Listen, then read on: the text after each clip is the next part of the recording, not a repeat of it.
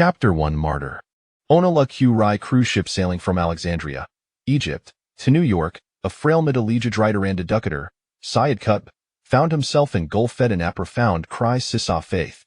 Upon arriving in America, should a let a those ordinary scholarship students, indulgent in endless leisure, or should distributo be exceptional, heppendered. Should istiad fastly adheremi Islamic beliefs, resisting the myriad temptations surrounding, or should die succumpto the pervasive of indulgence? It was December of 1948, and the new world loomed faintly on the horizon of victory, affluence, and freedom.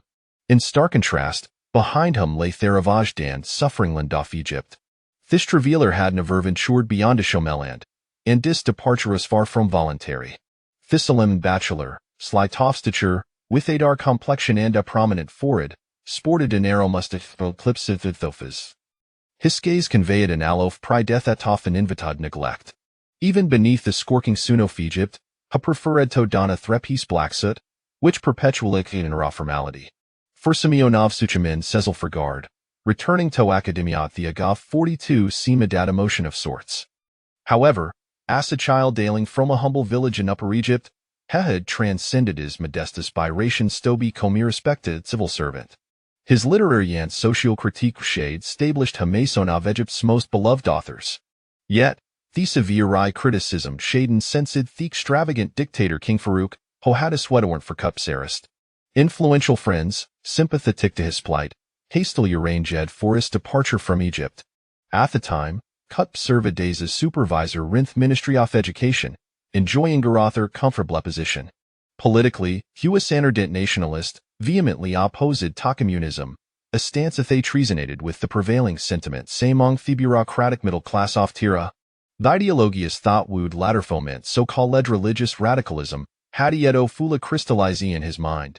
In fact, Qutb would latter reflect that priorto embarking on this journey, has scarcely considered himself a devout, religious individual, despite having memorized the Theosoph and Andrescent, shifting ease writing towards more conservative ethims. Like many of his compatriots, Qutb Badron radicalized due to British occupation, and held King Farouk in contempt for colluding with British. The anti-British demonstrations and various political factions determined to expel foreign troops from Egypt were perhaps exacerbated by King's failures, which had left the nation in torment. Qutb, a noon-assuming middle-level government employee, posed on Iki threat duetto his candid and impactful commentaries in current affairs. Although he had never risen to prominence in contemporary Arab literature, a source of persistent frustration for him had redually become significant adversary in the soft Egyptian government. In many respects, Qutb was quite westernized, from his satire to his love for classical music and Hollywood films. He had read Therabic translations of works by Darwin, Einstein, Byron, and Shelley, and harbored particular fondness for French literature, especially the writings of Victor Hugo. Yet, even before leaving Ishomeland, their relentless advance of Western civilization filled him with trepidation. Despite a his erudition, he perceived the Western world as a monolithic cultural entity. The distinctions between capitalism and Marxism, Christianity and Judaism, fascism and democracy in comparison to hath regarded as the singular most significant divide that between Islam and Christianity. Colonial expansion had long characterized the relationship between European Arab nations, yet America presented a stark contrast. At the close of World War II, the United States maintained a detached stance regarding the political rifts between colonizers and colonized nations. In truth, it was a side toward America's paragano fantacolonialism oppressed nation that they'd achieved liberation, casting aside its former oppressors. The nation's strength appeared to emanate from its sound values rather than from the notions of cultural superiority or racial and class privilege of Europe. By position in itself as a nation of immigrants, America fostered a relationship of mutual infiltration with countries around the globe. Arabs, like many of their ethnicities, established their enclaves within the United States, becoming increasingly inclined towards the ideals propagated this nation to its familiarities. Thus, when the American government supported the Zionist movement following World War II, it struck Qutb many Arabs as a profound betrayal. Asha sailed away from the port of Alexandria, Thermes of Egypt and Fivio the Arab nations were on the verge of defeating a war thought would solidify Israel's status as a Jewish state within the Arab world. The Arabs were left stunned not sol libether salvi in combat prowess of Tisraeli soldiers but also the incompetency of thy military and the disastrous decisions of their leaders. The humiliation wrought by thys war had an exceedingly profound impact in the Arab intellectual community, far surpassing in even contemporary history. After President Harry Truman ordered the resentment of 100,000 Jewish refugees to Palestine, cutthroat, I detest these Westerners, I hold them in contempt. All Westerners, without exception the British, the French, the Dutch, and finally, the Americans, those who humsamany had unsplaced their trust in. This man in first class had known romantic love, yet he had primarily experienced the anguish it brought. He had sut lialu dead to a failed romance in Anaveus novels. Following the relationship, he had dressed a little torn this back in marriage. He professed the timid, the shameless women who exposed themselves to public scrutiny. He could find no suitable partner. Nevertheless, he was fond of women, maintaining gay close bond with his three sisters yet. He perceived his sexual desire say threat, adopting astancy of disapproval towards intimacy, viewing sexuality as adversarial ovation. The most intimate relationship he had experienced said was with his mother, Fatima, an illiterate et devout woman. Wasn't there precocious and to care for his education. In 1933, when Cup was 27, his father passed away. In the following 3 years, he taught in several provincial locations before transferring to a prosperous suburb of Cairo, Helwan, where he brought his entire family little live with him. He succeeding like conservative amather found little comfort in this new environment, remaining perpetually vigilant for an Helwan, the insidious influence of tea. Sid world were a market more pronounced than in her previous small village. These influences were undoubted live in tin hair world listen. In Hiskabin, Syed cut Bengajedin prayer, grappling with uncertainty about thys identity. Should have a normal, or should he be extraordinary? Should he resist temptation or indulge in it? Should he steadfastly uphold his Islamic faith, or cast it aside in favor of embracing the materialism by soft west? Like all pilgrims, he traversed topathes in a letting gutward to Dabrowater world, and Theotherenward, toward the depths of his own soul. Is shall be true Muslim, here solved. Yet, he immediate like questioned himself a mitrally committed this, or a similarly afflating impulse? Aknakat the door interrupted Cup's contemplation. Outside his stood a young woman, described be him as the land slender, half-clothed. She inquired in English, maybe your guest tonight? Cup replied that there was only ombud in the room. On a bed can accommodate, she retorted. Stunned, Cup abruptly shut the door. He heard her fall to the floor outside, and only then did I realize the shoe was intoxicated, here called.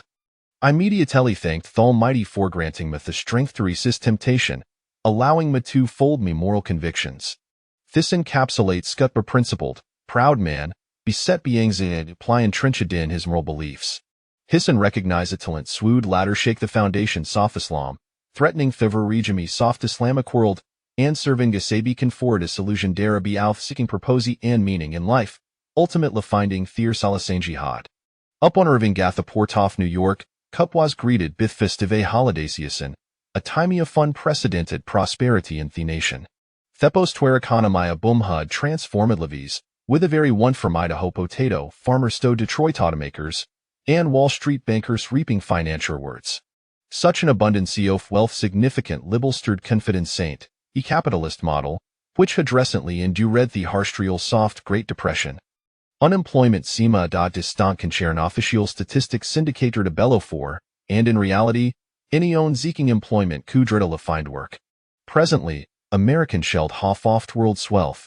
As could mean to read through streets off New York, the stark contrast between America and Karamost have weighed heavily upon a. The festivalites adorn Edivira corner, and the opulent shop windows displayed an area of Fatim Shiha Don La heard off but never encounter at televisions, washing machinist technological marvels that filled each department store in staggering abundance. In Manhattan, brand new Wofasi buildings and residential towers is towed shoulder to shoulder, filling the gaps in the skyline between the Empire State Building and the Chrysler Building.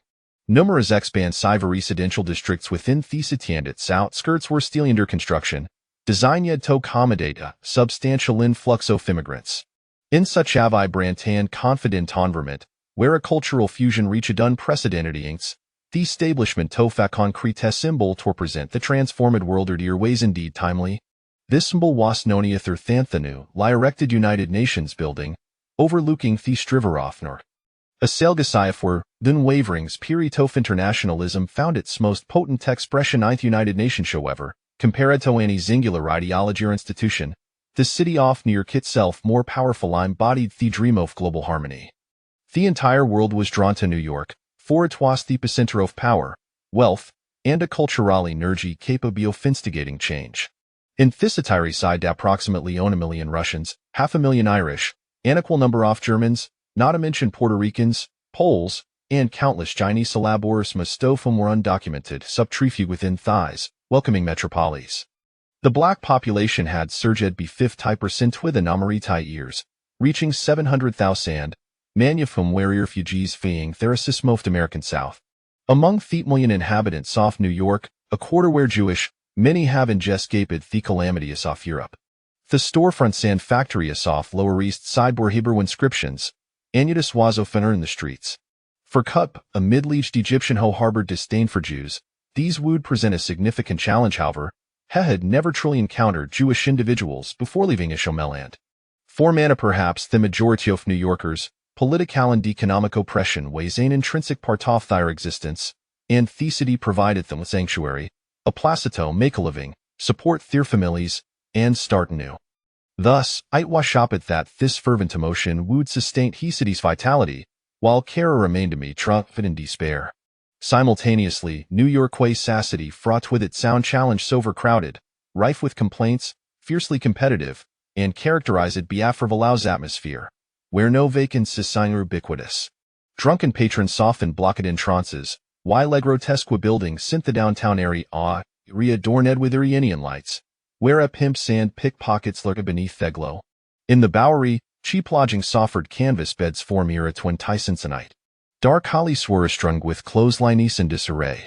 Rowdy juvenile delinquents roamed the suburb, like wild dogs. For Simeone with on lyra dementary grasp off English, this foreign city was indeed fraught with peril. Cup's naturalitis citern disposition own, like compounded his difficulties in communication. Helonged forum with oniking heart. In this strange place, in this grand factorithicled new world, I feel as though my soul, thoughts, and body are enveloped in solitude. Hirotinally turto friend in Cairo. What in need most here is Simeone to converse with, he confided to another friend. Note about dollars, movie stars, worker brands, but Simeone with Homto engage in genuine about humanity, philosophy, and thesaurus. 2 days after arriving in America, Cut band an Egyptian acquaintance sesheked into a hotel. Because Shorskinto knew a similardo Thatoft black elevator operator, Hito Aquadia likingtis, Cut remarked. The individual offered to help that what travelers find some entertainment. He provided several examples, including sexual aversions. Here accounted occurrences in curtain hotel rooms, where even some exes encounter shad taken place. Those individual shad him fetch a few bottles of Coca-Cola. When he later entered the room, they didn't even change positions. Don't thee feelin' ashamed? Why inquired. Heffin it quite a peculiar. What shall I steer? Theories imply enjoying life, fulfilling their particular needs. This experience, along with Manuthers, solidified Cut's conviction, promiscuity inevitable to sexual deviance. Meanwhile, America itself was reeling from the long scholar Lipperton humanly sexuality authored by Alfred Kinsey and Colleagues at Indiana University.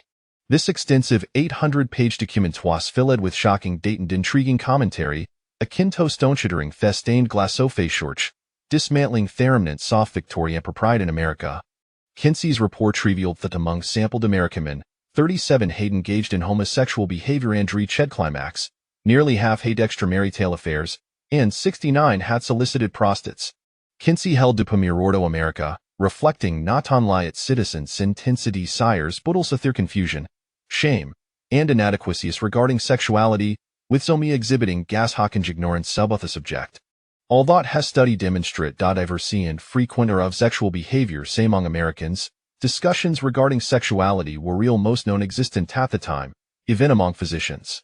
One of Kinsey's researchers shade interviewed 1,000 childless American couples these why ves were still virgins, utterly unaware of with a could not conceive. Cook was well acquainted with Kinsey's report and latter reference said it in. His writings to elucidate his viewpoints. He posited that Americans are not much different from beasts, discrepafidless, gullible individuals sicily preoccupied with carnal desires and wealth. It was predictable that such a nation would experience an alarming high divorce rate, as whenever husband or wife sees a dazzling new figure, the pounds upon the massive these individual were the latest fashion in their of desire. In Coop's critiques, one could discern the intense internal struggle he grappled with agrogazessidia, and on the surface, she appears a sane enchanting woodland nymphoramer made emerging from the depths, yet as he approaches, Lily you can sense to primal instinct screaming within you can smell her fiery body, but that scent is not the fragrancy of perfume, rather it is decency awful schmearlifulsh. Indeed, that fulshis alluring, bootai tremains than more than flesh. The conclusion of World War I brought Victorito America, yet he failed to installations of security. Many Americans felt they had just defeated a totalitarian enemy, unlito confrontaner, farmer a powerful and density usid versarithanthafasmo Europe. Communism misgetly infiltrating impoverished regions with unstoppable momentum, warned the young evangelist Billy Graham, such as Swardern China and the turbulent South Africa. If we cannot rescue these nations from the hands of the godless, America'll find itself isolate in these world. The struggle against communism wasel so bangwaged within the United States. Their relentless head off the FBI, J. Edgar Hoover, claimed the to even everyone. 814 American swassa communist. Under his supervision, the Bureau devoted nearly allets, sources to this cause, digging for evidence of government's aversion. When cut berivid in New York, the House Un-American activity as committee Hadel Reedy commend said hearings based on the testimony of Whittaker Chambers, a senior editor at Time magazine. Chambers testified that he had been involved in the communist grassroots organization led by Alger Hiss. Hiss, a former official in the Truman administration and one of the founders of the United Nations, was then serving gas the president of the Carnegie Endowment for International Peace. The nation's attention was captivated by the shearing, which provide the basis for the prevailing fierce communism minded low within cities, suburbs, and hidden grassroots organizations. They are everywhere, asserted Attorney General Tom Clark, in factories, offices, butcher shops, street corners, and every individual carries the germ capable of bringing society into its knees. America tight self not only on thebering kofa politicals system being replaced but also facing a crisis of religious faith. Atheism constitute the most fundamental aspect of the communist threat, and thus the assault on Christianity prompted an instinctive reaction across the nation. It is either the death of communism or the demise of Christianity, fourth ISIS, in essence, a battle between Christ and Antichrist, Billy Graham Waldletter right. At the time, the sentiment reflected on the mainstream views held by American Christians. Could observed Thisco Ursive ideology beginning to influence American politics. For similar reasons, Himself weighs a staunch anti-communist. In fact, communists were a farmery active and influential in Egypt and in America. Then must either follow the path of Islam or the path of communism, could Badritina year priordo his arrival in the United States. The prospect she envisioned wearies direst hos anticipated B. Graham. Concurrently, he also recognized that in Lenin's Sparta potential political model for the future Islamic world the political system he would latter seek to establish. In the impassioned analysis of Cup, Hepasits tat theoretical distinction between the communist and capitalist systems he contends, thought both are solely concerned with the material, while neglecting the spiritual dimension. Hefor seized hatan te common work relinquishes the illusion of wealth, America inevitably gravitate towards communism. Christianity will be powerless to halt this trend, as I Texas smearly as an illusion 9 theorem of pure ideals, confined to the spiritual domain. In contrast, Islam represents a comprehensive system, encompassing legal, social, and economic frameworks, along with its sound governance methods. The United States is inexorably heading towards communism. Christianity will find itself powerless to halt this trend, for it resembles an illusion, existing solely within the ethereal realm of idealistic dreams. In contrast, Islam presents a comprehensive system, encompassing laws, social norms, economic regulations, and its own governance methods. Only the model provided by Islam can construct a just and pious society. Thus, the true struggle will ultimately become apparent. It is not a contest between capitalism and communism, but a confrontation between Islam and materialism, with Islam destined to prevail. Undoubtedly, during the holiday season of 1948, this clash between Islam and the Western world seemed remote to the majority of New Yorkers. However, despite the influx of new wealth into the city and the confidence that victory in war naturally brought, there remained a pervasive anxiety about the future. For the first time in its long history, the city faced the specter of destruction. That summer, the essayist E.B. White remarked that a mere squadron of aircraft, akin to a formation of geese, could swiftly bring an end to the island's fantasies. Igniting its towers in flames, demolishing bridges, transforming underground passages into gas chambers, and reducing millions to ashes. White penned this reflection on the cusp of the nuclear age, an era when such a sense of vulnerability was still relatively uncommon. In the minds of potential assailants, he noted, New York undoubtedly possessed a lasting and irresistible allure. Shortly after the new year, Cupp relocated to Washington, where he studied English at Wilson Teachers College. He found life in Washington quite agreeable, particularly as his residence was in close proximity to libraries and friends. He enjoyed a generous scholarship provided by the Egyptian government, while an ordinary student could manage comfortably on $180 a month. He noted that his expenses ranged from $250 to $280 monthly. Although Cupp hailed from a small village in Upper Egypt, he discovered in America a primal sensation that evoked the era of jungles and caves. Social gatherings were rife with insincere conversations. Museums and symphony concerts, despite their popularity, attracted attendees not for the sake of viewing or listening, but out of a fervent, narcissistic desire to be seen and heard by others. Cupp concluded that Americans, in general, were excessively unconcerned with propriety. In a letter to a friend in Cairo, he recounted an experience at a restaurant where a young American man sat across from him, clad in a shirt adorned with an orange dog where a tie should have been, without a vest, and with a charcoal sketch of an elephant on the back of his clothing. This, he mused, epitomized American taste in colored, as for music. He suggested they save that discussion for another time. He lamented the peculiar nature of American cuisine, recounting an incident at a school CAF where he observed an American woman sprinkling salt on a cantaloupe. He mischievously informed her that Egyptians preferred pepper, and she complied, exclaiming it tasted delightful.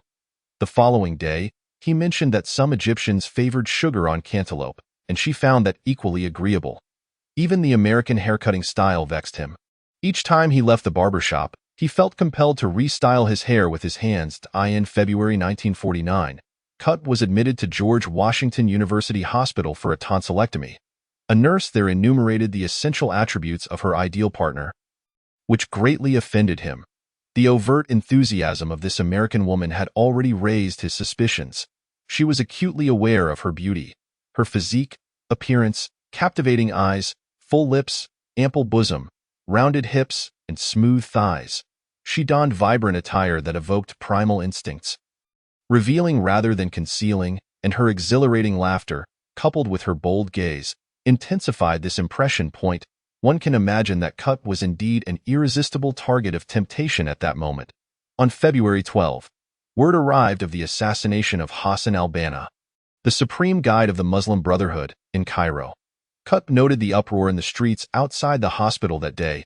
He inquired whether there was a celebration of some sort. Today, the enemy of Christianity in the East has been eliminated. A doctor informed him, today, Hassan al-Banna has been killed. It is hard to believe that, in 1949, Americans invested heavily in Egyptian politics and felt jubilant over al-Banna's demise. The New York Times indeed reported his death, stating that al-Banna's followers were fervently loyal, with many claiming that he alone could save the Arab and Islamic world. However, for Cupp, lying in a hospital bed in a foreign and distant land, this news struck like a bolt from the blue. Although he had never met al-Banna, they were both aware of each other's reputations. They were born in October 1906, just days apart. Both attended the same school, a teacher training institution in Cairo called Dar al-Uloom, albeit at different times. Like Cupp, al-Banna was precocious and possessed considerable leadership abilities. Though he was a man of action, in 1928, he founded the Muslim Brotherhood with the aim of transforming Egypt into an Islamic state. Within a few years, the Brotherhood had spread throughout Egypt and then expanded into the entire Arab world, sowing the seeds for future uprisings. The extinguishing of al-Banna's voice coincided with the publication of Cupp's book on social justice in Islam. which earned him a reputation as a significant thinker in the Islamic world. While Qutb also leaned towards the political application of Islam, he maintained a distinct distance from al-Banna's Brotherhood. However, with the passing of this intellectual rival, the barriers to Qutb's joining the Muslim Brotherhood were removed. This moment represented a pivotal turning point for both Qutb's life and the fate of the Brotherhood. Yet, during such a critical juncture, this apparent successor destined to lead the Islamic revival found himself alone and ailing, thousands of miles from home, unknown to all. Coincidentally, Qutb, residing in Washington, was not entirely overlooked. One evening, James Hayworth Dunn hosted him at home. James was a British Orientalist who later converted to Islam. He spoke to Qutb about the dangers posed by the Muslim Brotherhood, believing that the organization obstructed the modernization of the Islamic world. He purportedly warned Qutb that if the Brotherhood succeeded in seizing power, Egypt would be doomed to stagnation, becoming a stumbling block to human civilization. Subsequently, he proposed to translate Qutb's new book into English, offering him a royalty of 10,000. For such an unassuming book, this was indeed a considerable sum. Qutb declined. Later, he speculated that Hayworth Dunn might have intended to recruit him for the CIA. Regardless, he remarked, before leaving his house, I resolved to join the Brotherhood. Greeley, located northeast of Denver, Colorado, is a flourishing agricultural community. In the summer of 1949, as he gradually recovered, Qutb arrived here to study at Colorado State College of Education. At that time, the institution was regarded as one of the most advanced educational establishments in the United States. During the summer sessions, classrooms were invariably packed with teachers from across the nation, drawn not only for higher degrees but also to relish the cool climate and the scenic beauty of the nearby mountains. In the evenings, the college's tree-lined grounds hosted concerts, lectures, Chautauqua educational gatherings, and outdoor theatrical performances. To accommodate the influx of additional classes, the school erected numerous circular tents. Qutb spent 6 months in Greeley, longer than he had in any other place in America. Life in Greeley stood in stark contrast to his unpleasant experiences in the fast-paced environments of New York and Washington. In fact, few places in America could have been more aligned with Qutb's acute moral sensibilities than Greeley. Founded in 1870 by Nathan Meeker, the agricultural editor of the New York Tribune, Greeley was established as a dry community from its inception. Meeker had previously resided near Cairo in southern Illinois, close to the borders of Ohio and Mississippi, in an area known as Little Egypt. He recognized that great civilizations often arise in river valley regions, and thus he established his settlement in the fertile delta formed by the Cache la Poudre and South Platte rivers. Meeker aspired to transform the American desert into an agricultural paradise, a practice Egyptians had engaged in since the dawn of civilization. Horace Greeley, the editor of the Tribune, fervently supported his vision, and soon the city bearing his name became one of the most publicized planned communities in the nation. The earliest settlers in Greeley were not youthful pioneers but rather middle-class individuals in their prime. They arrived by train, rather than by wagon or public coach, bringing with them their values and standards. They sought to establish a community that would serve as a model for future cities, founded upon the virtues that every settler must possess: diligence, integrity, and temperance. Undoubtedly, upon such a foundation, a pure and prosperous civil community can indeed be established. Indeed, when Syed Qutb disembarked from the train in Greeley, it had already become the most significant settlement between Denver and Cheyenne. Family life stood at the heart of the Greeley community. There were no bars or hotels, yet it seemed that every street corner was adorned with a church. Colorado State College of Education proudly boasted a nationally renowned music department, frequently hosting concerts that a music enthusiast like Qutb must have relished. In the evenings, the auditorium would host eminent educators delivering lectures. At that time, James Michener, who had recently been awarded the Pulitzer Prize for his novel Tales of the South Pacific, returned to offer writing workshops. Having studied and taught at the institution from 1936 to 1941, by sheer coincidence, Qutb discovered such a community. All his most cherished pursuits, education, music, art, literature, and religious faith, were celebrated here. The small town I currently reside in is called Greeley, and it is truly magnificent, beyond compare. Shortly after arriving in Greeley, he wrote to a friend. Each house resembled a flowering tree, and the streets appeared as pathways in a garden. One could observe the homeowners diligently tending to their gardens during their leisure time. Whether watering flowers or pruning branches, it seemed that these were the very activities they engaged in during their free hours. The frenetic pace of life that Cup found repugnant in New York was now a distant memory. That summer, the Greeley Forum newspaper featured a front-page article about a turtle that successfully crossed a street in the downtown area. However, Cup soon perceived that beneath Greeley's tranquil surface, unsettling undercurrents prevailed. A mile south of the school lay a small community named Garden City, replete with bars and hotels. In this locale, the absolute prohibition advocated by Greeley's teetotalers was utterly ineffective. The town's name harkened back to the Prohibition era. Local bootleggers would conceal bottles of liquor within watermelons, selling the fruit to school children. During gatherings, students would frequent Garden City to procure supplies. The stark contrast between Greeley's sober fade and the clandestine debauchery of Garden City must have astonished Cup immensely. In fact, the failure of the American Prohibition movement filled Cup with disdain, as he believed the nation had faltered in its spiritual commitment to sobriety, and only a comprehensive system like Islam could hope to succeed. America made him acutely aware of his status as a person of color in a certain city he had previously visited, which he did not specify. He witnessed a black man being brutally beaten by a group of white thugs. They relentlessly kicked the man until he lay bloodied and battered in the street. One can only imagine the sense of threat this dark-skinned traveler experienced in America. Even in Greeley, this seemingly liberal enclave, fear stemming from racial prejudice rendered the atmosphere quite tense. There were very few black families in the town. Following a war, in which 14 cavalrymen perished, and Greeley's founder Nathan Meeker was scalped, most of the local Ute Indians were expelled from Colorado. In the 1920s, Mexican laborers were brought into the state to work in fields and slaughterhouses. Although signs prohibiting Mexicans from lingering after dark had been removed, the Catholic Church still designated a separate entrance for people of color. Upon entering, they were relegated to upstairs seating in the lovely park behind the courthouse. Anglo-Americans consistently occupied the southern section, while Hispanic individuals remained in the north. In such a racially charged environment, the status of students from diverse backgrounds attending school was quite precarious. Students hailing from Africa, Latin America, Asia, and a few from Hawaii formed the core of the International Club, of which Cup was a member. The school also established a small Middle Eastern society, comprising recent refugees from Palestine and a few members of the Iraqi royal family. Overall, the residents of Greeley were quite amiable, frequently inviting them to their homes for meals and celebrations. On one occasion, Cup and a few friends were refused entry to a cinema because the manager mistakenly believed they were black. "But we are Egyptians," one friend explained. The manager promptly apologized and invited them in, but Cup declined.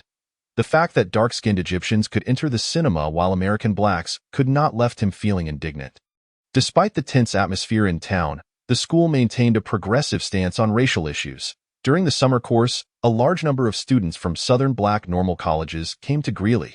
However, only a handful of black students remained during the regular academic months. Jamie McClendon, a star on the school's football team, was one of the few black students. He was a member of the International Club and shared a dormitory with a Palestinian student. Because the local barber refused to serve him, he had to drive to Denver each month for a haircut. Eventually, several Arab students accompanied him to the local barbershop and stayed until the barber had cut McClendon's hair. Later, Cup penned, "Racism has caused America to tumble from its pinnacle to the depths, dragging down other members of humanity along with it." For Colorado State College of Education, the football season of 1949 was utterly disheartening. Injured, McClendon could only watch from the sidelines, while the team suffered one defeat after another, culminating in a staggering 103-0 loss against the University of Wyoming. Witnessing American football merely confirmed Cup's original assessment. The sport was exceedingly primitive. "In this football game, feet are of no consequence," he wrote. Conversely, each player desperately sought to wrest the ball with their hands, sprinting with it or throwing it towards the goal. Meanwhile, the opposing players resorted to any means necessary to thwart him, potentially kicking his stomach or violently breaking his limbs, while spectators shouted, "Twist his neck, bash his head." However, for this solitary Egyptian bachelor, the true threat lay in women. Compared to most settlements in the American West, Greeley exhibited a much stronger aesthetic sensibility regarding femininity. The city had never been home to miners, vagrants, or railroad workers, all of whom lived in worlds largely devoid of women. From the outset, Greely's inhabitants were well-educated families. The influence of women was manifest. Spacious porches adorned the charming homes, tidy stores displayed their wares in an orderly fashion, public schools were aesthetically pleasing, and the architecture was low-rise, all within a relatively liberal political atmosphere. However, the most pronounced manifestation of female influence was within the college itself. Among the 2,135 students enrolled for the fall semester, women constituted 42. At that time, the national average for female enrollment across the United States was approximately 30. The school did not offer business or engineering programs. The three prominent colleges dominating the institution were education, music, and drama. Urban women from Denver and Phoenix, rural girls from farms and plains ranches, and young ladies from mountainous towns were all drawn to the school. Not only for its national renown but also for the sense of empowerment women could experience on its campus.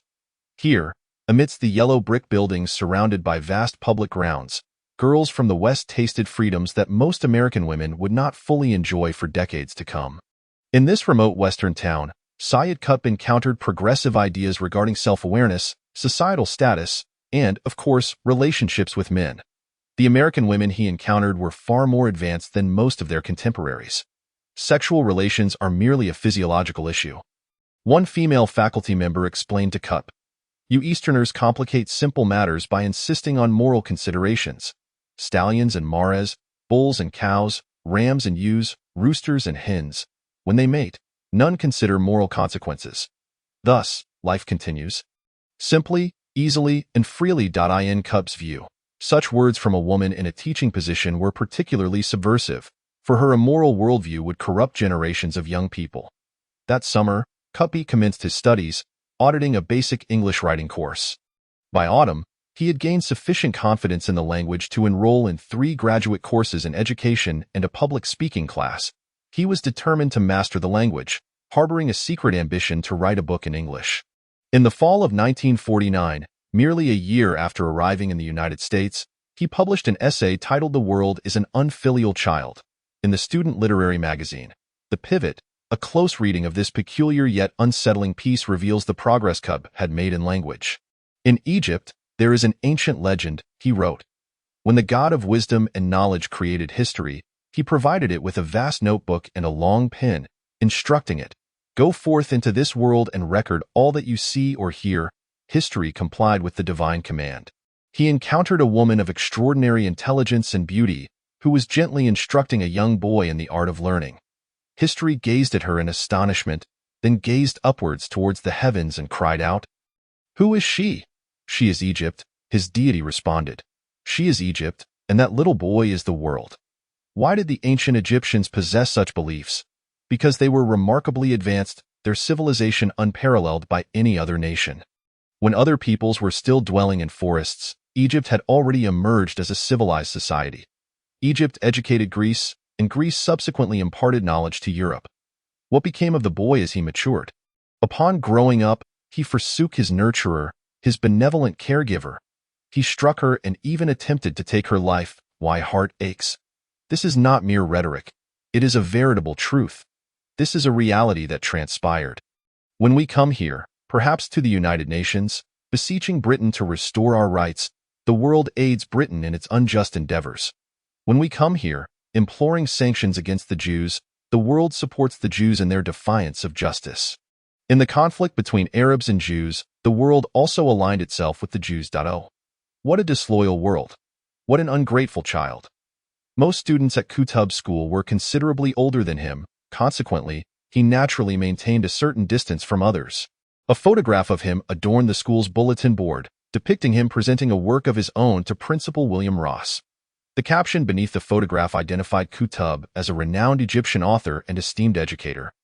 Thus, the school's faculty held a modicum of respect for this fellow professional. Nevertheless, his primary interactions were with foreign students. One evening, the Arab students organized an international night event, preparing traditional Arabic cuisine. While Qutb, in the role of host, elucidated the origins of each dish to the guests, in the absence of events, he spent most of his time in his room, listening to classical music on his phonograph. The city hosted several polka and square dance parties each week, and the school would invite prominent jazz bands. The two most popular dance tunes that year were the enchanting Some Enchanted Evening and Bali Ha'i. Both derived from the musical adaptation of Michener's novel, South Pacific, which must have been frequently played on Greeley's radio station at the time. The era of big bands had drawn to a close, and rock music had yet to emerge. In his writings, Qutb expressed that jazz was America's music, created by blacks to satiate their primal instincts. They relished noise, and that which incites human desire was most agreeable to them. This indicated that he was inevitably influenced by notions of racial discrimination. Without the accompaniment of raucous singing, jazz could not satisfy the American audience. As the volume escalated, accompanied by painful discomfort for the ears, the audience's emotions became increasingly fervent. Their cheers grew louder, and their applause more vigorous, until nothing could be heard. The school did not provide meals on Sundays, compelling students to fend for themselves. Many international students, including Muslims like Qutb, would attend church on Sunday evenings. Over 50 churches in Greeley serve light meals after worship services, occasionally hosting dances. The dance halls were adorned with yellow, red, and blue lights, and on one occasion, Qutb recalled how the frenzied music from the gramophone reverberated throughout the room. The dance floor was thronged with graceful legs, arms resting on waists, chests pressed against chests, and lips brushing against lips, creating an atmosphere thick with sensuality. The pastor observed all this with a look of approval, even dimming the lights to enhance the romantic ambience. He then played a tune titled Baby, It's Cold Outside, a playful love song from the film The Daughter of Neptune, starring Esther Williams that summer. Qutb ultimately remarked with a hint of sarcasm. The pastor paused, watching these young people, whom he cared for, gently sway to the rhythm of the suggestive song. Then he departed, leaving them to revel in this joyous, innocent night. In a letter penned in December to a friend, his tone shifted once more. He began to speak of the alienation he felt, both mentally and physically. At that time, he had ceased attending any classes. Syed Qutb spent an additional 8 months in America, most of which was in California. His perception of America starkly contrasted with that of most Americans regarding their own culture.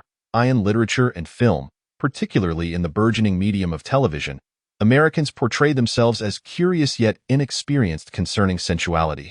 However, the America Qutb observed bore closer resemblance to the scenarios outlined in the Kinsey reports on human sexuality. He witnessed a spiritual wasteland. Yet at that time, belief in God was almost universally held in America. Qutb firmly contended that the proliferation of churches, religious texts, and religious festivals in America could easily foster a misleading impression. Yet the unchanging reality remained that materialism was the true deity of the American people. To Americans, the soul held no value, he informed his friend. There was even a doctoral dissertation exploring the optimal method for washing dishes. To them, this issue seemed more significant than the Bible or religion itself. Many Americans gradually arrived at similar conclusions. The prevailing theme of alienation in American lives had only just begun to cast a shadow over the celebratory atmosphere following the war in many respects. Although Qutb's analysis was somewhat acerbic, it was merely ahead of its time. Certainly, this journey did not fulfill the expectations of Qutb's friends in Egypt. His experiences in America not only failed to liberalize Qutb, but instead rendered him more radical upon his return home. Furthermore, his unfavorable impressions of America, once made public, would profoundly influence the perceptions of Arab and Islamic nations towards this new world. At that time, they held a deep respect for America and its values. He returned home bearing a new, enduring rage rooted in issues of race. The white people of Europe or America are our number one enemy, he proclaimed.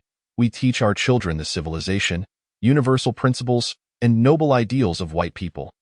Yet simultaneously, whites trample upon us.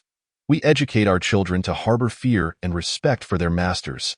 Yet that very master tramples upon our dignity, treating us as slaves. Let us instead plant the seeds of hatred, loathing, and revenge in these children's souls. From their earliest days, we must teach them that whites are the enemies of all humanity and should be eradicated at the first opportunity. Strangely, those who knew Qutb in America remarked that he seemed to have a fondness for the country. In people's impressions, he was a shy and polite individual, politically inclined yet discreet about his religious beliefs. Once introduced, he never forgot a name. he seldom expressed direct criticism of his host country. Perhaps he concealed his disdain, waiting to disseminate it safely upon his return home. Evidently, his writings extended beyond mere commentary on America. The core issue he addressed was modernity, modern values, secularism, rationality, democracy, subjectivity, individualism, sexual freedom, tolerance, and materialism were transmitted to Islam through the medium of Western colonialism. Today, America epitomized all of these concepts. Qutb directed his criticisms towards those Egyptians attempting to modify Islam to suit modern society. He sought to demonstrate that Islam and modernity were inherently incompatible. His grand vision, which was just beginning to take shape, was to dismantle the entire political and philosophical framework of modernity, restoring Islam to its untainted essence. For him, this represented a sacred state of unity, a complete amalgamation of the divine and humanity. The divisions between the sacred and the secular, state and religion, science and theology, mind and soul, were hallmarks of modernity. The Western world had become its captive. However, Islam could not tolerate such divisions. He firmly believed that within Islam, once divinity was undermined, it could only lead to destruction. Islam is absolute, never to be compromised. This is the unyielding word of the Almighty. Yet, the Muslims, beguiled by the Western world, had forgotten this. Only by re-establishing Islam as the core of their lives, laws, and governance could Muslims hope to reclaim their rightful place as a dominant culture in the world. This was their duty, not merely a responsibility to themselves but also to the Almighty. On August 20, 1950, Qutb boarded a flight with Pan American World Airways, returning to Cairo. Like him, this city had evidently become increasingly radicalized. Amid rampant corruption and assassination incidents, coupled with the humiliation suffered during the 1948 conflict with Israel, the Egyptian government's rule held no authority among the populace, completely subservient to the occupying power. Although Britain had nominally withdrawn its troops from Egypt, concentrating them in the Suez Canal area, the imperial hand still profoundly influenced this tumultuous capital. From clubs to hotels, bars to cinemas, and from various European restaurants to the weary, beleaguered department stores in this dilapidated city, one could find the presence of the British everywhere.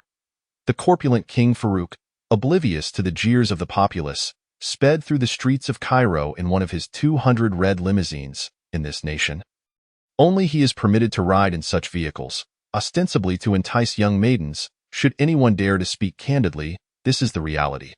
Or perhaps he was setting sail with his fleet of yachts towards the casinos along the Riviera coast, where his debauched lifestyle could shatter historical records.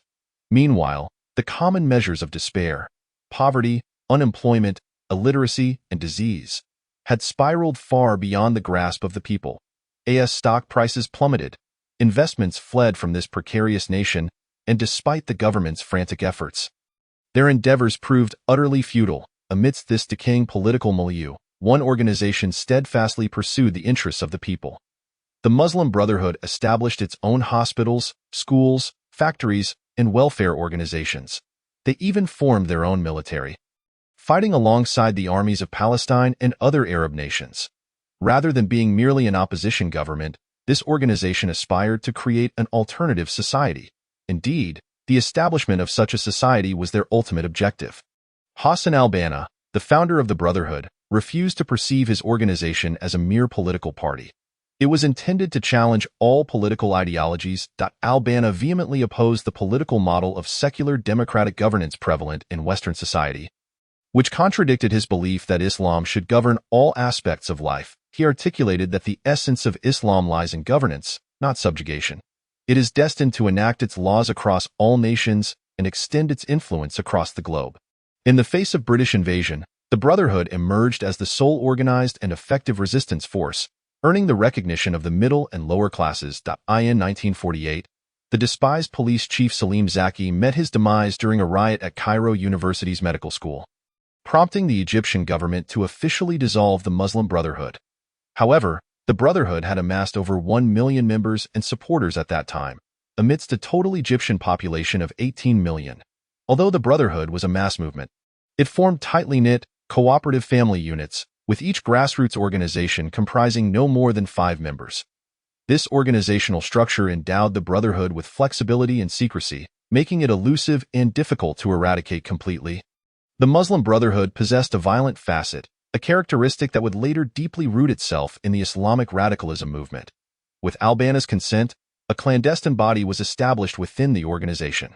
While most of the Brotherhood's actions targeted the British and the dwindling Egyptian Jewish population, they also orchestrated 2 bombings in Egyptian cinemas, assassinated a prominent judge, and attempted to kill several government officials. By the time the government eliminated Albana, this secretive body had acquired formidable and unrestrained authority under the guise of self-protection. In January 1952, British troops retaliated against attacks on their bases by storming a police station in the canal city of Ismailia, unleashing a barrage of gunfire for 12 hours, resulting in the deaths of 50 newly recruited officers. As news spread, excited crowds gathered on the streets of Cairo. They set ablaze the racing club frequented by the British and the renowned Shefford Hotel. Under the leadership of members from the Brotherhood's secretive body, the arsonists severed the hoses of firefighting trucks rushing to extinguish the flames, then raced to Cairo's European district, incinerating the cinemas, casinos, bars, and hotels in the city center. By the following morning, the smoke over the ruins had yet to dissipate. At least 30 lives were lost, 750 buildings were destroyed, 15,000 were left unemployed, and 12,000 were rendered homeless. The metropolis of Cairo had ceased to exist. Nonetheless, new developments were on the horizon. In July of that year, under the command of the charismatic young army Colonel Gamal Abdel Nasser, a military group executed a coup, ousting King Farouk onto a yacht and seizing control of the government without encountering any resistance. This marked the first time in 2,500 years that Egypt was governed by its own people. Qutb resumed his previous role in the Ministry of Education and returned to his home in the suburban area of Helwan, a place once celebrated for its ancient sulfur springs known for their healing properties. Qutb resided in a 2-story villa adjacent to a main street, adorned with orchid trees in the front yard. The living room was lined with an extensive collection of classical music records. Much of the planning for the revolution took place in this very room, where Nasser and the military planners of the coup convened with members of the Muslim Brotherhood to coordinate their efforts. Several of the officers, including Anwar Sadat, who would later succeed Nasser, had close ties to the Brotherhood. Should the coup fail, the Brotherhood was prepared to assist the officers in fleeing Egypt. Ultimately, the government was easily overthrown, with the Brotherhood playing a minimal role in the coup. Qutb later penned an open letter to the revolutionary leaders, advising them that the only means to eradicate the moral corruption wrought by the old regime was to implement a just dictatorship, ensuring that political power remained solely in the hands of the virtuous. Nasser subsequently invited Qutb to serve as an advisor to the Revolutionary Command Council. Although Qutb initially hoped for a position within the new government's cabinet, he was offered the roles of Minister of Education or General Manager of Cairo Radio, both of which he declined. Nasser eventually appointed him as the head of the Revolutionary Committee, but Qutb resigned a few months after taking office. The intricate negotiations between the two reflected the initially close collaboration between the Brotherhood and the Free Officers Movement. However, both organizations believed they should control the revolution. In truth, neither faction possessed the authority to govern the nation in the eyes of the public. The competition between the two organizations rapidly narrowed down to a choice between military society and religious society, a narrative that would be repeatedly played out across the Middle East. Nasser commanded the military, while the Brotherhood held sway over the mosques. Nasser's political vision encompassed the realization of a socialist pan-Arab state, characterized by modernity, equality, secularism, and industrialization, wherein the welfare state's influence would permeate every aspect of life. His ideals stood in stark contrast to the Islamic theocracy espoused by Qutb and the Brotherhood, who sought to reshape society from the top down, imposing Islamic values on every facet of life. Allowing every Muslim to express the Islamic spirit in its purest form. To achieve this, the strict enforcement of Islamic law was imperative. Sharia, derived from the Quran and Hadith, governs all aspects of life. Islamic radicals contend that anything falling short of Sharia's requirements does not belong to Islam but instead reverts to Jahiliyyah, the state of ignorance preceding the Prophet's revelations. Qutb opposed egalitarianism, citing the Quran's assertion that, "We created you in ranks." He rejected nationalism for its contradiction to the ideal of Muslim unity. In retrospect, it is difficult to comprehend how Qutb and Nasser could hold such divergent views of one another. Their only commonality lay in their grand visions and mutual disdain for democratic governance.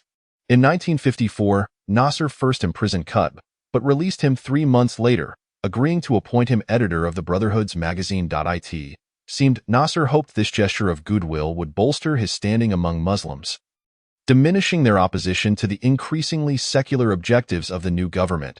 Perhaps he believed the prison experience would temper Qutb's fervor. Like his predecessor, Nasser consistently underestimated the obstinacy of this opponent. As Nasser negotiated with the British, aiming to nominally conclude Egypt's occupation by signing a treaty, Qutb penned a series of sharp critique editorials, calling for a jihad against the British. In August 1954, the government banned the Muslim Brotherhood magazine. Why this time? The malice between the Brotherhood and the military leaders had devolved into a cold standoff. Nasser clearly had no intention of igniting an Islamic revolution. Despite his ostentatious pilgrimage to Mecca that month, infuriated, Qutb forged a clandestine alliance with Egypt's communists in a bid to overthrow Nasser, but this endeavor ultimately ended in failure. The ideological battle over Egypt's future reached its zenith on October 26, 1954. On that day, Nasser delivered a speech to a large crowd in a square in Alexandria. The nation tuned in via radio to hear his address. A member of the Muslim Brotherhood approached and fired 8 shots at the president, injuring a guard, yet Nasser remained unharmed. This incident marked a turning point in Nasser's presidency. Amid the panicked and chaotic crowd, Nasser continued his speech amid the cacophony of gunfire, proclaiming, "Let them kill Nasser. He is merely one among the masses. I am still alive. Even if I die, everyone here will become Gamal Abdel Nasser." Had the assailant succeeded in killing Nasser, he might have been revered as a hero. However, the failure of the assassination attempt instead garnered Nasser unprecedented public support. He swiftly capitalized on this momentum, executing 6 conspirators behind the assassination and incarcerating thousands in concentration camps. Qutb was accused of being a member of the Muslim Brotherhood's clandestine organization, which had orchestrated the botched assassination. Nasser believed he had utterly obliterated the Brotherhood. The harrowing tale of Sayyid Qutb's torment in prison became a living martyrdom narrative among Islamic radicals. Reports suggest that Qutb was feverish at the time of his arrest. Nonetheless, officials from the Ministry of State Security shackled him and compelled him to walk all the way to the prison. Along the way, Qutb collapsed several times. In prison, he was confined in the same cell as vicious dogs for several hours. During prolonged interrogations, he endured brutal beatings. The principles of this revolution are, in fact, being applied to us, he lamented, lifting his shirt to reveal the scars of torture to the court. With the testimonies of other Brotherhood members, the prosecutors painted a sensational picture. The organization conspired to seize power, intending to devastate Alexandria and Cairo, detonate all bridges over the Nile, and plot numerous assassination attempts. This unprecedented campaign of terror aimed to transform Egypt into a primitive theocracy. However, the testimonies also indicated that the Brotherhood was severely disorganized, rendering them incapable of executing such horrific tasks. 3 Biased judges, including Anwar Sadat, oversaw the trial, sentencing Qutb to life imprisonment. Yet, due to his deteriorating health, his sentence was reduced to 15 years. Qutb had always been frail. He suffered from a weak heart, a sensitive digestive system, and chronic sciatica. At the age of 30, he contracted pneumonia, which left him with recurrent bronchial issues. While incarcerated, he experienced 2 heart attacks and coughed up blood, likely due to torture or tuberculosis. In May 1955, he was transferred to the prison hospital, where he remained for a decade. During much of his hospitalization, he penned an 8-volume commentary titled In the Shade of the Quran. This accessible work, closely tied to Qutb's personal experiences, solidified his status as a preeminent modern Islamic thinker. However, his political views became increasingly obscure. Some imprisoned Brotherhood members initiated a hunger strike, refusing to leave their cells, and were met with gunfire. 23 members were killed, and 46 were injured. When the wounded were sent to the prison hospital, where Qutb was still residing, he was horrified, unable to comprehend how his Muslim brethren could inflict such violence upon one another. Qutb drew a radical conclusion that aptly reflected his character. The prison guards, in serving Nasser and his secular state, had forsaken Allah. Consequently, they were no longer Muslims. In Qutb's mind, he had excommunicated these individuals from the Islamic community. In Arabic, This process is referred to as takfir. Although he did not use this term, the principle of excommunication, historically invoked to justify numerous bloodshed events within Islam, found new life in that prison hospital. With the assistance of friends and family, Qutb gradually smuggled out a declaration titled Milestones. This manifesto circulated secretly for many years in the form of a lengthy letter from Qutb to his siblings, who were also Islamic radicals. The tone of the letter was urgent and fervent, imbued with intimacy yet tinged with despair. In 1964, these letters were finally published, but they were swiftly banned. However, before the ban, 5 copies had already been duplicated. Anyone discovered possessing a copy would be charged with incitement. The powerful, apocalyptic tone of this book could perhaps be likened to Rousseau's The Social Contract and Lenin's What is to be Done, as they all resulted in similar outcomes.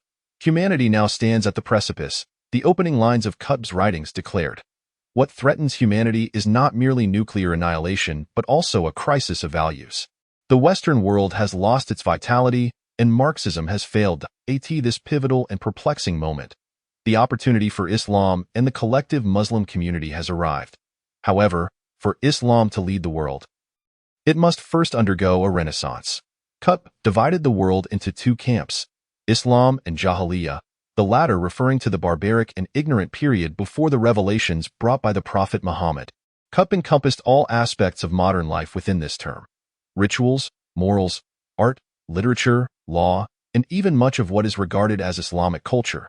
He opposed not only modern technology but also the worship of science, believing that scientific advancements alienated humanity from the harmony of nature. Only through a thorough repudiation of rationalism and Western values could a glimmer of hope for the salvation of Islam emerge. This was the choice: either a pure, primordial Islam or the annihilation of humanity. His revolutionary pronouncements rendered the nominal Islamic State a target for jihad. The Muslim community had long since vanished. He asserted it had been crushed under the weight of erroneous laws and doctrines, entirely disconnected from Islamic teachings. Unless Muslims could restore the brilliance of their original, pure expressions, humanity would remain unsalvageable. He wrote that we must initiate a movement to revive Islam in certain Islamic countries as a model to ultimately guide Islam in fulfilling its mission to dominate the world. A vanguard should embark on this journey with determination and persist along this path, Qutb declared. Milestones was written for these vanguards, and he believed that such a force would soon come to fruition. These words would resonate in the ears of generations of young Muslims who longed to play a role in history. In 1964, at the personal urging of Iraqi President Abdul Salam Arif, Nasser permitted Qutb to be paroled. Arif also invited Qutb to Iraq, promising him a significant government position. Qutb politely declined, stating that Egypt still needed him. Upon his release, he immediately returned to his villa in Helwan and began plotting the overthrow of the revolutionary government. Even while in prison, Qutb had managed to reconstruct the Brotherhood's secret apparatus. Fearing the influence of Nasser's revolution, the Saudi Arabian government clandestinely provided funding and arms to Qutb's organization. However, among those involved in the movement were numerous informants.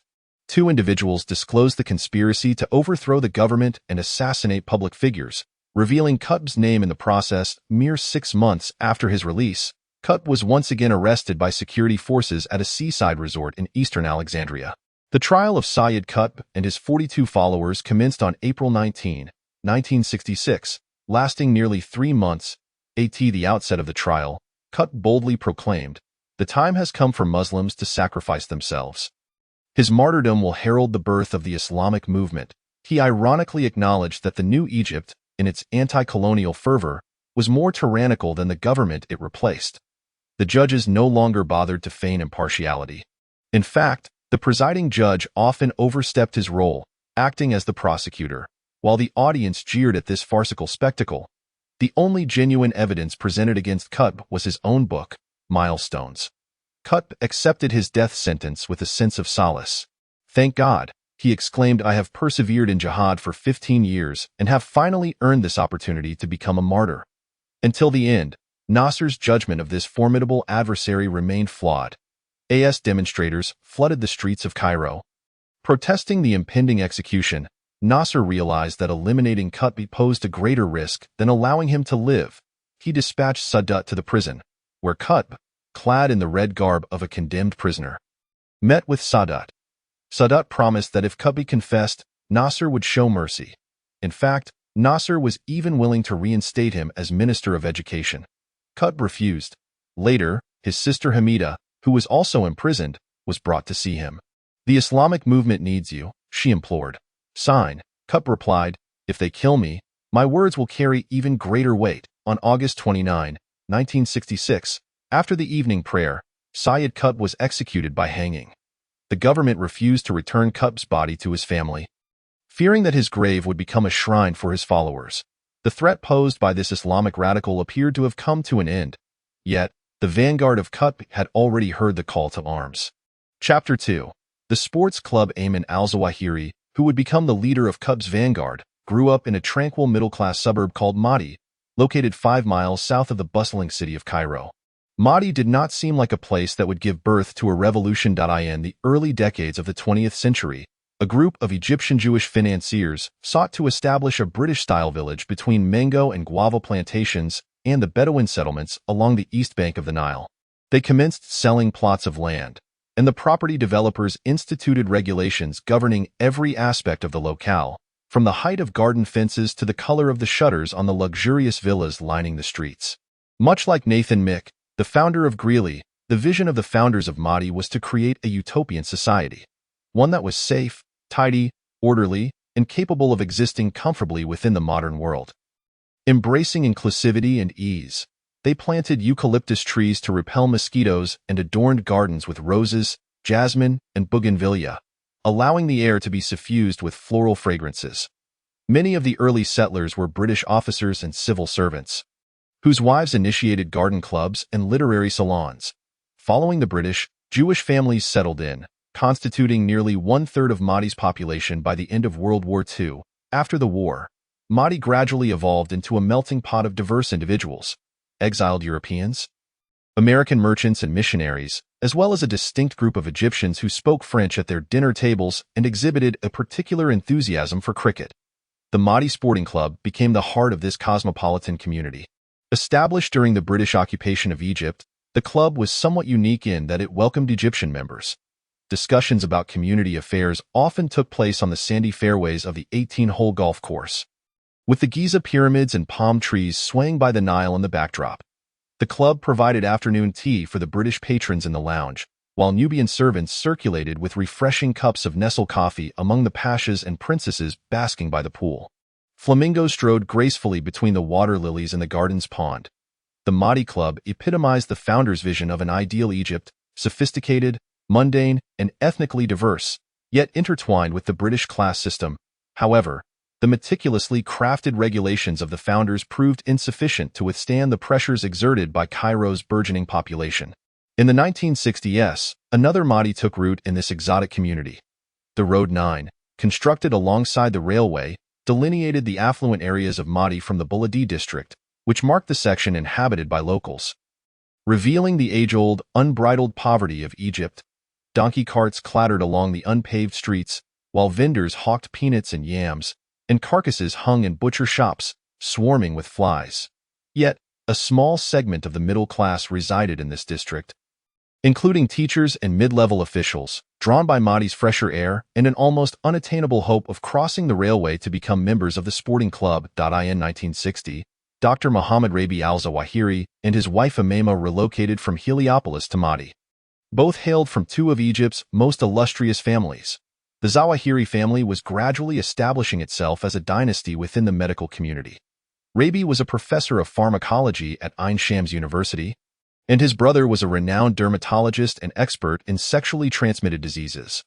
The traditions they established would carry on into the next generation. A 1995 Cairo newspaper published an obituary for engineer Kashif al-Zawahiri, mentioning 46 family members, of whom 31 were either doctors, pharmacists, or chemists, spread across Arab nations and the United States. Among the rest were an ambassador, a judge, and a parliamentary member. However, the Zawahiri name was initially associated with religion. In 1929, Rabi's uncle, Muhammad Ahmad al-Zawahiri, became the president of Al-Azhar University, a millennium-old institution located in the heart of Old Cairo, which remains a center of Islamic scholarship in the Middle East.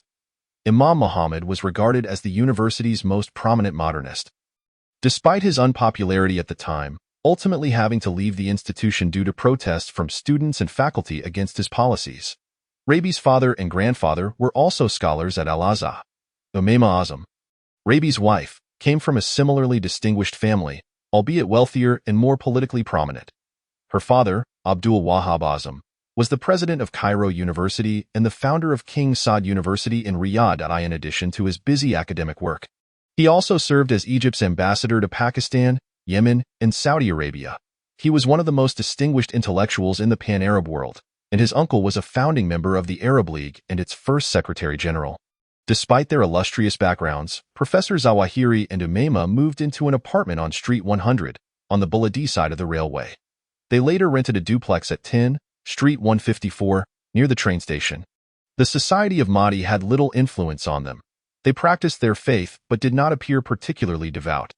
Umayma ventured out without a veil, which was not uncommon. Public displays of religious fervor were rare in Egypt at the time, and the residents of Mahdi were largely unfamiliar with such expressions. This area had more churches than mosques, as well as a thriving synagogue. Soon, the Zawahiri household was filled with children. Their eldest, Ayman, and his twin sister Umnia were born on June 19, 1951. The twins later excelled in medical school. 3 years later, their younger sister Hiba was born, who also became a physician. The other two children, Muhammad and Hussein, pursued careers in architecture. Ayman's father was a bald, rotund man with slightly crossed eyes, known for his eccentric behavior and absent-mindedness. Nevertheless, he was well loved by his students and the neighborhood children. He spent most of his time either in the laboratory or in his private clinic. Due to his research, Professor Zawahiri occasionally traveled to Czechoslovakia, a privilege rare for most Egyptians at the time due to restrictions on currency exchange. He would always return with bags of toys. He delighted in taking the children to the Mahdi Sporting Club to watch films, as the cinema was open to non-members. Young Ayman particularly enjoyed animated films and Disney movies, which were screened 3 nights a week at the open-air cinema. During the summer, the family would vacation at the beach in Alexandria.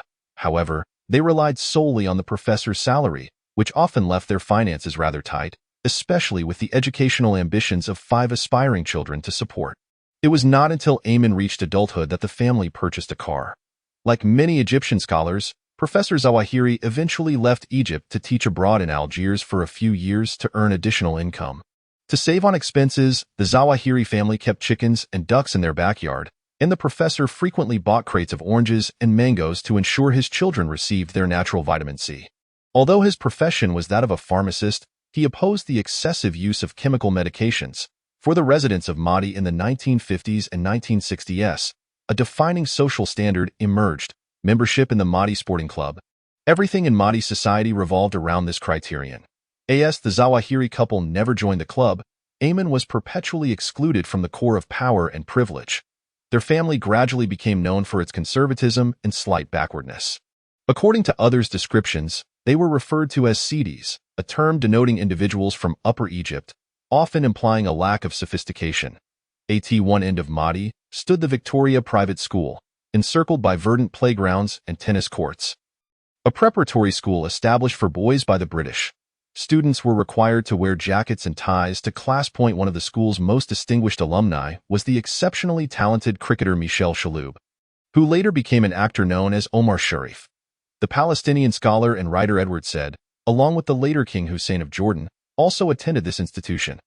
Conversely, Ayman al-Zawahiri attended a state high school located at the opposite end of this suburban area, a rather ordinary low-rise building behind a green gate. This school catered to children from the side of Road 9. The students of the two schools lived in entirely different worlds, never encountering one another even during playtime. Victoria College assessed educational achievement by European standards, while the state high school adopted an antagonistic stance toward the West. Behind that green gate, the playground was ruled by bullies, and the classroom was dominated by tyrannical teachers. A frail boy like Ayman had to devise strategies for survival. As a child, Ayman had a round face and keen eyes, with lips that rarely broke into a smile. He was an avid reader and excelled academically. Yet he detested vigorous sports, deeming them inhumane. From a young age, he gained a reputation for his devout faith, frequently attending prayers at the Hussein Sidki Mosque. This unpretentious mosque, an annex to a large apartment building, was named after a renowned actor who abandoned his career, believing that the performing arts were disrespectful to the Almighty. Undoubtedly, being immersed in a family renowned for its distinguished religious scholars, Ayman's interest in religion appears quite natural. However, this further reinforces his image as both gentle and transcendent. He is an exceptional student, consistently earning the affection of his teachers. His classmates deem him a prodigy, yet he prefers contemplation, often appearing to be lost in thought during lessons. On one occasion, the principal sent a note to Professor Zawahiri, informing him that Ayman had missed a quiz. The professor replied, stating, "From tomorrow onwards, you shall take pride in being the principal of Ayman al-Zawahiri. In the future, you will be even prouder." Indeed, Ayman achieved remarkable academic success with minimal effort. While others perceive him as perpetually serious, he reveals a more vivacious side at home. When he laughs, his whole being trembles in a manner we refer to as yani, a laughter that emanates from the depths of his heart. As recounted by his uncle, Mahfuz Azam, a lawyer in Mahdi. Ayman's father passed away in 1995. Umayma Azam is still alive, residing in a comfortable apartment above an appliance store in Mahdi. An excellent cook. Her specialty is preparing kanafa, a delectable pastry filled with cheese and nuts, steeped in orange blossom syrup.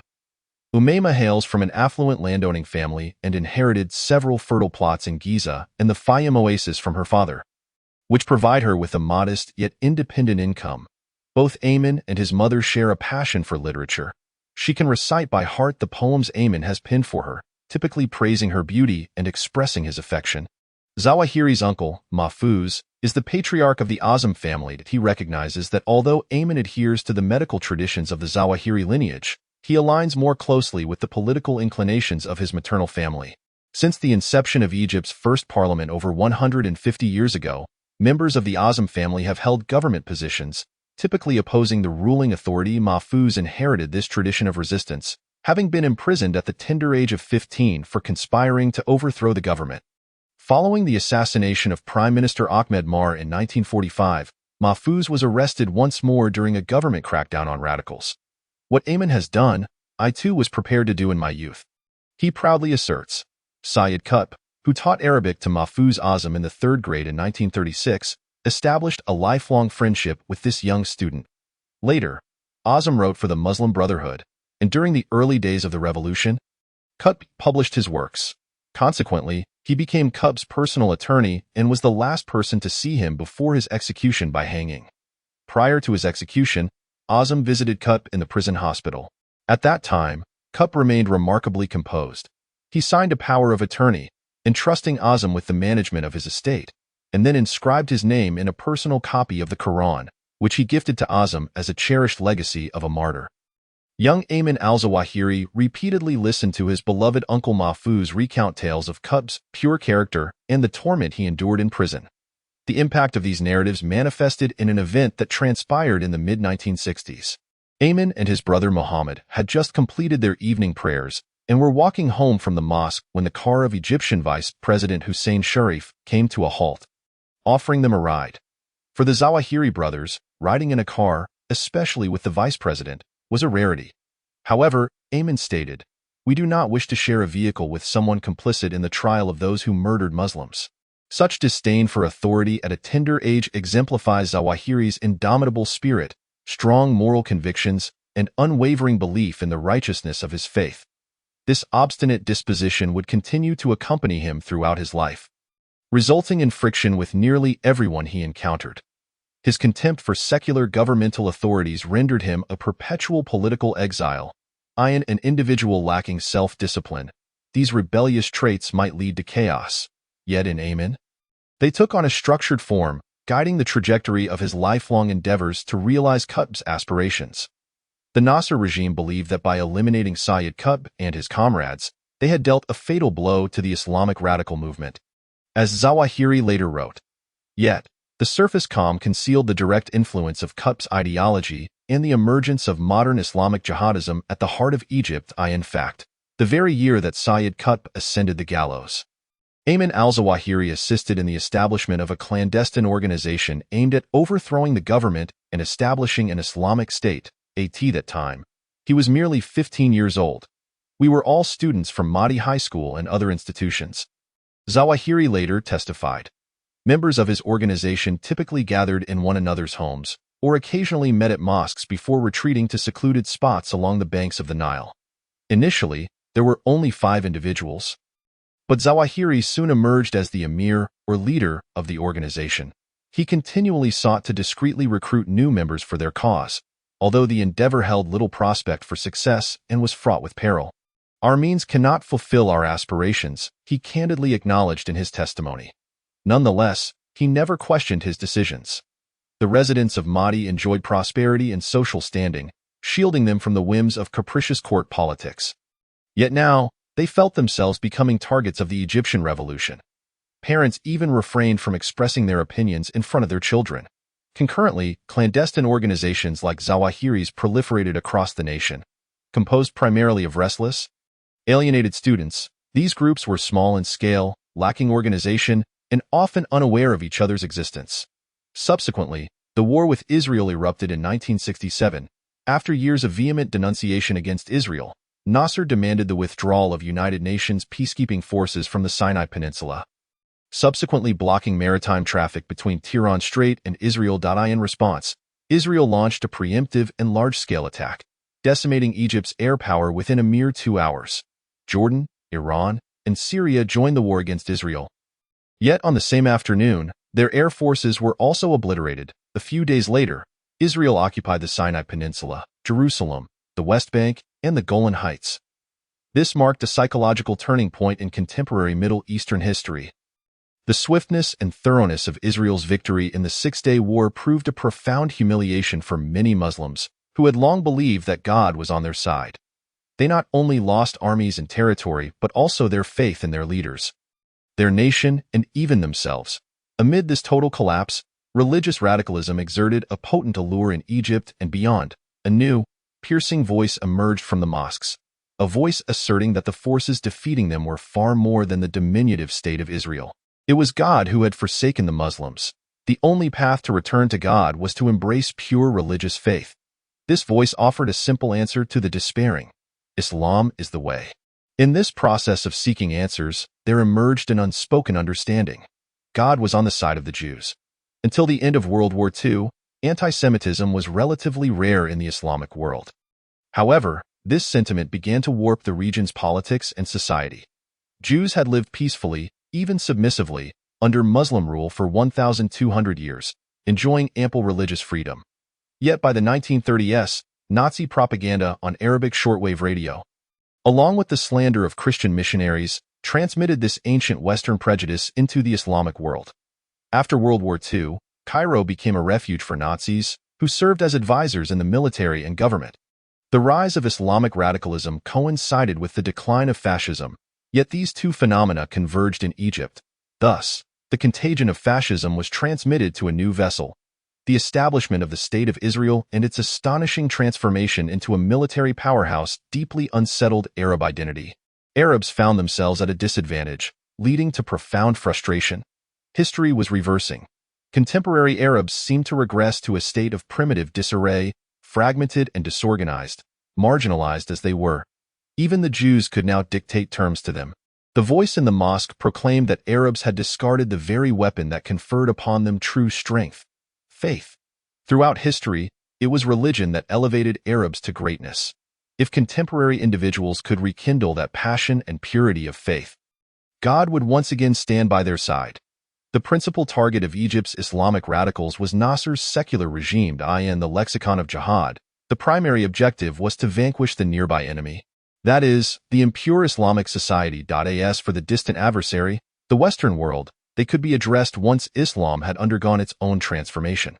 For Zawahiri and his comrades, this meant implementing Islamic law in Egypt at the very least. Zawahiri also aspired to revive the caliphate, a governance model ruled by Islamic clerics.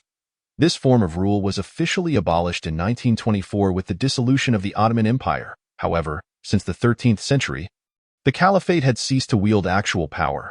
Zawahiri firmly believed that, With the establishment of a caliphate, Egypt would emerge as the focal point for other Islamic nations and lead them in a jihad against the Western world. God willing, a new chapter in history would then unfold, as Zawahiri later penned. This would significantly undermine the hegemony of the American Empire and the Jews in the world. In 1970, Nasser succumbed to a heart attack. His successor, Anwar Sadat, was eager to solidify his political legitimacy and swiftly sought reconciliation with Islamic factions. Sadat proclaimed himself a devout president, the foremost among Muslims, and made a pact with the Muslim Brotherhood.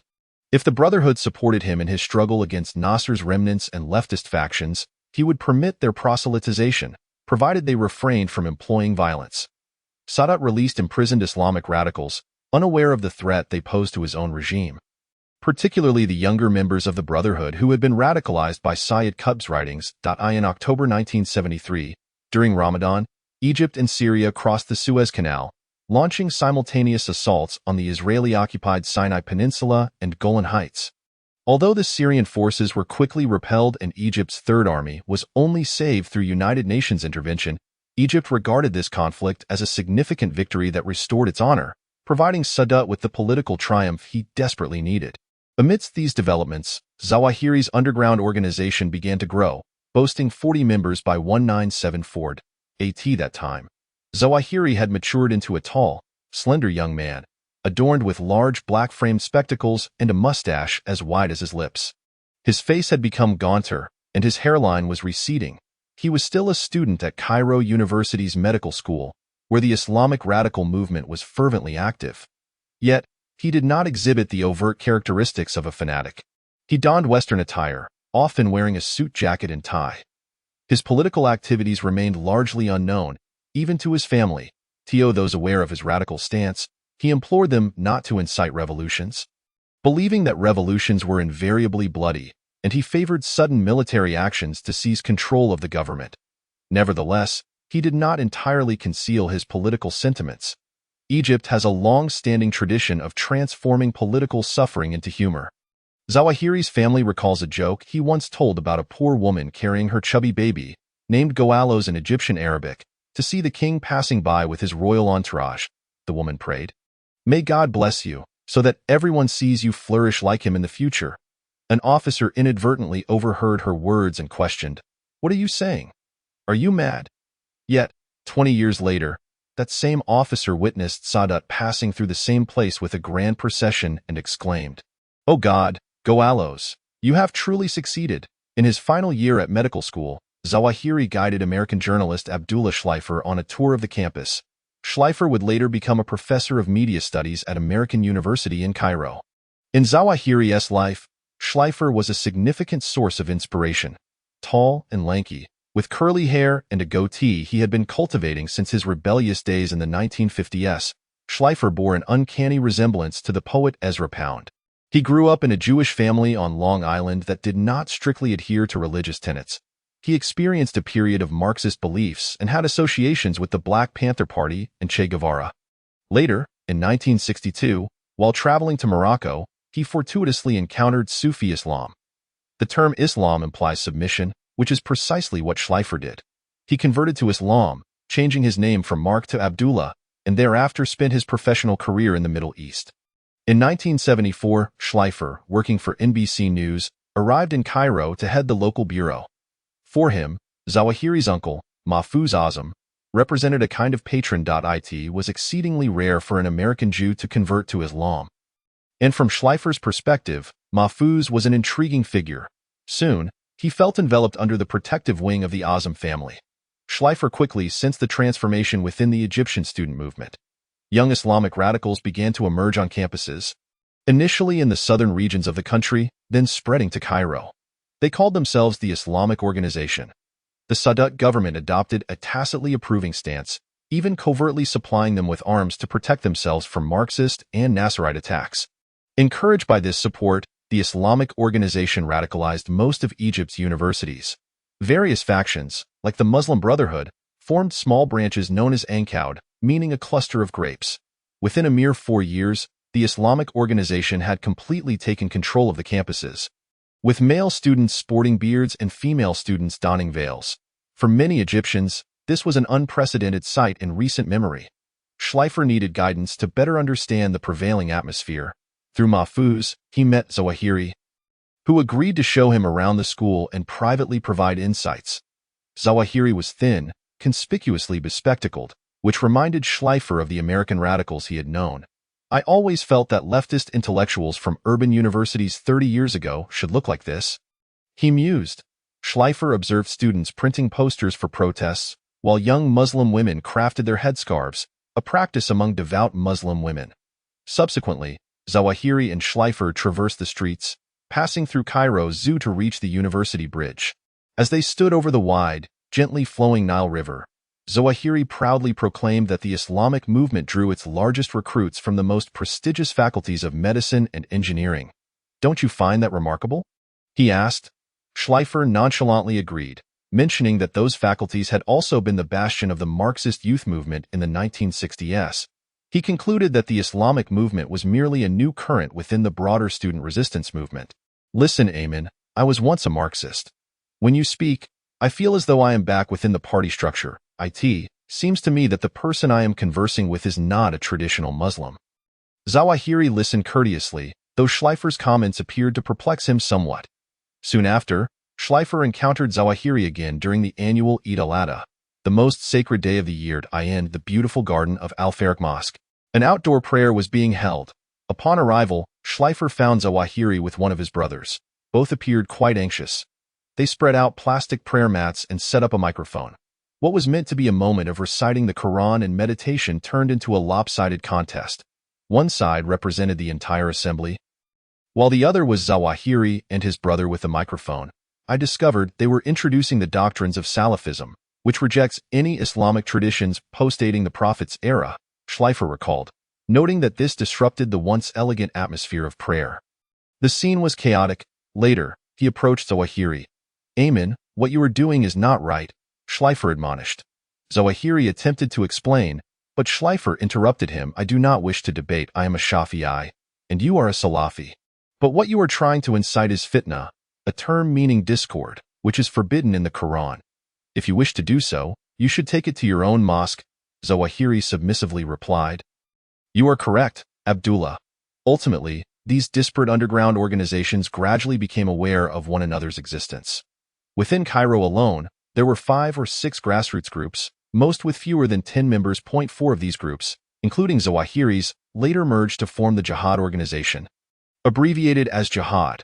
Although their objectives were similar to those of the mainstream Islamic radicals represented by the Muslim Brotherhood, they had no intention of achieving their goals through political means. Zawahiri believed that such methods sullied the ideal of a pure Islamic state. He increasingly held disdain for the Muslim Brotherhood's willingness to compromise. In 1974, Zawahiri graduated from medical school and subsequently served as a military doctor in the Egyptian army for 3 years. Stationed at a base outside Cairo, after completing his military service, the young physician opened a clinic in the duplex apartment he shared with his parents. By then, he was in his late 20s, an age traditionally associated with marriage. Yet, he had not yet entered into a romantic relationship. Following Egyptian custom, his family and friends began to introduce him to suitable prospects. Zawahiri, however, displayed little interest in romantic love. He yearned for a life partner who would possess an unwavering conviction akin to his own and who would willingly endure the tribulations brought forth by his puritanical disposition. Among the future brides introduced to Ayman was a young woman named Azza Nuwair, the daughter of a well-connected family. Like the families of Zawahiri and Azam, the Nuwair family was also part of Cairo's elite. Azza was raised in a prosperous Mahdi household, with a petite stature reminiscent of a young girl. She nonetheless exhibited a remarkable fortitude. Had she been born in another era or place, she might have pursued a career as a professional woman or a social worker. However, in her second year at Cairo University, she began to don a headscarf. Her family was taken aback by her fervent dedication to her newfound religious beliefs. Previously, she had adorned herself in the latest fashions, as her brother Essam noted. We did not wish for her to be this devout. She commenced frequent prayers and began to study the Quran. Gradually, she underwent a profound transformation. Soon after, Azza took a further step by wearing a niqab, which obscured all but her eyes. Her brother remarked that Azza would spend entire nights immersed in the Quran. Upon waking, he often found her sitting on her prayer mat, the holy book cradled in her hands as she slept. The niqab presented insurmountable obstacles for this young woman of marriageable age, especially in Egypt, a nation still aspiring to embrace westernization. For most of her peers, Aza's choice to conceal herself behind the veil represented a shocking repudiation of her social class. Her steadfast refusal to remove the veil became a test of will. There were numerous suitors, all hailing from families of considerable rank, wealth, and social standing, her brothers stated. Yet nearly all of them insisted that she remove her veil. She calmly declined. She sought a partner who could wholly accept her, and Amen was of the same mind. When they first met, Aza briefly lifted her veil in accordance with custom. He glimpsed her face and then departed, as Essam recounted. Subsequently, the two young people exchanged brief words on several occasions, though none were particularly formal. Leading up to the wedding, Amen had not seen his fiancée again. He left a favorable impression on Aza's family. They admired Amen's illustrious lineage, yet his devoutness instilled a sense of caution within them. Though he was courteous and amiable, he never greeted women, nor did he cast a glance at those in skirts. Amen never discussed politics with Aza's family, nor did anyone know how much he confided in her. Regardless, Aza certainly supported his clandestine radical activities. She once confided to friends that her greatest wish was to become a martyr. In February 1978, they wed at the Continental Sa'i Hotel, once a renowned British-Egyptian tavern at Cairo Opera Square, although it had long since lost its former glory, now reduced to a semblance of outdated dignity. In accordance with the wishes of the bride and groom, the ceremony featured no music, nor were photographs permitted. The ceremony was semi-traditional, as Schlegel observed in the men's section. Everyone abstained from alcohol, maintaining a serious demeanor. They drank copious amounts of coffee, and no one engaged in jest. A twist of fate led me to begin my interactions with Afghans in the summer of 1980, Zawahiri wrote in his brief memoir. Nights under the Prophet's banner. At that time, he was working for another physician at a clinic run by the Muslim Brotherhood. The clinic's director inquired if he would accompany him to Pakistan to care for Afghan refugees. Due to the Soviet invasion, thousands of refugees had fled across the border. Zawahiri readily agreed. He had long harbored intentions of establishing a secure base for jihad there, as such an endeavor was unfeasible in Egypt. The Nile flows through a narrow valley between two deserts, devoid of crops or water, he recounted in his memoir. Due to this terrain, guerrilla warfare was utterly impractical in Egypt. Moreover, this geography forced the valley's inhabitants to obey government authorities, relegating them to exploited laborers and conscription. To establish an army of Islamic radicals that could ultimately reclaim power in Egypt, Pakistan, or Afghanistan might serve as a more suitable location. Zawahiri traveled to Peshawar with an anesthetist and a surgeon. We were the first Arabs to arrive here to participate in relief efforts, Zawahiri remarked. He spent 4 months in Pakistan, working for the Red Crescent, the Islamic counterpart of the International Red Cross. The name Peshawar derives from a Sanskrit word meaning city of flowers. During the Buddhist era, Peshawar may indeed have lived up to that name. However, the elegance of the city had long since vanished. Situated at the eastern end of the Khyber Pass, Peshawar has been a gathering point for invading armies since the time of Alexander the Great and Genghis Khan, with conquerors leaving their genetic imprint among its diverse population. Peshawar was once an important outpost of the British Empire, serving as a gateway to the vast steppes extending to Moscow. After the British abandoned this stronghold in 1947, Peshawar gradually declined into an ordinary yet unmanageable agricultural town. However, war awakened this ancient city. When Zawahiri arrived, it was rife with smugglers, arms dealers, and opium traffickers. The city was also tasked with accommodating a large influx of Afghans who had been uprooted from their homes and were suffering from starvation. By the late 1980s, the number of Afghan refugees in Pakistan had reached 1.4 million. In the following year, this figure nearly doubled, with most entering through Peshawar in search of shelter in nearby camps. Many refugees were injured due to Soviet landmines or the intense bombardment of towns, desperately in need of medical aid. Yet, the conditions in hospitals and clinics were deteriorating, particularly in the early stages of the war. Zawahiri mentioned in a letter home that he often had to use honey to disinfect wounds. In a letter to his mother, he expressed the anguish of loneliness and requested that she write to him more frequently. In these brief notes, he occasionally resorted to poetry to articulate his despair. She confronts my misdeeds with kindness, yet asks for nothing in return. May Allah alleviate my foolishness and grant her joy. And may she not be saddened by my offenses, O Allah. May you show compassion to this stranger who longs to see his mother. Through his interactions with local tribal leaders, Zawahiri secretly crossed the border into Afghanistan on several occasions. He became one of the earliest outsiders to witness the courage of the Afghan freedom fighters, who referred to themselves as Mujahideen, or holy warriors. That autumn, Zawahiri returned to Cairo, bringing back a trove of legends about the miraculous resistance against the Soviets. This was a conflict that, despite being one of the bloodiest armed struggles of the 1980s, remained largely unknown even in Arab countries. Zawahiri began to traverse universities, recruiting personnel for jihad. He grew a beard and deliberately donned Pakistani attire. Wearing loose-fitting trousers and a long tunic. At that time, the number of Arab volunteers was still quite limited. A delegation of Mujahideen leaders visited Egypt, and Zawahiri took his uncle Mahfouz to meet them at the Shepherd Hotel. They conveyed to the Afghans an idea proposed by Abdullah Schleifel, who had been frustrated by Western news agencies' inability to cover the war closely. He tasked Zawahiri with finding 3 clever Afghan youths whom he could train as photographers, enabling them to document their own stories, while Schleifel would handle the editing and narration. However, he warned Zawahiri, if they fail to capture any gunfights, we will not broadcast it. Shortly thereafter, Schleifel visited Zawahiri to inquire about the outcome of his proposal. He found his friend speaking earnestly yet vaguely, which struck him as peculiar. Zawahiri had begun by stating, "The Americans are the enemy, and we must confront them." "I don't understand," Schleifel replied. "You just returned from Afghanistan, where you cooperated with the Americans. How can you now say they are the enemy?"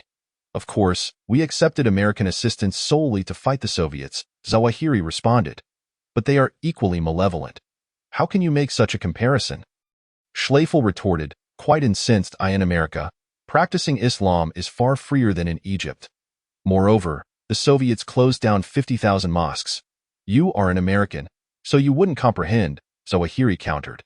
Schleifel angrily retorted that their ability to engage in such discussions was entirely due to NATO and the American military, preventing the Soviets from sweeping through Europe and then turning their attention to the Middle East. This conversation ultimately ended on an unsatisfactory note. They often engaged in spirited debates, yet always with mutual respect and a touch of humor. This time, however, Schleifel felt as if Zawahiri was not merely speaking to him but delivering a speech to a larger audience. Schleifel's proposal to train journalists for Afghanistan bore no fruit. In March 1981, Zawahiri returned to work at the Red Crescent in Peshawar for a period. This time, he curtailed his stay and returned to Cairo 2 months later. Subsequently, he penned that he regarded the jihad in Afghanistan as an exceedingly significant training course, one that would prepare the jihadists to launch a long-anticipated war against the superpower that currently dominates the world, namely the United States. Zawahiri returned to Mahdi to continue his medical practice, while the Islamic world remained tumultuous due to a series of political earthquakes stemming from 1979. These included not only the Soviet invasion of Afghanistan, but also the return of Ayatollah Ruhollah Khomeini to Iran, which led to the overthrow of the Peacock throne, marking the first successful takeover of a significant nation's governance by Islamic radicals. During the time when the exiled Iranian monarch, Mohammad Reza Pahlavi, sought treatment for cancer in the United States, he was assaulted by student groups incited by Khomeini, who attacked the American embassy in Tehran. Sadat deemed Khomeini a deranged lunatic, asserting that he had turned Islam into a laughingstock. He extended an invitation to the ailing Iranian king to stay in Egypt, but the king passed away the following year. For Muslims across the globe, Khomeini restructured the discourse with the West.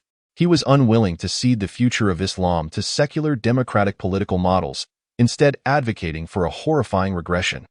His mesmerizing sermons linguistically evoked the indomitable spirit of Islam over the past millennium, which also foreshadowed bin Laden's revolutionary rhetoric. The specific target of Khomeini's wrath in the West was liberty. Shortly after seizing power, he proclaimed, "Yes, we are reactionaries, and you are the intellectuals of civilization. Do not let us revert to 1,400 years ago. You, who desire freedom in all things, including political parties, your quest for liberty will corrupt our youth, clear the path for oppressors, and drag our nation to hell." As early as the 1940s, Khomeini indicated his readiness to utilize terror, cloaked in theology and supported materially, to humiliate the imagined enemies of Islam. In truth, Khomeini hailed from the Shia branch of Islam, rather than the Sunni. The latter dominated the Islamic world beyond Iraq and Iran, rendering him a complex figure amidst Sunni radicals. Nevertheless, Zawahiri's jihadist organization lent support to the Iranian Revolution, that time. Islamic radical organizations had evolved into a broad and diverse movement, encompassing groups like the Muslim Brotherhood, which were willing to operate within a certain political framework, as well as individuals like Zawahiri, who aspired to dismantle the government and establish a theocratic dictatorship. The primary objective of Islamic radicals was to implement Islamic law, or Sharia. They believed that the 500 verses from the Quran forming the basis of Islamic jurisprudence constituted the immutable commandments of the Almighty, providing a pathway back to the perfect era of the Prophet and his direct successors. However, in reality, these edicts had evolved over the centuries following the death of the Prophet. The verses meticulously and extensively regulated human behavior, from how one should respond when someone sneezes to the circumstances under which wearing gold jewelry is permissible. Specific punishments for certain crimes, such as adultery and alcoholism, were prescribed, yet no guidelines were provided for other offenses, including murder. Islamic radicals argued that despite 15 centuries of societal change, Islamic law, being derived directly from divine inspiration, was perfect and beyond reproach. They sought to disregard the long-established judicial concepts shaped by Muslim scholars, aiming to establish a legal system more faithful to the tenets of Islam, untainted by Western influences and impervious to alterations wrought by modernity. Conversely, non-Muslims and Islamic modernists contended that the Sharia tenets reflected the stringent Bedouin tribal codes of the culture from which Islam emerged, which were evidently unsuitable for governing a modern society. Under Sadat's rule, the Egyptian authorities persistently promised adherence to Islamic law, yet their actions belied the credibility of such promises. Sadat's peace accord with Israel united various factions of Islamic radicals with differing viewpoints. A newly enacted law, championed by the president's wife, Jihan, granted women the right to divorce, a privilege not afforded to them in the Quran. In a subsequent speech, his last, Sadat mocked the Islamic veil worn by devout women, likening it to a tent, and prohibited its wearing at universities. Radicals responded with scorn, depicting him as a heretic. According to Islamic law, one must not attack the ruler unless that individual disbelieves in God or the Prophet. Declaring Sadat a heretic amounted to a public summons for his assassination. In response to a series of protests orchestrated by Islamic radicals, Sadat disbanded all student religious associations, confiscated their assets, and closed their summer camps. He reversed his previous tolerance and even encouragement towards these organizations, instead advocating a new slogan: "Religion has no politics, and politics has no religion." To the Islamic radicals, no phrase could be more provocative. Zawahiri not only aspired to eliminate Egypt's national leadership, but also sought to completely overturn the existing order. He covertly recruited officers from the Egyptian military, biding his time until the jihad organization amassed sufficient personnel and weaponry to take action. His chief military strategist, Abdu Zumar, a colonel in the military intelligence agency and a hero of the 1973 war against Israel, in his honor, a street in Cairo was named after him, devised a plan to assassinate key domestic leaders and seize the headquarters of the military and national security ministries, the telephone exchange building, and, of course, the radio and television stations, thus ensuring the dissemination of news regarding the Islamic Revolution and igniting a nationwide uprising against the secular regime as he envisioned. Zawahiri later testified that it was a meticulously crafted and brilliant scheme. Another key figure in Zawahiri's organization was the valiant tank commander, Essam Kamari. Due to his bravery and strategic acumen, Major Kamari was continually promoted, leaving his peers far behind. According to Zawahiri's account, he was a man of true nobility, willingly and calmly enduring numerous hardships and sacrifices, most of which arose from his exalted character. Although Zawahiri was a senior member of the Mahdi branch, he frequently heeded Kamari's counsel. Kamari possessed an innate command ability that Zawahiri evidently lacked. In fact, Kamari once observed that Zawahiri was missing something essential and warned him, "No matter which organization you join, do not seek leadership." Kamari began clandestinely smuggling weapons and ammunition from military fortifications, concealing them in Zawahiri's clinic in Mahdi, located directly beneath the apartment where Zawahiri's parents resided.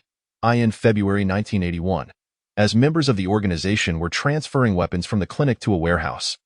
Police apprehended a young man carrying a bag filled with firearms and military documents, along with a map detailing the deployment of all tank units in Cairo. Realizing that he would soon be implicated, Kamari vanished, though several of his officers were captured. Strangely, Zawahiri remained unscathed. Until the arrests of these individuals, the Egyptian government believed that the Islamic underground organization had been eradicated. In September of that same year, Sadat ordered the arrest of over 1,500 individuals, including many prominent figures in Egypt, not only Islamic radicals but also a variety of dissenters, including secular intellectuals, Marxist adherents, Egyptian Christians, student leaders, journalists, writers, and physicians affiliated with the Muslim Brotherhood, a veritable melee of dissenting voices from various sectors of society. This sweep missed Zawahiri but ensnared many other leaders of the jihad organization. However, within the disbanded factions of the jihad organization, a military grassroots unit had hastily devised a fortuitous plan. 23-year-old Lieutenant Khalid Islambuli proposed assassinating Sadat during the upcoming military parade the following month.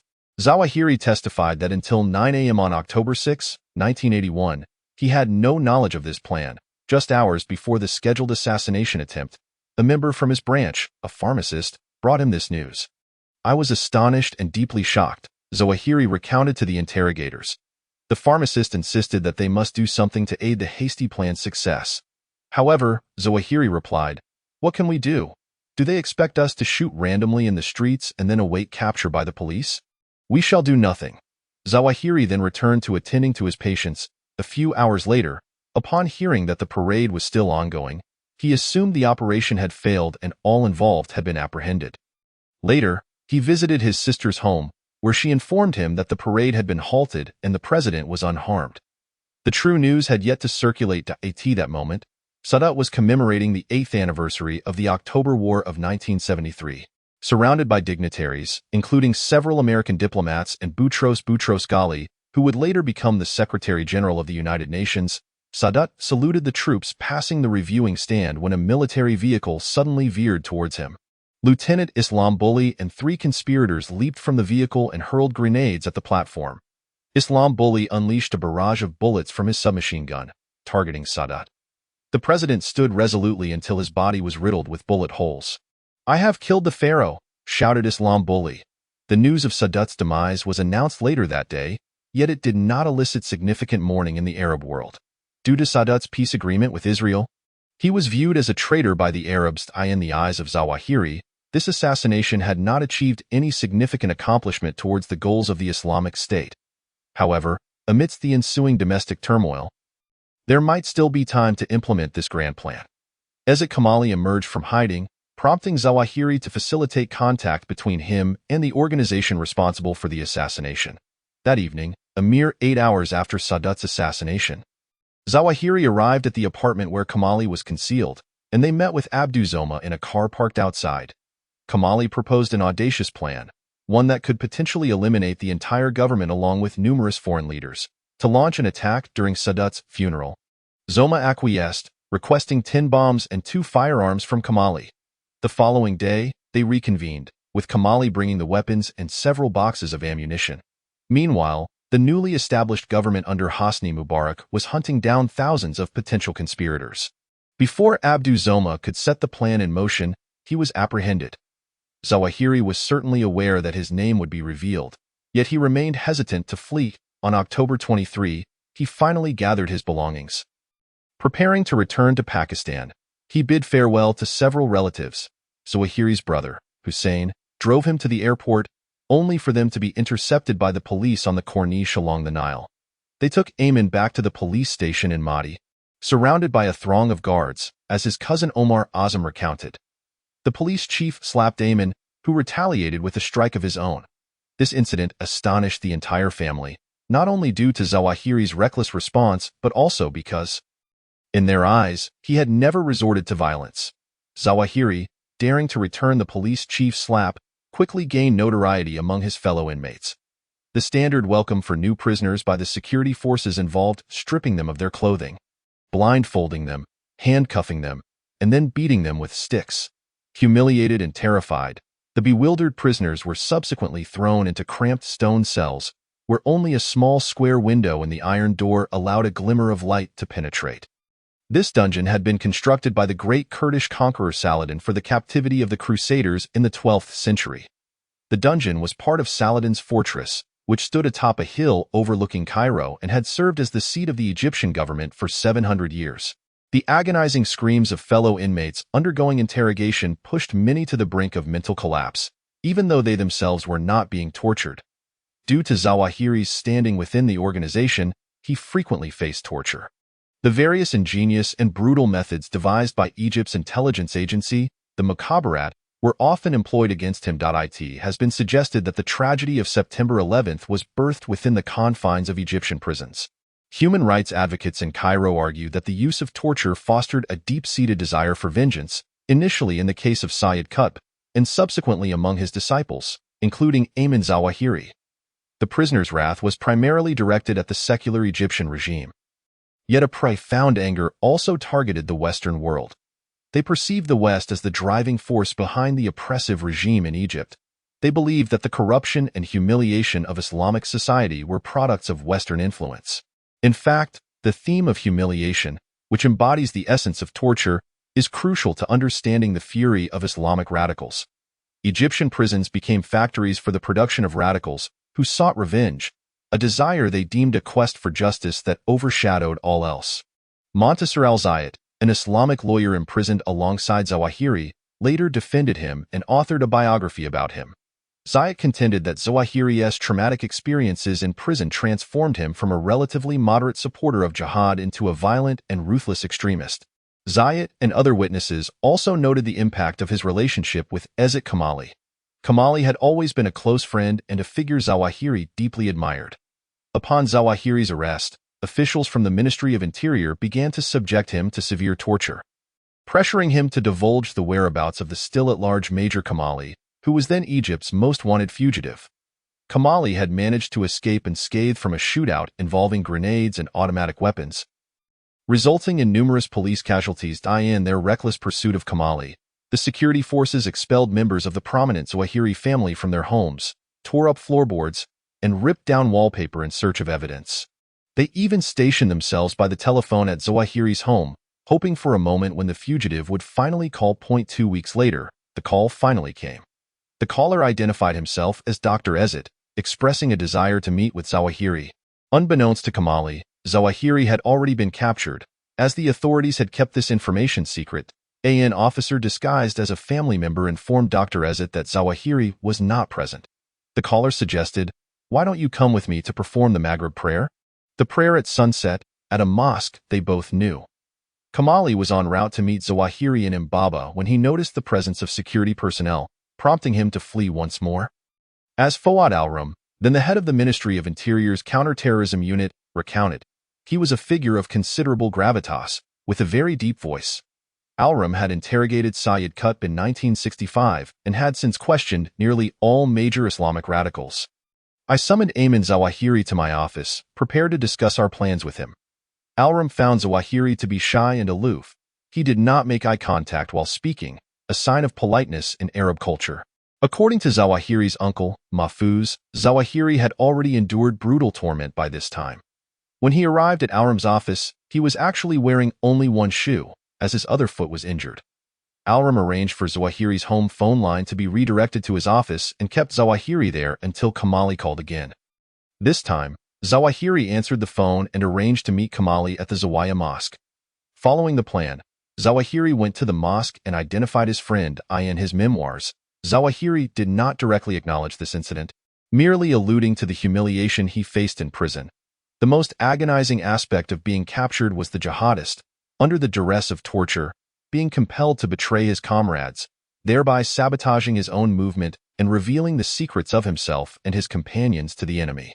After implicating Kamali and 13 others, the malevolent government authorities deliberately confined Kamali and Zawahiri in the same cell. Kamali was sentenced to 10 years in prison. As usual, he accepted the news with extraordinary calm and composure.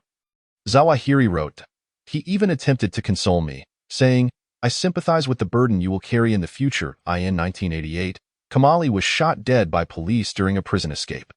Among the 302 defendants, Zawahiri's number was 113. They were charged with assisting in the assassination of the president or conspiring to assassinate.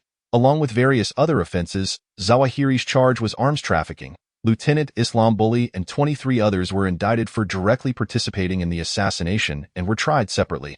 Bully and 4 other conspirators were sentenced to death by hanging. Almost all prominent Islamic radicals in Egypt were implicated in this assassination attempt. A massive temporary courtroom was constructed at the Cairo International Exhibition Center, where the other defendants, some of whom were minors, were crammed into large cages resembling a zoo on one side of the courtroom. They hailed from various organizations: the Jihad Organization, the Islamic Group, the Muslim Brotherhood, constituting the fragmented core of the Islamic movement. International news agencies reported on this trial. Zawahiri, being the most proficient in English among the defendants, was designated as their spokesperson. Footage from the first day of the trial on December 4, 1982, revealed television cameras illuminating the more than 300 defendants, some shouting slogans, others praying, and still others desperately calling out to their families. Ultimately, the camera focused on Zawahiri, who appeared detached from the commotion, his expression serious and focused. At 31 years of age, he wore a white robe draped with a gray scarf. Upon receiving a signal, the other prisoners quieted down, and Zawahiri proclaimed loudly, "Now we are going to speak to the whole world. Who are we? Why have they brought us here? What do we wish to say? Regarding the first question, we are Muslims. We Muslims firmly believe in our religion, both in thought and practice. Therefore, we will strive to establish an Islamic state, an Islamic society to the best of our abilities," other defendants shouted in Arabic. "There is no God but Allah." Subsequently, Zawahiri proclaimed with fervent, rhythmic intonation, "We have no regrets for all we have done for our faith. We hold no remorse. We have sacrificed, and we stand ready to sacrifice even more."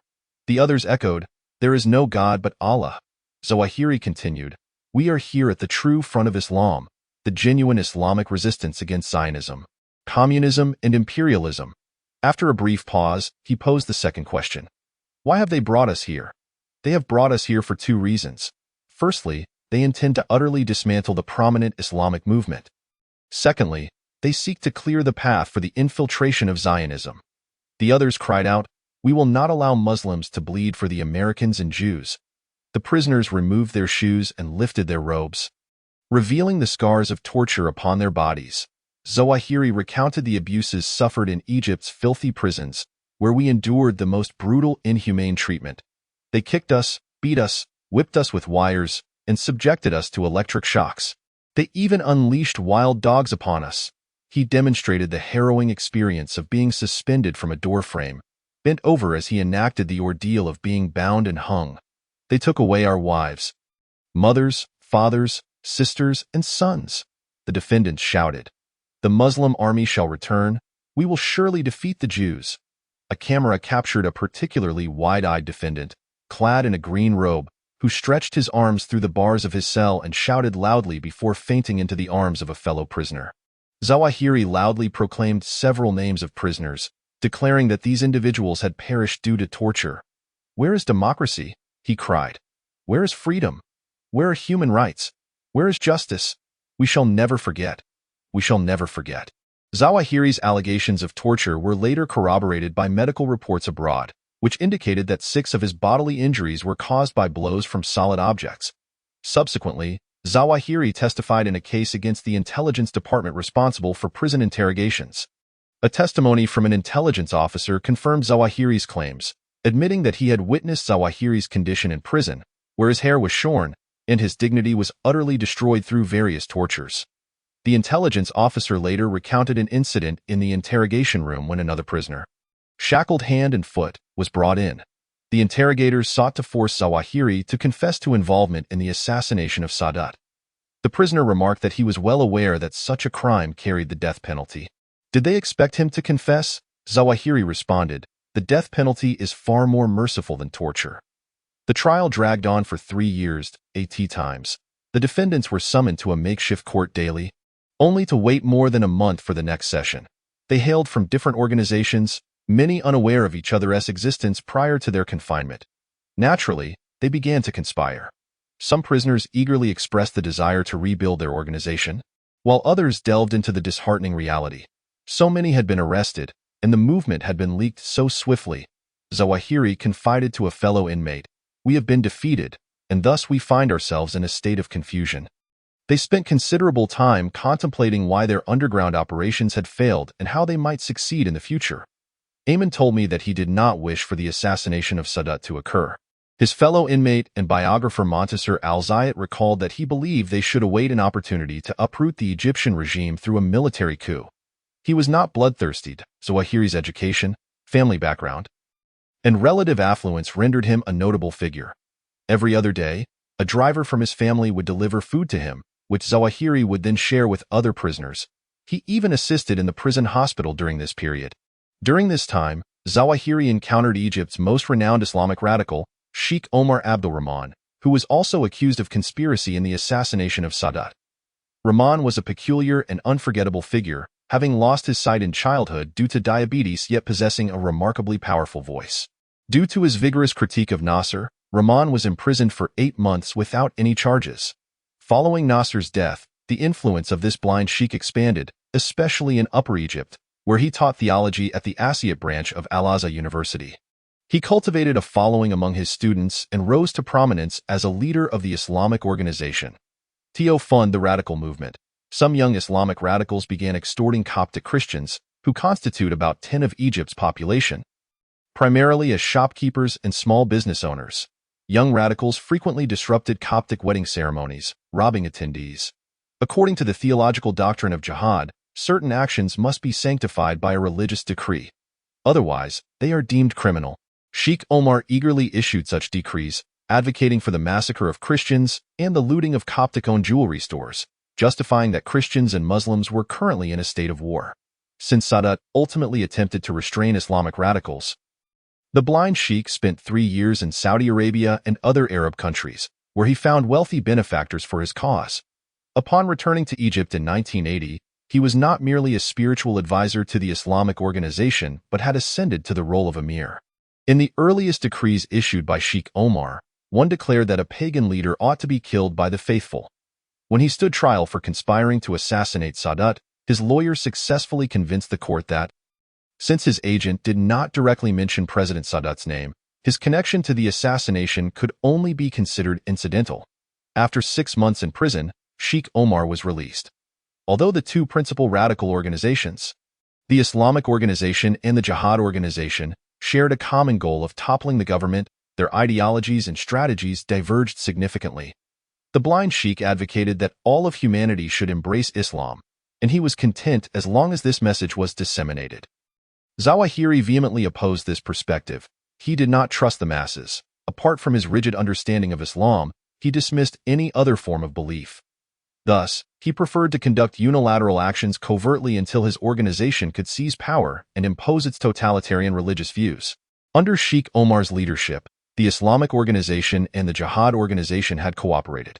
However, the Jihad faction, including Kamal and Zawahiri, sought to place their own people in positions of authority. In Cairo's prison, members of both organizations engaged in heated debates over the best path to achieving a genuine Islamic revolution and argued incessantly over who should lead the revolution. Zawahiri pointed out that Islamic law stipulates that an emir cannot be blind. Sheikh Omar countered that Islamic law also states that an emir cannot be a prisoner. Their hostilities intensified. Zayed attempted to persuade Zawahiri to temper his criticisms of Omar, but Zawahiri remained resolute. Consequently, the Jihad Organization and the Islamic Organization split once more. Due to the uncompromising nature of these two individuals, the two organizations would continue to remain polarized. Zawahiri was convicted of arms trafficking and sentenced to 3 years in prison. By the time the trial concluded, he had nearly served his full sentence. Perhaps due to Zawahiri's cooperative demeanor in implicating other prisoners, the government dropped several of the charges against him. In 1984, Zawahiri was released, having transformed into a cold-hearted radical, his beliefs forged into an unwavering resolve. Shortly after his release, he spoke with the renowned sociologist Saad Eddin Ibrahim from the American University in Cairo. Ibrahim sensed a palpable distrust and intense desire for vengeance in Zawahiri, traits often exhibited by those who had suffered abuse in prison.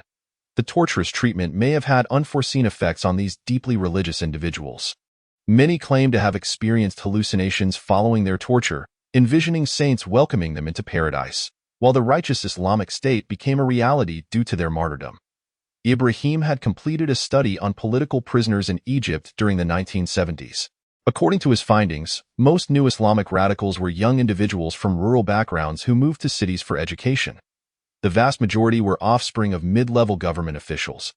They were ambitious and often attracted to the fields of science and engineering, which only accepted the most qualified students. Contrary to the sociologist's perspective, they were not alienated or marginalized youths. Rather, Ibrahim wrote, they were exemplary Egyptian youths. If they were deemed atypical, it was only because they far surpassed the ordinary standards of their contemporaries. Ibrahim posits that the success of radical Islamic organizations in recruiting these youth stems from their profound emphasis on brotherhood and the sharing of spiritual support, as migrants transitioning from rural to urban landscapes. These elements facilitated their soft landing. Zawahiri, having perused this research report during his imprisonment, vehemently opposed its conclusions. He asserted that recruits are drawn to the ideals of radical Islamic organizations, rather than the social needs these entities purport to fulfill. Your secular analysis trivializes our movement, he remarked to Ibrahim. May Allah have mercy on you. In response to Zawahiri's skepticism, Ibrahim invoked an ancient Arabic proverb, any effort expended yields a reward. Should one succeed, the reward is doubled, yet, if one fails, there remains a reward for having endeavored. Zawahiri chuckled and replied, you have indeed received a reward. Zawahiri returned to his previous profession as a surgeon. However, due to his testimony against intelligence agencies in a torture case, he harbored concerns about potential political repercussions. He sought to apply for a surgical fellowship in the UK. Despite the Egyptian government's ban on his departure from the country for 3 years, he still planned to work at Ibn Naif's hospital in Jeddah, Saudi Arabia. Zawahiri procured a tourist visa to Tunisia, possibly using a false passport. It was evident that he did not intend to return. Upon his release from prison, he shaved his beard, signaling his intent to resume clandestine activities. Just as Zawahiri was about to depart, he encountered his friend Abdullah Schleifer at Cairo airport. Where are you headed? Schleifer inquired. To Saudi, Zawahiri candidly responded, appearing relaxed and joyful. The two embraced. Listen, Ayman, keep your distance from politics, Schleifer advised. I will. Zawahiri affirmed that I will. The crux of the matter lay in the treatment Zawahiri endured. The higher your rank within the organization, the more severe the torture, Habib stated. Ayman knew a few officers and was armed. He had suffered brutal torture. Several former inmates recounted that one of the most common forms of punishment involved binding a person's hands behind their back and suspending them from a door frame, with their entire weight resting on their bound wrists, sometimes for hours on end. Years later, Habib's arms still bore the lingering numbness. Zawahiri himself never spoke of his experiences, yet he once wrote, torture is a cruel mechanism that shatters bones, strips skin, disturbs the psyche, and annihilates the soul. Its methods are slow and agonizing. It captures women, perpetrates sexual violence, demeans men with effeminate terms, starves prisoners, provides them with spoiled food, cuts off their water, and denies them visitors. All to humiliate the detainees, Zawahiri, Knights under the Prophet. It is conceivable that for a man as proud as Dr. Zawahiri, the humiliation of prison was particularly unbearable. Zawahiri recounted that wild dogs were employed as a form of punishment. A fact frequently mentioned by former inmates. It was said that Syed Qutb was also attacked by dogs during his second arrest. In Islamic culture, dogs are regarded as lowly scavengers, rendering such punishment especially degrading. Chapter 3. The founder at the age of 34, Ayman Zawahiri emerged as a formidable figure.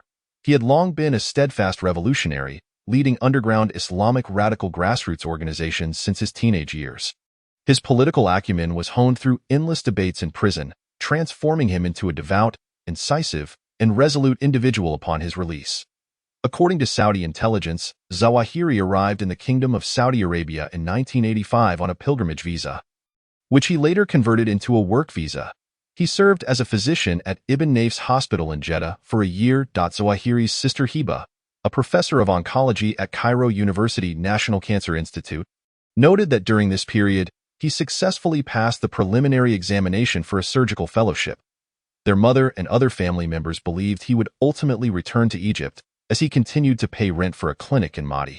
Zawahiri's brother Mohammed was also in Saudi Arabia, working as an architect in Medina. Zawahiri's lawyer and former cellmate, Montasser al-Zayat, passed through Jeddah on his way to Mecca and found Zawahiri to be grave and rather despondent.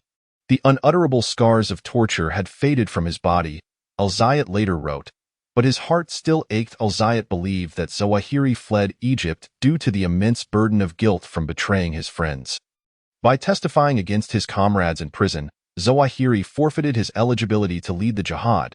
He sought a place to atone for his sins and to establish a foothold for the Islamic radical movement.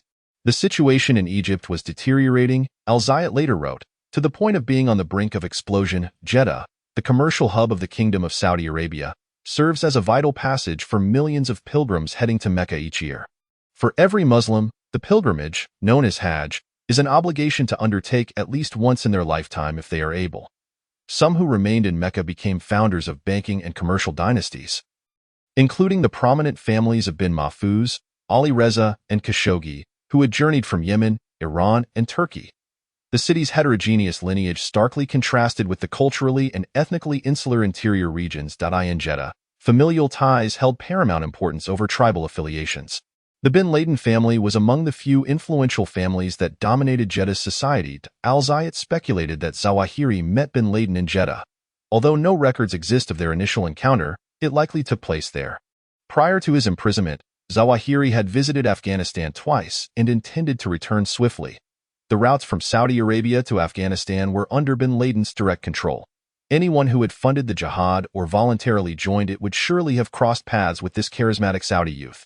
Regardless, within the intimate circle of jihad, Zawahiri and bin Laden would inevitably become aware of each other's presence. In Arabic, the term Jeddah translates to grandmother. According to legend, the city's name refers to the human matriarch Hawa, whose purported burial site is now a walled courtyard in a working-class neighborhood where Osama bin Laden was raised. In the 12th century, this legendary grave attracted numerous devotees who outlined the contours of the matriarch's immense remains, reportedly 500 feet long, and erected a domed shrine at what was believed to be her navel. In 1853, Sir Richard Burton visited the site and remarked upon the dimensions of the remains, stating, "If our ancestor measured 120 steps from head to waist and 80 steps from waist to foot, he would have resembled a duck." In 1928, Wahhabi zealots, who dominate religious life in Saudi Arabia, destroyed the grave shortly after seizing Jeddah due to their opposition to the veneration of graves. Today, it stands as a typical Wahhabi cemetery, with rows of unmarked graves resembling barren flower beds. In 1967, Osama bin Laden's father perished in a plane crash and was interred here. Without understanding the accomplishments of this father, one cannot grasp the immense ambitions of his son. Prior to Osama's birth, Mohammed bin Awad bin Laden was already a legendary figure. For the youth who idolized him and aspired to match, if not surpass, his achievements, Mohammed represented a formidable exemplar. Mohammed was born in a remote village in central Yemen. The region known as Hadramaut is famed for its mud brick towers, intricately constructed like sandcastles, some soaring as high as 12 stories. These magnificent edifices earned the Hadrami people a reputation for their construction and building prowess. However, Hadramaut is renowned mainly for its immigrants. For a millennium, those who departed traversed the desert of southern Arabia, known as the Empty Quarter, and then along the desolate mountains of the Red Sea coast into the birthplace of Islamic civilization in Hijaz. From there, many diverged to the Levant, Southeast Asia, and even the Philippines, becoming merchants, entrepreneurs, and contractors. In the 1930s, severe drought struck the Hadramaut region, compelling many to leave their homeland. They sought not only opportunity but also survival. Muhammad was among them. After a brief stay in Ethiopia, he boarded a ship bound for Jizan on the southern shore of the Arabian Peninsula. Once in Jizan, he joined a caravan heading to Jeddah. Upon his arrival in Jeddah, he was merely 23 years old. The Arabian Peninsula in 1931 was one of the poorest and most desolate regions in the world, still on the brink of unification. The Kingdom of Saudi Arabia was only established 2 years later. The ruler of this fragmented desert kingdom is Abdulaziz bin Abdulrahman bin Faisal al Saud.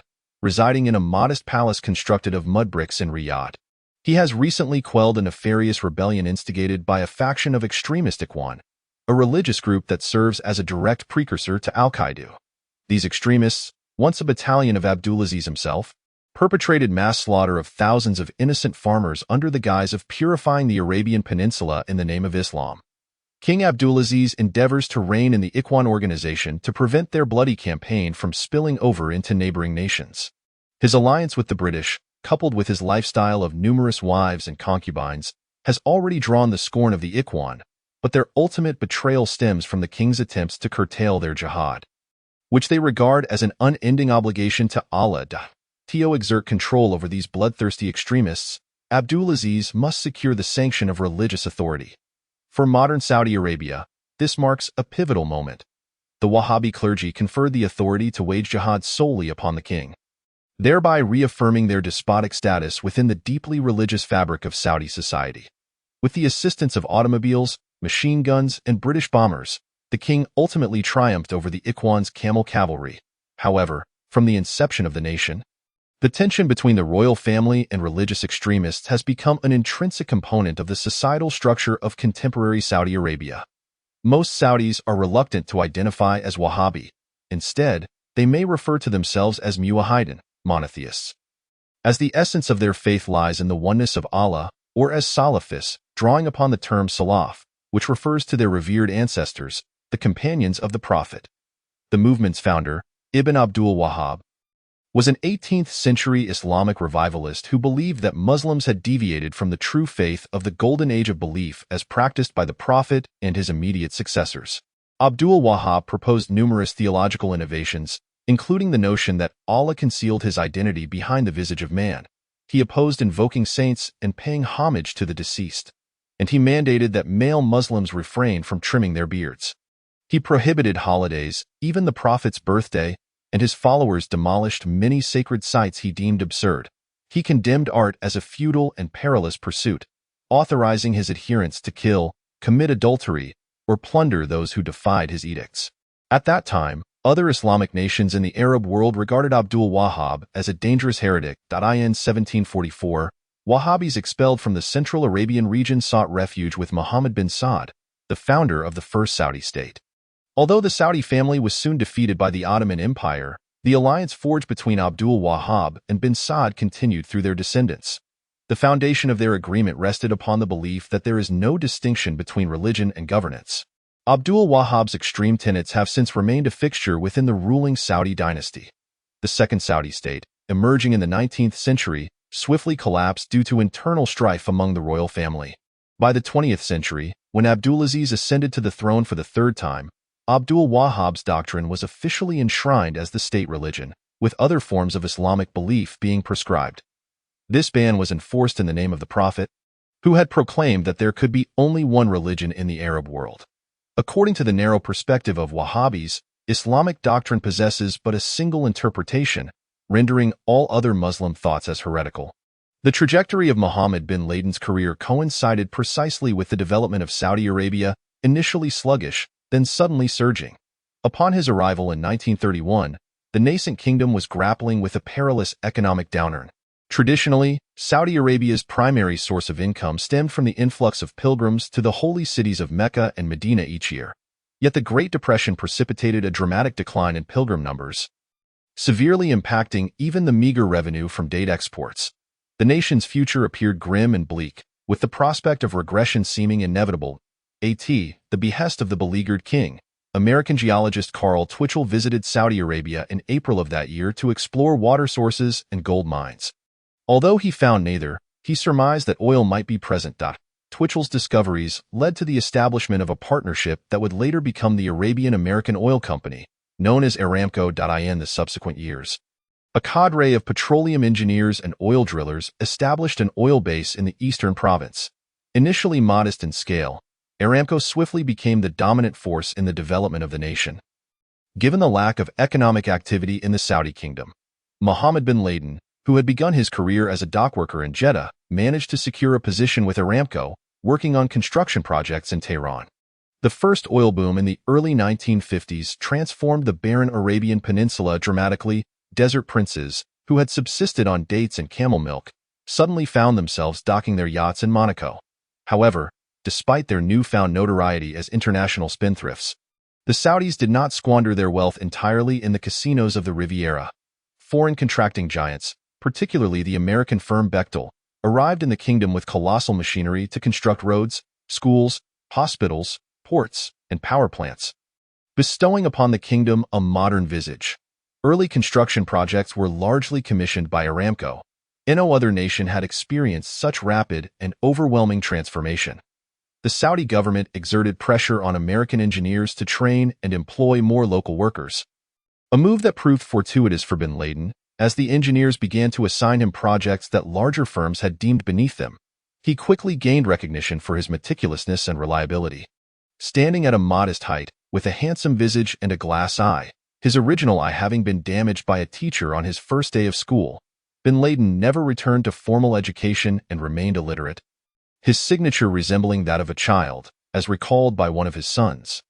Nevertheless, he possessed a remarkable aptitude for mathematics, able to perform calculations effortlessly and never forgetting measured values. An American who met him in the 1950s described him as dark-skinned, amiable, and full of vitality. Aramco later initiated a program allowing employees to take a year off to attempt their own ventures, with the assurance they could return to their positions if unsuccessful.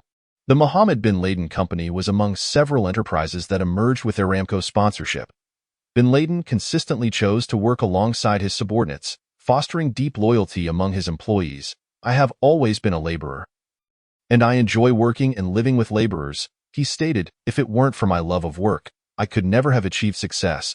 He also understood the importance of team cohesion, occasionally accepting unprofitable projects to prevent his workers from facing unemployment.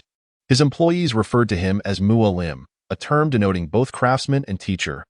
During Mohammed bin Laden's renovations in Jeddah, he caught the attention of Finance Minister Abdullah bin Sulaiman Sheikh, who praised his craftsmanship to King Abdulaziz. Years later, Osama bin Laden would remember how his father garnered the old king's favor at that time. The king, confined to a wheelchair, sought to construct a ramp at the Hosam Palace in Jeddah to facilitate access for his car to his second-floor bedroom. Following the ramp's completion, Mohammed bin Laden personally drove the king's car up the incline to demonstrate its capacity to support the vehicle's weight. In gratitude, the king entrusted him with the construction of several new royal palaces, including the first concrete building in Jeddah. Subsequently, the king appointed bin Laden as the honorary minister of public affairs. As bin Laden's reputation grew, so too did his relationship with the royal family, enabling him to respond to their whims. Unlike other foreign contractors, he was willing to halt a project mid-course to pursue another. When the royal coffers ran low, he exhibited patience and never declined any undertaking. Later, when a British contractor failed to fulfill an agreement to construct the road between Jeddah and Medina, bin Laden's loyalty was rewarded. The finance minister assigned the project to him, agreeing to pay him according to the same standards as foreign companies. The urgent need for road construction in Saudi Arabia was evident. Even in the 1950s, the only well-paved road was the one from Riyadh to Tehran. Recognizing his competitor Bechtel's formidable scale, bin Laden understood that without appropriate equipment, he could not compete for truly significant contracts. He commenced the acquisition of machinery and swiftly ascended to become the largest global client of Caterpillar Excavation Equipment Company. Since then, nearly every significant highway in the Kingdom of Saudi Arabia has been constructed under his auspices. His former employer, Aramco, generously provided him with asphalt at no cost. Bin Laden relocated with his family to Jeddah.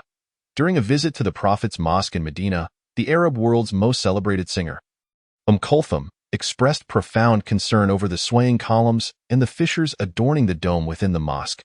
She initiated a fundraising campaign for its restoration, which incited considerable embarrassment for the aging king. He commanded bin Laden to address the mosque's issues.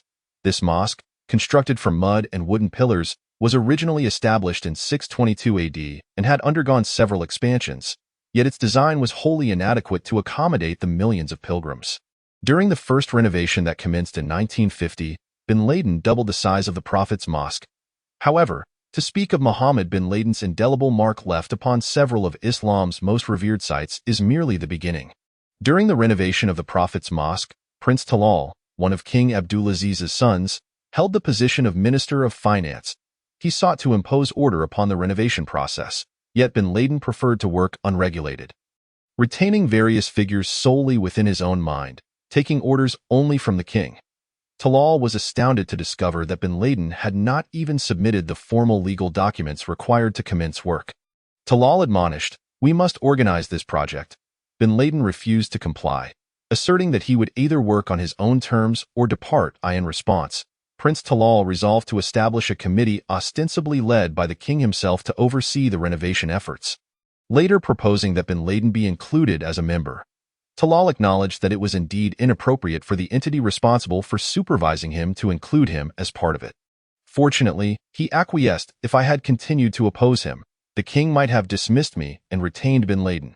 Following the death of King Abdulaziz in November 1953, his eldest son, Saad, ascended to the throne.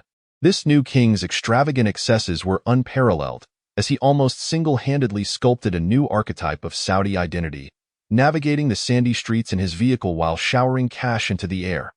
Although royal family members were already granted generous oil allowances, they would forcefully insert themselves into any contracting agreements, mandates, franchises, or corporate alliances, rendering any restrictions on royal participation in speculation largely ineffective.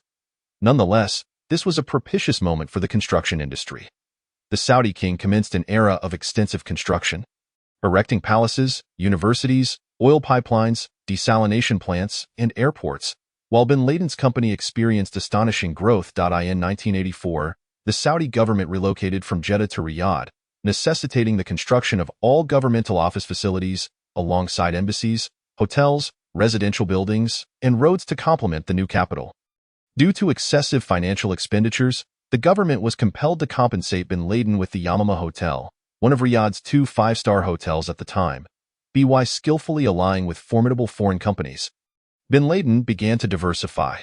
The bin Laden Group emerged as one of the world's largest engineering and construction firms, while bin Laden Eco specialized in producing precast concrete needed for the construction of mosques, hotels, hospitals, and sports arenas. Mazar and bin Laden Development Company provided consultancy services for foreign firms aspiring to enter the Saudi market. The bin Laden Telecommunications Company represented Bell Canada, securing lucrative government contracts in the region. Another joint venture, the Saudi Traffic Safety Company, became one of the world's largest highway signage firms. This burgeoning corporate empire also established numerous factories to produce bricks, doors, windows, insulation materials, concrete, scaffolding, and air conditioning units. During this period, Saudi Arabia gradually established a monumental architectural style reminiscent of Stalinist grandeur. The vast spaces constructed from pre-stressed concrete, sometimes even imposing, heralded the emergence of a new powerful nation. The enterprise empire known as the Saudi bin Laden Group epitomized this scale and decorative architectural aesthetic. The group's reputation reached its zenith during the renovation of the Grand Mosque in Mecca, the most prestigious construction contract in the Kingdom of Saudi Arabia. Surrounded by mountains, the city of Mecca is shielded by the cliffs of the Sarawat Mountains from the gaze of non-believers. This city arose at the confluence of 2 ancient caravan routes, serving as a storied hub for silk, spices, and fragrances transported from Africa and Asia to the Mediterranean. Even before the advent of Islam, this vital commercial center was revered as a sacred site, primarily due to the presence of a hollow cubic structure known as the Kaaba. According to Muslim tradition, the Kaaba is the center of the world, the direction toward which all Muslims turn in prayer. It is said that the Kaaba was originally constructed by humanity's forefather, Adam, and later rebuilt using the gray-blue stones from the surrounding mountains by the prophet Ibrahim, known as Abraham in Jewish and Christian traditions, and his son Ismail, the ancestor of the Arabs. Thus, Muhammad bin Laden's renovation of the Grand Mosque established a connection to the progenitors of humanity and the founders of monotheism. The renovation of the Grand Mosque spanned 12 years. When Muhammad bin Laden passed away, the project remained incomplete. In fact, the Saudi bin Laden Group subsequently undertook further renovations of both the Grand Mosque and the Prophet's Mosque, with total expenditures amounting to $18 billion. Bin Laden's initial renovation plan for the Grand Mosque was a masterpiece of crowd management, featuring 42 main entrances and ablution facilities accommodating 1,440 individuals each, with an elevator system capable of transporting 100,000 people per hour. 2 expansive arched portals flanked a vast open courtyard. During the pilgrimage season, The mosque could simultaneously host 1 million worshippers. Every surface within the mosque, even the roof, was clad in marble, imbuing the entire structure with a cool, detached, yet awe-inspiring brilliance, an emblematic characteristic of modern Saudi Arabian religious architecture. The reign of the Saudi king was, in many respects, disastrous, leading to the seizure of governmental control by Crown Prince Faisal in 1958. Faisal later remarked that upon taking the throne, less than 100 remained in the royal treasury. He was unable to disburse salaries, let alone pay interest on the kingdom's debts. The National Commercial Bank denied Faisal's loan application, citing the dire credit history of the former Saudi king, while Crown Prince Faisal sought other institutions to extricate the government from an economic quagmire. Muhammad discreetly produced the funds, solidifying the close ties between the bin Laden family and the royal family, particularly between King Faisal and his chief architect. Mohammed bin Laden was among the few who could survey the kingdom from the air rather than from atop a camel's back. In a country where private flying was prohibited, the king granted bin Laden a special privilege, allowing him to inspect his monumental projects from above. His pilots were predominantly drawn from the American military, who began training the Saudi army from 1953 onward. The vast expanse of Saudi Arabia is comparable to the eastern half of the United States. However, if one were to fly from the Persian Gulf, referred to as the Arabian Gulf by Arabs, to the Red Sea during the 1950s, signs of civilization were nearly absent, save for the occasional glimpse of a Mercedes truck navigating the indistinct caravan trails. Beyond the spectacular dunes lay flat sandy terrain, with traces of oases gradually disappearing amidst the shimmering fine sands. There were no rivers, no large bodies of water, and few trees. Development was primarily concentrated in the oil fields of the eastern province's salt flats. The entire southern half of Saudi Arabia, equivalent in size to France, was known as the Empty Quarter, an immense, insurmountable expanse, recognized as the largest sandy desert in the world. Should one fly over the central region of Saudi Arabia, they would witness a featureless expanse of pebble plains. In the north, a handful of pilots would descend to lower altitudes, revealing the ruins of the Hijaz Railway, which had been destroyed during World War I under the leadership of T. Lawrence. However, if one were to fly westward, they would observe the terrain suddenly rising, forming the Sarawat Mountains. This steep mountainous barrier stretches from Jordan all the way to the southern coast of Yemen, extending for 1,000 miles, with some peaks soaring above 10,000 feet. The Sarawat Mountains divide Saudi Arabia into two uneven halves, with the western region, the Hijaz, being a narrow strip of land that gathers populations from around the world, nestled between the mountains and the Red Sea, effectively separating it from the expansive, radicalized interior. The ancient resort town of Taif stands sentinel at the mountain's edge, starkly contrasting with other parts of the Arab world. The winds from the Red Sea, upon encountering the mountains, create updrafts that shroud the plateau in mist and sudden showers. In winter, it occasionally experiences frost. Before the advent of Islam, this region was renowned for its vineyards, later becoming famous for producing various fruits such as peaches, apricots, and pomegranates, with Taif roses being particularly fragrant, thus utilized for crafting expensive perfumes. Amidst the sprawling fields of wild lavender, mountain lions once stealthily pursued herds of Arabian oryx. However, as the lions were relentlessly hunted to near extinction, the local Arabian baboons proliferated in great numbers, roaming the highlands like a band of beggars demanding sustenance. The aging King Abdulaziz, in his final days, journeyed to Taif, a place surrounded by refreshing gardens and fragrant eucalyptus trees, where he passed away in November 1953. Tragically, Taif has historically posed two significant obstacles to Arab unity. The first was spiritual, and the second political. In the year 630, the Prophet Muhammad besieged this walled city, which persistently refused to acknowledge his authority. With the consent of the leaders, his army bombarded Taif's defenses with catapults. Later, Al-Qaeda invoked this precedent to justify the killing of non-combatants during the 9/11 attacks, comparing the planes that struck the towers to ancient catapults. This historical siege ended in failure, and Muhammad withdrew his forces. Nevertheless, the leaders of Taif eventually converted to Islam, marking the fall of the last bastion of paganism. The second instance occurred in 1924, when Abdulaziz was engaged in unifying the Arabian Peninsula through warfare. Although Taif surrendered to the Ikhwan forces, the town was looted, and over 300 male residents had their throats slit by the conquerors. Their bodies discarded into public wells. With the fall of Taif, other regions of Hijaz lay open before the Saudi army. At that time, Faisal was one of the teenage princes accompanying King Abdulaziz in his campaigns. Following the massacre, he led Saudi troops down the treacherous caravan trail toward Mecca, harboring a vision. Regardless of the sacrifices required, he would eventually construct a proper road to connect the Hijaz region with the kingdom his family was forging. However, when Faisal ascended to the throne, the road to Taif remained an unfulfilled dream. The cliffs of the Sarawat Mountains rendered even the most intricate and sophisticated modern engineering methods futile, while it was possible to blast a path through the rocks. Transporting construction equipment such as excavators, bulldozers, loaders, dump trucks, and graders to the site posed a significant challenge. Moreover, the construction of this road necessitated tunneling. Only after completing one segment could work commence on the next. Faisal enlisted numerous foreign companies to bid on the project, yet none could devise a viable solution for road construction, regardless of the financial resources allocated.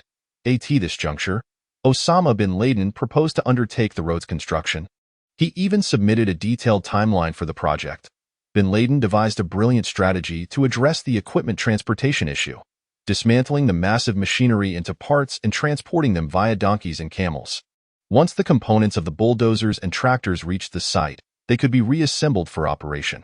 According to local lore, to determine the route for the road, bin Laden sent a donkey over the edge of the cliff and followed its descent to map out the future road. From 1961 onwards, for a full 20 months, he remained on the mountain with his workers, personally laying explosives and marking the path for the bulldozers with chalk. Despite establishing a timeline, progress remained sluggish. King Faisal would occasionally visit the site, inquiring about the unanticipated budgetary increases. The two-lane road constructed by bin Laden wound down in spirals alongside the granite cliff, traversing beneath soaring eagles and crossing diverse geological epochs. In the distance, the horizon revealed the Red Sea. Further still lay the barren shores of Sudan. The rock walls and bridges, modeled after the nearby caravan trails, displayed the workers' remarkable craftsmanship. For approximately two-thirds of the route down the mountain, the granite wall transitioned into basalt and further down into sandstone. The road expanded to 4 lanes, with a gentler slope. Ultimately, the road widened to 6 lanes, unfurling entirely across the flat yellow expanse of the desert. The road from Taif to Mecca spanned a mere 55 miles. Upon its completion, Saudi Arabia finally achieved unity, and Mohammed bin Laden emerged as a national hero. According to the traditions of the kingdom, those with desires could present their wishes to the royal family and affluent members of society during Ramadan. This expression of benevolence was particularly heartfelt and direct. Mohammed bin Laden was renowned for his kindness and generosity. He covered the surgical expenses for a blind man in Spain. On another occasion, a villager requested his assistance in constructing a well. Not only did bin Laden fulfill this request, but he also contributed to the building of a mosque. Such acts of generosity often attracted considerable attention, yet bin Laden consistently shunned the limelight, asserting that he did so solely to please God. Not to garner fame, I recall him always praying punctually and encouraging those around him to do the same. As his son Osama once reminisced, in my memory, he never engaged in anything contrary to Islamic law. The opulent side of Mohammed bin Laden's nature manifested in his relationships with women. Islam permits a man to marry up to 4 wives. And divorce is a straightforward matter. At least for men, it suffices to announce, "I divorce you." Before his passing, Mohammed bin Laden had formally married 22 wives and fathered 54 children. The total number of his wives remains unverifiable, as he often married in the afternoon and divorced the same evening. An assistant would follow him, responsible for caring for each child he fathered. Bin Laden also maintained numerous concubines, who could reside in the family home if they bore him children. My father once mentioned that he fathered 25 sons for jihad, and bin Laden's 17th son, Osama, later recalled that in the early 1950s, Muhammad had married a Syrian woman from the port of Latakia. He frequently traveled there, and during the summer of 1956, he encountered a 14-year-old girl named Alia Ghanem. Her family were citrus farmers residing in 2 small villages called Amrania and Bab al-Rahman on the outskirts of Latakia, an area at the heart of the Alawite sect. Alawites, a branch of Shia Islam, have approximately 1.5 million followers in Syria, including the ruling Assad family. Within Islam, The Alawite sect is often disparaged as heretical, as their beliefs amalgamate elements of Christianity, Zoroastrianism, and paganism. Adherents believe in reincarnation, asserting that after death, an individual may be reborn as another being, even as a star. They also practice taqiyya, meaning the concealment of religious beliefs. For instance, they do not openly acknowledge their sect membership to assimilate into mainstream society. Aliyah was the fourth wife to enter bin Laden's household. Such wives are sometimes referred to as wife slaves, particularly by the senior wives. At merely 14, Aliyah was removed from her family and thrust into the tightly controlled environment of bin Laden's household, a position that must have been particularly challenging for her. Compared to bin Laden's other wives, Aliyah was more modern and secular, yet when venturing outside, she, like them, would don a veil that obscured her entirely, even her eyes, which were shielded by several layers of black linen. In January 1958, Mohammed bin Laden and Aliyah welcomed their only child in Riyadh, naming him Osama, a name meaning lion, after a companion of the Prophet. When Osama was 6 months old, the entire family relocated to the holy city of Medina, where bin Laden was overseeing renovations of the Prophet's mosque. However, Osama's childhood was predominantly spent in Jeddah. Despite his father being a wealthy and respected figure, the family resided in a dilapidated house in the Amaliyah district. Amaliyah was a modest area, with small shops and clothes hanging from the balconies of homes. This suburb was the closest to Jeddah and lay just outside the walls of the old city. The house Osama lived in has since vanished, replaced by a mosque.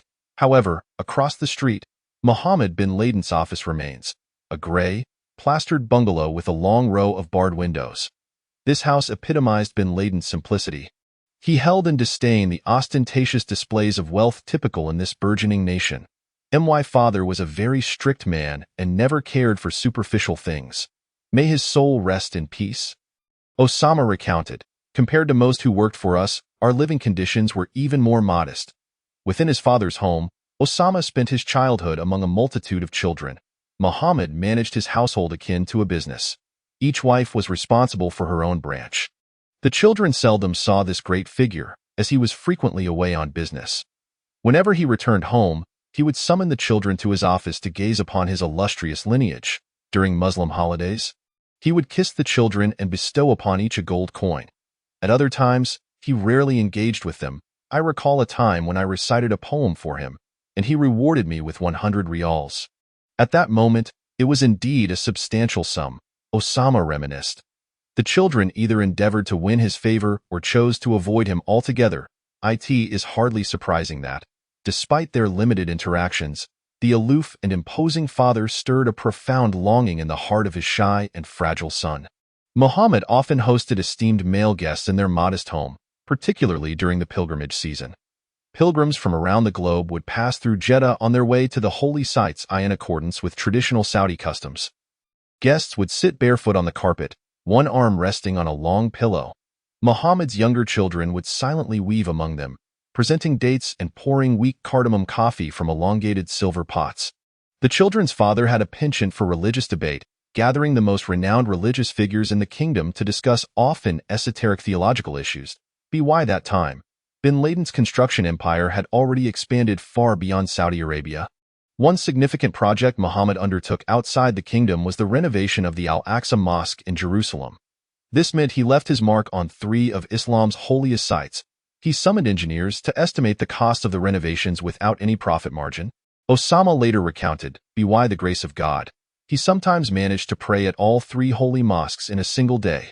Mohammed bin Laden had a habit of marrying off his ex-wives, who had borne him children, to employees of the company. The wives had little say in such matters. Some found themselves wed to men of lower status, such as drivers. A mother's remarriage could affect her children's standing within the bin Laden family. Aliyah was fortunate when Muhammad divorced her. She was given in marriage to a manager named Muhammad Adas, a descendant of the Prophet. At that time, Osama was around 4 or 5 years old. He and his mother moved to a 2-story building a few blocks away on Jeddah's Al Arab Street. This white, cement-plastered structure featured a small courtyard with a black ornamental iron gate at the garage's entrance. A towering television antenna rose from the flat roof. The door at the front bore a brown and white striped awning, serving as the women's entrance. Men entered the courtyard through the main gate. Shortly after Osama moved into the new home, Mohammed bin Laden died in a plane crash. He was en route to marry another bride, a teenager. The body was charred, and identification was made through the watch he wore. Mohammed was not yet 59, still a vigorous and dynamic individual, at the peak of his career. Upon his father's passing, King Faisal remarked that he had lost an indispensable ally that day. Osama once said, Muhammad's sons were still too young to assume control of the family business. Consequently, the king appointed 3 trustees to manage the bin Laden company for the next 10 years. One of these, Muhammad Salah Bahar al-Sheikh, was also tasked with overseeing the education of the bin Laden children. The inheritance was to be held in trust until they reached the age of 21. However, much of this wealth was closely tied to the ownership of the construction empire founded by bin Laden. Aliyah's marriage to her second husband endured for a considerable time. Atta's was kind and gentle, but his position as the stepfather of the boss's son affected his relationship with Osama. Osama came from a large family and found himself in a home that had only one child. Later, 3 half-brothers and a sister joined the household, and Osama took on a role akin to a third parent in their upbringing. Whenever his stepfather had matters to attend to, he would delegate tasks to Osama. Recalled his childhood friend Khalid Badaf, Osama's younger brothers said they feared him more than they did their father. Only in front of their mother would Osama drop his authoritative demeanor. He would confide in her about trivial matters. Badaf noted, such as what he had for lunch that day. Khalid Badaf and Osama bin Laden hailed from the Kindle tribe, which boasts a population of around 100,000. This tribe originated from the central region of the kingdom, but later migrated to Hadramaut in Yemen. Kindle people are known for their intelligence, Badaf remarked. They are generally combative, physically robust, and perpetually confident. Khalid found his new companion to be quiet, shy, and almost effeminately so. He had a calm temperament, yet when provoked, he could be quite fearsome. Osama enjoyed watching television, especially Western programs. His favorite was The Great Gold Rush, and he had a particular fondness for Angry, a series about a boy and his horse with a coat as glossy as silk. On summer mornings, after completing their morning prayers, the boys would go out to play football. Osama's skills were mediocre. Had he focused more on the sport, he might have excelled. However, his mind often wandered to other matters. Following Mohammed bin Laden's death, the trustees sent most of his children to Lebanon for their education. Only Osama remained, making him the most locally oriented among the bin Laden sons. However, he attended the best school from Jeddah to Mecca, the Saker School. This institution was established in the early 1950s by King Faisal to educate the royal princes.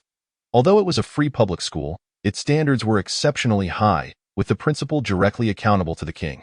The school's mission was to cultivate talent from all strata of Saudi society, with evaluations of students based solely on academic performance. This principle was strictly adhered to, as evidenced by the expulsion of several royal princes during King Khalid's reign. Osama's class comprised 68 students, of whom only 2 were from the royal family. Among his classmates, 50 later earned doctoral degrees. He was an average student, not particularly outstanding, as noted by Ahmad Bazb, who taught Osama science for 3 years. The fates of bin Laden and Bazb would intertwine in unexpected ways, with bin Laden joining the jihad while Bazb became a member of the Saudi intelligence service. All students at the school were required to wear Western-style clothing, donning coats and ties in winter and long pants and shirts at other times.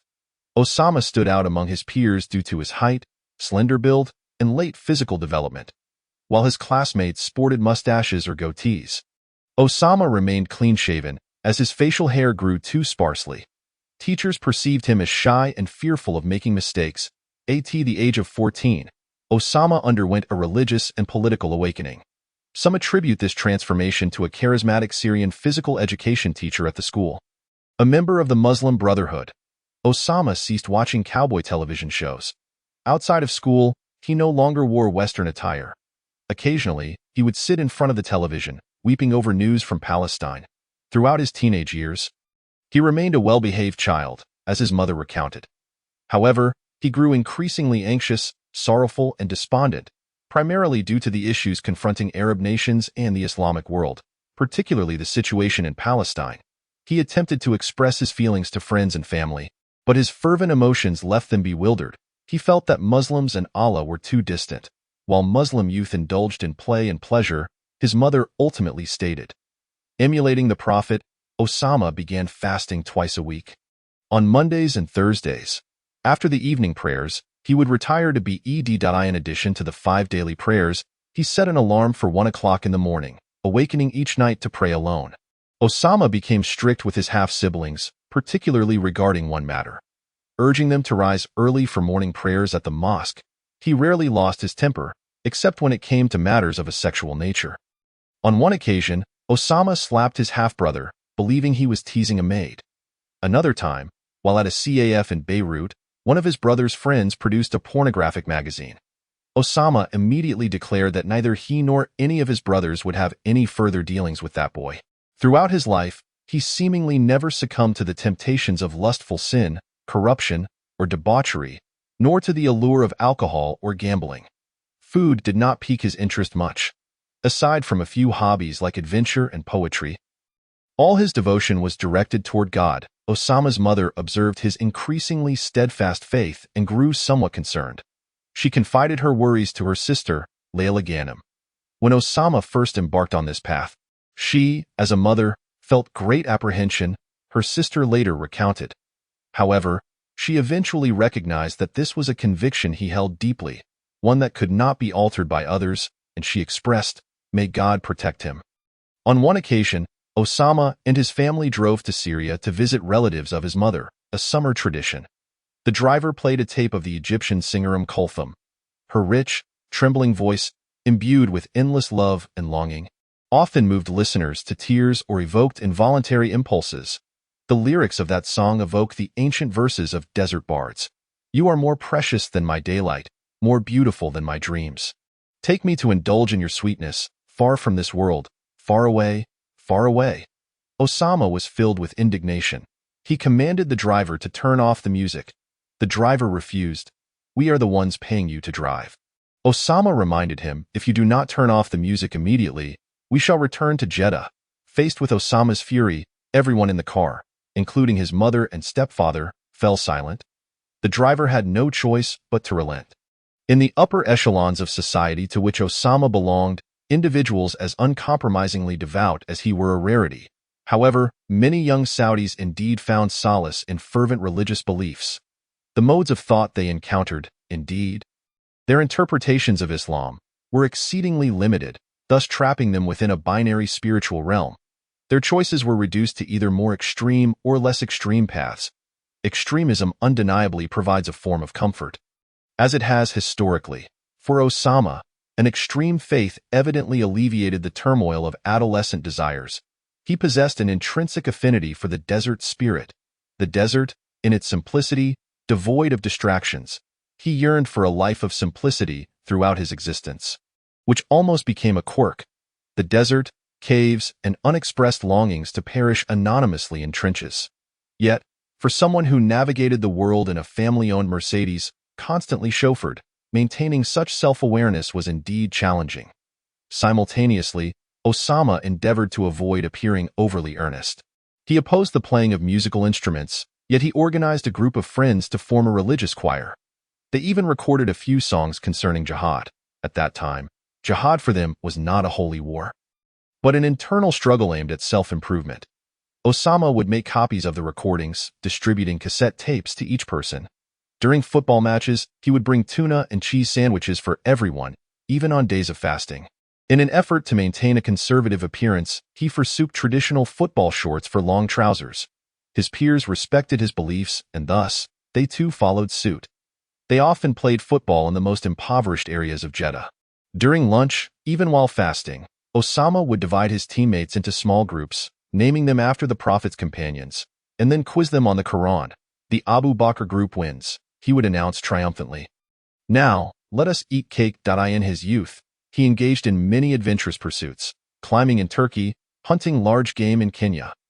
Osama possessed a stable on his family farm in the southern suburbs of Jeddah, where he once raised as many as 20 horses, among which was a mare named Balcha, his favorite. He relished riding and shooting, emulating the cowboys he had seen on television as a child. From a young age, Osama took to driving, often at great speeds. In the mid-1970s, at the age of 16 or 17, he drove a large white Chrysler, which he ultimately crashed into a culvert.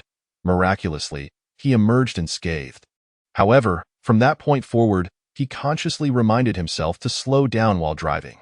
Subsequently, he drove a Toyota Jeep and a Mercedes 280S, common vehicles among Saudi's respectable businessmen. Nevertheless, his foot remained uncontrollably pressed on the accelerator. His science teacher, Ahmad Bazb, noted the changes in this resolute young student. At that time, Osama sought to prove himself within the family business, Bazb recalled. The bin Laden family adhered to a rule. If one could demonstrate their manhood, they could inherit the family legacy.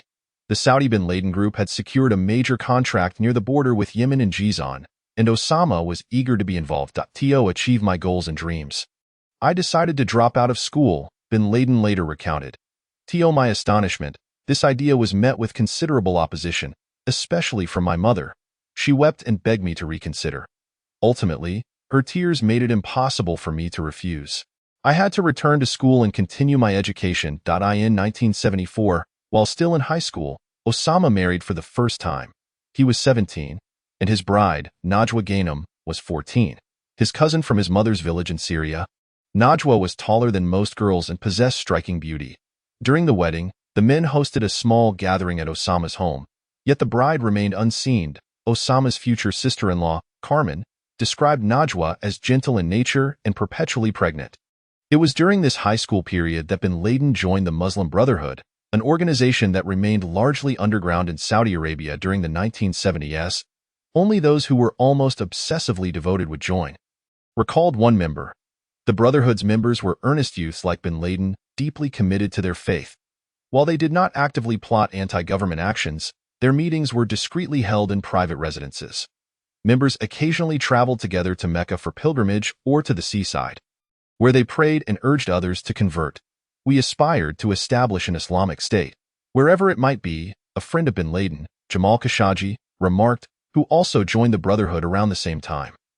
We believed the establishment of one nation would lead to the creation of another, triggering a domino effect that would reshape human history. In 1976, bin Laden enrolled at King Abdulaziz University in Jeddah. He studied economics, yet participated more in religious activities on campus.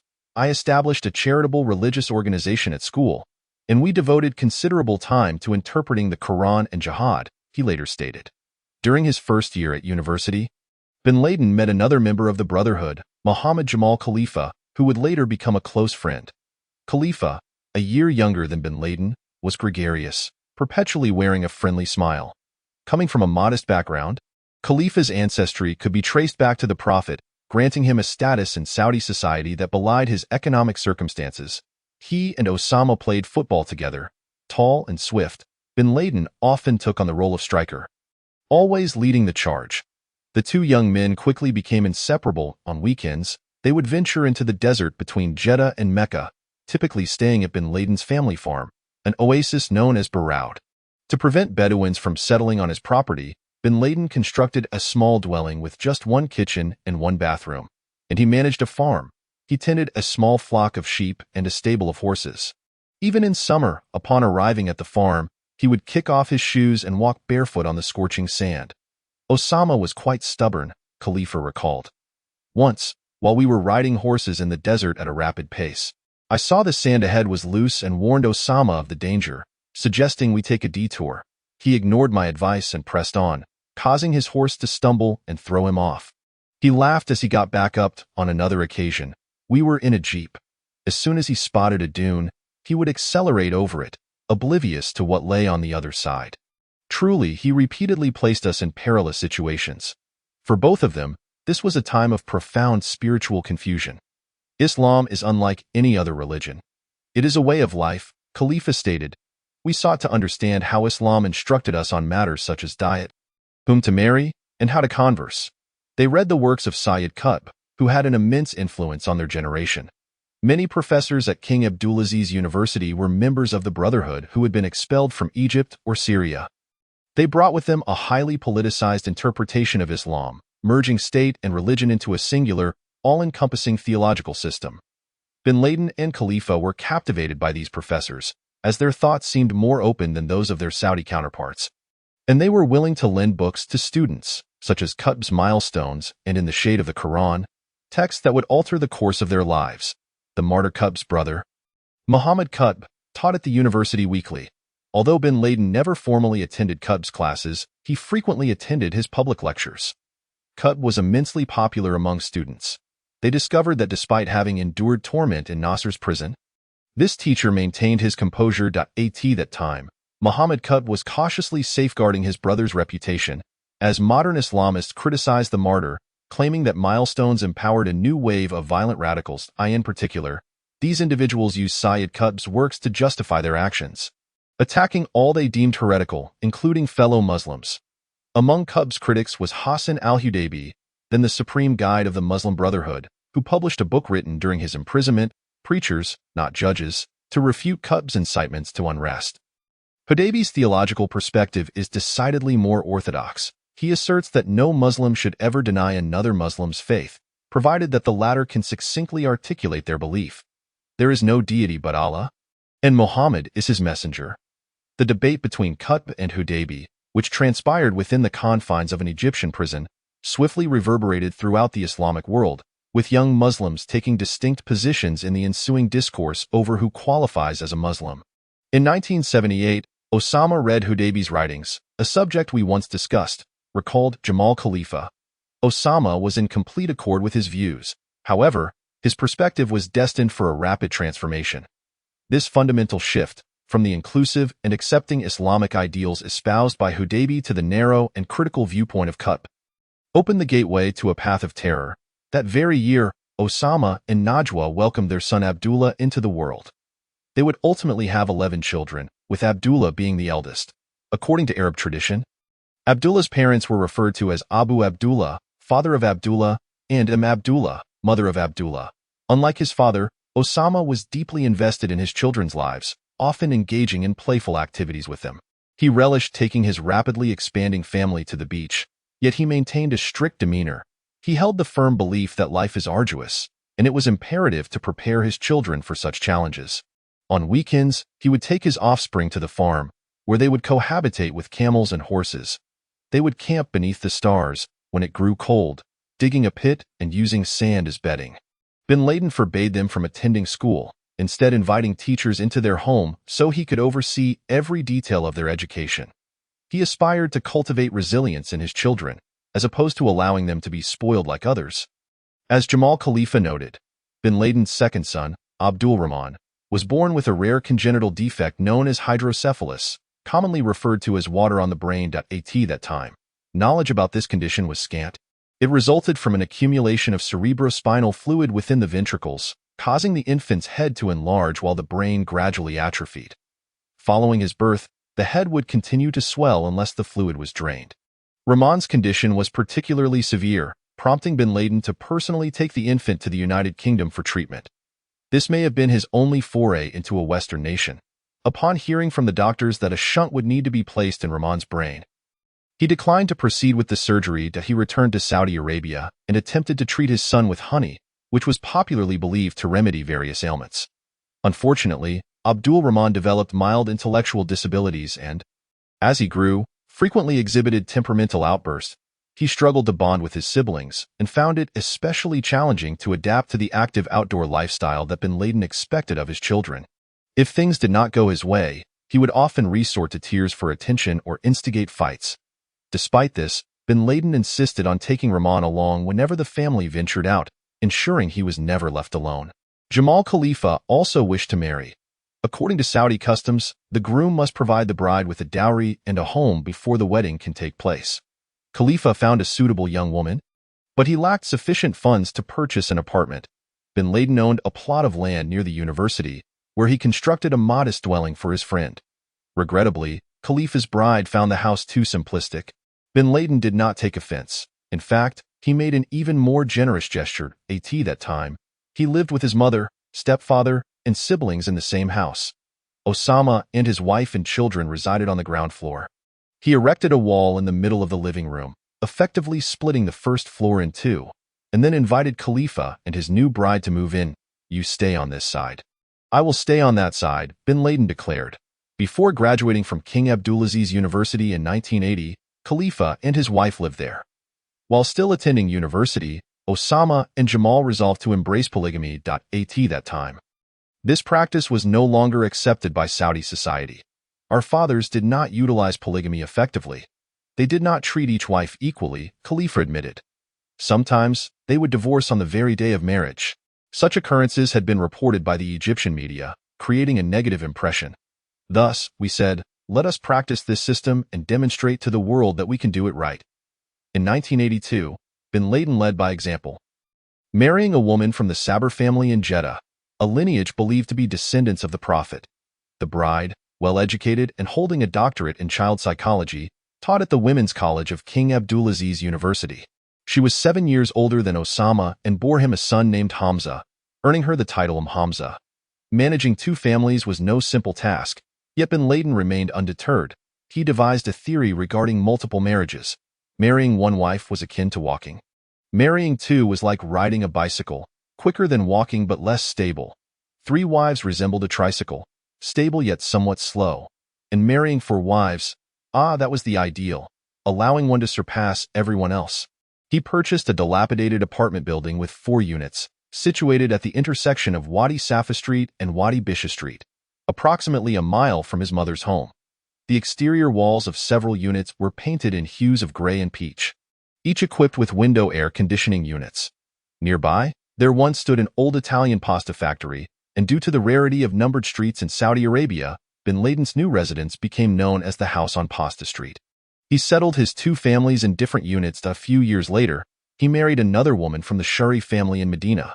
This new bride was also well-educated, holding a doctorate in Arabic grammar and teaching at a local educational institute. They later had 3 daughters and a son, leading her to be referred to as Khalid, Osama's 4th wife.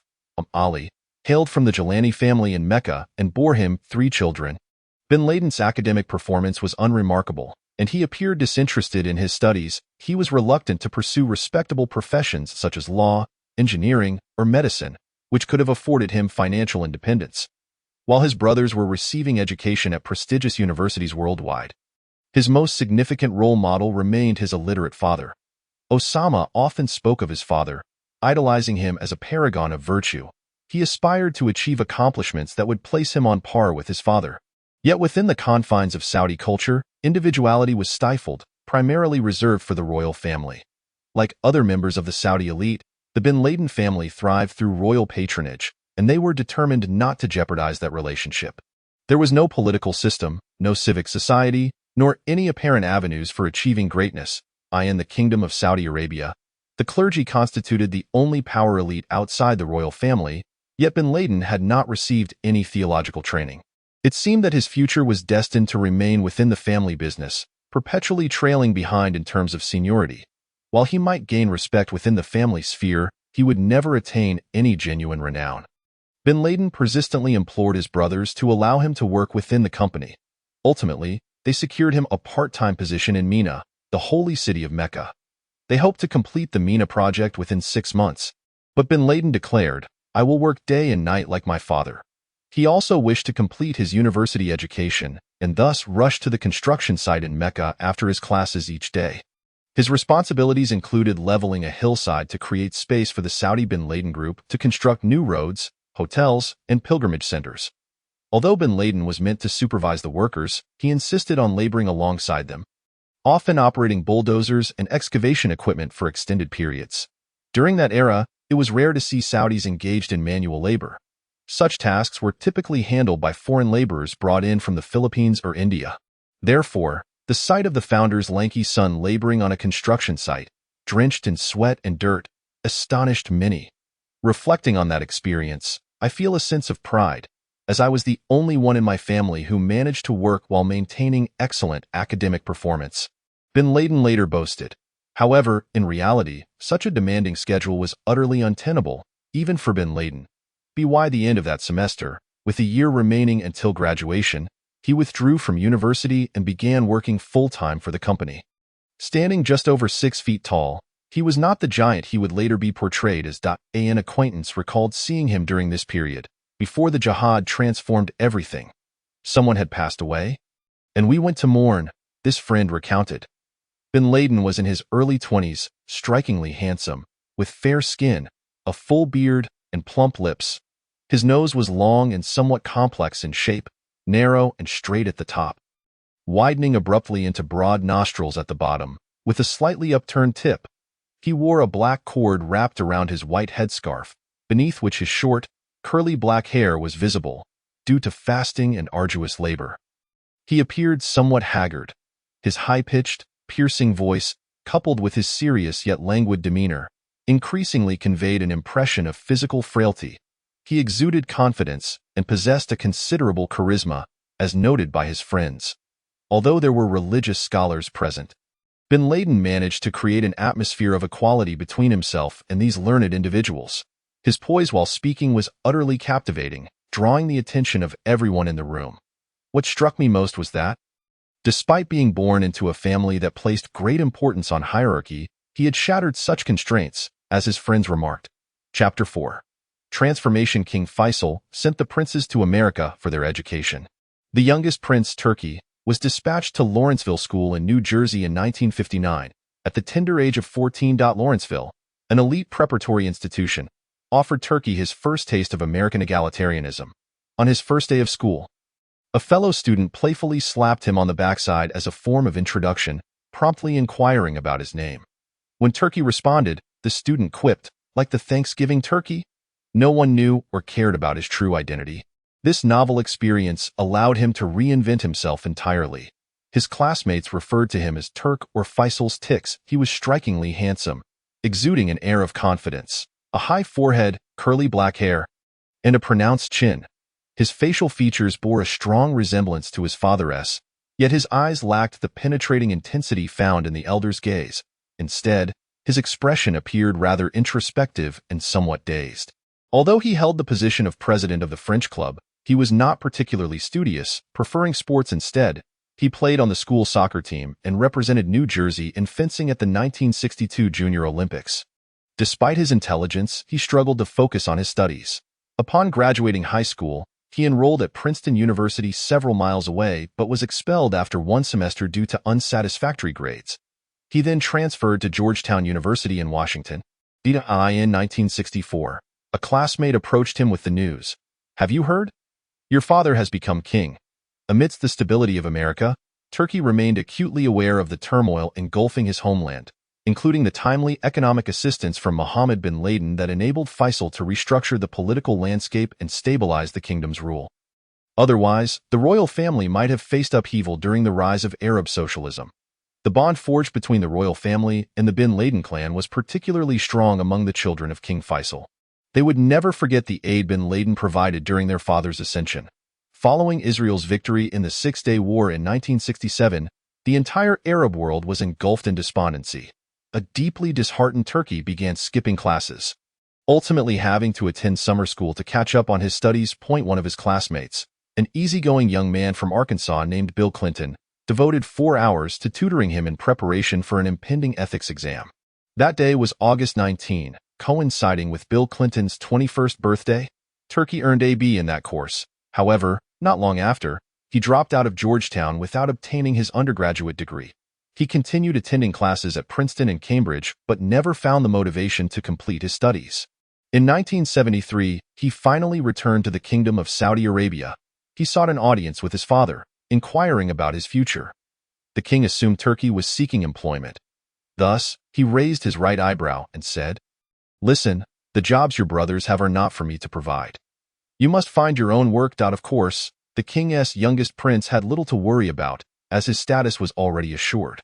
The royal family possessed immense wealth, and his father held the reins of the kingdom's affairs tightly.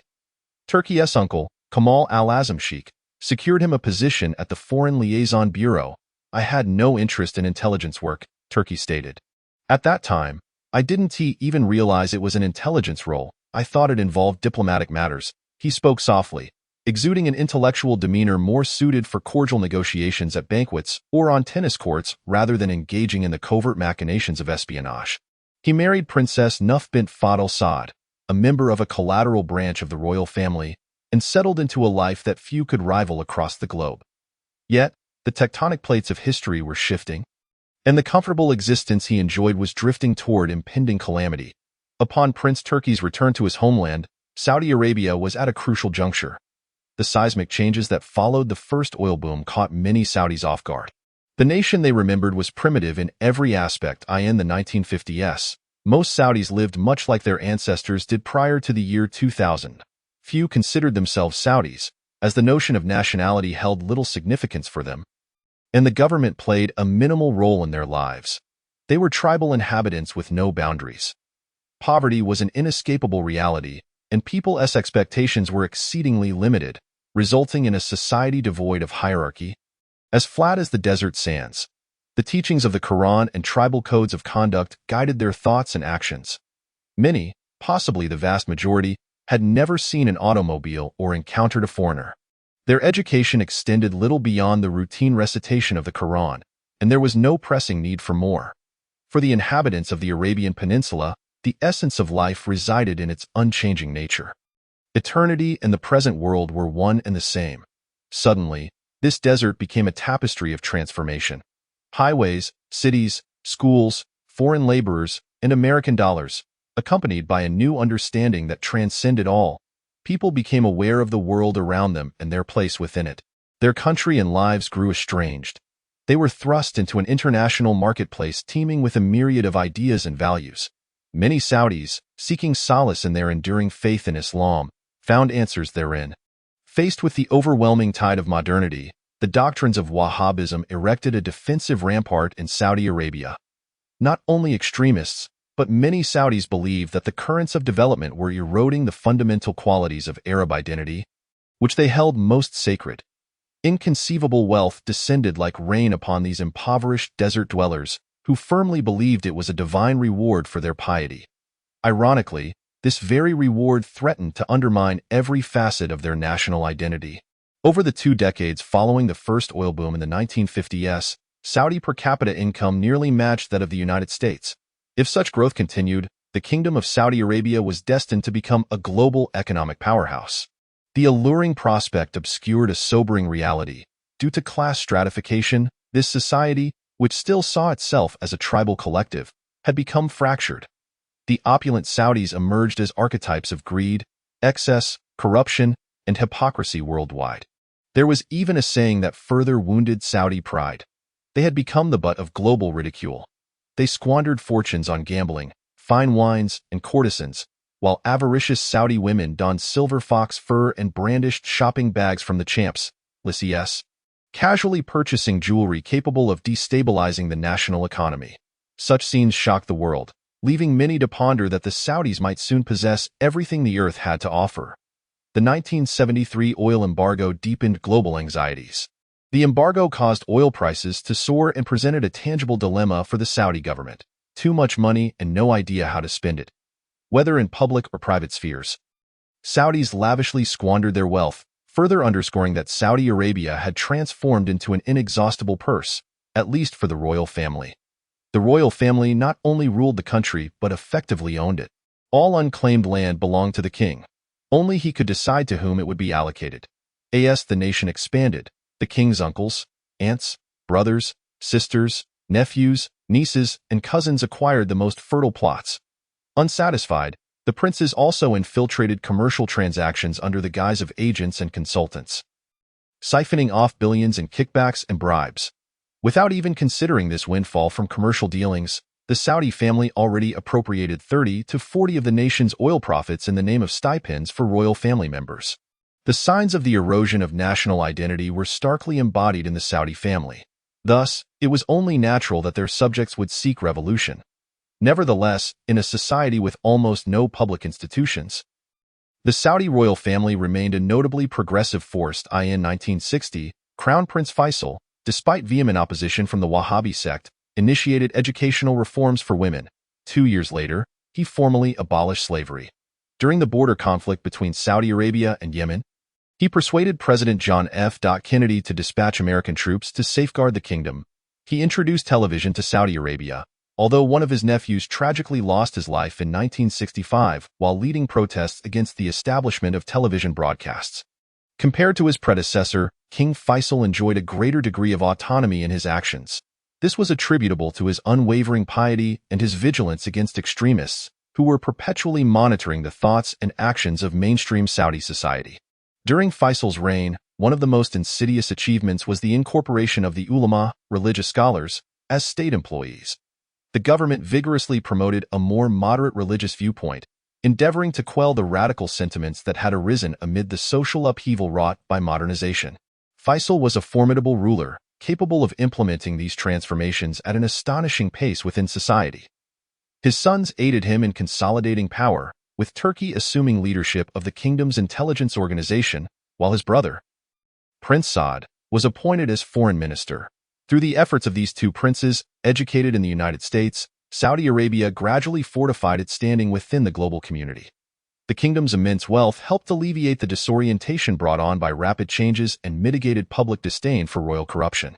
Meanwhile, a burgeoning elite, well-versed in technology and worldly matters, facilitated the opening of windows in this society steeped in suspicion and religious fervor. However, the hopeful future was abruptly extinguished when King Faisal was assassinated by his nephew in 1975. The assailant was the brother of the individual protesting the establishment of a television station. On the morning of November 20, 1979, Turkey received a summons from his father's successor, King Khalid. At the time, Turkey was in Tunisia, participating in an Arab summit alongside Crown Prince Fahd at the age of 34. He was about to confront the most significant crisis in Saudi Arabia's brief history. As dawn broke that fateful morning, the elderly imam of the Grand Mosque in Mecca, Muhammad al-Sheikh, prepared to lead the 50,000 gathered Muslims in prayer for the final day of pilgrimage. Just as he approached the microphone, he was abruptly shoved aside, and gunfire erupted within the sanctum of the mosque. A group of insurgents, concealed among the pilgrims, suddenly brandished rifles from beneath their robes. They locked the doors with iron chains, trapping the pilgrims inside the mosque, and killed several guards. "Muslims, take heed," shouted a burly man with a disheveled beard. "Allah is great. The Mahdi has appeared. The Mahdi, the Mahdi." The armed men echoed his cries. This day marked the beginning of the Islamic year 1400, ushering in a tumultuous new century with this bloody declaration. According to certain oral traditions and controversial Islamic legends, the Mahdi, the Guided One, would emerge shortly before the arrival of the Day of Judgment. The concept of the Mahdi is particularly contentious within Wahhabi Islam, as the Quran makes no mention of this savior. According to the legends, the Mahdi is a descendant of the Prophet, inheriting his name, Muhammad ibn Abdullah. He is prophesied to appear during the pilgrimage. Ultimately, Jesus, will return to the world, urging adherence to Islam. Together, Isa and the Mahdi will combat the enemies of Islam, restoring justice and peace to the earth. The self-proclaimed Mahdi was named Muhammad Abdullah al-Qahtani, but the true leader of the uprising was Jahaman al-Otaibai, a preacher of religious radicalism who had served as a private in the National Guard. The two had previously been imprisoned together for inciting rebellion. According to al-Otaibai, during their incarceration, Allah revealed to him in a dream that al-Qahtani was indeed the Mahdi. This revelation led al-Qahtani to believe he was the chosen one. Upon their release, al-Qahtani married al-Otaibai's sister. Their proclamations regarding the Savior quickly garnered followers, particularly among young theological students from Medina Islamic University, then a center for the radical Muslim Brotherhood movement. Thanks to substantial donations from wealthy supporters, al-Otaibai's disciples were well-armed and trained. Among them were several members of the National Guard, tasked with protecting the royal family. Their aim was to seize power and establish a theocratic regime in preparation for the impending catastrophe.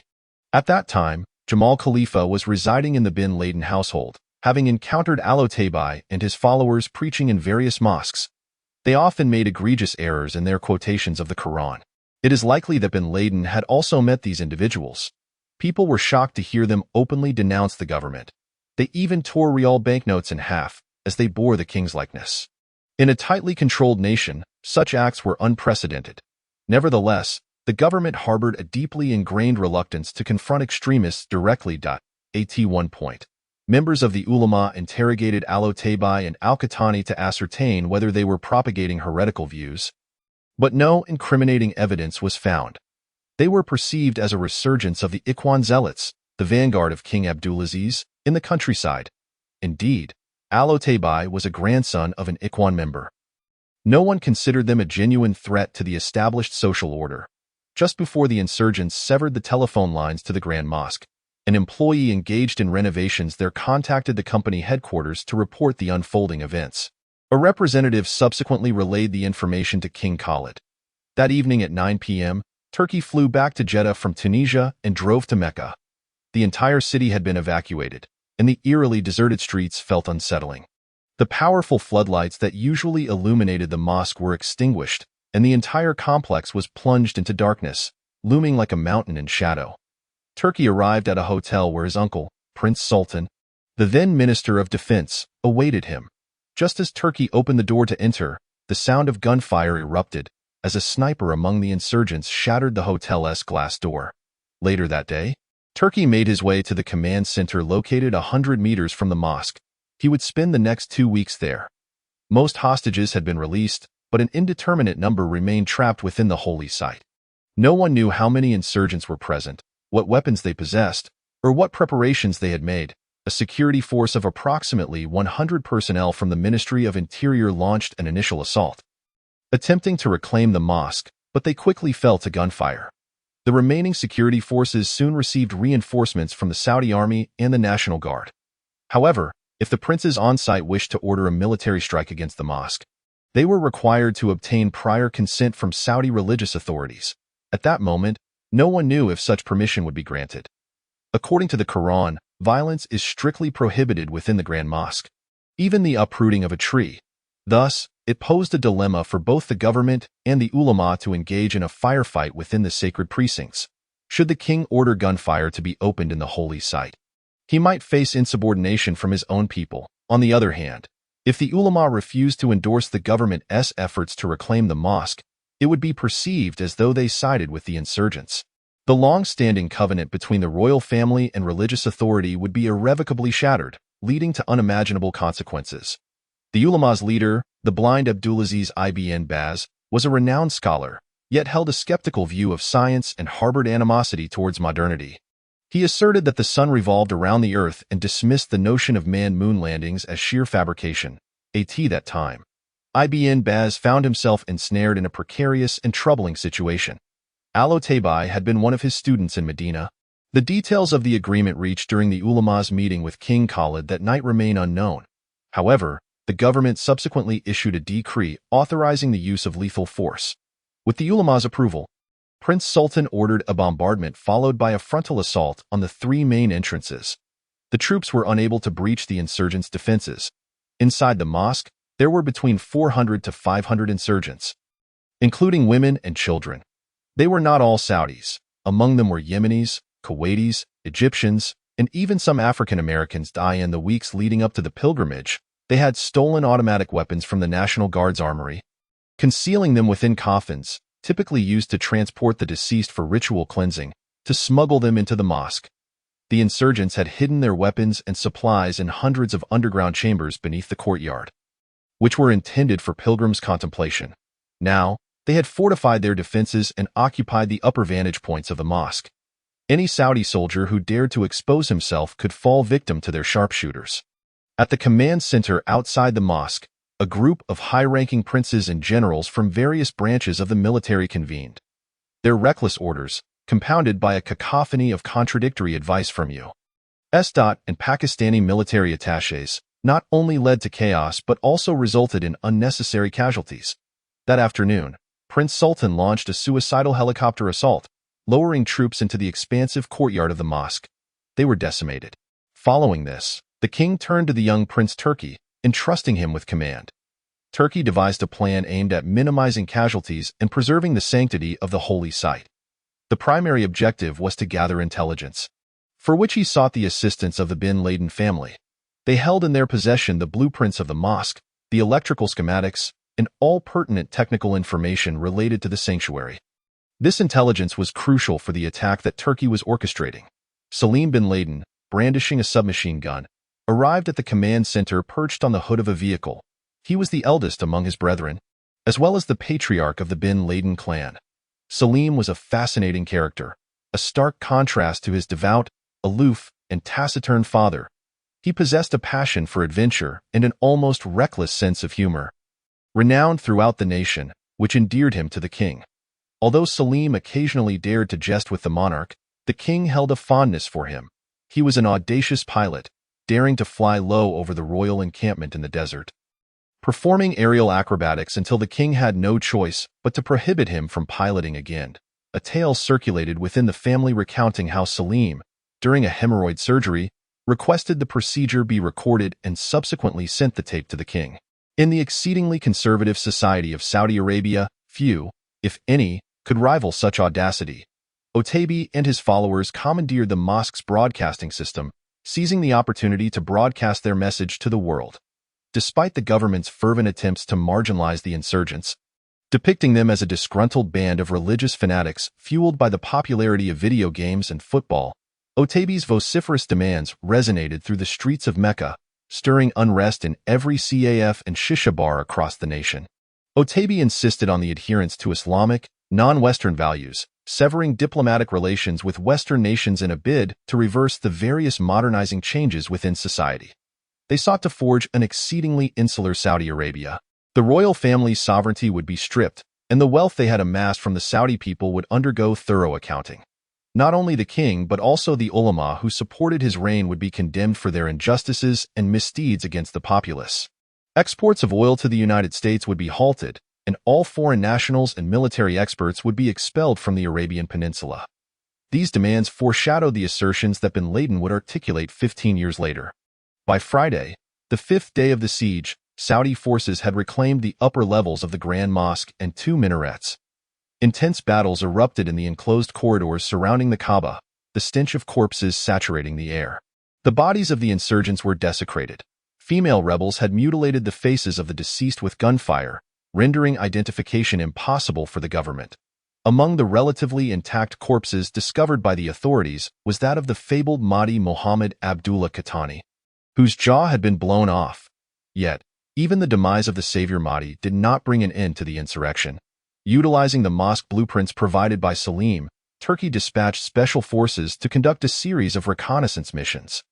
They stealthily infiltrated the hundreds of entrances to the mosque, retrieving the bodies of fallen soldiers.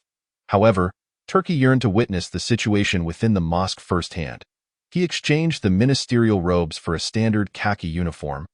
Then, accompanied by a handful of individuals, including his brother, the Saudi prince, and Salim bin Laden, entered the sacred sanctuary. The mosque's lengthy arcades and grand courtyards lay desolate, evoking an unsettling atmosphere. Turkey and his companions discovered that the majority of the insurgents had retreated into underground prayer rooms, small chambers excavated from volcanic rock beneath the grand courtyard. Their current stronghold resembled an underground hive, easily defensible yet challenging to assault. The government remained oblivious to how long the insurgents could sustain themselves with the provisions of dates and water stored in their hideouts. And whether an assault on this subterranean labyrinth was feasible remained uncertain, as ambushes could lurk at every turn. Thousands of soldiers could potentially perish, and the fate of countless hostages remained unknown. The 2 sons of King Faisal and the eldest son of Muhammad bin Laden stealthily traversed the mosque for half an hour, mapping out the areas visible from the insurgents' positions and the potential defensive lines they might have established. Their actions bore significant implications for the fate of the entire kingdom. If they failed to reclaim this holy site, they would lose the trust of the Saudi people. For them, and for Muslims around the world, this mosque was the most sacred of all places on earth. Yet, it had devolved into an absurd battlefield. The devastation wrought by previous bombardments was staggering. Turkey noted that even the pigeons within the mosque had fled. Long ago, pilgrims had remarked that the pigeons always circled counterclockwise above the sanctuary in sync with the throngs of worshippers. To Turkey, this bloody conflict seemed to have disrupted the sanctity of nature itself. The government had once contemplated filling the underground chambers with water and introducing high-voltage electricity to electrocute everyone inside. However, this plan would indiscriminately eliminate both hostages and insurgents. Moreover, Turkey realized it would require the entirety of the Red Sea waters to inundate the chambers. Another proposal involved strapping explosives to dogs and detonating them remotely. Faced with these bleak options, Turkey could have sought assistance from the CIA, which was training Saudi special forces in Taif, near Mecca at the time. Yet, he discovered that the French were more straightforward in their dealings compared to the complexities of American bureaucracy when immediate action was necessary. He consulted the legendary and imposing figure of Claude Alexander de Marenches, The head of French intelligence, D. Marenches, suggested the use of gas. Turkey acquiesced but insisted on employing non-lethal gas. The plan was to incapacitate the insurgents. 3 commandos from the French National Gendarmerie Intervention Group were dispatched to Mecca. Since non-Muslims were prohibited from entering the holy city, a brief and formal ceremony was held to convert the 3 operatives to Islam. The commandos introduced the gas into the underground chambers. But the vexing issue was that these chambers were interconnected. The gas failed to take effect, and the insurgents continued their resistance. As casualties mounted, the Saudi forces were compelled to tunnel into the courtyard of the mosque, tossing grenades into the subterranean chambers. This indiscriminate approach resulted in the deaths of many hostages, but also forced the remaining insurgents into more open areas where sharpshooters could eliminate them. More than 2 weeks after the assault commenced, the remaining insurgents finally surrendered. Otabi was among the capitulators. He appeared deranged. As the insurgents staggered from their burrows, he defiantly turned to face the cameras, his disheveled hair and beard framing his wild demeanor. Once the tragedy concluded, his bravado dissipated. Turkey visited Otabi in the hospital, where he was receiving treatment for his injuries. Otabi leapt from his bed, grasped the prince's hand, and kissed it.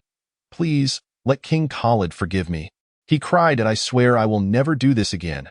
Turkey was taken aback, momentarily at a loss for words. "Forgiveness?" he finally uttered. "You should seek forgiveness from Allah." The government dispatched Otabi and his 62 followers to 8 different cities, where they were beheaded on January 9, 1980. This marked the largest execution in the history of Saudi Arabia. The Saudi government acknowledged that 127 individuals had perished and 461 were injured during the insurrection. Approximately 12 pilgrims and 117 insurgents were killed.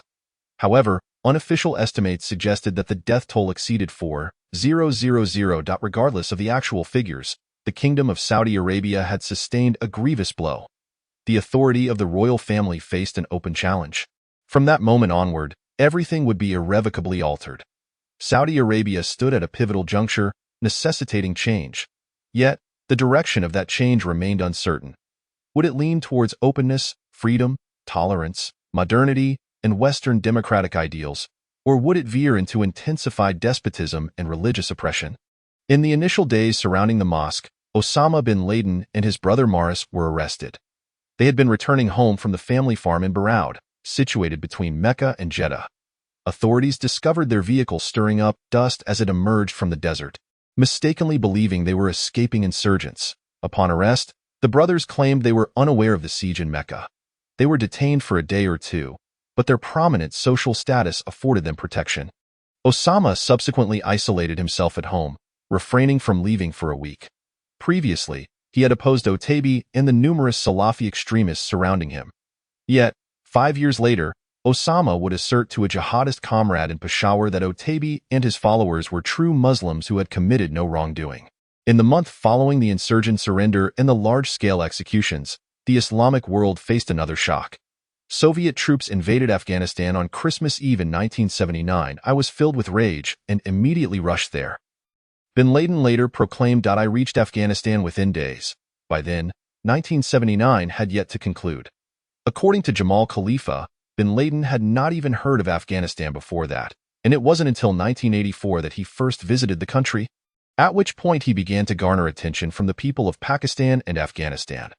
Bin Laden explained that his trip to Afghanistan prior to 1984 had been kept strictly confidential to prevent his family from discovering it. He proclaimed himself a messenger, tasked with delivering the generous donations from affluent Saudis. At that time, I handed over a sum of money to the recipient and returned immediately, leaving me somewhat oblivious to the true circumstances. The individual who wielded the most significant influence over Osama bin Laden's involvement in the Afghan jihad was named Abdullah Azzam, a charismatic Palestinian scholar and mystic. Born in 1941 in Jenin, Azzam fled to Jordan following Israel's occupation of the West Bank in 1967. He enrolled at Cairo's Al-Azhar University, where he obtained a doctorate in Islamic jurisprudence in 1973, 2 years later than his friend Omar Abdul Rahman, the blind sheikh. Subsequently, he became a lecturer at the University of Jordan but was dismissed in 1980 due to his views on Palestinian radicalism. He swiftly found employment at King Abdulaziz University in Jeddah. where he led prayers in the university's mosque. For fervent young Muslims like Osama bin Laden, Sheikh Abdullah Azzam embodied the archetype of the modern preacher-warrior, a figure firmly entrenched in Islamic tradition. Akin to the samurai of Japan, Azzam seamlessly blended his piety and erudition with a calm yet uncompromisingly militant demeanor. His rallying cry was jihad with a long rifle. No negotiations, no conferences, and no dialogues. He adorned himself with a black and white Palestinian keffiyeh draped over his shoulders, serving as a reminder of his status as a freedom fighter. By the time he arrived in Jeddah, he was already renowned for his courage and eloquence. Tall and robust, his striking visage was accentuated by a beard flecked with white, while his dark eyes radiated unwavering resolve. He professed his belief that Islam would ultimately reign over the world through force, a vision that captivated his listeners. Despite a growing following, Azzam felt restless in Jeddah. He was eager to join the nascent Afghan resistance movement. Jihad is to me what water is to fish. His wife, Mohammed, recounted.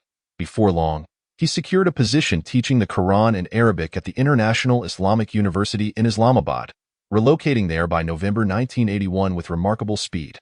Soon after, he spent every weekend in Peshawar, the headquarters of the Afghan resistance against Soviet occupation.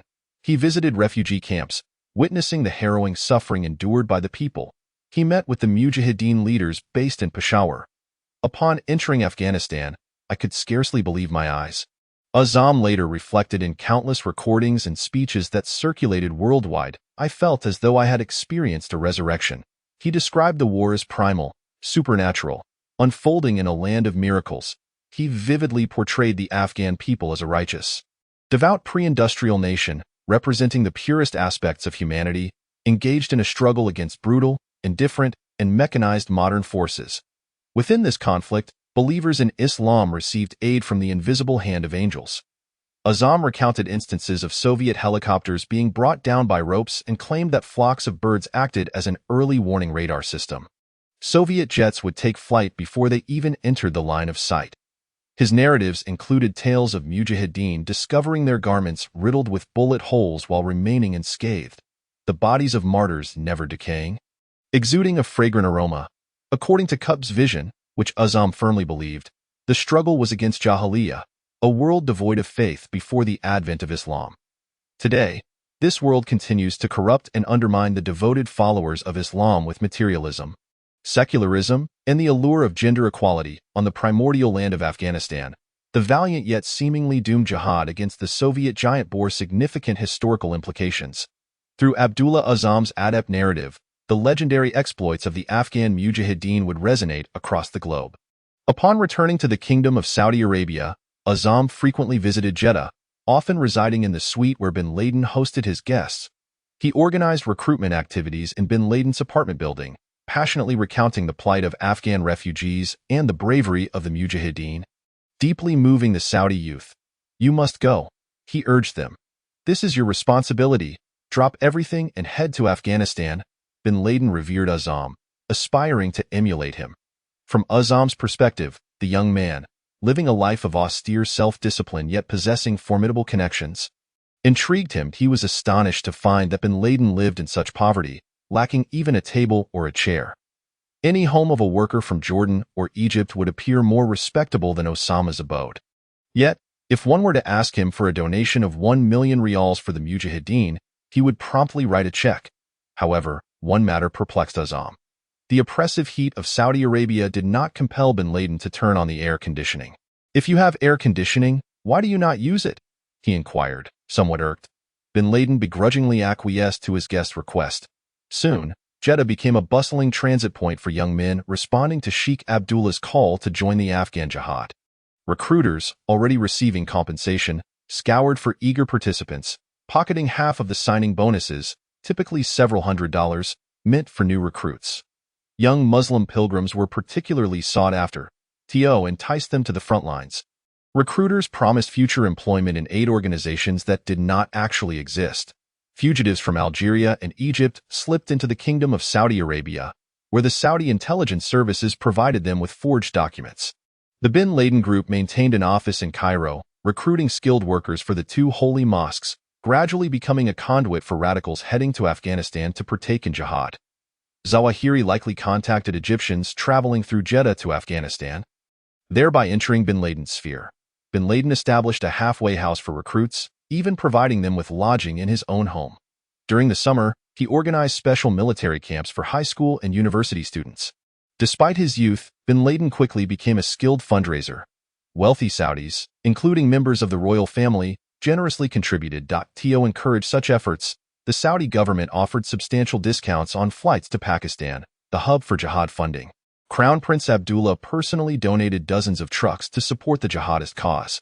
This nationwide initiative, while inspiring, fostered a culture of generosity and partnerships that would yield catastrophic consequences in the future. Those gathering to participate in the jihad in Afghanistan perceived the encroachment of communism as a direct threat to Islam itself. For most of them, Afghanistan held little significance, but the faith of the Afghan people was of paramount importance. They were safeguarding their religion, a divine mandate, the only hope for humanity's salvation. Jamal Khalifa was completely swayed by Azam's perspective. Later, he confided to his friend Osama that he had decided to go to Afghanistan. To show his support, bin Laden suggested that Jamal marry his favorite sister, Shiha, who was older than Osama and divorced, with Osama caring for her and her 3 children.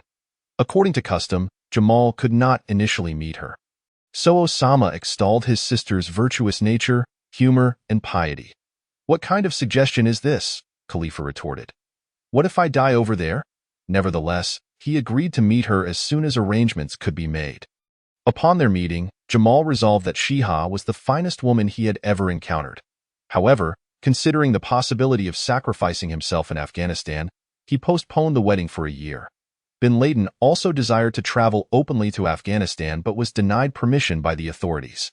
The Saudi government formally requested that I refrain from entering Afghanistan due to my family's close ties with the Saudi leadership, bin Laden later recounted.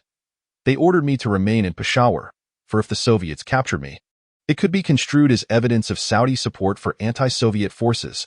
The government viewed my entry into Afghanistan as providing them with leverage. I did not heed their counsel. He also faced another authority that was even more challenging to defy. For him, this was his mother, who forbade him from going. He implored her for permission, claiming he would go to Afghanistan solely to care for the families of the Mujahideen. He assured her that he would call home daily. Ultimately, he made a promise: "I will keep my distance from Afghanistan." Chapter 5. Miracles. A month after the Soviet invasion of Afghanistan, Prince Turki Al Faisal traveled to Pakistan. The Soviet occupation of Afghanistan shocked Turkey, who perceived it as the first step toward a march toward the warm waters of the Persian Gulf. With Pakistan as the next target, he believed that the ultimate objective of the Soviets was to control the strategically vital Strait of Hormuz, where Oman and Iran faced each other across the sea, resembling a fishhook extending toward an open mouth. The Soviet Union could exert control over the oil supply lines from this strategic location. The colossal oil tankers transporting crude from Saudi Arabia, Iraq, Kuwait, and Iran were all required to pass through this area. Whosoever seized control of this strait effectively placed a knife at the throat of the world's oil supply. Turki was informed by his counterparts in the Pakistani military's intelligence agency about the situation of the Afghan resistance movement and subsequently taken to a refugee camp on the outskirts of Peshawar. The profound suffering endured by the populace left Turki utterly shocked. Upon returning to his homeland, he pledged to provide more funding for the holy warriors. However, he believed this disparate group could never triumph over the Soviet Red Army. He concluded that Afghanistan was doomed. His only hope was to delay the inevitable Soviet invasion of Pakistan. This sentiment was echoed in Washington, particularly by Zbigniew Brzezinski, then National Security Advisor under the Carter administration. Yet, Brzezinski viewed the Soviet incursion as an opportunity. He promptly wrote to Carter, asserting that we could now ensnare the Soviets in their own Vietnam War.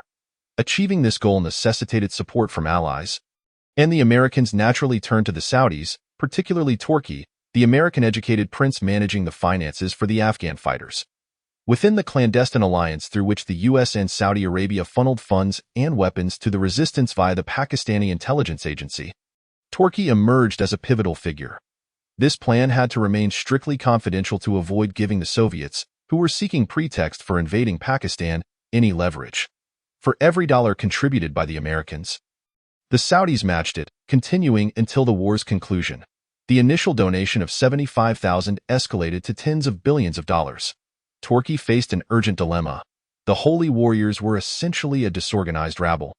By the mid-1980s, there were approximately 170 armed militia groups within Afghanistan.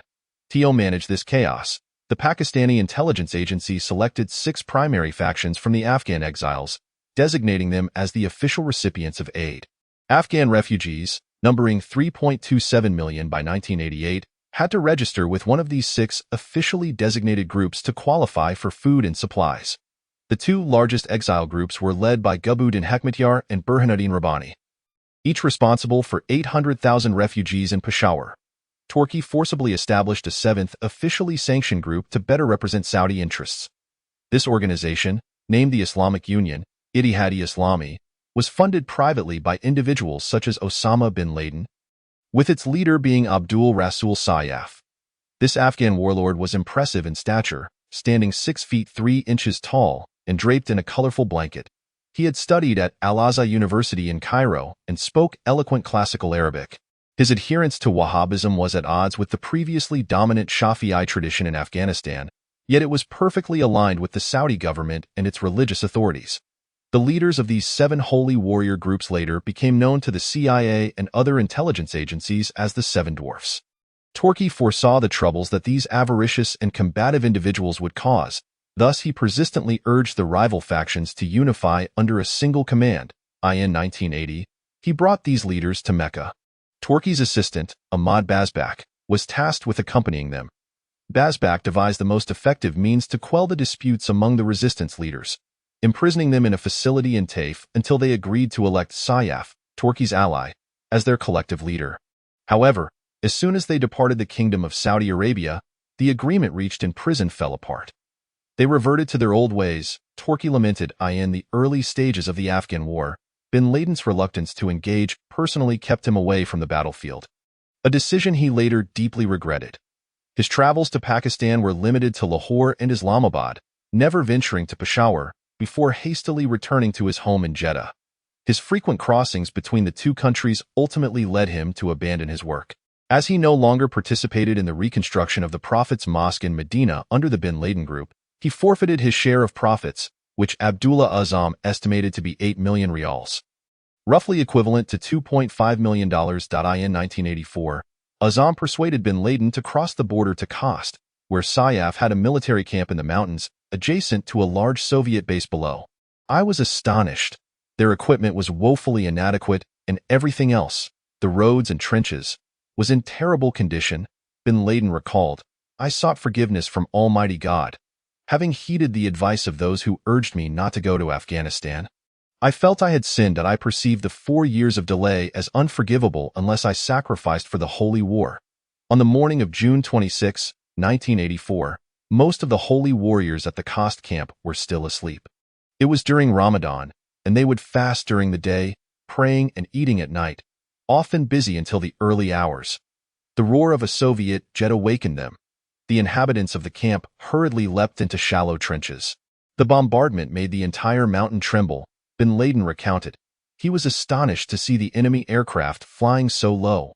Missiles landing outside the camp erupted with thunderous sounds, drowning out the return fire from the holy warriors, as if their artillery were non-existent. Do not forget, just hearing the explosions, one would say there is no greater noise in the world. Some missiles fell inside the camp. Thank God, they did not explode. Those missiles fell to the ground like iron blocks. I felt I had never been so close to God. According to Bin Laden's accounts, the holy warriors shot down 4 Soviet planes that morning. I witnessed the remains of one pilot. He marveled. 3 fingers, a segment of muscle, half a cheek, an ear, a neck, and skin from the back. Some Afghan brothers came to photograph the body, as if it were a slaughtered sheep. We rejoiced loudly. He also noted with admiration that when the airstrike commenced, the Afghans were unlike the terrified Arabs. They did not hide in the trenches at all. Thank God, none of our brothers were injured. In fact, that battle greatly motivated me, encouraging me to persist in this endeavor. I became increasingly convinced that the holy warriors would suffer no harm unless it was the will of God. Bin Laden immediately returned to Saudi Arabia and, before Ramadan concluded, raised a substantial sum for the holy warriors, estimated between $50 million and $100 million. Azam proudly recalled, "I cannot recall the exact figure. Among this amount, over $2 million came from a half-sister of bin Laden." Prior to this, bin Laden was largely regarded as a promising disciple of Sheikh Abdullah. However, he suddenly eclipsed his mentor, becoming the principal private benefactor of the Holy War. Azam's reaction was to formally collaborate with this disciple in September 1984. They met during the Hajj in Mecca. Although bin Laden was a mild-mannered and respectful individual, he had by now formulated his own plans. This strategy may have been conceived during the air raid in Khost, when all the Arabs jumped into the trenches to hide. Bin Laden realized that the Afghans regarded them merely as esteemed guests rather than true holy warriors. He proposed to Azam, "We should be responsible for the holy warriors arriving from the Arab world, as we understand them better and can train them more rigorously."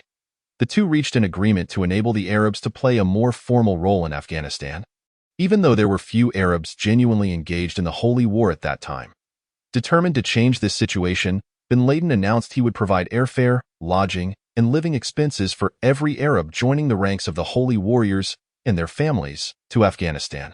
The total cost amounted to approximately $300 per family per month. In addition to bin Laden's astonishing announcement, Azam issued a fatwa that excited Muslims everywhere. In a book later published on the defense of Muslim lands, Azam pointed out that the holy war in Afghanistan was an obligatory duty for every able-bodied Muslim. He presented a pre-publication copy of the book to the chief religious scholar of Saudi Arabia, Abdulaziz bin Baz. Bin Baz wrote a preface for the book and issued a supportive fatwa at the bin Laden family's mosque in Jeddah. Azam's fatwa distinguished between the concepts of individual obligation, fard ain, and collective obligation, fard kifaya. The former refers to personal duties that all Muslims must fulfill, such as prayer and fasting. Anyone who evades such obligations is not a devout Muslim. If non-believers invade Muslim lands, the expulsion of the invaders becomes a mandatory individual obligation for the local Muslims. If they fail, this obligation extends to Muslims in neighboring regions. Should they also fail, or face a shortage of manpower, then the subsequent Muslims bear the responsibility to rise to the occasion, and so forth. This cycle will persist until it becomes the personal duty of Muslims worldwide.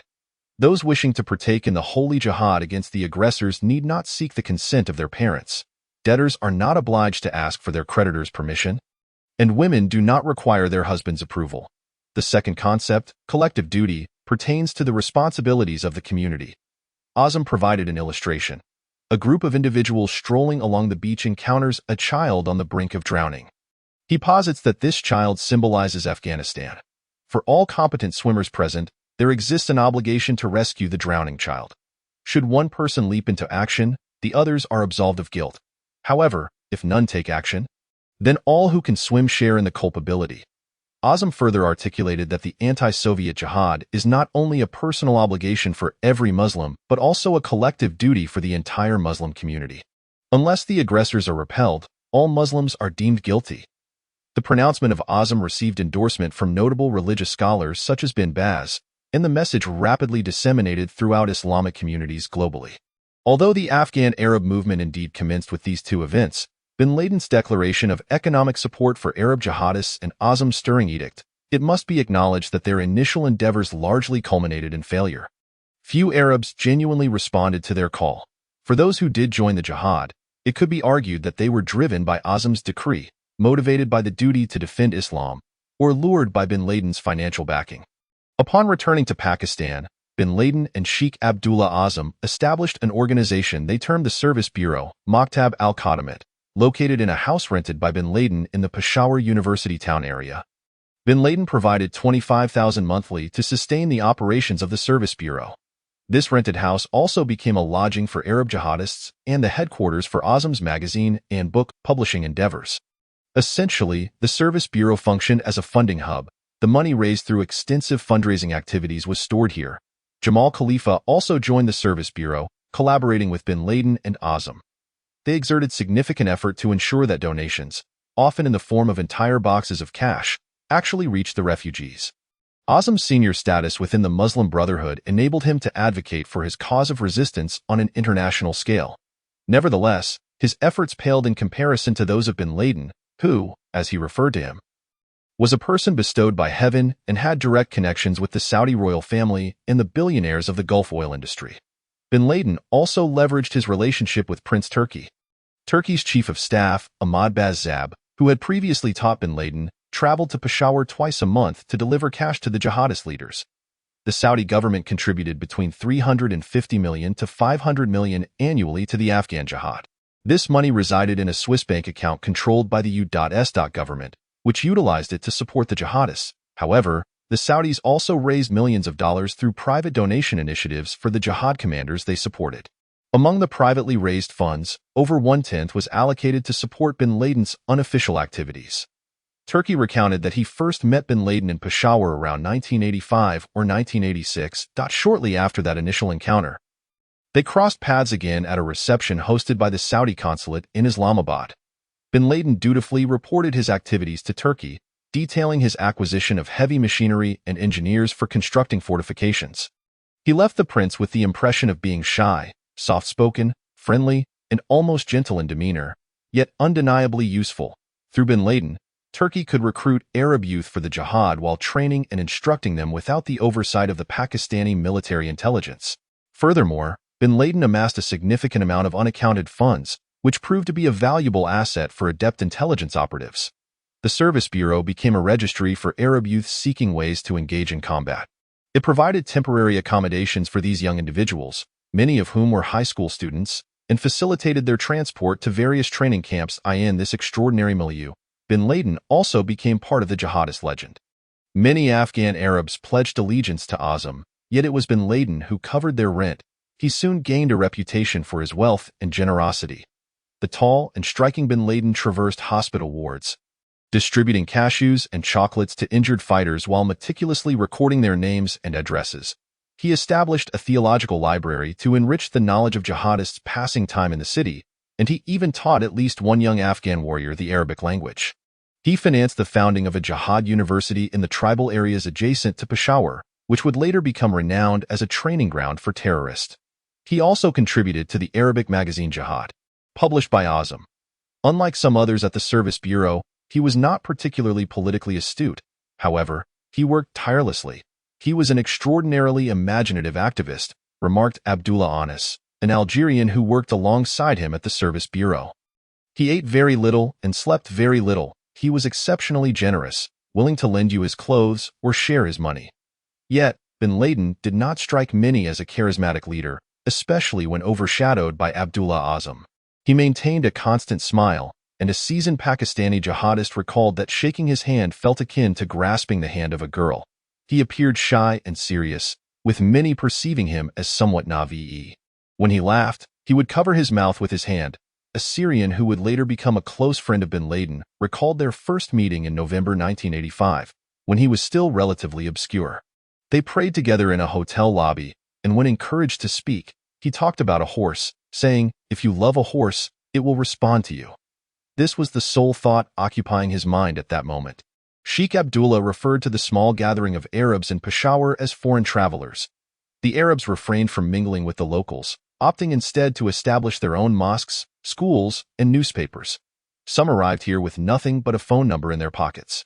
Thanks to the generous stipends from Bin Laden, many settled in the outskirts of Hyderabad, near the border of the tribal areas, in a neighborhood of two-story houses. The residences boasted various modern amenities, refrigerators, washing machines, dryers, and more. In fact, many of the residents lived more comfortably than Bin Laden himself. Across the Khyber Pass lay war. The Arab youths arriving in Peshawar prayed to Allah, hoping to become martyrs after crossing the pass and enter paradise. To pass the time, they exchanged their legendary tales, recounting the call to liberate their Afghan brethren that attracted Muslim youths. In reality, the vast majority of those genuinely engaged in the conflict were Afghans. Despite Azam's famous edict and Bin Laden's financial support, the number of foreigners who ventured here during the anti-Soviet war never exceeded 3,000. They were referred to as Afghan Arabs, and most had never ventured beyond Peshawar. These Afghan Arabs were often regarded as despised renegades in their homeland. They discovered that as soon as they departed, the borders of their country closed behind them. Other Muslim youths were often encouraged by their home governments, only to be labeled as fanatics once they truly joined the jihad. For many, Returning home thereafter seemed an improbable prospect. These disillusioned idealists naturally yearned for a leader. Apart from their cause and one another, they had little else to rely on. They were stateless individuals, harboring a deep disdain for the very notion of a nation. They viewed themselves as an armed force without borders, safeguarding the entire Muslim community under the authority of Allah. This precisely aligned with bin Laden's dream. In Peshawar, they acquired new identities. Among the Arab community, few employed their real names, and inquiring about someone's true name was considered highly impolite in this underground society of anonymity. Children often did not even know their father's true identity. The pseudonyms adopted by jihadists typically reflected the name of their firstborn son or a characteristic aligned with their persona. A jihadist's common name, such as Abu Muhammad, would be followed by a name denoting his nationality. For instance, Libby would indicate he was Libyan. The cipher of such names is deceptively simple, yet deciphering it proves to be an arduous task, for one must possess an understanding of a person's reputation or lineage to grasp the implications concealed within their name. It was not the triumph in the Afghan War that summoned numerous Arab youths to Peshawar, but rather the specter of death. Among the myriad books, pamphlets, videotapes, and cassettes that permeate the mosques and Arabic bookstores, martyrdom became a fervently marketed commodity by Azam. I travel extensively to enlighten people about jihad, Azam proclaimed, reflecting on his speeches delivered in mosques and Islamic centers worldwide. At that time, we endeavored to satiate the people's yearning for martyrdom. Even now, we continue to revere such sacrifice. Each year, Azam journeyed to the United States to raise funds and recruit young local Muslims, captivated by the myths he wove, traversing from Kansas City, St. Louis to Dallas. Covering the heartlands and major cities of America, he narrated tales of numerous warriors, asserting that they had vanquished swathes of Soviet forces almost single-handedly. He claimed that some valiant fighters had survived being crushed by tanks. Others had been shot yet remained unscathed, as if the bullets could not penetrate their bodies. When death eventually arrived, the occurrences became even more wondrous. One revered martyr, as he breathed his last, was surrounded by the buzzing of bees and the chirping of birds within an ambulance. Yet this transpired in the desolate Afghan desert under the cover of night. The bodies of martyrs exhumed a year later still exuded a fragrant aroma, their blood seemingly still flowing. Heaven and nature collaborated in the battle against the malevolent invaders. Angels galloped into the fray, intercepting bombs dropped by enemy aircraft, forming a protective barrier above the warriors. It was widely rumored that Abdullah Sheikh would pay for astonishing tales of martyrs. Thus an abundance of miraculous stories naturally emerged. The allure of dying in a glorious and meaningful manner holds a potent appeal for individuals, especially when the joys and rewards of life dwindle under governmental oppression and economic deprivation. From Iraq to Morocco, governments across various Arab nations stifle freedom. While democracy and personal income surge in other parts of the globe, these nations create scant wealth, despite being the wealthiest among Arab countries. Saudi Arabia's notorious lack of productivity persists. Although endowed with abundant oil resources, it has failed to generate any significant alternative sources of income. In reality, when excluding the oil revenues of the Gulf states, the total exports of 260 million Arabs do not surpass those of 5 million Finns. As expectations rise while opportunities diminish, radicalism often emerges from such disparities. This phenomenon is particularly pronounced in the Gulf region. The youth population, largely idle and ennui-ridden. Artistic expression is profoundly lacking. Entertainment options, film, theater, and music, are either heavily monitored or entirely absent. Young men are prohibited from interacting with women, thereby depriving them of solace and normal social engagement. Illiteracy among adults is a commonplace occurrence in most Arab nations. The unemployment rate stands at the apex of the Third World. Anger, hatred, and humiliation propel young Arabs to seek extreme avenues. For these youths, martyrdom offers an ideal alternative to their largely unrewarding existence. The promise of a glorious death beckons the sinner. It is said that a sinner can attain forgiveness at the first spurt of blood, and the sinner is allowed to behold their ascendance into paradise before their demise. Due to his sacrifice, 70 members of his family shall be spared the torments of hellfire. The impoverished martyr shall be crowned in paradise, adorned with a gem more precious than the entire earth. In some Arab nations, women are confined to their quarters, and men without prospects find it nearly impossible to marry. Thus, martyrdom offers young men from such locales the prospect of companionship with 70 virgins, said to be dark-eyed beauties of paradise, as chaste as hidden pearls. They await the martyr's arrival, having prepared a feast for him. The table is laden with meats and fruits, and the cups overflow with the finest wines. Azam artfully depicted martyrdom before the global Muslim community, thereby fostering a cult of death that would later become the very essence of Al-Qaeda. For journalists reporting on the war, the Afghan Arabs resembled a bizarre performance interspersed within genuine combat. Their distinctiveness lay in their profound obsession with death. Should a warrior fall, his comrades would offer him congratulations, lamenting their own survival. Such spectacles struck other Muslims as peculiar. The Afghans fought for their homeland, not for paradise or an idealized Islamic community. For them, martyrdom was not the paramount objective. Rahimullah Yousafzai, the head of a Pakistani newspaper's Peshawar bureau, witnessed an attack on an Arab camp in Jalalabad. The Arabs had erected white tents at the forefront, rendering them easy targets for Soviet bombers. "Why do this?" the incredulous journalist inquired. "We want them to bomb us."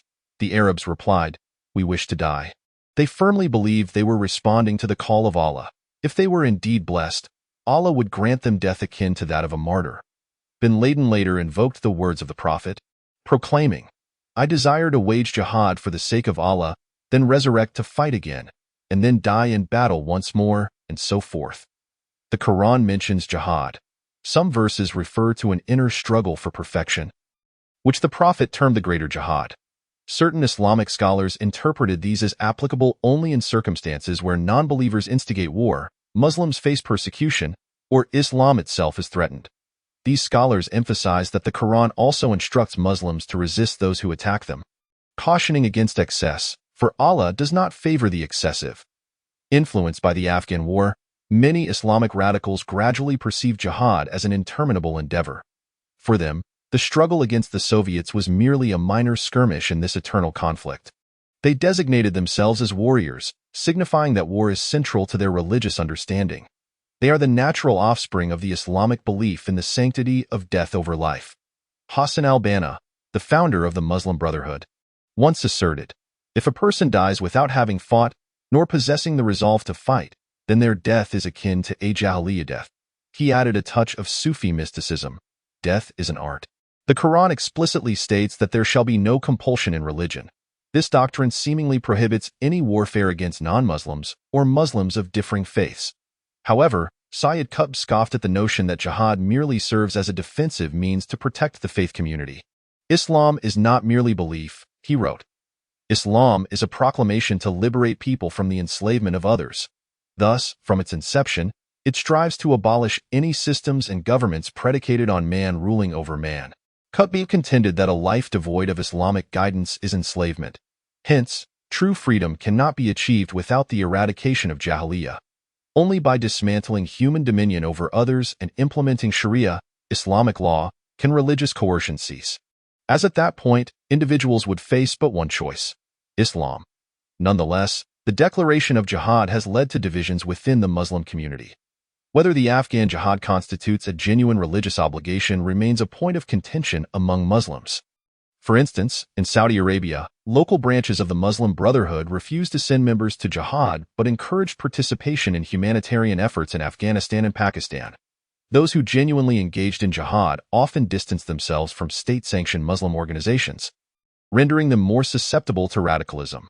Many concerned Saudi fathers visited training camps to retrieve their sons. For the fervent idealists responding to Azam's call, the Afghan war marked the dawn of Islam's resurgence on the world stage. They sought not only to liberate the Afghan people but ultimately to reclaim vast territories, from Spain to China, that had once flourished under the enlightened rule of Muslims during Europe's dark medieval period. However, the restoration of the former empire was merely the initial step. The subsequent phase entailed waging a final war against non-believers, culminating on the Day of Judgment. Not all Afghan Arabs were willing suicide bombers or doomsday theorists. Among them were those motivated by curiosity, treating warfare as a vacation, or students seeking excitement during their holidays.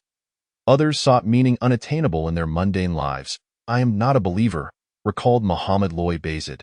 A Syrian immigrant in the United States in 1985, at the age of 24, he regarded himself as a quintessential American middle-class youth, accustomed to shopping malls and fast food. However, he inadvertently came across a mimeographed flyer by Abdullah Azzam. He thought to himself, with so many miracles occurring, he ought to investigate further. At that time, he was studying engineering at a community college in Kansas City, Missouri. No one knew how to navigate the journey from Kansas City to the battlefield in Afghanistan. So he boarded a flight to Islamabad and called the number printed on the flyer. Had Azzam not answered the phone, he would have been at a loss for what to do next.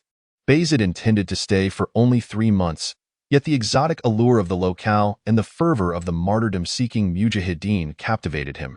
Bayezid, with his expressive black eyebrows and incessant jokes, appeared incongruous among the solemn warriors.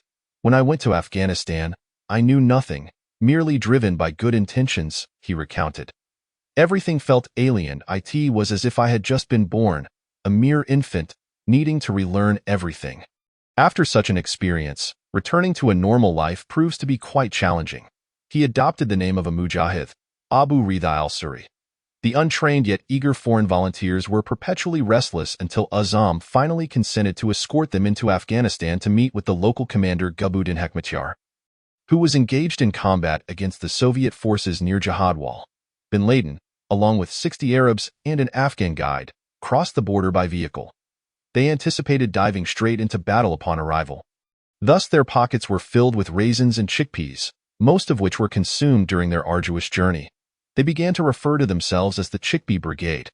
Around 10 o'clock that night, upon reaching the Afghan camp, they discovered that the Soviet forces had already retreated. The following morning, Hekmatyar impatiently informed them, "You need not remain here. Just turn back." Azzam immediately agreed, yet Bin Laden and several other Arabs appeared disheartened. "Since they are retreating, shouldn't we at least pursue them?" they inquired. Azzam set up several targets on the railing for his men to practice shooting. After the target practice, the Arabs returned their weapons to an Afghan commander and then took a bus back to Peshawar. At that point, they dubbed themselves the Ridiculous Brigade. Once back in the city, they disbanded. In 1986, Bin Laden brought several of his wives and children to Peshawar, joining the small yet expanding Arab community responding to the call of Sheikh Abdullah Azzam. Given the prevailing circumstances, it was evident that the Afghans were poised to win the war. Soviet General Secretary Mikhail Gorbachev acknowledged that Afghanistan was a bleeding wound. That year, American-made Stinger missiles were introduced into Afghanistan. This man-portable missile became a lethal adversary for Soviet aircraft, effecting a decisive shift in the war's dynamics in favor of the Mujahideen. Although it would take another bloody 3 years before the Soviets extricated themselves from Afghanistan, thousands of Arabs, only a few hundred of whom participated in combat, did not significantly alter the course of the conflict during this period. A flood of foreign weapons poured into Karachi port. The Pakistan Army's Inter-Services Intelligence needed to establish a storage site to distribute weapons to various Afghan commanders, ideally situated far from Peshawar but still outside Soviet control, in Pakistan's tribal regions. There existed a prominent area jutting into Afghanistan, known as Parrot's Beak. The northern slope of Parrot's Beak is called Tora Bora, meaning black dust. This remote and barren region was riddled with caves. Their walls made of exceedingly hard quartz and feldspar. Bin Laden expanded the natural caverns and excavated new rock shelters to store arms. These rabbit hole-like caverns became the ammunition depots he constructed for the Mujahideen, and it was here that he would later declare war against the United States.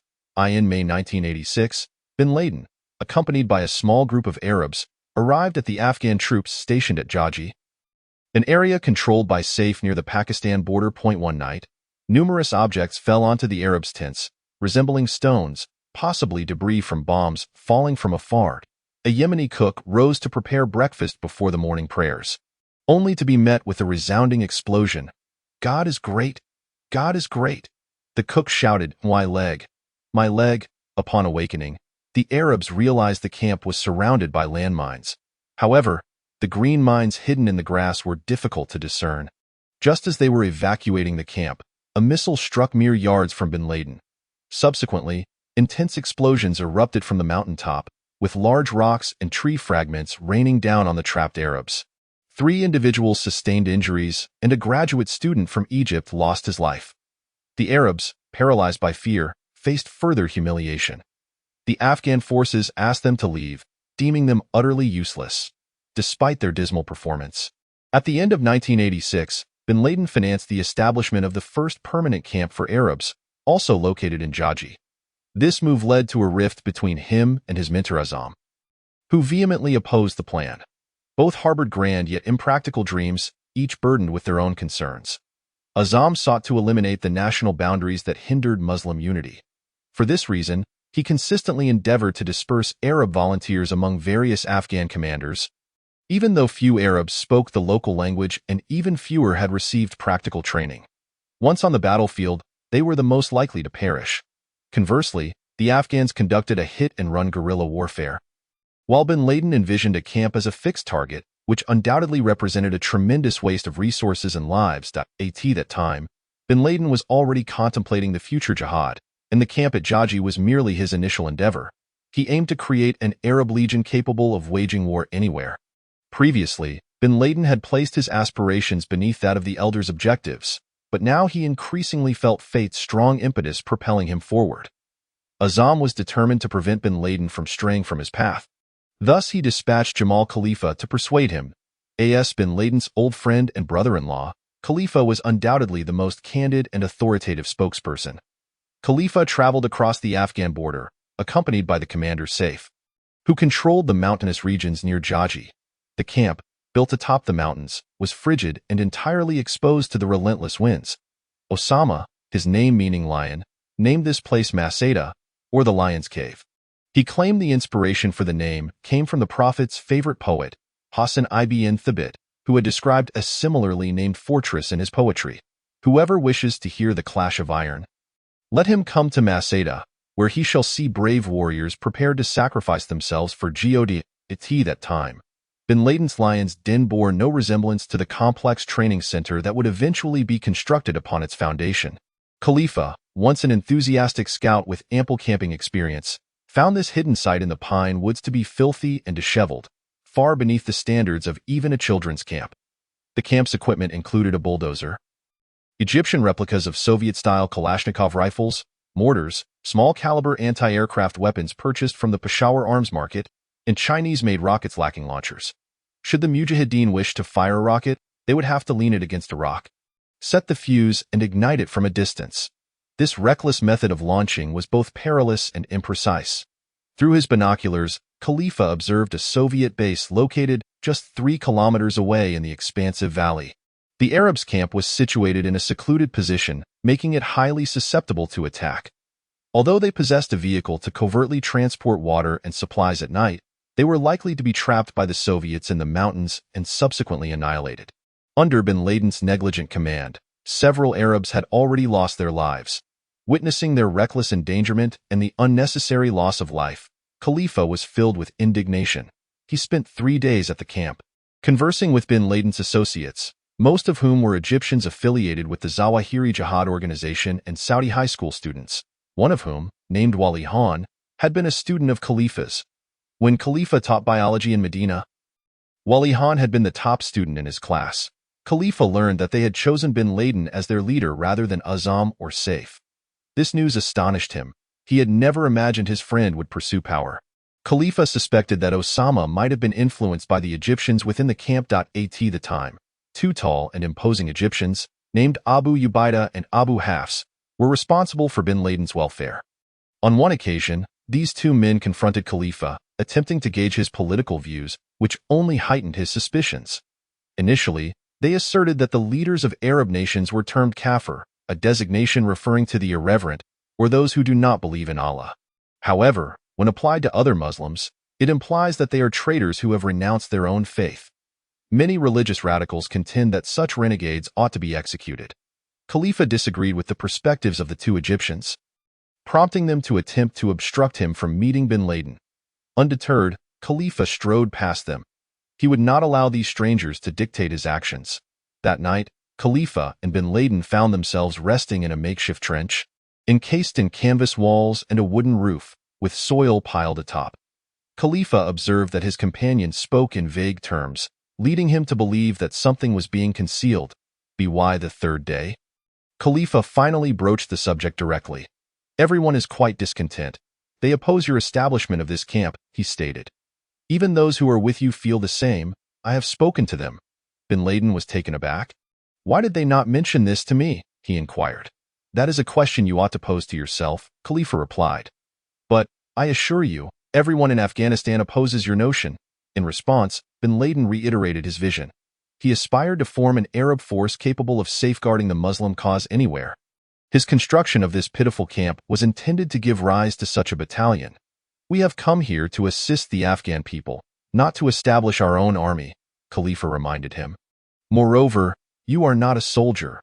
What is your purpose here? Their voices grew increasingly raised. They had known each other for a decade without ever quarreling. This is jihad, Bin Laden exclaimed. This is our path to paradise. Khalifa warned Bin Laden that he bore responsibility for the lives of those in the camp. For every drop of bloodshed, Allah will hold you accountable, he asserted to As your friend. I cannot allow you to remain here. You must either leave this place, or I will depart from you. Bin Laden coldly refused. Khalifa exited the camp, and their friendship was never mended. Despite Bin Laden's rejection of Khalifa's pleas, the repeated failures of the Arab contingent and the imminent dangers faced by the Lion's Den camp deeply troubled him. I began contemplating new strategies, such as excavating caves and tunnels, he remarked. He borrowed a substantial number of bulldozers, dump trucks, and excavation machinery from the Saudi Bin Laden group, along with skilled engineers, intending to carve out 7 exceedingly concealed artificial caves, positioned to overlook the primary supply line from Pakistan. Some of these caves would extend over 100 yards in length and reach heights of 20 feet, serving as shelters, lodging areas, hospitals, and munitions depots. The construction work tested the patience of Bin Laden's followers, who incessantly pressed him for an opportunity to engage the Soviets. Among them was a boisterous 45-year-old Palestinian, Tamim Adnan Sheikh. Originally an English teacher, he had become the imam of the Tehran Air Force Base in Saudi Arabia, only to be dismissed due to his radical views. He was pale, corpulent, with a scraggly beard that was beginning to turn white at the temples. After his dismissal, Sheikh Tamim turned to public speaking, raising millions of dollars for the jihadist. He was knowledgeable, worldly, and fervently eager for martyrdom, thus commanding authority that rivaled Bin Laden's. Abdullah Azam held him in high regard, even referring to him as the Mountain. Sheikh Tamim weighed nearly 400 pounds. His rotund figure provided much amusement to the young Arab fighters, most of whom were under 1/8 times. They had to use ropes to haul Tamim up steep paths, joking that even the horses recognized him and refused to carry him anymore. Nevertheless, Sheikh Tamim's devotion to jihad inspired them. Despite his age and poor health, he trained alongside others and continually urged Bin Laden to accelerate their engagement in battle. His opinions represented a bold, reckless faction within the camp that yearned for martyrdom. Bin Laden would delay, arguing that they lacked training and that the cave construction must be completed swiftly, yet Tamim was relentless. In late March 1987, Bin Laden returned to Saudi Arabia, seizing the opportunity that Sheikh Tamim had been waiting for. Upon Bin Laden's departure, he entrusted the Lion's Den to Abu Hail Iraq, and Tamim incited Hail to attack a nearby Soviet outpost.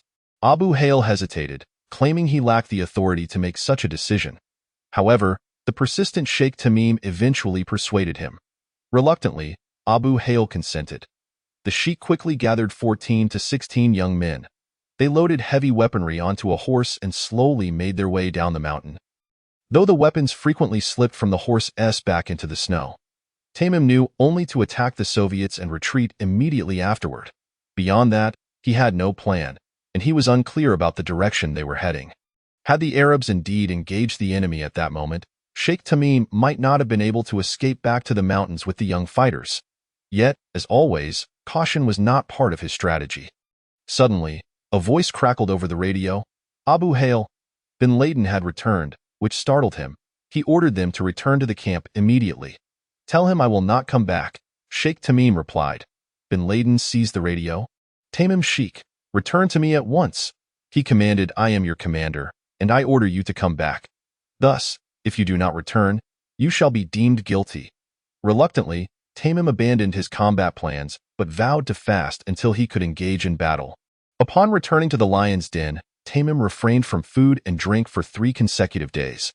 Weak and emaciated, bin Laden was compelled to arrange a small-scale operation so that Tamim could fulfill his promise.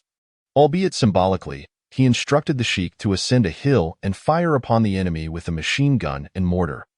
However, Sheikh Tamim continued to challenge bin Laden's authority, for many Arabs sided with him, insisting they had come to wage jihad, not to camp in the mountains. I fear some brothers will return home claiming they spent 6 months here without firing a shot, bin Laden confessed.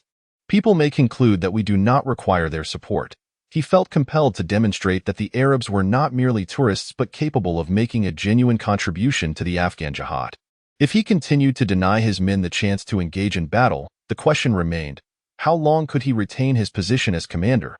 On April 17, 1987, with the snow not yet fully melted, bin Laden led a contingent of 120 men in a harassment attack against the Afghan government forces at a garrison near Khost. He chose Friday for the assault, believing that Muslims worldwide would be praying for the jihadists at that time. 2 Afghan commanders, Saif, who spoke Arabic, and Hikmatyar agreed to provide artillery support. The attack was scheduled for 6 p.m., allowing them to launch a swift strike before nightfall would cloak their retreat, as Soviet aircraft would soon rain bombs upon them.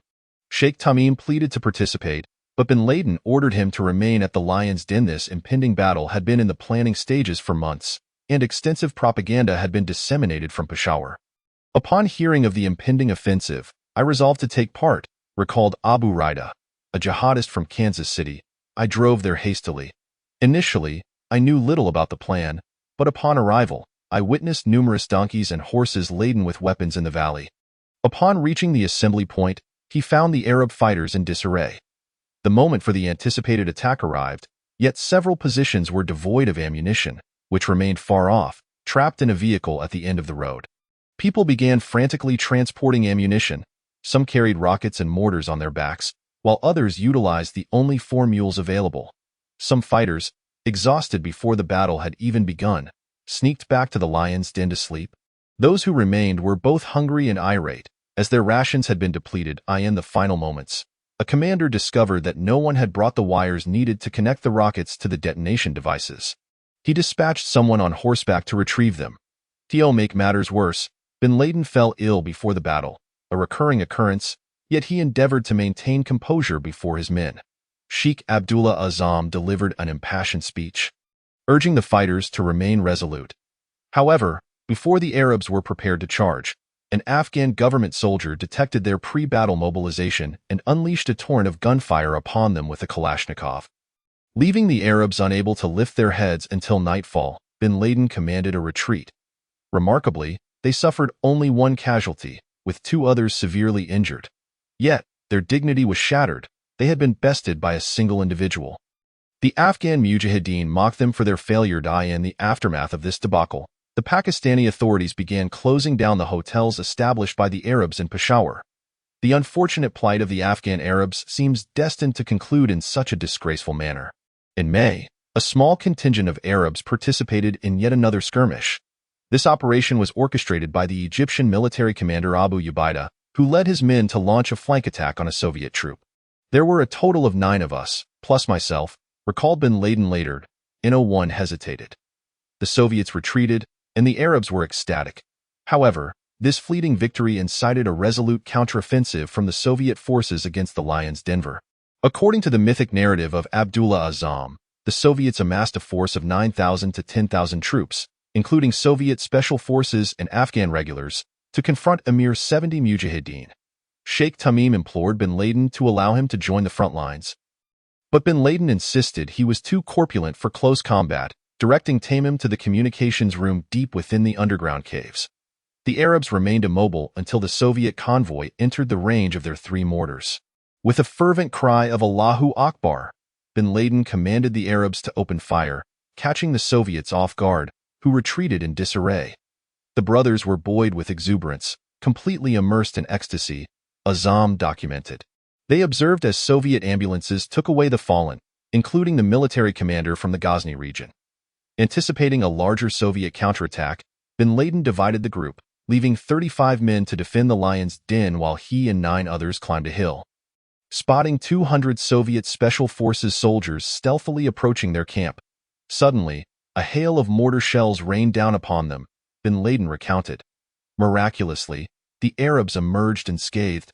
An hour later, the Soviets, brimming with confidence, pressed forward. As soon as they reached the summit, we began our assault. Bin Laden continued that a few were killed, while the remainder fled. For several weeks, the Soviets bombarded the positions of the Mujahideen surrounding the Lion's Den with 120mm mortars and napalm. Witnessing the immense destruction wrought by the enemy, Azam wept, praying for the safety of the fighters. Trees blazed, their flames impervious even to the rain, illuminating the night sky. One morning, amid this storm of shrapnel and fire, Sheikh Tamim emerged from the communications chamber clutching a Quran, pacing in a clearing within the woods. His comrades urged him to return, but he paid them no heed, reciting verses from the Quran, raising his round, gold-rimmed glasses towards the heavens, fervently praying for martyrdom. The earth trembled, bullets and explosions shredded the surrounding forest. It was a day close to the end of Ramadan, and Tamim believed that dying at this moment would garner him special blessings. This deranged act, deviating from the theme of war, seemed to calm the others. We soon came under fire, bin Laden recalled. At one point, the enemy ceased firing for about 30 seconds. I turned to those beside me and said, I thought we were all going to die this time. But in less than a minute, the barrage resumed. This time, I recited the Holy Quran until we could safely relocate. They had scarcely walked 70 meters when they were attacked again, yet they felt extraordinarily secure, as though they were ensconced in an air-conditioned room. Despite their gallant display, bin Laden was deeply concerned.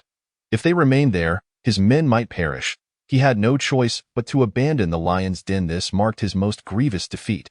Upon hearing this decision, his men were taken aback. One voiced his dissent. Bin Laden shouted at me, uttering words I had never heard from him before, while Sheikh Tamim, in a fit of rage, grasped at his own beard. I sensed he was possessed, bin Laden recalled. He reproached Tamim, asserting that his obstinacy endangered the entire band of warriors. Sheikh Tamim, they have all boarded the vehicles, bin Laden cautioned him. If even one of them dies, you will bear the eternal burden of that death. On the day of judgment, you will be held accountable for the blood he shed. Sheikh Tamim wept as he climbed into the van. Joining the others, those able to walk followed closely behind the vehicle. Before retreating, they destroyed most of the facilities at the Lion's Den, leaving the Soviets with nothing to seize. They moved artillery into the valley and buried automatic weapons underground. One individual threw a grenade into the mess hall. The camp they had expended such great effort to construct was now reduced to ruins. A small team remained behind to cover the retreat of the guerrillas. Bin Laden fell ill again. I felt particularly fatigued, needing to stop for water after walking just 20 meters. Both my mind and body were under immense strain. His tribulations had only just begun. When this disheveled group of Arabs arrived at Saif's camp, he was in a furious mood. He had already grasped the strategic importance of the Lion's Den, which overlooked a vital supply line for the Mujahideen. He categorically rejected bin Laden's order to abandon the camp, insisting the Arabs return to the Lion's Den. He also dispatched some reliable Afghan fighters to accompany them, ensuring the Arabs could hold the camp. Embarrassed and utterly exhausted, the Arab warriors returned to the Lion's Den in groups of 5 and at dawn. 25 Arabs and 20 Afghans gathered amidst the camp's ruins, sullenly celebrating the feast marking the end of Ramadan. They had little to eat, as the kitchen had been obliterated. Each person received 3 lemons. Later that morning, bin Laden and another 10 fighters also returned. Having faced rebuke, he was disinclined to assert his authority, thus relinquishing the camp to military commander Abu Ubaidah. Witnessing the unnecessary destruction of the camp he had built must have been a heavy burden for him to bear. Abu Ubaidah decided to assign bin Laden a task. Go guard the western side of the camp. Abu Ubaidah instructed that I believe if they attack, it will likely be from the west, as that route is the shortest. Bin Laden took his men to a prominent ridge on the mountain, directing them to spread out among the trees. They spotted a Soviet unit merely 70 meters away. Bin Laden urged everyone to charge, but his voice had grown hoarse, and others did not realize he was speaking to them. He climbed a bare tree to make his voice heard, which instantly drew enemy fire. A rocket narrowly missed him. Exploding nearby, it whizzed past me and detonated close by, Bin Laden recounted, but I remained unaffected. In fact, Thanks to the great mercy of Allah, I felt as though I had merely been dusted with soil. Calmly, he descended from the tree, informing his brothers that the enemy was positioned in the central direction. Not on the left flank. In another account, bin Laden's most intense battle experience was far from tranquil. It was a terrifying fight. I found myself half buried in the earth, firing at anything that moved. For an entire day, bin Laden and his men endured the suppression of enemy mortar fire. I was only 30 meters away from the Soviets. They were intent on capturing me, he stated. Despite being under bombardment, he felt an extraordinary sense of calm, eventually succumbing to sleep. People often recount stories of bin Laden napping during combat, illustrating that he retained his poise even amid chaos. In truth, he may have merely fainted. Bin Laden suffered from low blood pressure, often feeling dizzy. He always carried a packet of salt, moistening a fingertip to dip into his pocket for a taste when he felt faint, which helped prevent drops in blood pressure.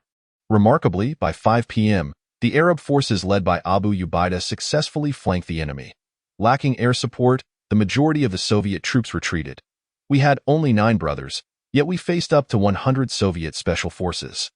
But due to fear and confusion, the Soviets, ensconced in the dense forest, could not ascertain our numbers, bin Laden stated. Approximately 35 Soviet Special Forces soldiers and officers were killed, while the others fled. This not only uplifted the morale of the fighters in their region, but also bolstered the spirits of mujahideen throughout Afghanistan. Having just suffered the most devastating defeat, bin Laden soon achieved his greatest victory. Following the conclusion of the Lion's Den battle, Abu Ubaidah presented bin Laden with a trophy taken from the corpse of a Soviet officer, a compact Kalashnikov AK-74 assault rifle. Its stock crafted from walnut, adorned with a striking rust-red magazine, signifying its status as a premium model equipped for paratroopers. From that point forward, bin Laden always bore this rifle upon his shoulder. The entire operation lasted 3 weeks. It was actually Saif, who later assumed command of the Lion's Den, who initiated this offensive, rather than bin Laden. Yet the Arabs became renowned for their bravery and disregard for peril. This reputation solidified their legend, at least in their own eyes. The Arabs' lodge in Peshawar soon reopened. From the Soviet perspective, the Battle of the Lion's Den was merely an inconsequential skirmish amidst their tactical withdrawal from Afghanistan. However, amidst the fervent religious atmosphere surrounding the followers of bin Laden, individuals in a daze felt as though they existed in a supernatural realm where even reality must bow to their beliefs. For the Arabs, the Battle of the Lion's Den became the foundation of a myth, having triumphed over a superpower. Within a few years, the Soviet Empire crumbled into oblivion, and the holy warriors believed that the damage inflicted by Muslims in Afghanistan was the cause of the empire's demise. By that time, they had already established a vanguard to continue advancing the fight. The emergence of Al-Qaeda stemmed from a confluence of ideas, the belief that faith was mightier than weapons or nations, and that one must possess a willingness to embrace death in order to enter the sacred realm where such miracles occur. Chapter 6. Al-Qaeda. By 1986, millions of Afghan refugees had poured into Pakistan's northwest frontier province, transforming the capital Peshawar into the principal gathering place for the anti-Soviet jihad. The streets of the city were a melange of various languages and ethnic attire, creating a distinctive and exhilarating cosmopolitan style that captivated every passerby. Aid workers, mullahs, and intelligence agents from around the globe embarked on their respective endeavors. In a city historically enriched by contraband, the underground flow of funds and weapons brought prosperity to the economy. Treasures from the Afghan National Museum, statues, gemstones, antiques, and even whole dismantled Buddhist temples were secretly transported into the smugglers' market in the outskirts of Peshawar and into gift shops established within dilapidated inns that were filled with journalists from various nations covering the war. Afghan warlords had relocated their homes to the university town, where the residences of the professional class were nestled among the eucalyptus and magnolia groves. The warlords, having profited from the subsidies provided by Americans and Saudis, had become wealthy. They faced bloodthirsty rivals and endured weekly airstrikes, making them targets for KGB and CAD, the Afghan intelligence agency, resulting in a death rate among Afghan commanders in Peshawar that surpassed that of the battlefield. Previously, the city's transportation relied mainly on hand-painted private buses and smoke-belching motorized rickshaws, whose noise resembled chainsaws slicing through the air. Suddenly, amidst the donkey carts, new Mercedes sedans and Toyota Land Cruisers glided leisurely down the streets. The thick diesel smoke tinted the air blue. Peshawar had transformed into a refuge for the lost, as recalled by a young jihadist named Osama Rushdi. In such an environment, one's circumstances could worsen, ultimately leading to despair. In 1986, Dr. Ayman al-Zawahiri concluded his contract with a clinic in Jeddah and joined the burgeoning Arab community in Peshawar. He had gained some weight since his arrival years prior to his imprisonment. He boasted that Peshawar felt like his second homeland, as he had spent his childhood in Afghanistan, with his grandfather having served as Egypt's ambassador to Afghanistan. He quickly adapted to the local traditional attire of shalwar kameez. His younger brother, Muhammad, who had loyally followed him, also arrived in Peshawar. The brothers bore a striking resemblance, though Muhammad had a darker complexion, was slightly taller and leaner. Speaking softly and obediently to his elder brother, Muhammad established economic channels for jihad that spanned from Cairo through Saudi Arabia to Pakistan. Zawahiri practiced medicine at a Red Crescent hospital supported by Kuwait. Like most aid organizations in the city, this hospital was governed by members of the Muslim Brotherhood. Due to the bitter repercussions of Zawahiri's lengthy polemical writings, the Brotherhood regarded him with hostility. He condemned the Brotherhood for collaborating with what he termed infidel regimes. Referring to all Arab governments, he labeled the Brotherhood as a tool in the hands of tyrants and demanded they publicly renounce constitutions, man-made laws, democracy, elections, and parliaments, and wage jihad against the regimes they once supported. This privately funded book was exquisitely produced and was widely available in Peshawar. These books were given away for free, recalled a Brotherhood member working in Peshawar at the time. If you went to collect food, the staff would ask if you wanted to take one or two of these books. Another colleague from Zawahiri's underground activities also arrived. He was a physician named Syed Imam, known within the jihadist organization as Dr. Fadl. He and Zawahiri worked at the same hospital in Peshawar. Like Zawahiri, Dr. Fadl was also a writer and theorist. Due to his greater age and having served as the imam of the jihadist organization during Zawahiri's imprisonment, he resumed leadership of the organization. Zawahiri adopted a pseudonym. Abdul Mu is, in Arabic, Abdul means slave, and Mu is refers to the giver of honor, one of the 99 names of God. Together with Dr. Fadl, he began to rebuild the jihadist organization, recruiting new members from the younger Egyptian jihadists. Initially, they called themselves the Jihad Organization, later changing their name to Islamic Jihad. However, it remained the same jihadist organization as before. The Kuwait-supported Red Crescent Hospital became the source of division within the Afghan Arab community. An Algerian doctor named Ahmed Wad, notorious for his advocacy of violence, transformed the hospital into a breeding ground for a new ideology that would lead to the fragmentation of the jihadists and provide justification for the rapid internecine strife that spread among Arab nations following the conclusion of the Afghan War.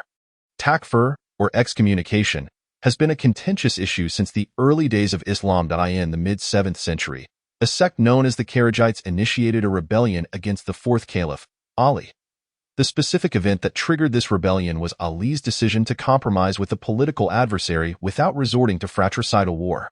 Kharijite adherents believed that only they adhered to the true tenets of Islam, deeming all who disagreed with them as apostates, including Ali, the Prophet's beloved son-in-law. Ali was ultimately assassinated by the Kharijites. In the early 1970s, a group named Takfir wa al-Hijra, excommunication and migration, emerged in Egypt and can be regarded as a precursor to Al-Qaeda. The group's leader, Shukri Mustafa, had spent time in an Egyptian concentration camp and attracted thousands of followers. They read the works of Sayyid Qutb, intending to amass sufficient strength during their exile, hoping one day to eradicate the infidels and bring about apocalyptic change. Meanwhile, they wandered through the deserts of western Egypt, sleeping in caves at night. The Cairo press referred to Mustafa's followers as the Al-Kaf, the people of the cave, a term derived from the Christian legend of the seven sleepers of Ephesus, which tells of 7 shepherds who refused to abandon their faith. The Roman Emperor Decius ordered them sealed in a cave, located in present-day Turkey, as punishment. This legend states that the cave was discovered 3 centuries later, and when the 7 awakened, they believed they had only slept for a night. The Quran contains an entire surah, chapter, referencing this story. Like Shukri Mustafa, bin Laden also seized upon the emotional resonance that the cave evoked in the hearts of Muslims. Furthermore, Takfir wa al-Hijra had already established the operational methodology that would later characterize al-Qaeda's clandestine activities. Departure, preparation, and concealment. 2 years later, members of this organization kidnapped former Minister of Religious Endowments Muhammad Zahabi Sheikh. Zahabi was a renowned scholar known for his humility, often lecturing at the Masjid al-Nur Mosque, a place Zawahiri frequented in his youth. The Egyptian government rejected the kidnappers' demands for money and notoriety, leading Mustafa to murder the elderly sheikh. His body was discovered on the streets of Cairo, hands bound and part of his beard torn off. Egyptian police swiftly rounded up most members of Takfir wa al-Hijra and hurriedly tried dozens of them. Shukri Mustafa and 5 others were executed. Since then, the revolutionary notion of excommunicating Muslims to justify their killing seemed to have been extinguished. Yet, within the underground discourse of jihad, another rebranded form of takfir emerged. In Upper Egypt, where Shukri Mustafa had once propagated his doctrines and where Dr. Fadl also grew up, this form of takfir continued to smolder like an underground fire. The grenades and ammunition used by Zawahiri's jihadist organization to assassinate Anwar Sadat were supplied by remnants of Takfir wa al-Hijra. Some fervent adherents of this heretical doctrine transmitted it to various North African countries, including Algeria, where Dr. Ahmed was aware of Takfir's presence. Takfir serves as a mirror to Islam. It inverts the fundamental principles of Islam while superficially maintaining an appearance of similarity to religious orthodoxy. The Quran explicitly states that Muslims should not take the life of any individual, except as a punishment for the crime of murder. It warns that the unjust killing of one person is akin to slaying all of humanity. The act of killing a Muslim is deemed even more grievous. The Quran declares that those who commit such transgressions shall receive the recompense of eternal damnation in the fires of hell. In light of this, how can groups like jihadist organizations and Islamic factions justify their violent actions against their fellow Muslims in their quest for power? Sayyid Qutb elucidated the rationale. If a leader fails to implement Sharia law within his own nation, he is undoubtedly a traitor. The well-known saying of the Prophet asserts that Muslim blood should not be shed unless in 3 specific circumstances: as punishment for murder, adultery, or apostasy. The devout Anwar Sadat became the first modern victim of the twisted logic of takfirism. New takfirists, such as Dr. Fadl and Dr. Ahmad, have broadened the application of the death penalty to include even those who register to vote. In their view, democratic systems are anti-Islamic, as they transfer authority that rightfully belongs to God into the hands of ordinary people. Thus, anyone who participates in voting is deemed an apostate, deserving of death for their transgressions. Anyone who disagrees with their dull interpretation of Islam, including the jihadist leaders they feign to support and all Afghans, who are not Salafists and thus labeled as heretics, are similarly considered apostates. The new takfirists believe they hold the right to kill anyone who obstructs their path, regardless of their identity. In fact, they perceive such killings as a sacred duty. Before arriving in Peshawar, Zawahiri had consistently opposed such mass murder. He had always approached political change with the precision of a surgeon. A swift and exact military coup was his lifelong aspiration. However, during his time collaborating with the Red Crescent and Dr. Fadl and Dr. Ahmad, the moral boundaries distinguishing political resistance from terrorism began to blur in his mind. Friends and former prison mates of Zawahiri noted a transformation in his character. The once humble and courteous doctor, known for his rigor in debate, now shouted hoarsely, infused with hostility, and curiously spoke illogically. He would seize upon the slightest misstatements of others, twisting them maliciously. Perhaps this marked the first identity crisis Zawahiri faced since reaching adulthood. His life had thus far been imbued with a sense of direction and purpose, with few moments that could be deemed turning points. One such moment occurred at the age of 15 when Sayyid Qutb was executed. Indeed, that was the inception of his subsequent journey. The torture he endured not only failed to alter Zawahiri but instead intensified his resolve. Every step he took in life was aimed at achieving his goal of establishing an Islamic government in Egypt with minimal bloodshed. However, the doctrines promoted by takfirism left him astounded. Takfiris firmly believe that the path to salvation for all humanity lies at the opposite end of moral values, traditionally associated with those condemned to hell. They usurp God's authority to determine who is a true Muslim, who is not, who should live, and who should die, jeopardizing souls with the risk of eternal damnation. Zawahiri found himself standing at a monumental crossroads. On one side lay a slowly progressing path, to re-establish his movement in exile, awaiting the opportunity, if it ever arose, to return to Egypt and seize power. This was his lifelong ambition. Yet, when he gazed to the other side, the road toward apocalypse seemed but a small step away, appearing far easier. After traversing a sea of blood, of which he was undoubtedly aware, true Islam would rise once more across the globe. In the ensuing decade, these two directions left Zawahiri in a state of indecision. The path back to Egypt was represented by the jihadist organization he had founded and defined. The road to global revival, though yet unnamed, was gradually taking shape. It would come to be known as Al-Qaeda. Zawahiri's wife, Azza, settled in Hyderabad, Pakistan, where many Arabs also resided. The wives of jihadist members refrained from mingling with others, donning black abayas and veiling their faces in public. The Zawahiri family rented a 4-bedroom villa, keeping one room perpetually vacant for the many visitors. Whenever they had surplus money, they would donate it to the needy, as Azza's brother, Assam, stated. They found contentment in their modest means. Azza's mother, Nabila Jalal, visited Azza and Ayman 3 times in Pakistan, bringing boxes of Fisher-Price toys for her grandchildren. She perceived Azza's family as exceptionally close-knit, always huddled together in their movements. Yet, she remained perplexed by the choice of partner her devout daughter had made. He appeared to be leading his wife and children into increasingly perilous situations. In 1981, shortly after their first child, Fatima, was born, Zawahiri was imprisoned, and Nabila felt utterly powerless to halt the deadly trajectory that began at that moment. Nabila cared for Zawahiri's wife and children until he was released 3 years later. After Zawahiri fled Egypt and resettled in Jeddah, their second child, Umayma, named after Zawahiri's mother, was born, and Nabila dutifully came to assist. When Nabila visited Jeddah, Azza confided in her mother that she missed Egypt and longed for her family. Azza's shifting life direction repeatedly troubled Nabila. One day, I received a letter from Azza. The words in her letter caused me immense pain. Nabila recounted. The letter stated her intention to accompany her husband to Pakistan. I was unwilling to let her go to that place, but I knew that no one could thwart destiny. She was acutely aware of her husband's power over her and her obligations to him. Thus, regardless of where her husband ventured, she would follow him. After arriving in Peshawar, Azza gave birth to Nabila, named after her mother, in 1986. In the following year, she welcomed her 4th daughter, Khadija, in 1988.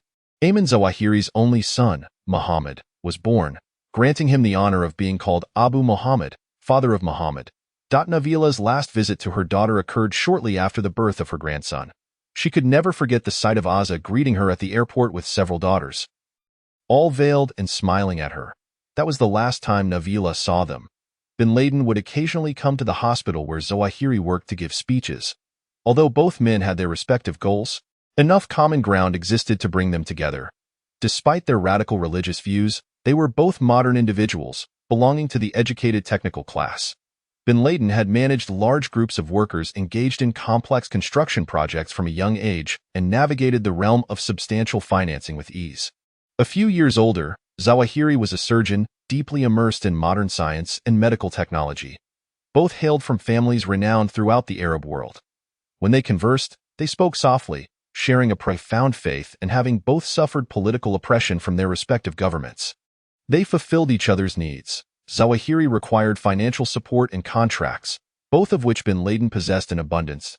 As an idealist eager to engage in various ventures, Bin Laden sought guidance, something Zawahiri, a seasoned propagandist, could readily provide.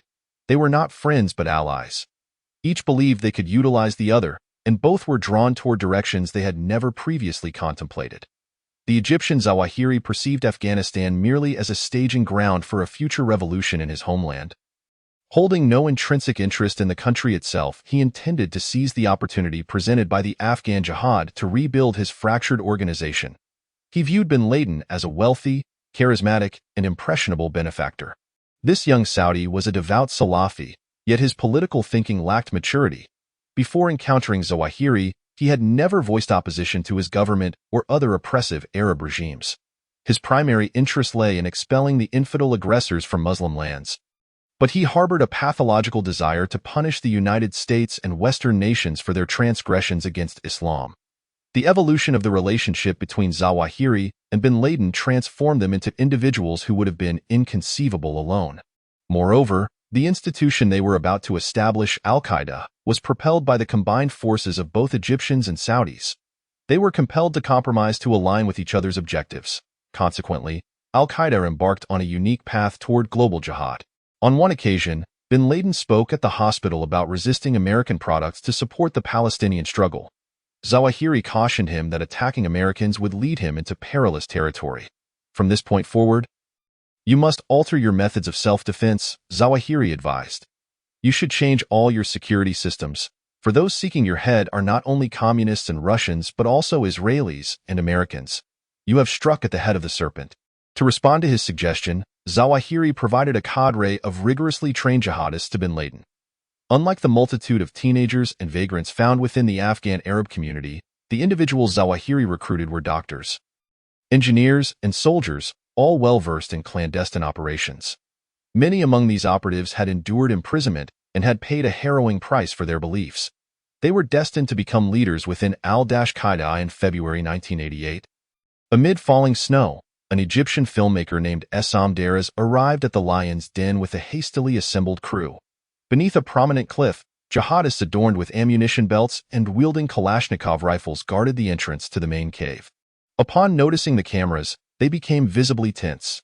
Daraz explained that bin Laden had permitted him to conduct interviews and film the Arabs. However, he and his crew were compelled to endure an hour of the biting cold outside the cave. Eventually, a guard relented and informed Daraz that he could enter, but the crew was to remain outside. Daraz vehemently refused, asserting, "Either we all enter together, or we all stay out here." Moments later, Zawahiri appeared, introducing himself as Dr. Abdul Muizz. He apologized for the impolite reception and invited them inside for tea and bread. That night, Daraz slept on the ground of the cave, with Zawahiri supervising the construction of a tunnel hospital within the Lion's Den. The Egyptians established their own encampment in the cave. Bin Laden placed them on the payroll, granting each a monthly salary of 4,500 Saudi riyals, approximately 1,200, to support their families. Among the Egyptians was a man named Amin Ali Rashidi, who adopted the jihadist moniker Abu Ubaidah al-Banshiri. Abu Ubaidah had previously served as an officer, and his brother was involved in the assassination of Sadat. Zawahiri introduced Ubaidah to bin Laden, who recognized his invaluable talents and appointed him as the military commander for the Arabs. Abu Ubaidah fought valiantly under both Sayyaf and bin Laden, earning a reputation for his fearless bravery on the battlefield. Just months prior, the Arabs achieved a legendary victory over the Soviet forces, a feat credited to his efforts. Daraz perceived him as childishly shy.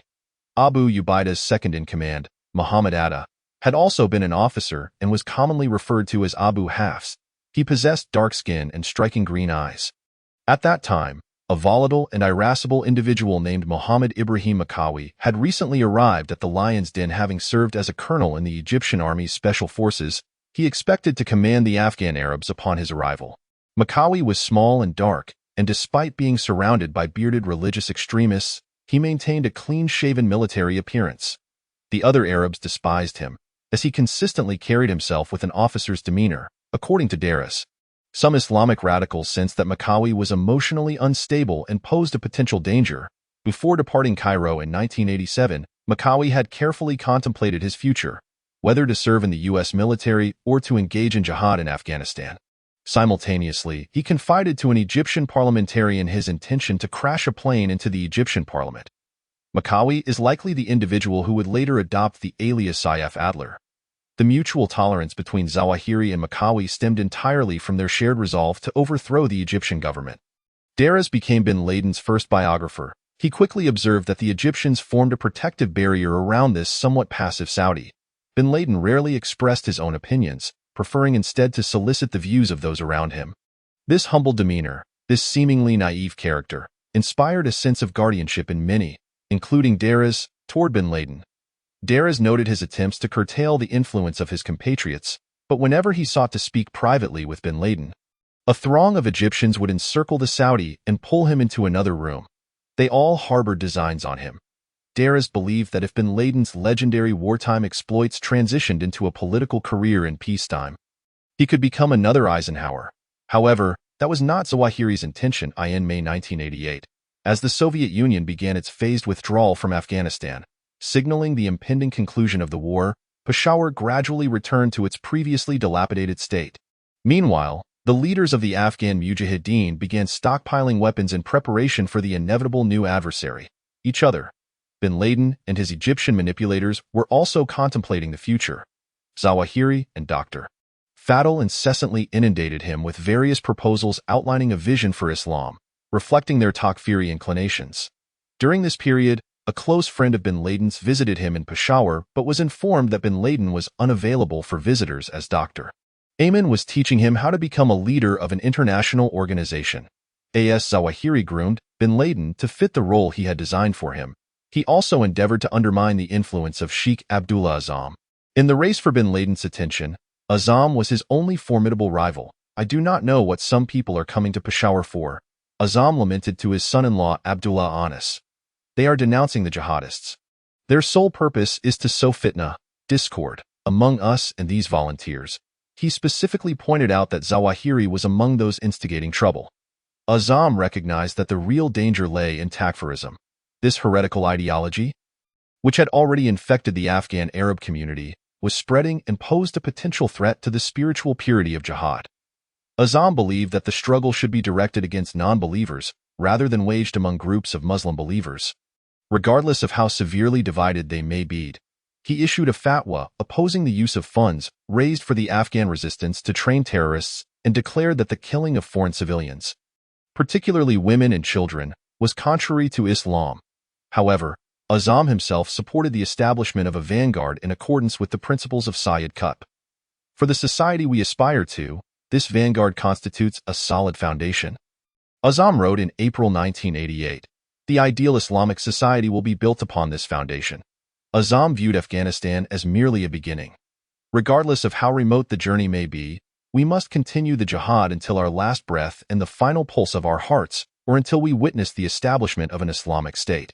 According to his vision, the future domains of jihad would encompass the southern Soviet republics, Bosnia, the Philippines, Kashmir, Central Asia, Somalia, Eritrea, and Spain, the entirety of the once glorious Islamic Empire. However, the first battlefield of the future was Palestine. Azzam assisted in the founding of the Palestinian resistance organization Hamas, which he deemed a natural extension of the Afghan jihad.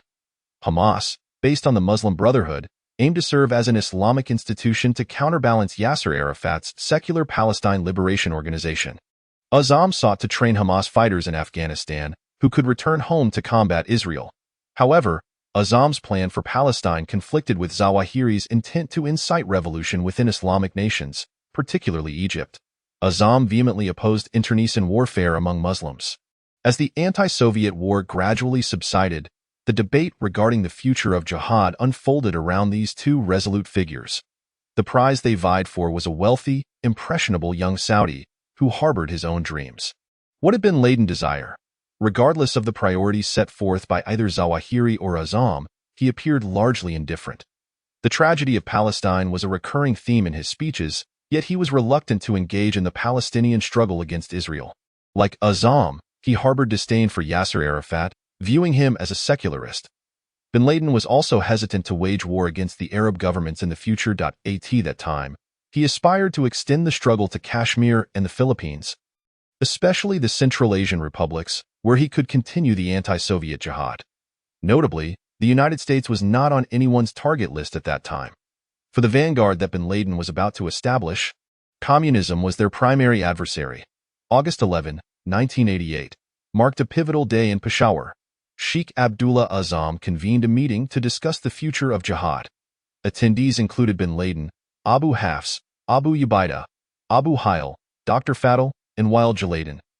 Their extraordinary experiences had brought them together, yet their divergent goals and perspectives led to profound disagreements. One of Azzam's objectives was to ensure that if a civil war erupted in Afghanistan, the Arabs would not be drawn into it. In the past, he insisted on dispersing the Arabs under various jihadist commanders.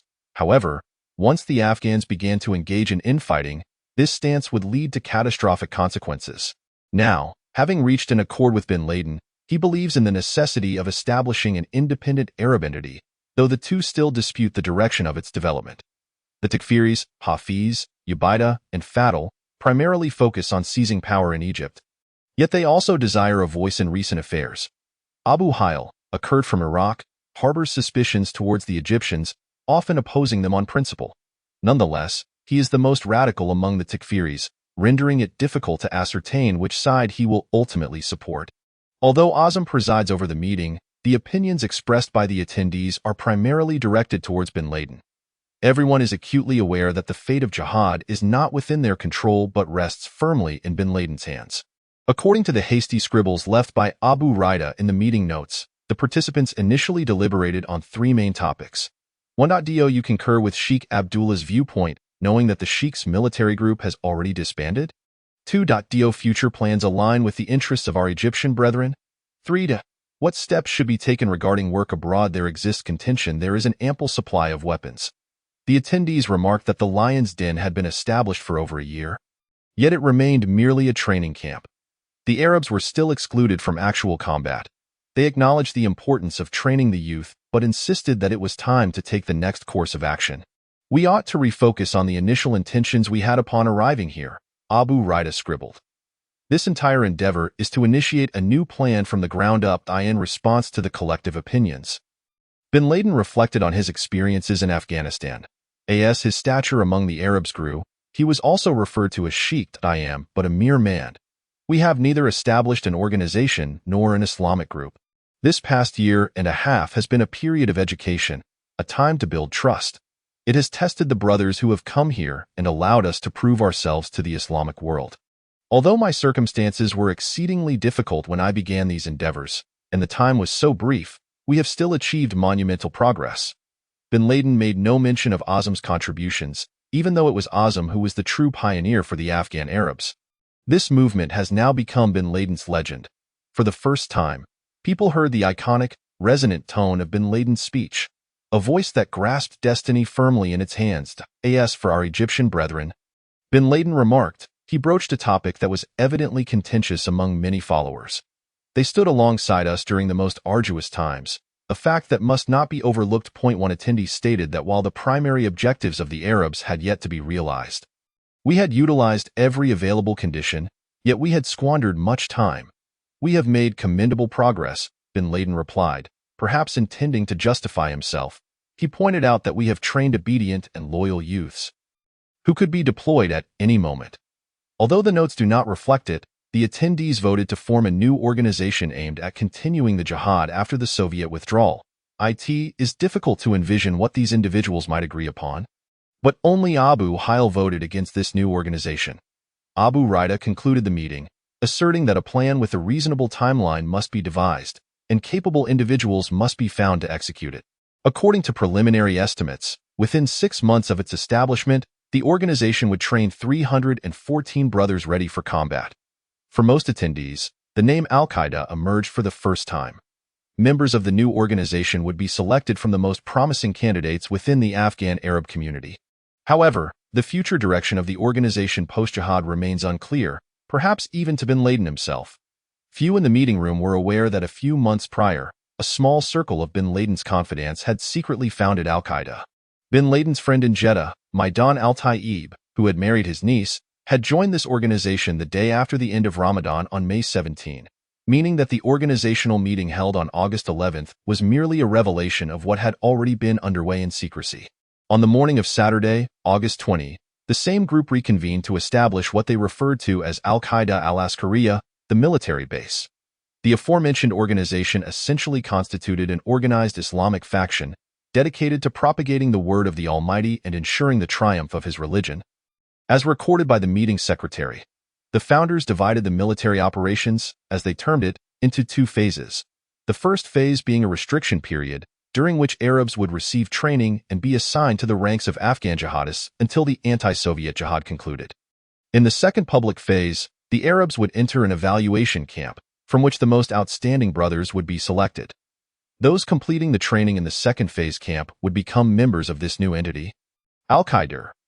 The secretary outlined the prerequisites for those wishing to join this new organization: participation in the public phase, obedience to orders, adherence to decorum, possession of credible endorsements, and compliance with Al-Qaeda's statutes and directives. Additionally, the founders inscribed the oath to be recited by new members upon joining Al-Qaeda. I pledge to Allah and to the sacred covenant of Allah to diligently heed my superiors and obey their commands. Irrespective of whether the situation is arduous or favorable, I shall strive day and night for this cause. The meeting concluded on the evening of Saturday, August 20, as the secretary noted. The operations of Al-Qaeda commenced on September 10, 1988, with a total of 15 brothers. At the bottom of this page, he added that by September 20, Commander Abu Ubaidah came to inform me that 30 brothers had met the requirements. Thanks be to Allah. When bin Laden designated a name for this new organization, it bore no particular significance. Brother Abu Ubaidah al-Banshiri, may his soul rest in peace, established a camp to train the youth to combat the Soviets, who oppressed the people and blasphemed against Allah. He later remarked, "We named this camp Al-Qaeda, meaning a training base, and thus the name of the organization was born." The reactions of bin Laden's associates to the establishment of Al-Qaeda were mixed. Abu Rida al-Suri, a jihadist from Kansas City, expressed skepticism when he first heard of bin Laden's endeavor to form an Arab International Legion. Inquiring how many had joined. 60, bin Laden deceitfully replied, "How do you plan to transport these individuals?"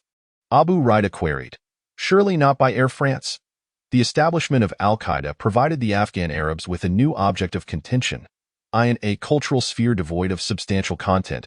Every emerging venture incited competition, and any standout individual became a target of attack. The ongoing jihad in Afghanistan became an ancillary matter amidst the linguistic and ideological disputes unfolding in the mosques. Even the service bureau established by bin Laden and Azam to assist Arabs wishing to participate in the jihad did not escape condemnation. This respected organization was maligned as a cover for the CIA.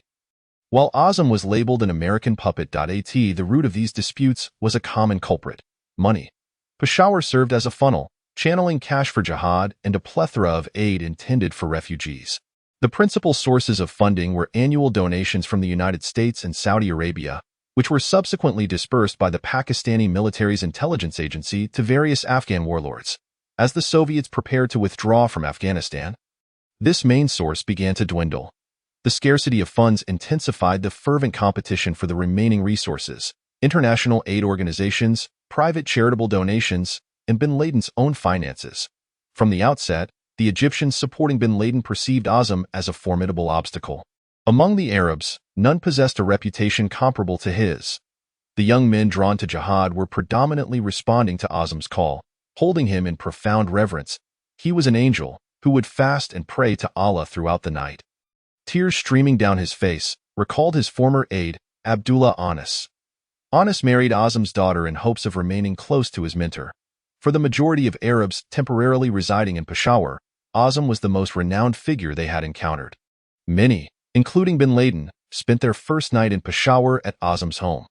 They spoke with great emotion of Azam's wisdom, generosity, and courage. He became the embodiment of the noble spirit of the Afghan Arabs. His influence extending across the globe. To obliterate such a celebrated idol was undoubtedly a perilous endeavor. The intent to overthrow Azam was not solely harbored by the Egyptians. The Saudis feared that this charismatic leader might sway the young jihadists towards the Muslim Brotherhood.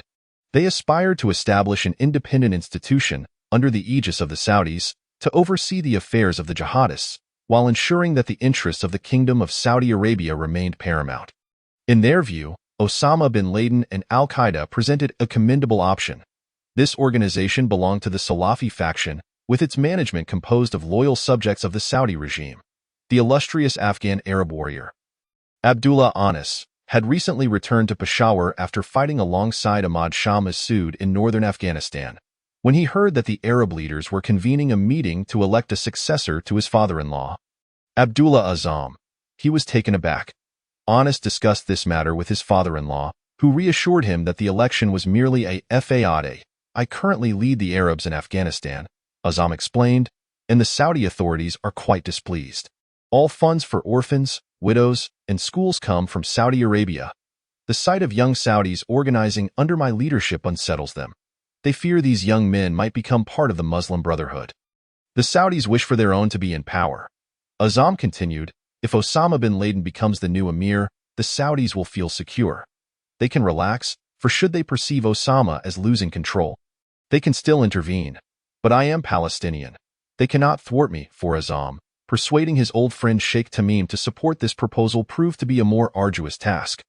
Although Azam assured him that the election was merely a charade to gain Saudi favor, it was evident that the other attendees had ulterior motives. They seized this opportunity to tarnish Azam's reputation, accusing him of theft, embezzlement, and mismanagement of the services bureau. Infuriated, Sheikh Tamim turned to bin Laden, pleading, "Speak up. I am the emir of this meeting," bin Laden replied, "and will speak when it is your turn." "Who declared you my emir?" Tamim wept. "Abdullah Sheikh urged me to support you. Yet how can you permit them to utter such words?" Tamim refused to acknowledge the election results, wherein bin Laden had been overwhelmingly elected as the new leader of the Arabs. Azam remained optimistic, seemingly unfazed. "Osama's capabilities are limited," he assured his supporters. "How can Osama organize anyone? No one knows him. There is no need for concern." Azam remained oblivious to the significant erosion of his power. A confidant of Zawahiri, an Egyptian-Canadian named Abu Abdul Rahman, leveled accusations against Azam.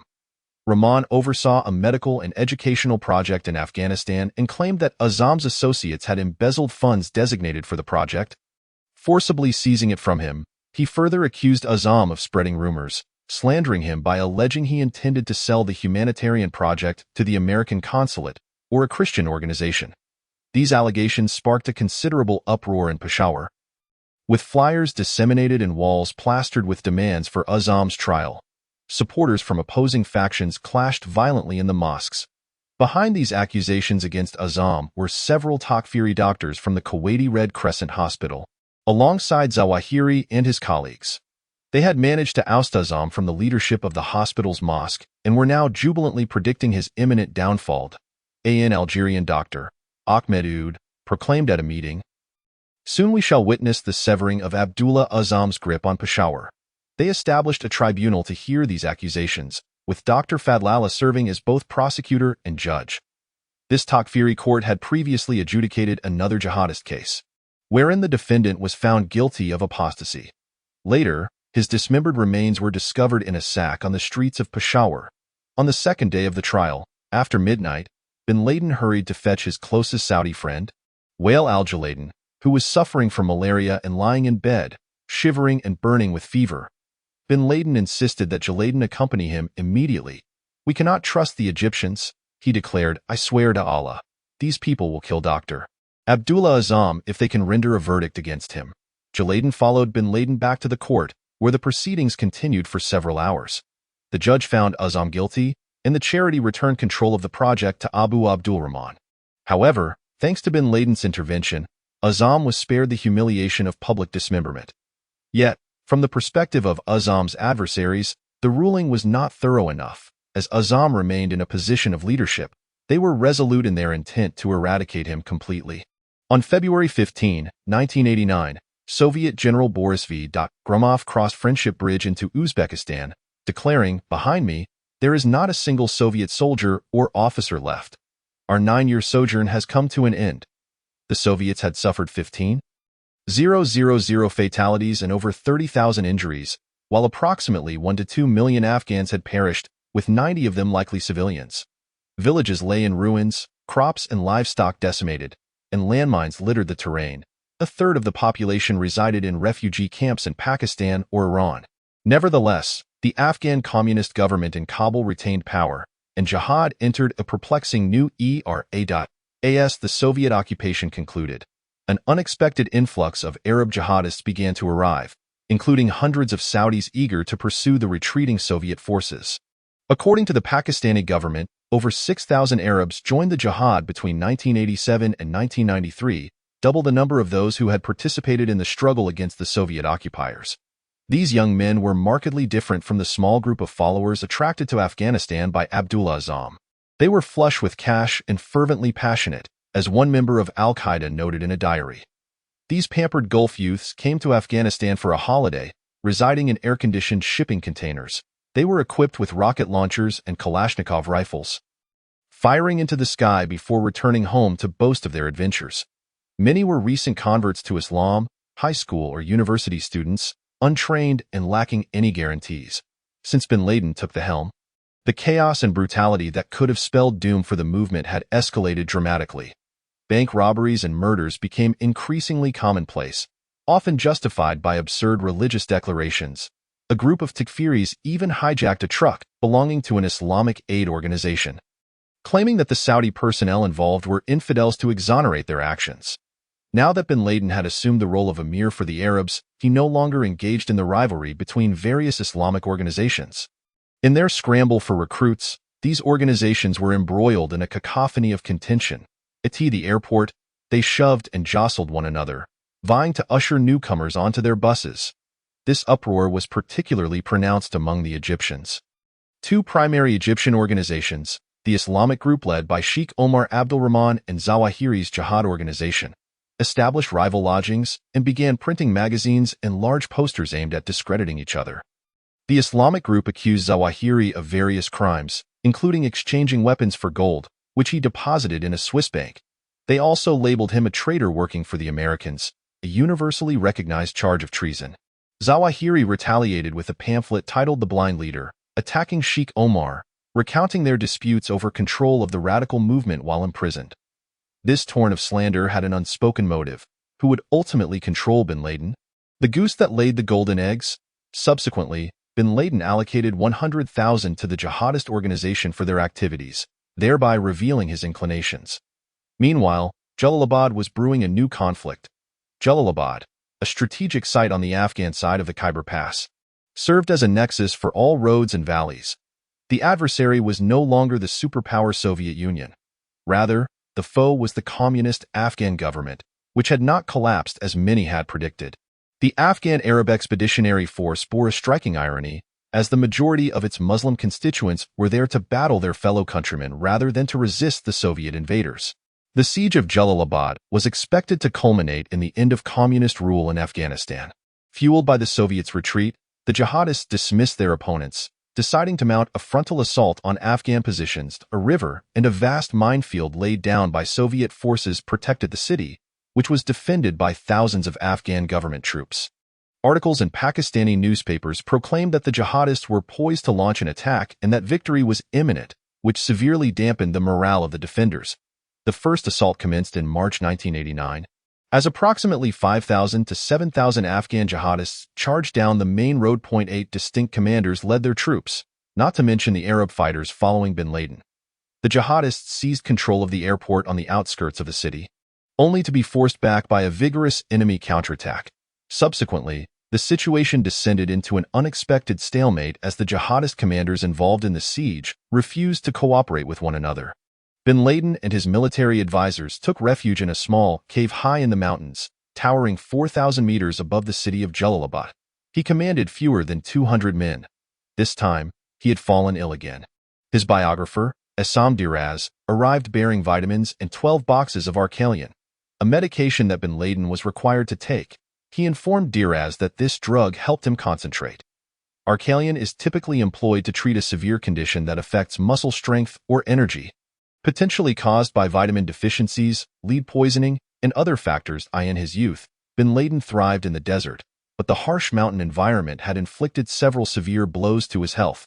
Like many of his subordinates, he contracted malaria. During the harsh winter of 1988-1989, he and several companions were trapped in a vehicle by a snowstorm and were not rescued until days later, nearly succumbing to pneumonia. The prolonged siege of Jalalabad took its toll, exacerbating his already weakened constitution. Furthermore, he inexplicably suffered from bouts of back pain, and overwhelming fatigue nearly brought him to the ground. Zawahiri had earned a reputation as a medical genius among the Arab fighters, driving from Peshawar to Jalalabad 2 or 3 times a week to treat the wounded. Naturally, Zawahiri's primary patient was bin Laden, who required intravenous glucose to prevent fainting. Bin Laden lay on the cave floor for hours in excruciating pain. Unable to move, Zawahiri diagnosed him with low blood pressure, which is often a symptom of another illness. Regardless of bin Laden's health issues, the friendship between him and Zawahiri had become increasingly complex. Now, one man's life rested in the hands of another. Afghan bombers launched around 20 sorties per day, unleashing cluster bombs upon the jihadist infantry. Bin Laden and his men sought refuge in the trenches between 2 positions on the mountain. On one occasion, Bin Laden awaited Zawahiri to administer his glucose. Zawahiri set up a metal pole to hang the forebag, then connected the drip line to the bottle. Bin Laden rolled up his sleeve, anticipating the doctor to insert the cannula into his vein. At that moment, a bomber swooped low overhead, followed by a series of earth-shattering explosions. Enveloped in smoke and dust, the jihadists quietly crawled out of the trench to see what had been struck outside. They discovered that the bomb had landed on the mountaintop above, but the debris flying through the trench toppled the forestand. Zawahiri calmly re-erected the stand and untangled the drip line. He still had a sterilized cannula on hand. However, just as Bin Laden extended his arm, another explosion erupted outside, sending flying debris crashing into the men, even shattering the wooden supports of the trench. The bombs fell directly overhead. Everyone pressed tightly to the ground until the aircraft departed. Zawahiri once again grasped the stand and the glucose bag, which this time flew to the opposite side of the trench. At this moment, everyone in the trench stared intently at the bag, as if it were a living entity harboring secrets. As Diraz recalled, one person complained to Zawahiri, "Don't you realize? Every time you hang that bag on the stand, we get bombed." Zawahiri smiled, insisting not to replace the glucose bag. He replied, "It's merely a coincidence." But just as he prepared to insert the needle, another series of terrifying explosions reverberated, prompting everyone to shout and drop to the ground. Murmuring verses from the Quran, the wooden support beams overhead were blown apart, exposing the trench to the open sky. Then someone shouted that they were under a gas attack. They quickly donned their gas masks. Amidst the smoke, fear, and chaos, Zawahiri patiently reassembled the metal stand and picked up the glucose bag once more. Everyone in the trench shouted at him to throw the bag away. "Don't touch it." Bin Laden wished to remind them that Islam prohibits superstition regarding bad omens, but just as Zawahiri was about to connect the drip line, a Saudi stood up, silently snatched the glucose bag from his hands, and hurled it over the trench wall. Laughter erupted among the group, including Bin Laden. However, they were all relieved to see the bag disappear. During the siege of Jalalabad, a young man named Shafiq fought alongside Bin Laden. He stood less than 5 feet tall and weighed around 90 pounds. Although the entourage surrounding Bin Laden now consisted mainly of Egyptians, a few loyal Saudis who had arrived in Afghanistan long ago remained devoted to their leader. With Shafiq being one of them, Jamal Khalifa, who had once taught him in Medina, remembered Shafiq as a polite and well-groomed young man who had dropped out of school to join the jihad at the age of 16. Shortly thereafter, his father came to Afghanistan and took him back home. Khalifa later encountered his former student in Saudi Arabia and was greatly shocked. Shafiq's once neat hair had become a tangled mess that hung to his shoulders, and he wore dirty shoes and Afghan trousers. The former schoolboy had transformed entirely into a fierce warrior, impatient to return to the battlefield. Within a few weeks, Shafiq secretly retrieved his passport, which his father had hidden, and returned to the fight. This decision was historically significant. One day, a sentry in Jalalabad spotted an Afghan army helicopter approaching the Arab positions, followed by tanks and infantry. Leading them was a turncoat jihadist who had betrayed the Arabs. The sentry alerted Bin Laden's men to evacuate the cave, but by then, the armored unit had already set its sights on them, ready to annihilate the entire camp. Bin Laden and his remaining fighters hastily departed, leaving only Shafiq behind. Alone, he used a small-caliber mortar to cover their retreat. Without the brief respite that Shafiq secured, Bin Laden might have perished in Jalalabad with his unfulfilled dreams. That battle represented the greatest disaster experienced by the Afghan Arabs, resulting in the deaths of 80 individuals, including Shafiq. Shortly after the defeat at Jalalabad, Al-Qaeda held its first recruitment meeting at the Farouk camp near the Afghan city of Khost. The Farouk camp, established by Zawahiri and Dr. Fadl, was affiliated with the Takfir faction and was dedicated to training elite Arab jihadists, preparing them to join Bin Laden's private army. Although the Lion's Den camp lay just over the mountains, the Farouk camp remained isolated from other camps, ensuring that the trainees were under strict surveillance. The chosen recruits were all young, fervent, and obedient jihadists. Each received a monetary bonus and were instructed to bid farewell to their families. To provide strategic counsel to Bin Laden, Al-Qaeda established a leadership council predominantly composed of Egyptians, including Zawahiri, Abu Hafs, Abu Ubaidah, and Dr. Fadl. The council also included members from Algeria, Syria, in Oman. Al-Qaeda set up its offices in a two-story villa in Hyderabad, a suburb of Peshawar, where most Arabs resided. Newly recruited personnel were required to fill out 3 copies of a form, sign an oath of allegiance to bin Laden, and pledge to maintain secrecy. In return, unmarried members received a monthly salary of approximately $1,000, while married members received $1,500. Each member was granted a round-trip ticket home for family visits each year, along with a month of vacation. Members could enjoy medical benefits, and those who changed their minds had a buyout option. They would receive $2,400 in part ways.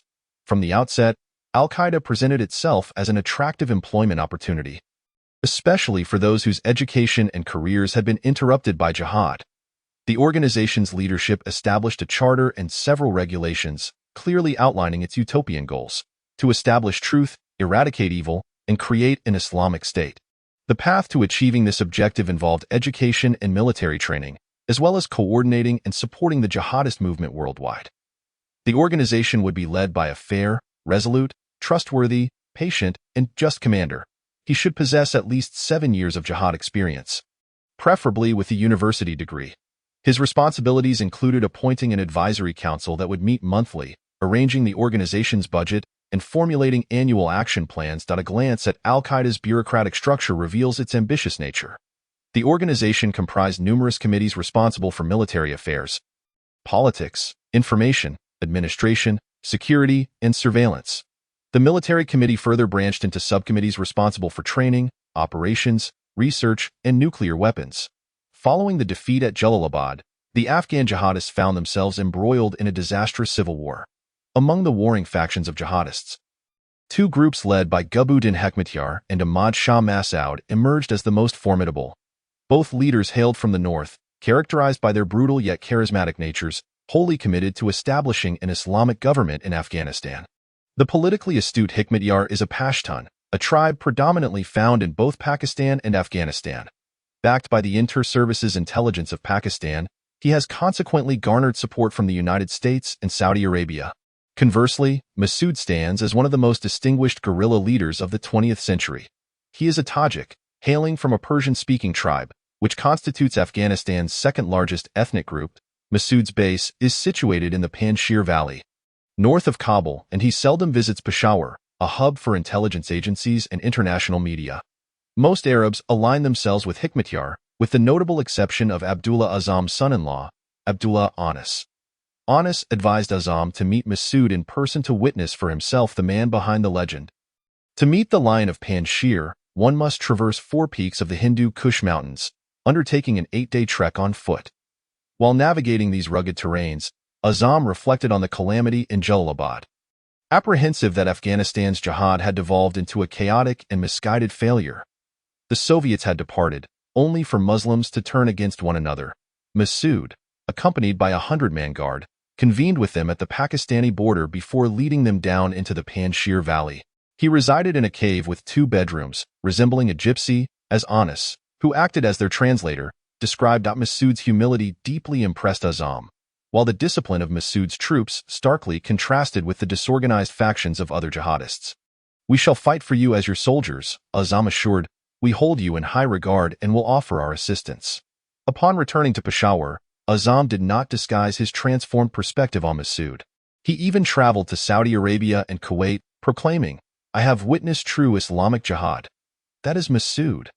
Azzam's sudden shift incited great ire in Hekmatyar, as it threatened to jeopardize Arab support for him.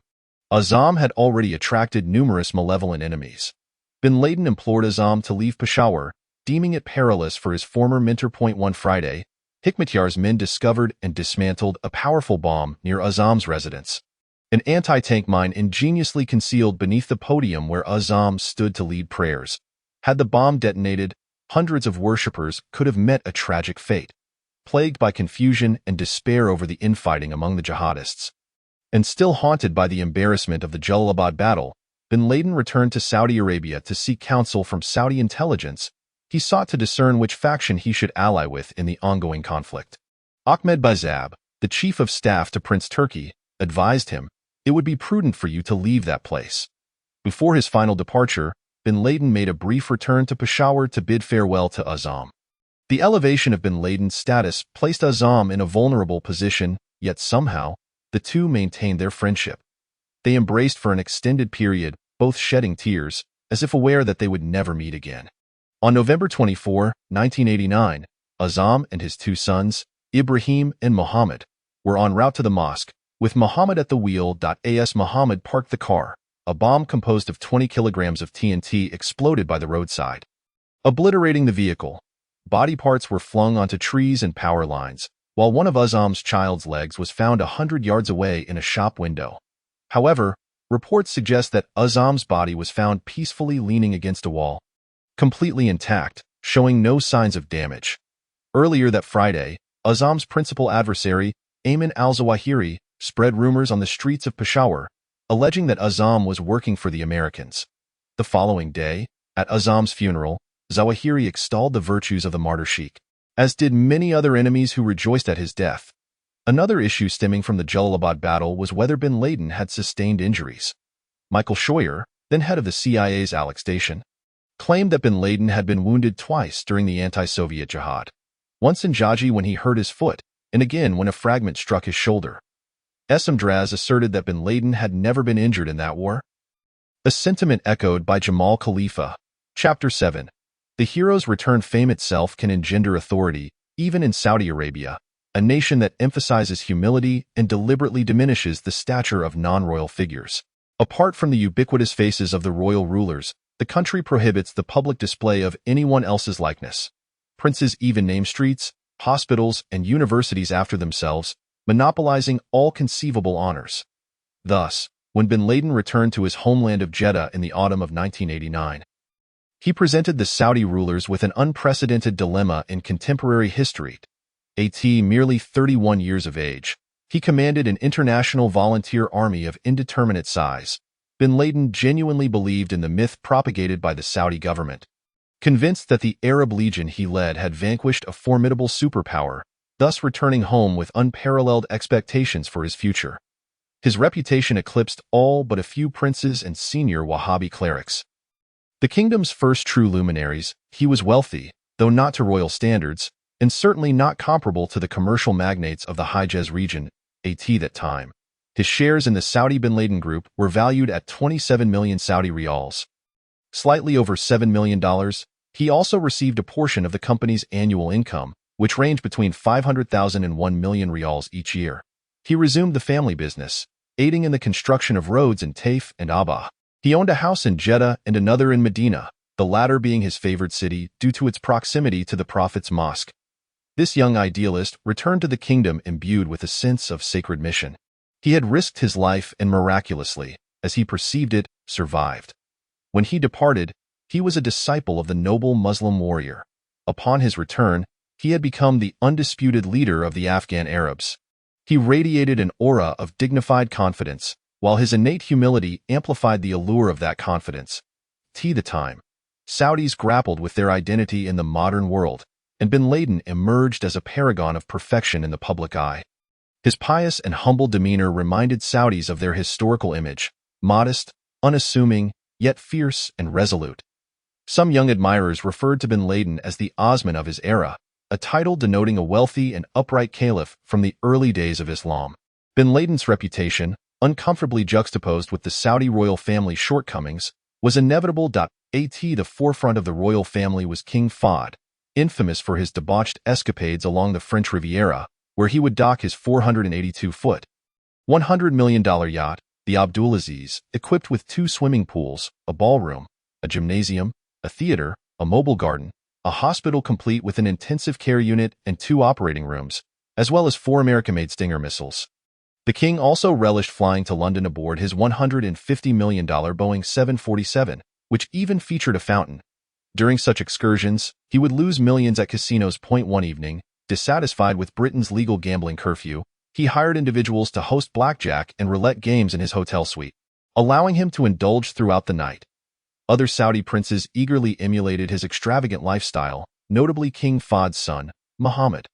According to British court records, this prince accepted over $1 billion in bribes to cover various expenses: prostitutes, pornography, a fleet of high-performance cars, mansions in Cannes and Geneva, luxury yachts, private jets, ski chalets, and jewelry. In the mid-1980s, the plummeting oil prices plunged the Saudi economy into deficit.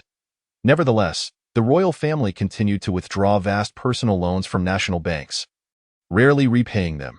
Every significant business transaction necessitated a kickback to the royal mafia to ensure smooth dealings. Princes seized lands in their names, forcibly intervening in private enterprises. This was in addition to the substantial monthly allowances each royal family member received. Albeit discreetly, the Saudi family became synonymous with corruption, hypocrisy, and insatiable greed. However, the attack on the Grand Mosque a decade prior had awakened the royal family to the perilous prospect of revolution. The Saudi family learned a vital lesson from that bloody confrontation. Only by empowering religious extremists could they safeguard themselves from harm.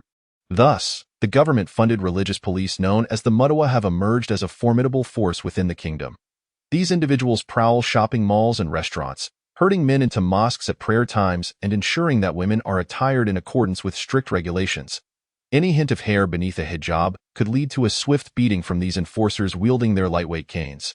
In their fervor to eradicate vice and heresy, they even invade private residences and shops. They have waged war against the increasing number of satellite dishes, cruising in government-issued Chevrolet SUVs and firing upon the antennas with state-provided weaponry. The official title of the Mutawah members is Representatives of the Committee for the Promotion of Virtue and Prevention of Vice, an organization that will become a model for the Taliban in Afghanistan. Prince Turki presents a stark contrast to the public image of the royal family. He is courteous, charming, and speaks in a soft voice, embodying the type that many find familiar and endearing. Yet, he is also guarded. Reluctant to discuss personal matters, he meticulously separates various aspects of his life, making it impossible for anyone to truly know him, while he enjoys the privileges that come with his royal status. His lifestyle within the Kingdom of Saudi Arabia is strikingly humble. He resides with his wife, Princess Nuf, and their 6 children in a relatively unadorned bungalow in Riyadh. On weekends, he retreats to a desert ranch where he raises ostriches. He dons the traditional attire of a Saudi, a long white thobe that reaches his ankles, complemented by a red-checked headscarf. Religious extremists hold him in high regard, as he is a scholar of Islam. However, he also advocates for women's rights, rendering him a potential ally to reformists. He oversees Saudi Arabia's intelligence apparatus in the Middle East, a role often associated with torture and assassination, yet he has quickly gained a reputation for adhering to a code of conduct that seeks to minimize bloodshed. Turki's father was the martyr King Faisal, and his revered mother, Ifat, was the first woman in Saudi history to be referred to as a queen. All of this, coupled with his early ascension to a position of power, suggests that when the grandchildren of Abdulaziz vie for the throne, Turki will undoubtedly be a significant contender. Beyond the borders of the kingdom, Turki leads a different existence. He owns a house in London and a refined apartment in Paris. While sailing the Mediterranean, he boards his yacht, the White Knight, one of several vessels in his fleet in the elite social circles of London and New York. He is known for occasionally indulging in a banana daiquiri. Though he is neither a gambler nor a drunkard, Turki effortlessly navigates several distinct worlds, possessing the ability to reflect the qualities others wish to see in him. During the Afghan Jihad, the CIA collaborated closely with Turki and his intelligence agency, leaving a profound impression.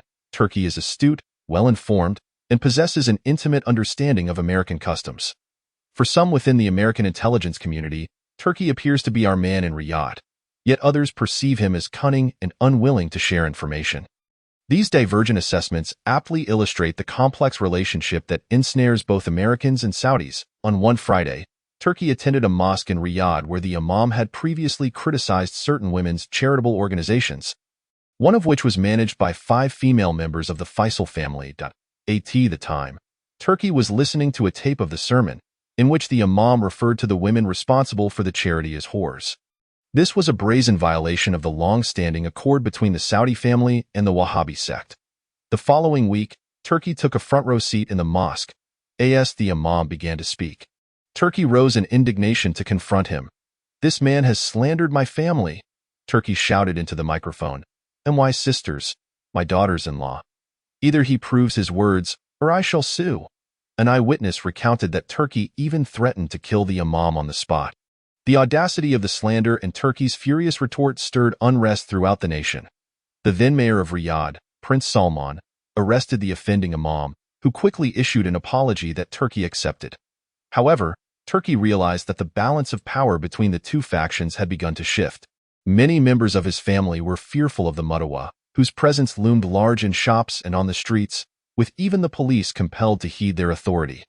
The Mutawa, an exceedingly devout organization, would undoubtedly keep a watchful eye on the conspicuous corruption of certain royal family members.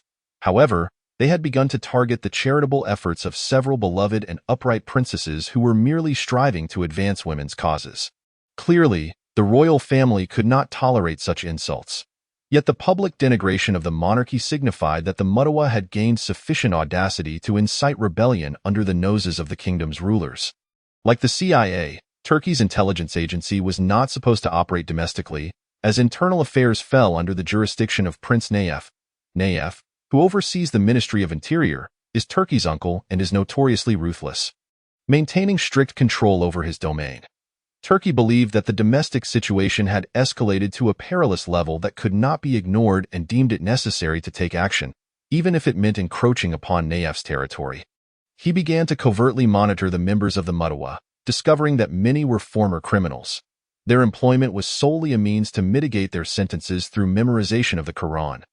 Nevertheless, Turkey perceived their power as having grown dangerously significant, posing a potential threat to the government. Life in Saudi Arabia has long been characterized by asceticism, submission, and religious fervor, yet the Mutawa's control has stifled social interaction and enforced a perilous new orthodoxy. For centuries, the Islamic jurisprudence taught and studied in the holy city of Mecca has been defined by four major schools: Hanafi, Maliki, Shafi'i, and Hanbali. The Wahhabi sect outwardly dismisses such doctrinal distinctions, yet in practice, they exclude alternative interpretations of the Islamic faith. The government prohibits the construction of new mosques or the expansion of existing ones by the Shiite minority, which holds a considerable presence in Saudi Arabia. Only Wahhabi beliefs are permitted to flourish. The Saudi government is not content merely to suppress the bare minimum of religious freedom domestically. They have also embarked on a mission to propagate their ideology throughout the Islamic world. Utilizing the billions of riyals collected through religious taxes known as zakat, they have constructed hundreds of mosques and universities globally, along with thousands of religious schools, staffed by Wahhabi imams and instructors. Ultimately, Saudi Arabia, home to a mere one of the world's Muslim population, bears 90% of the expenses for global Islamic faith, far surpassing other Islamic traditions. Music has all but vanished from the Kingdom of Saudi Arabia. Shortly after the assault on the Grand Mosque in Mecca in 1979, domestic television stations banned the songs of Kulthum and Faraz, the nightingales of the Arab world. The screens were filled instead with bearded men engaged in endless debates over the minutiae of religious law. Prior to the attack on the Grand Mosque, Saudi Arabia had a few cinemas, but these were swiftly shuttered in 1989. An exquisite concert hall was built in Riyadh, yet not a single performance has ever taken place there. Censorship stifles art and literature, and the spiritual life of this young nation has withered before it had the chance to flourish. Paranoia and fanaticism naturally occupy the closed and fearful hearts of the populace. In such a dreary environment, the youth perceive the future as even bleaker than the present. Just a few years prior, buoyed by the nation's abundant oil resources, Saudi Arabia was nearing the status of the wealthiest country in the world on a per capita basis. Now, plummeting oil prices have shattered those expectations. The government, which once guaranteed employment for all university graduates, has rescinded that promise, leading to unprecedented levels of unemployment. In any society, the combination of despair and idleness is perilous.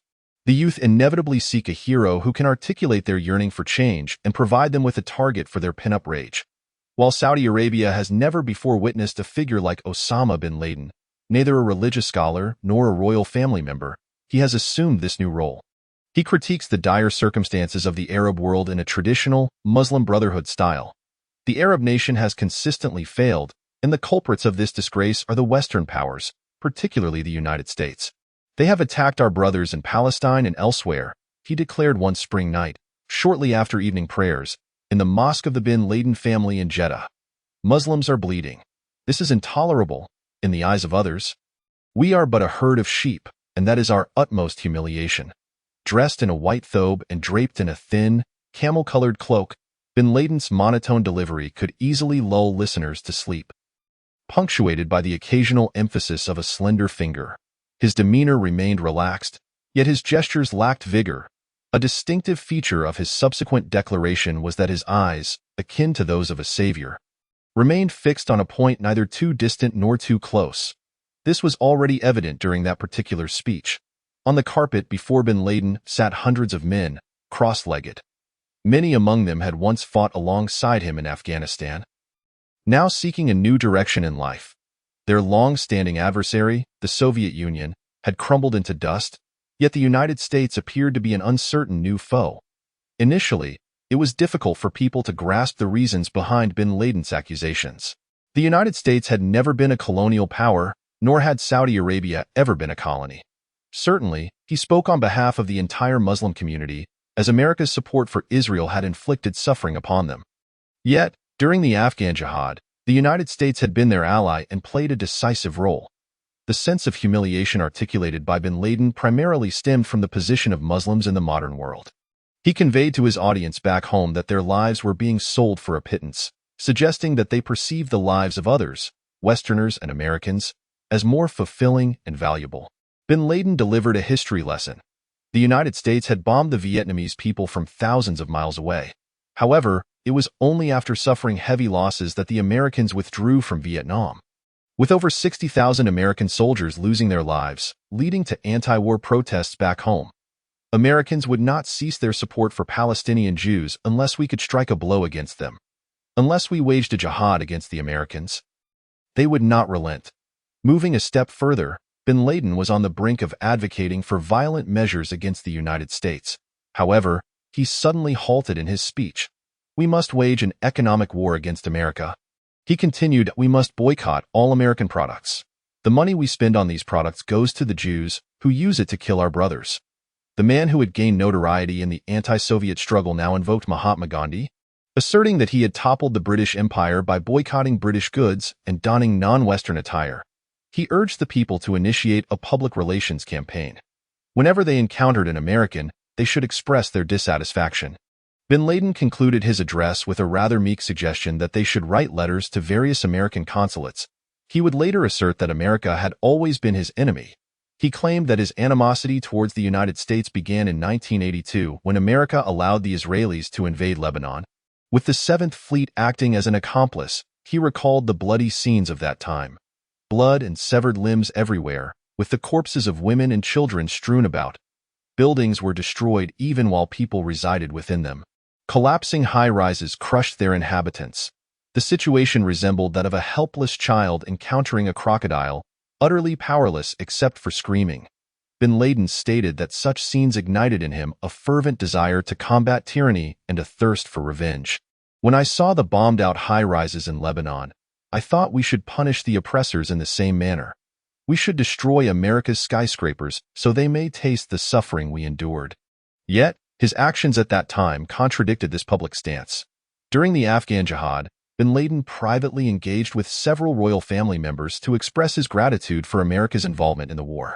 Prince Bandar bin Sultan, the Saudi ambassador to the United States at the time, recalled that Bin Laden had visited him and expressed his thanks, saying, "Thank you for bringing the Americans to help us eliminate those secular, non-believing Soviets." In the eyes of the public, Bin Laden had never been regarded as an intriguing or original political thinker.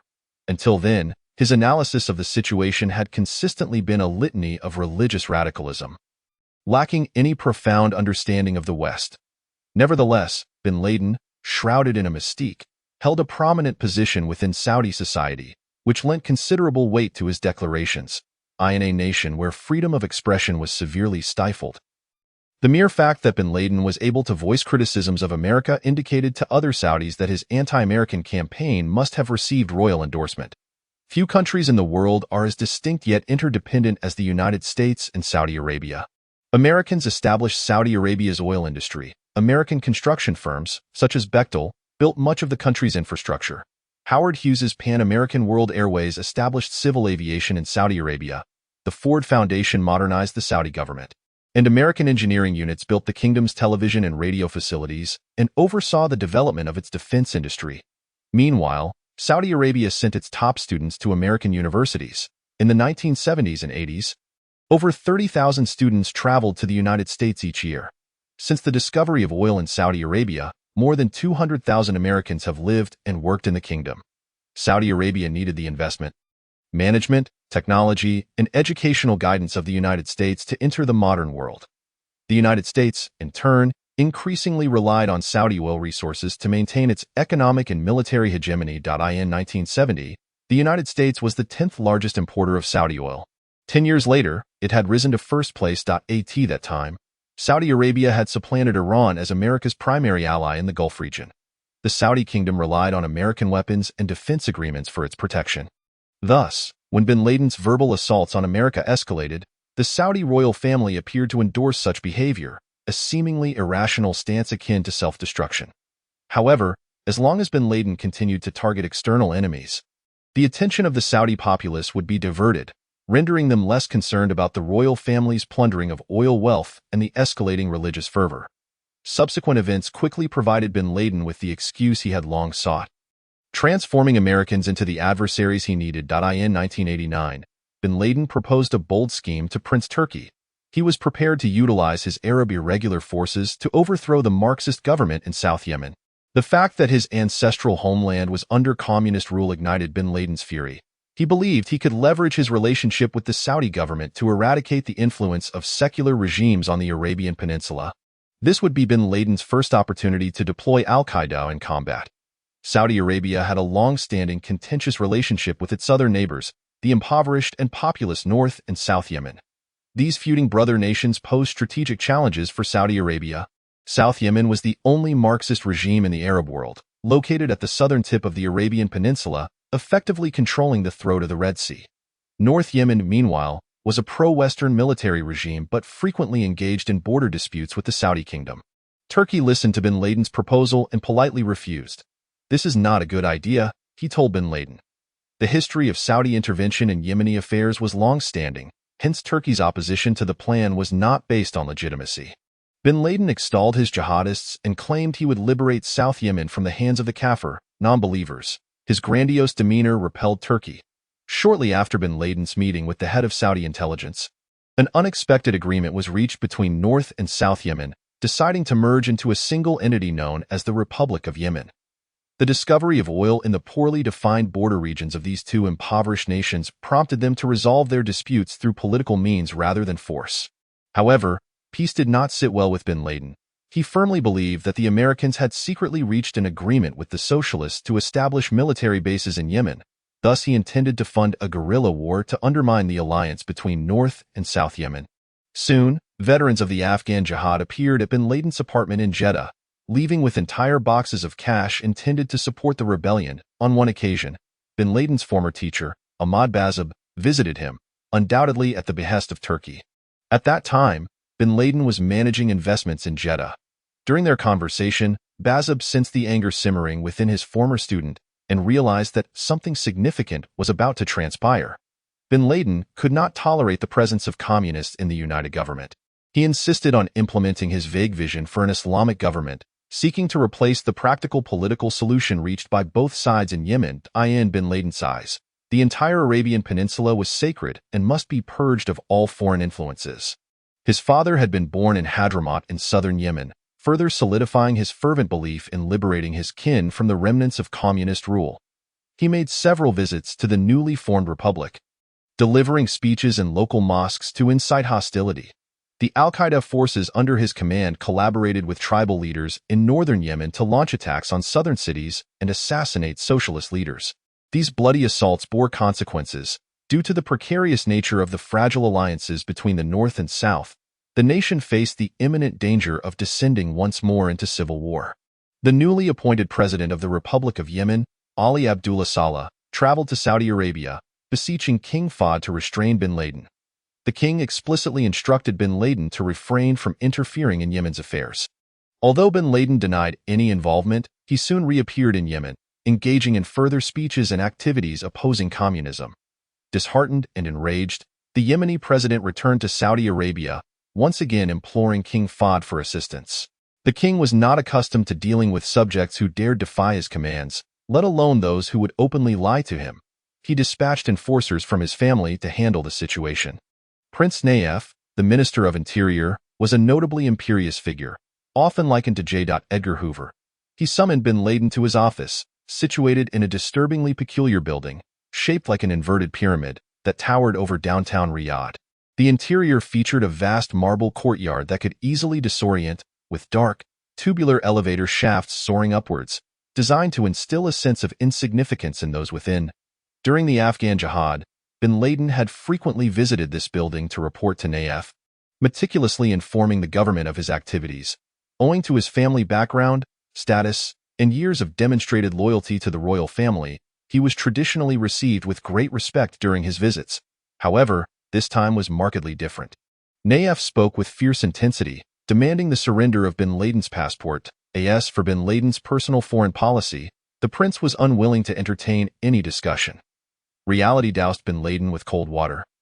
Leaving him feeling betrayed, I did all this for the Saudi government, he lamented to his friends. Saudi Arabia, the wealthiest nation in the region, was surrounded by envious neighbors, thus harboring the most concerns. In 1969, King Faisal conducted the first census in Saudi Arabia, and the surprisingly low population figures compelled him to double the numbers immediately. Since then, all statistics emanating from the Saudi kingdom have been distorted upon the foundation of this falsehood.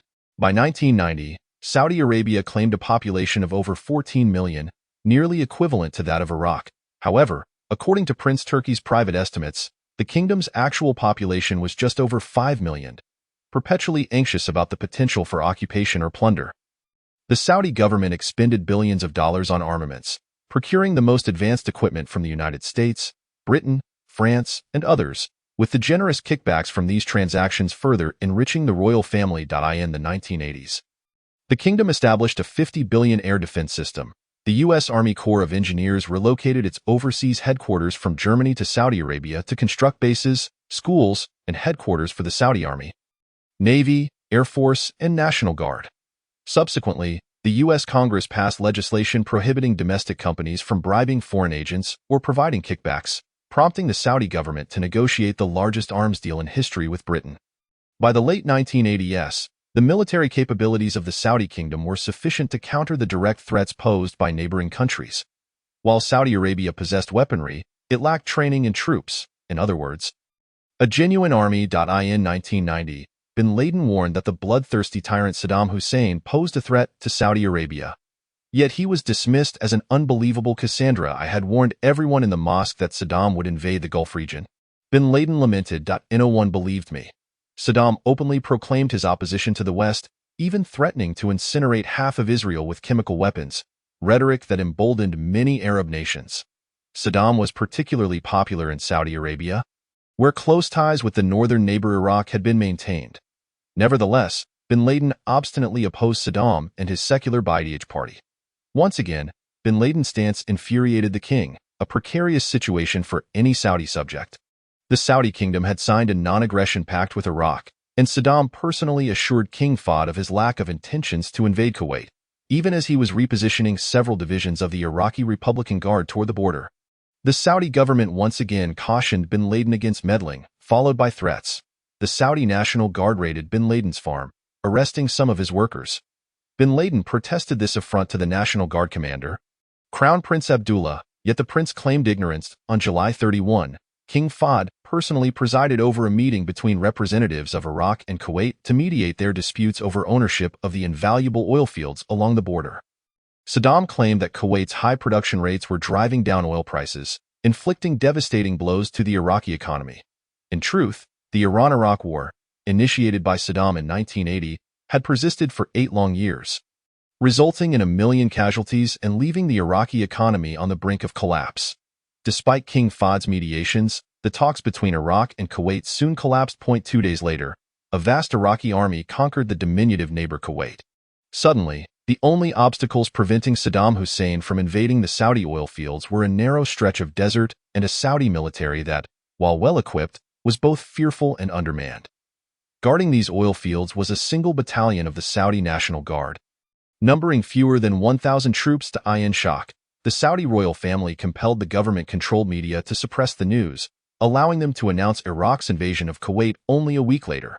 Moreover, despite having invested billions over the years to cultivate friendly relations with neighboring nations, the Saudi royal family now discovered, to their horror, their extreme isolation within the Arab world. Palestinians, Sudanese, Algerians, Libyans, Tunisians, Yemenis, and even Jordanians openly supported Saddam Hussein. As Iraqi forces amassed on the Saudi border, bin Laden wrote to King Fahd, imploring him not to seek protection from the Americans. Subsequently, he fervently lobbied the high-ranking princes. The royal family itself was divided on what course of action to take. Crown Prince Abdullah vehemently opposed seeking American assistance, while Prince Nayef believed it to be the best option. However, the Americans had already made their decision. If Saddam were to devour Kuwait and subsequently swallow the eastern province of Saudi Arabia, he would control a significant portion of the world's existing oil supply. This not only posed a grave threat to the Saudi kingdom, but also an intolerable risk to American security. U.S. Secretary of Defense Dick Cheney, accompanied by advisors including General Norman Schwarzkopf, flew to Jeddah to persuade King Fahd to permit American troops to defend Saudi Arabia. General Schwarzkopf presented satellite images showing 3 armored divisions of Iraqi forces within Kuwait, accompanied by ground troops, emphasizing that the occupation of Kuwait did not necessitate such a large force. According to Saudi intelligence, several Iraqi reconnaissance units had already crossed the Saudi border. Crown Prince Abdullah opposed the entry of Americans into Saudi Arabia, fearing they would never leave. Cheney assured, in the name of the American president, that once the threat from Iraq was neutralized, or should the Saudi king request their departure, American forces would withdraw immediately. This promise proved decisive. Bring as many of your men as you can, the king implored. It is imperative to act swiftly. In early September, just weeks after American forces arrived in Saudi Arabia, bin Laden had a conversation with Defense Minister Prince Sultan, attended by several Afghan jihad commanders and Saudi veterans of that war. This meeting bizarrely and exaggeratedly replicated the briefing presented by General Schwarzkopf. Bin Laden brought with him maps of the border region and proposed a detailed attack plan. The accompanying charts and tables outlined trenches and sand pits to be constructed along the border, utilizing the extensive excavation equipment of the Bin Laden group. Furthermore, he proposed to establish a brigade of jihadists composed of Afghan fighters and unemployed Saudi youth. Within 3 months, I can assemble 100,000 highly capable warriors, bin Laden assured Prince Sultan. You do not need the Americans. You do not require any non-Muslim troops. We are sufficient. Kuwait has no caves, the prince replied. What if he uses bombs carrying biochemical weapons against you? We will resist him with our faith, bin Laden responded. Bin Laden also presented his proposals to Prince Turki. Bin Laden estimated that Saddam would pose a threat to the kingdom, and Turki was one of the few princes who concurred. In reality, he had suggested to the CIA on several occasions over the years to discreetly eliminate Saddam, but had been rebuffed.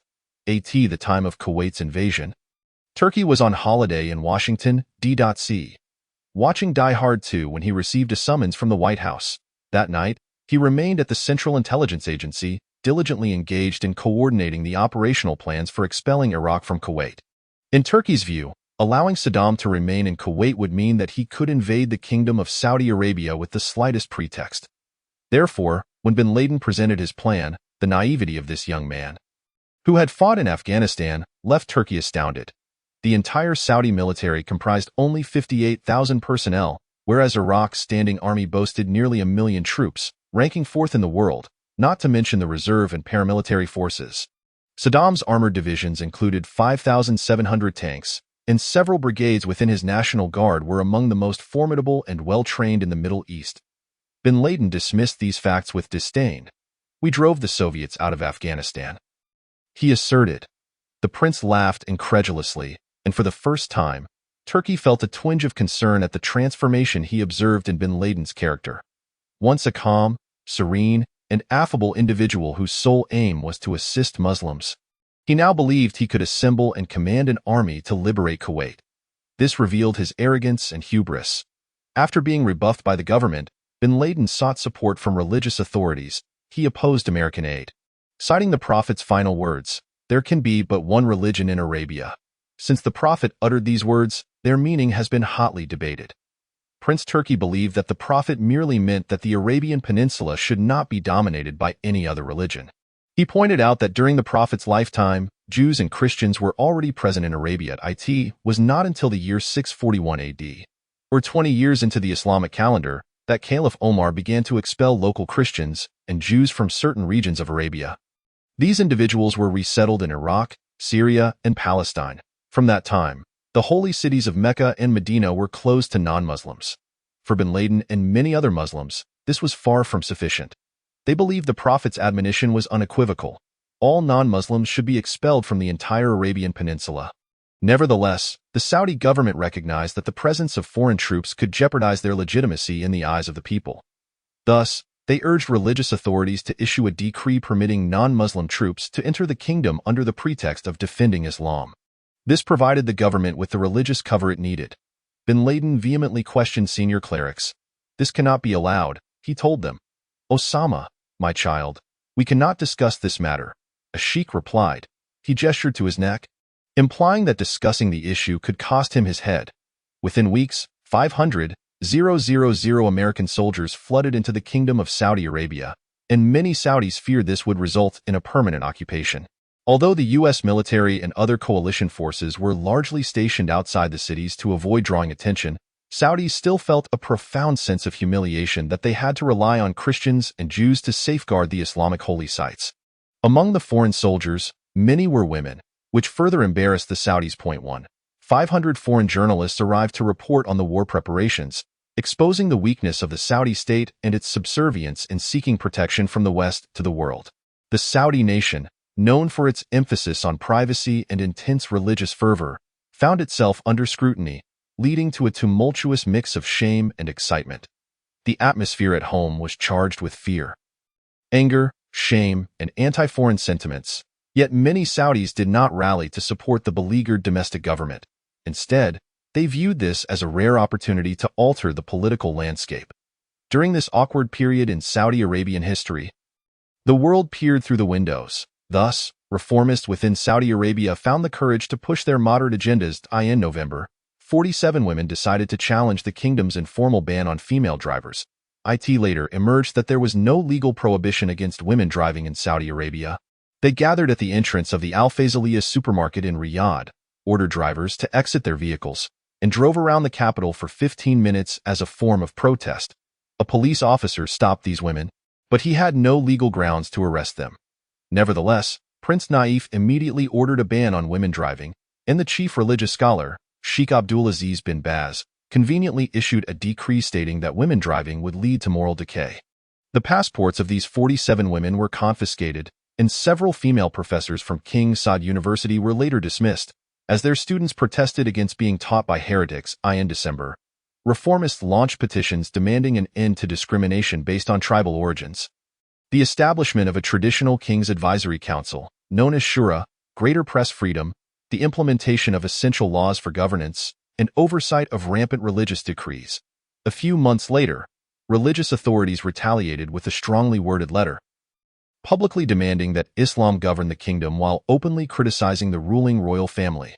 The 400 signatories of the letter, comprising religious scholars, judges, and professors, called for strict adherence to Sharia law throughout society, including the prohibition of interest payments, the establishment of an Islamic army through universal training, and the purification of the media to better serve Islam. The shockwave this letter sent through the royal family surpassed even that of Saddam Hussein's invasion of Kuwait. Many of the demands put forth by religious dissenters echoed those made by the leaders of the Grand Mosque attack in 1979. These demands became the foundation for bin Laden's political agenda for the Kingdom of Saudi Arabia. The mission of American forces soon expanded from protecting Saudi Arabia to expelling Iraqis from Kuwait. The war erupted on January 16, 1991. By then, most Saudis had acclimated to the presence of American troops and the other 34 foreign forces comprising the anti-Iraq coalition. Hundreds of thousands of Kuwaiti citizens fled to the Kingdom of Saudi Arabia, recounting harrowing tales of plunder, abduction, torture, and murder, with Kuwaiti women suffering grievously at the hands of Iraqi soldiers.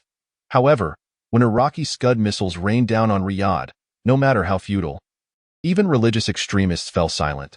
Yet for many Saudis, the presence of foreign crusaders, as bin Laden described the coalition forces, on Islamic holy ground was a catastrophe, far more severe than the destruction wrought by Saddam in Kuwait. That night in Iraq, as Saddam traversed the ruins, President George H.W. Bush boasted on March 6 that his war machine had been shattered, and its capacity for mass destruction had been eradicated. Although Saddam still held power, in the face of the astonishing might displayed by the U.S. military and the multinational forces united under American leadership, this was merely a trivial matter. The president was elated. The Soviet Union had collapsed, and the U.S. military had swiftly secured a lightning victory, solidifying America's hegemonic status beyond dispute. "We can see a new world gradually unfolding before us," Bush stated to Congress. "We indeed have the opportunity to create a new world order, freed from the constraints of the Cold War, and the United Nations is prepared to fulfill the historical mission envisioned by its founders. A world that values freedom and respects human rights will emerge through the efforts of all nations." These hopeful words, however, rang with irony in the ears of Osama bin Laden. He too envisioned the establishment of a new world order, one dominated by Muslims, free from American influence and the imposition of the United Nations. The grand scale of bin Laden's ambitions began to surface. He fantasized about etching his name in history as the Muslim savior. In pursuit of reclaiming his passport, bin Laden launched an offensive against the Saudi elite. He claimed he intended to return to Pakistan to assist in mediating the civil war among the jihadists, a conflict the Saudi government was eager to resolve. "I can be of assistance," bin Laden implored. Many prominent princes and sheiks spoke on his behalf. Ultimately, Prince Naif conceded and returned bin Laden's travel documents. However, he first required this troublesome warrior to sign a guarantee pledging not to interfere in the affairs of Saudi Arabia or any other Arab nation thereafter. In March 1992, bin Laden arrived in Peshawar.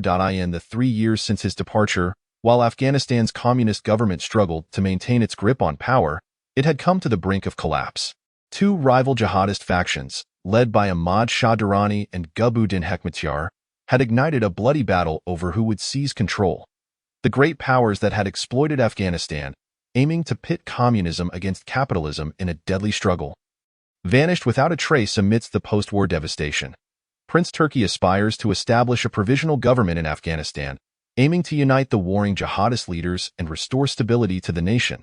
He co-chaired negotiations held in Peshawar alongside the Prime Minister of Pakistan, Nawaz Sharif. Concerned about Iranian influence over Afghanistan's western borders, Turkey is inclined to support uncompromising Sunni factions leaning towards religious radicalism, their leader being Hekmatyar. In contrast, bin Laden seeks to assume the role of an impartial mediator. He orchestrated a conference call between Massoud and Hekmatyar, urging the latter to join the negotiating table. Without a doubt, Hekmatyar, aware of the support he garnered from Turkey, remained steadfast in his refusal to concede.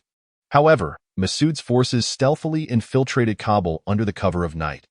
The following morning, a startled Hekmatyar retaliated by launching rockets towards Kabul, initiating a siege of the capital. Thus began the Afghan civil war. During the negotiations, bin Laden clashed with Turkey, fully aware that he had overstepped this time. He confided in a few companions, expressing his belief that Saudi Arabia had enlisted Pakistani intelligence operatives to eliminate him. The cooperative relationship forged during the jihad had disintegrated. Now, he and Prince Turki had become sworn adversaries. Before departing Afghanistan, bin Laden disguised himself and feigned illness to seek refuge in a clinic in Karachi. His physician, Zawahiri, was at that time in Yemen. Nevertheless, they would soon reunite. Chapter 8. The Kingdom of Heaven. Despite the relentless conflict following the fall of Kabul, the Afghan jihad had drawn to a close. While some Arabs remained and became embroiled in the Afghan civil war, the majority departed. These Arabs were largely unwelcome in their homelands. Even before their arrival in Afghanistan, they had been regarded as outsiders and extremists by their nations. Ironically, it was these very governments that incited their youth to partake in jihad, even providing travel subsidies, hoping that these troublemakers would perish in a doomed war. Few considered the implications of what would happen when these thousands of young men returned. Now, they had become seasoned guerrilla fighters, emboldened by the myth of victory. Like all soldiers returning from battle, they came home bearing an array of psychological burdens and haunting memories. Even those with minimal combat experience had been indoctrinated with notions of martyrdom and takfir. They strutted about the mosques, often clad in Afghan attire to signify their elevated status. Saudi intelligence estimated that between 15,000 to 25,000 Saudi youths had undergone training in Afghanistan, though estimates from other sectors were considerably lower. Returning jihadists were promptly incarcerated in Saudi Arabia, subjected to interrogations lasting 2 to 3 days. Some countries outright refused to allow jihadists to return. They had become a band of stateless, itinerant religious mercenaries. Many settled in Pakistan, marrying local women and learning Urdu. Others ventured to Kashmir, Kosovo, Bosnia, or Chechnya to engage in combat. The embers of the Afghan conflict spread across the globe, soon igniting in many Islamic nations. Some veteran jihadists, though unsettled, possessed a fervent ideological conviction, and a new homeland awaited them. In June 1989, as the jihad in Afghanistan concluded, radical Islamists launched a military coup against Sudan's National Democratic Government. The coup's leader, Hassan al-Turabi, was one of Africa's most complex, innovative, charismatic, and enigmatic figures. Like bin Laden and Zawahiri, Turabi attributed the failures of the Arab world to a singular fact. The governments of Arab nations failed to embody the spirit of Islam and relied too heavily on the West. However, Turabi distinguished himself from the other two. He was a scholar of the Quran and well acquainted with Europe and America. In 1960, as a student in Sudan, he traveled extensively across the United States, staying with ordinary families, even residing with Native Americans and farmers. This extraordinary experience would later enable him to provide incisive critiques of secularism and capitalism. In 1961, he obtained a master's degree in law from the London School of Economics, followed by a doctorate in law from the Sorbonne in Paris 3 years later. Turabi envisioned the establishment of an international Muslim community, the Ummah, with Sudan as its headquarters. This community would extend to other nations, propagating the Islamic revolution through an ever-expanding circle. Culturally, Sudan had long been stagnant within the Islamic world. Now it would emerge as the intellectual epicenter of this transformation, with Turabi as its spiritual guide. To realize this vision, Turabi opened Sudan's doors to all Muslims, regardless of nationality or background. Naturally, those responding to Turabi's invitation were often unwelcome elsewhere. The Sudanese government began courting bin Laden in 1990. They extended an invitation to him, subsequently dispatching several members of the Sudanese intelligence service to meet him. Essentially, the Sudanese government was willing to offer him the entire country as a venue for his operations.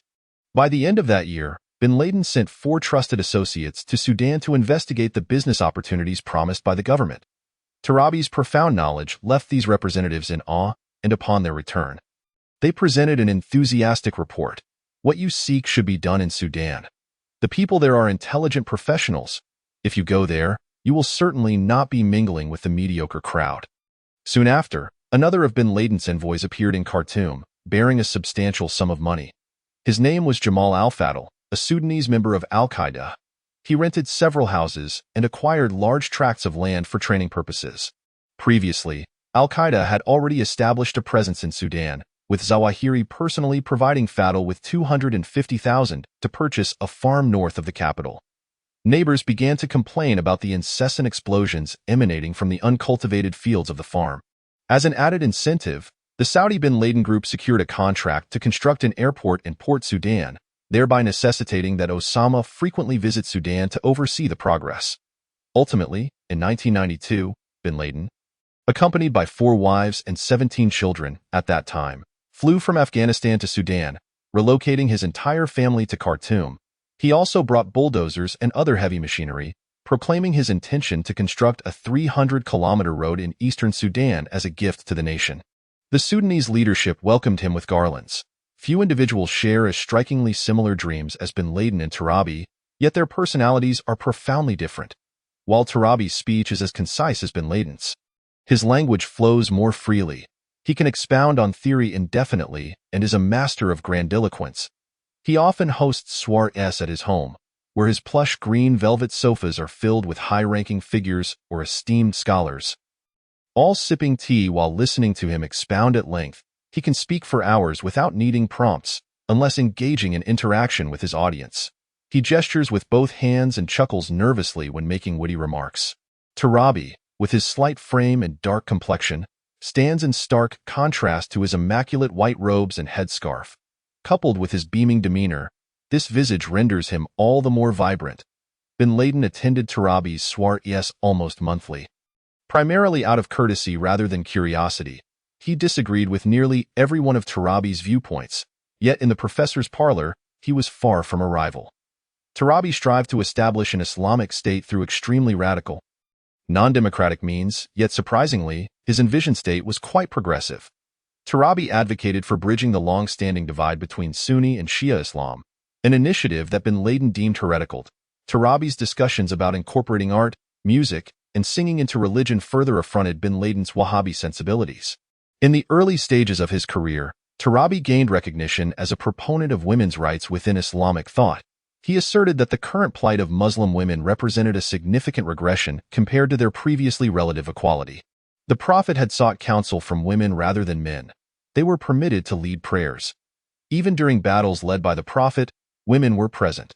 When electing between Osman and Ali to succeed the Prophet, they cast their votes. Bin Laden ultimately found himself residing in a radical Islamic state, eager to comprehend certain practical matters. For instance, how did the Islamic radicals intend to implement Sharia law in Sudan? And how would they address the Christians in the southern part of the country? The answers he received often left him dissatisfied. Tarabi informed him that Sharia law would be implemented gradually and would apply solely to Muslims. Muslims would share power with Christians in a joint governance system. Osama bin Laden would attend parties for a mere 10 minutes to half an hour before making some excuse to slip away. As he was eager to depart from such gatherings, this individual was a Machiavellian character, as bin Laden privately remarked to his friends, showing little regard for the means employed. Although Tarabi and bin Laden needed to utilize each other for their respective ends, they soon came to view one another as adversaries. Life in Khartoum gradually transformed into the happiest period of bin Laden's adulthood. He established a modest office in a dilapidated bungalow on Mekanimi Street in the city center. The house comprised 9 rooms, with a low ceiling and a cumbersome air conditioning unit that dripped water onto the pavement below. Here, he founded the Wadi Al-Achik Company, serving as the holding entity for his numerous enterprises. Named after a river in Mecca, directly across the street stood the Sudanese Ministry of Islamic Affairs, located in a building that had once been a renowned brothel during the British occupation. When I recounted this history to Osama, he merely smiled, as recalled by his friend, Issam Tarabi. Bin Laden and Issam became friends, bonded by their shared passion for horseback riding. Sudan boasted a total of 4 million horses, which served not only as a means of transportation and agricultural assistance, but also as an avenue for sporting endeavors. When bin Laden arrived in Sudan, Issam, although only 25 years old, was already among the country's premier horse breeders and was training horses for the racetrack in Khartoum. One Friday, bin Laden visited the racetrack intending to purchase a mare, and Issam guided him through a fly-infested stable to make his selection. The appearance of this Saudi guest left Issam momentarily taken aback. Although not tall, he was strikingly handsome, with captivating eyes and a well-defined nose. Ultimately, bin Laden found an extraordinary thoroughbred in the paddock of another breeder, and Issam facilitated the transaction without requesting a commission. Bin Laden, accustomed to others attempting to profit from him, was profoundly impressed by this man's straightforwardness. He resolved to entrust Issam with the care of his horse. Additionally, he purchased 4 purebred Sudanese horses for himself and around 10 local horses for his children, intending to breed them with Arabian horses airlifted from the Kingdom of Saudi Arabia. Bin Laden's romantic sentiments toward the local horses were met with disdain by Issam, who remarked that they were focused on cultivating purebreds, avoiding any mingling with Arabian stock, yet he wished to devise his own breeding scheme. The circular racetrack in Khartoum was a dust-laden and chaotic scene, frequently disturbed by wild dogs darting through the barren infield, chasing after the horses. The rickety grandstand was divided into 2 levels. The common folk stood below while the social elite and horse owners occupied the upper section, which afforded a better view and was relatively more comfortable. Although Issam, as a board member, had access to a VIP box at the racetrack, Osama insisted on watching the races from the lower tier. The atmosphere of Sudanese horse racing was almost frenzied, with the audience often singing and dancing, creating a deafening din whenever the band struck up a tune. This renowned jihadist would plug his ears with his fingers, as the raucous atmosphere disrupted his enjoyment of the races. At times, he would implore the spectators to refrain from singing, only to be met with shouts to leave. "It is not your fault there is music here," Issam would kindly remind bin Laden. "The band is not employed by you." Yet bin Laden remained irate, declaring that music was the flute of the devil. Ultimately, he ceased attending the races altogether in the Riyadh district of Khartoum. he acquired a 3-story villa with a red cement facade. Directly opposite, across an unpaved street, he leased a furniture inn to accommodate guests. According to neighbors, he hosted around 50 guests daily from 5 p.m. onwards, primarily a gathering of religious extremists clad in flowing robes with long beards. Bin Laden's young sons would scurry barefoot among the crowd, serving sweet hibiscus tea. Each day, Bin Laden would slaughter a sheep for his guests, but would partake very little himself, preferring instead to nibble on the remnants left on the plates. He believed that subsisting on leftovers would earn him the favor of the Almighty. Occasionally, Bin Laden would take his sons on picnics along the banks of the Nile, bringing sandwiches and soda, and would teach them to drive on the firm sandy banks. He dressed in simple Sudanese attire, adorned with a white headscarf and galabeah, wielding a cane with a V-shaped handle. He increasingly resembled a Sudanese. As Isam noted, seemingly intent on making this place his permanent residence, Bin Laden finally found tranquility. Members of Al-Qaeda busied themselves within Bin Laden's ever-expanding enterprises, as they had little else to occupy their time. Every Friday, following prayers, 2 Al-Qaeda football teams would compete against one another. They also engaged in training, albeit at a low intensity, primarily serving as a means for those who had fought in Afghanistan to unwind. Al-Qaeda had nearly transformed into an agricultural organization in Sudan. Bin Laden seized the opportunity to emulate his father by constructing roads and becoming a businessman. Tarabi, shortly after Bin Laden's arrival in Sudan, remarked at a reception that he was a great Islamic investor. Bin Laden indeed emerged as a commercial titan in Sudan, although he was virtually the sole giant in a country plagued by economic turmoil. The Sudanese dinar continued to depreciate, with the government struggling under mounting debts. The northern region, predominantly Arab and Islamic, was embroiled in conflict with the southern black Christian population, draining the national treasury and scaring off potential investors, who were already intimidated by terrorism and the experimental Islamic governance. Bin Laden's willingness to invest in such a nation only enhanced his esteem among the Sudanese. Exaggerated rumors regarding Bin Laden's wealth circulated widely. Reports claimed his investments in Sudan amounted to $350 million, possibly even more, which could ostensibly rescue the nation. Some asserted that Bin Laden had provided a bank with $50 million. Although this was far beyond his financial reach. Utilizing his Hijra construction company, Bin Laden undertook the construction of several major roads in Sudan, including the highway to Port Sudan. The government was unable to pay for the projects. He accepted vast tracts of land as compensation. Each parcel was larger than Bahrain, he boasted to his brothers.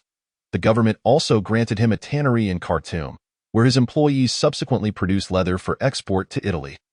Another of Bin Laden's firms, the Cataract Company, imported trucks and machinery from Russia and Eastern Europe. However, it was agriculture that captivated Bin Laden the most. The barter system employed by the Sudanese government allowed him to become one of the nation's premier landowners. He possessed 1 million acres in the northeastern Gash River Delta, a substantial tract in the fertile Gadaref province in the east, and another sizable parcel near the Ethiopian border in Damazin. On the west bank of the Blue Nile, through his agricultural enterprise, the Timar Mubarak Company, Bin Laden nearly monopolized the export of several major Sudanese agricultural products, including sesame, white maize, and Arabic gum. Other subsidiaries of his produced sorghum, honey, peanuts, chickens, livestock, and watermelons. He claimed that with proper management, Sudan could provide food for the entire world's population. To substantiate this, he showcased an enormous sunflower grown in Gadaref province, declaring it worthy of a place in the Guinness World Records to the Minister of State. By Sudanese standards, Bin Laden was considered a relatively generous employer. He paid most of his workers $200 a month, while senior managers earned between $1,000 and $1,500. He introduced corporate management methods within his organization, such as requiring employees to fill out triplicate forms for transactions they handled, like purchasing tires. Employees who were already members of Al-Qaeda received monthly allowances ranging from $50 to $120, depending on the size and nationality of their families, with Saudis generally more numerous than Sudanese. Additionally, they enjoyed free accommodation and medical care. Approximately 500 individuals worked for Bin Laden in Sudan, though the number of active Al-Qaeda members never exceeded 100. Bin Laden consistently sought to avoid the complex conflicts in southern Sudan, which drained the beleaguered government of $1 million daily and ultimately resulted in the deaths of over 1 million people. Isam, having experienced warfare, viewed it as a holy struggle. He found it perplexing that this renowned Islamic warrior would not engage in it. Bin Laden explained that he had had enough of war. He expressed his determination to sever ties with al-Qaeda entirely and pursue a life as a farmer. He conveyed similar sentiments to many of his friends. He stood at a crossroads in his life. Although life in Sudan was monotonous, it was also enjoyable. In the mornings, he would walk to a nearby mosque for prayers, followed by a throng of disciples and worshippers. He would linger to seek counsel from the esteemed scholars within the mosque and often share breakfast with them. Afterward, he would either head to his office or visit one of his expanding companies or hop on a tractor to plow a few fields in his vast estate. Despite his position as the president of a flourishing corporate empire, he clung steadfastly to the age-old practice of fasting on Mondays and Thursdays. Prior to the Friday prayers, he would occasionally deliver a speech at the Grand Mosque in Khartoum, fervently urging his Muslim brethren to seek happiness and tranquility. Although the pursuit of business and a contemplative lifestyle exerted a strong allure on Bin Laden, a humiliating fact perpetually hindered his full immersion. The American military continued to maintain a presence in Saudi Arabia. King Fahd had assured that once the war concluded, these infidels would depart. Yet months had elapsed since Iraq's defeat, and multinational forces remained entrenched at Saudi airbases, overseeing the ceasefire agreement. Bin Laden was deeply pained by the belief that foreign troops would permanently occupy the Holy Land. He felt compelled to take action. Coincidentally, the American troops en route to Somalia were at that time stationed in Yemen. The famine in Somalia had garnered international attention, prompting the United States to dispatch a small contingent to protect United Nations aid workers from marauding local tribes. However, the strategists of al-Qaeda felt encircled. They perceived this recent shift in circumstances as a direct act of aggression.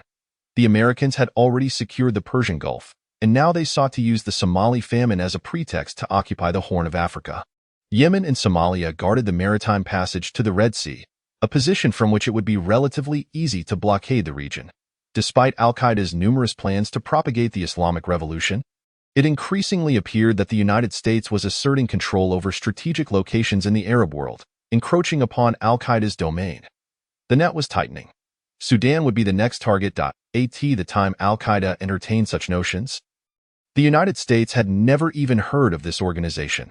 Americans regarded their mission in Somalia as a thankless charitable endeavor, and the nation of Sudan seemed too insignificant to warrant concern.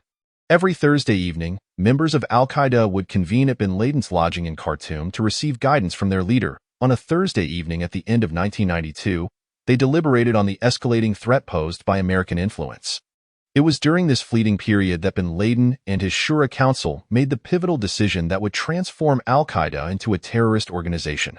Bin Laden, still torn between the allure of a tranquil life and the call to jihad, found himself at a crossroads. Serving as Bin Laden's religious advisor was his close friend Mamdouh Salim, also known as Abu Hail al-Iraqi, a strikingly handsome Kurdish man with a composed demeanor. He left a profound impression on all who encountered him. Abu Hail was serious, exuding an air of arrogance, with a neatly trimmed goatee and penetrating dark eyes. During the Iran-Iraq War, he had served as a colonel in Saddam's army, overseeing communications before deserting to flee to Iran. He and Bin Laden were of the same age. Both were 34 in 1992. They had worked together at the Services Bureau in Peshawar and fought side by side in Afghanistan, forging an unbreakable bond of friendship. Unlike others in Bin Laden's circle in Sudan, Abu Hail never pledged allegiance to him. He considered himself an equal, and Bin Laden reciprocated this sentiment, a deeply devout and knowledgeable individual. Abu Hail was often chosen to lead prayers. He would recite verses from the Quran in a melancholic Iraqi style, his emotionally charged voice moving Bin Laden to tears. Abu Hail was not only a friend to Bin Laden, but also his imam. Few among al-Qaeda's ranks possessed extensive religious training. Despite their fervent faith, they were largely novices in theology. Abu Hail, having memorized the Quran, held a revered spiritual authority among them.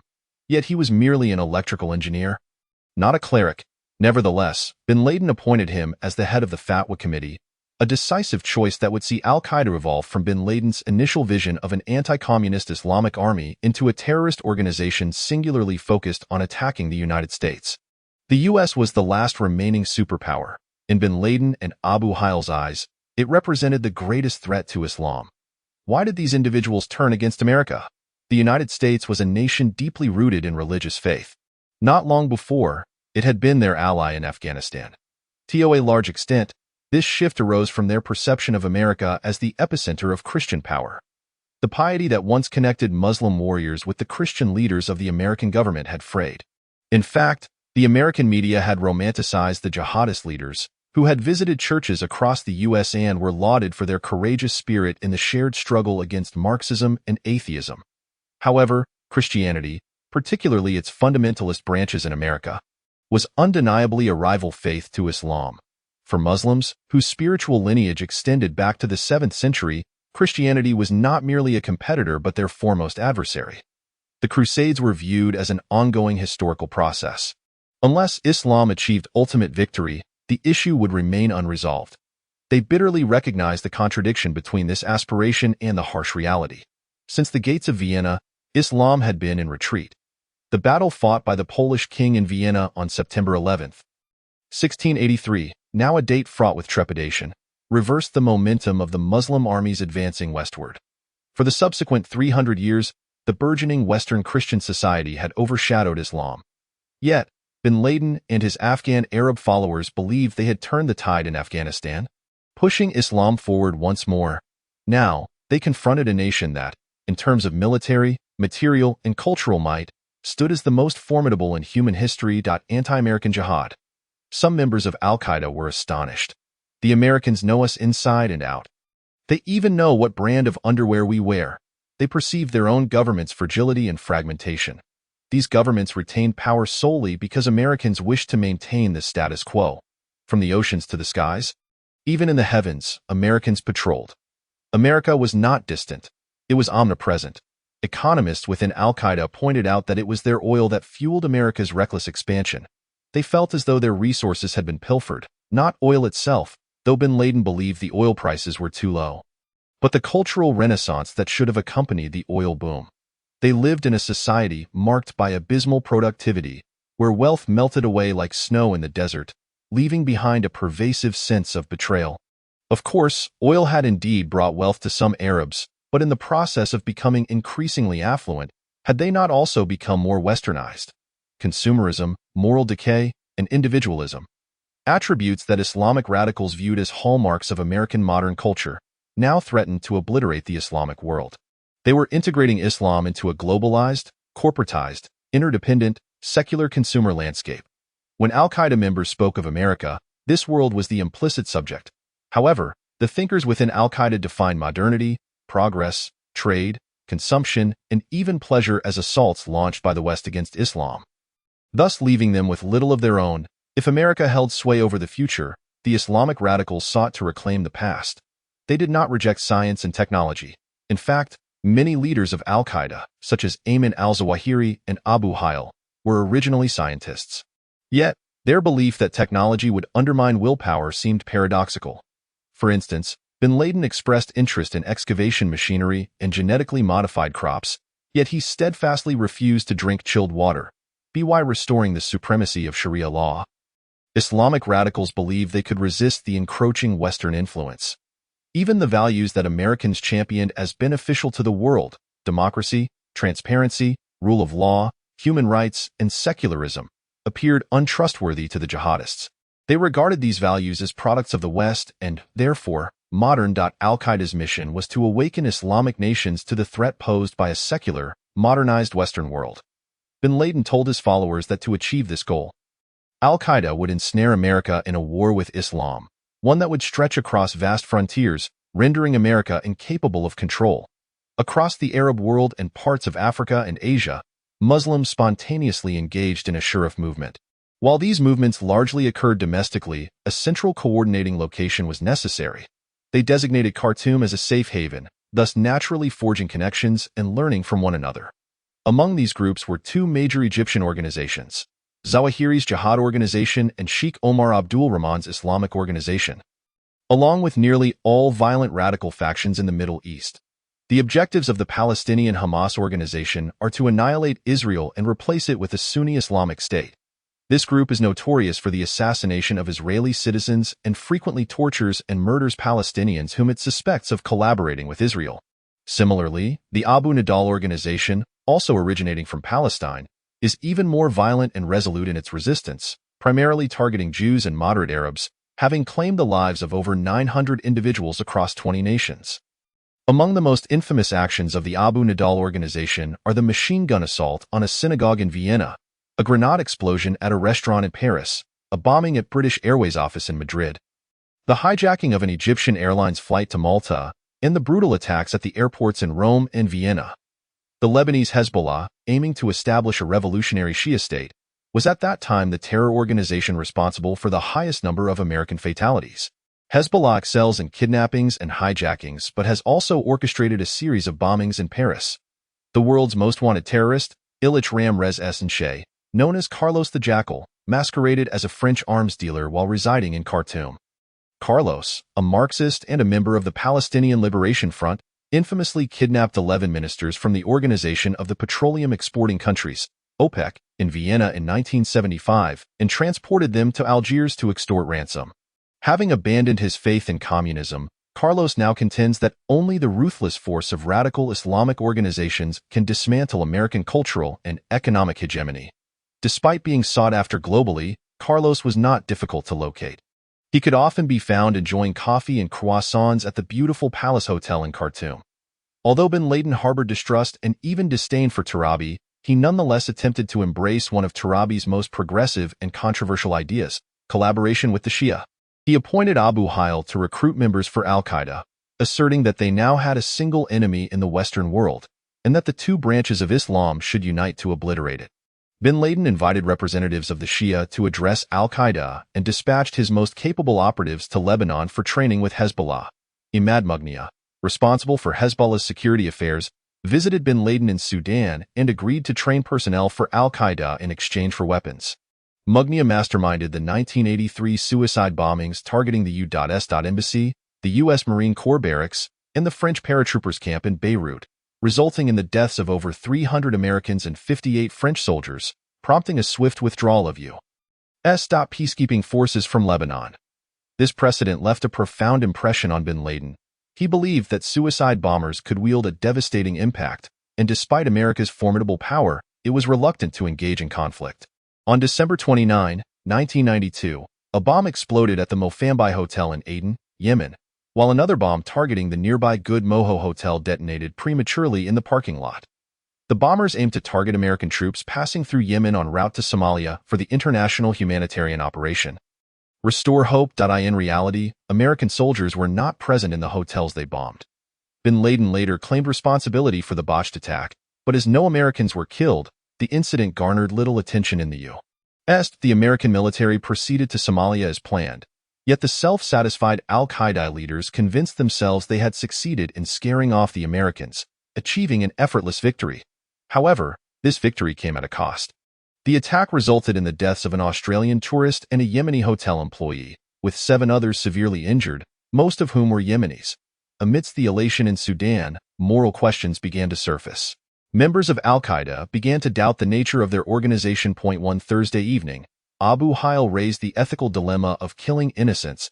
He recounted the thoughts of a 13th-century scholar named Ibn Taymiyyah, whose ideas are a significant source of Wahhabi doctrine at that time.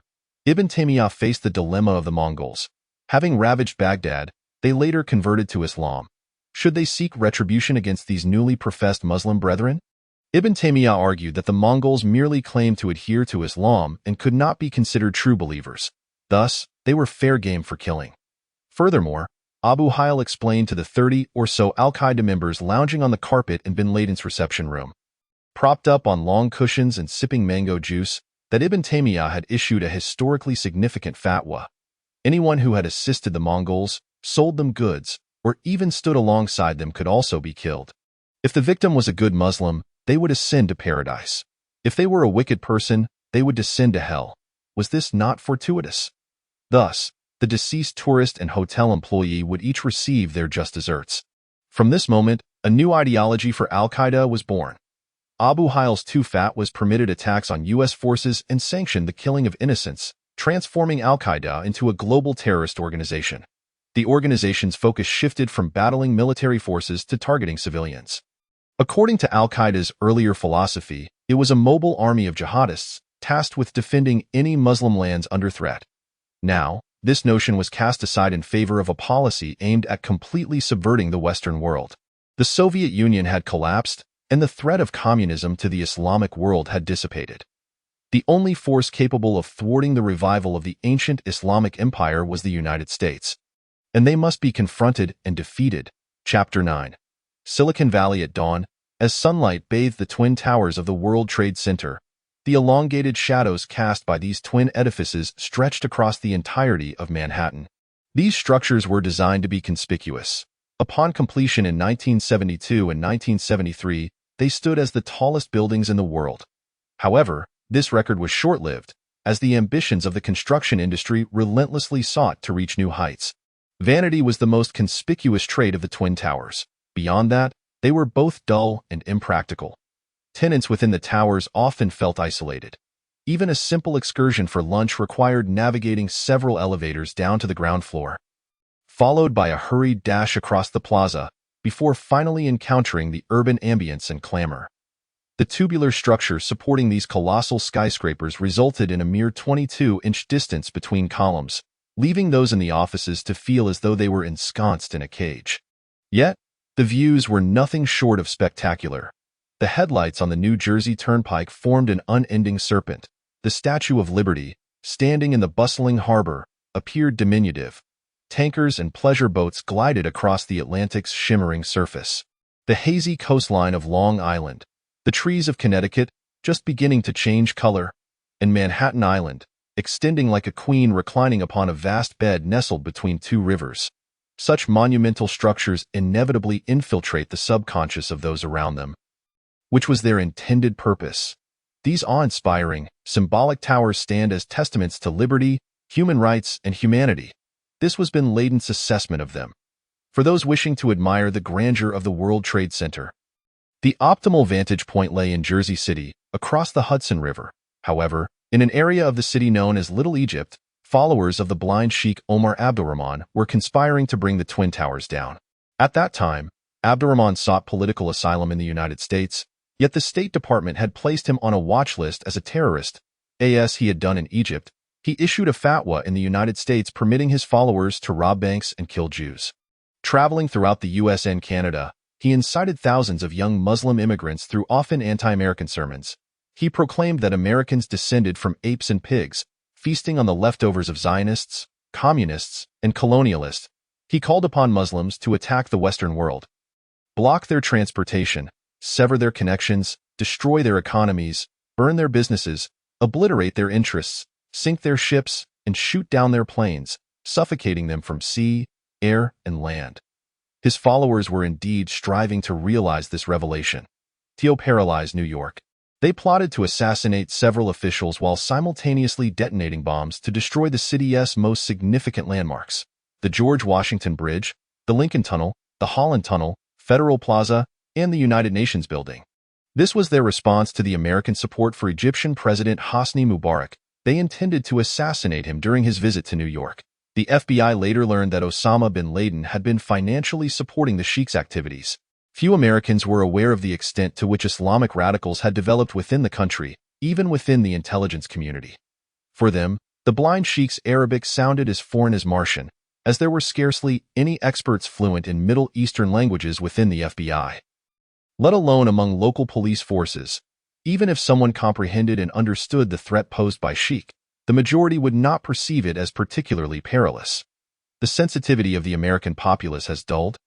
As the myriad issues plaguing the world often fail to impact them, a comforting notion has lulled them into complacency, that no one residing in America would ever oppose the nation.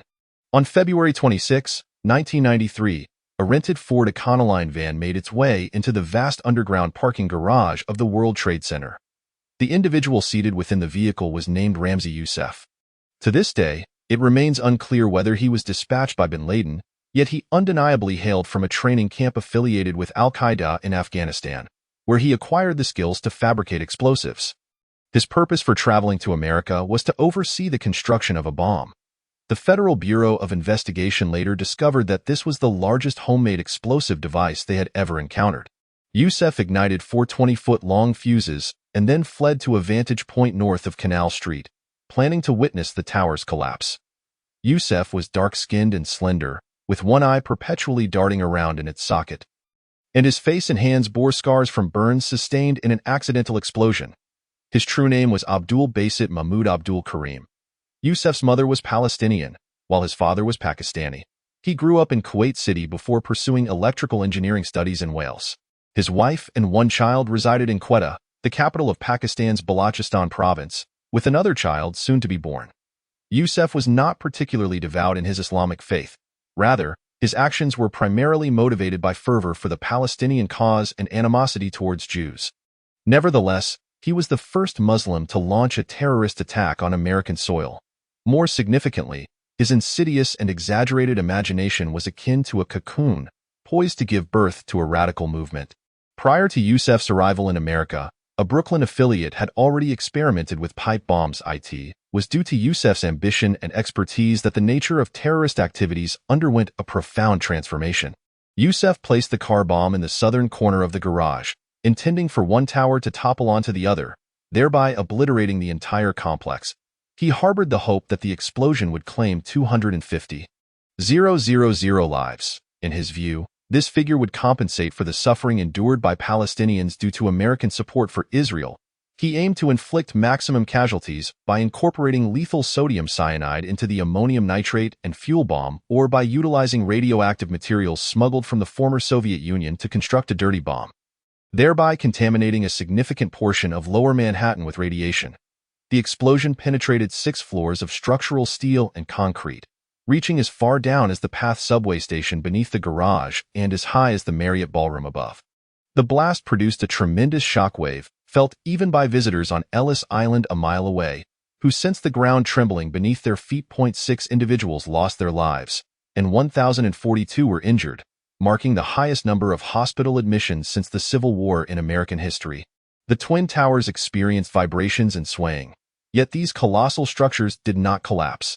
Louis Scalero, then the head of the FBI's New York office, surveyed the enormous crater, measuring 240 feet wide, situated at the heart of the massive complex, and was left astonished.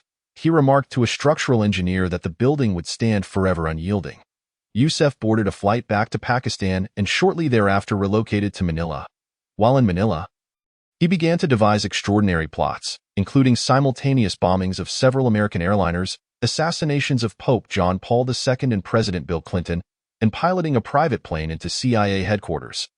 Notably, even at that time, Islamic radicals yearned to orchestrate complex, symbolically significant terrorist attacks, unparalleled by the achievements of any other terrorist organization. Dramatic flair has always been a hallmark of terror, and these terrorists pursued astonishing effects with an ambition unmatched by any others. However, Ramzi Youssef and the followers of the Blind Sheikh sought not merely to draw attention to a cause.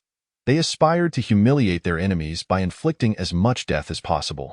They targeted economically vulnerable entities, guaranteed to provoke a strong response, eagerly anticipating retaliation from their adversaries, as such actions would incite other Muslims.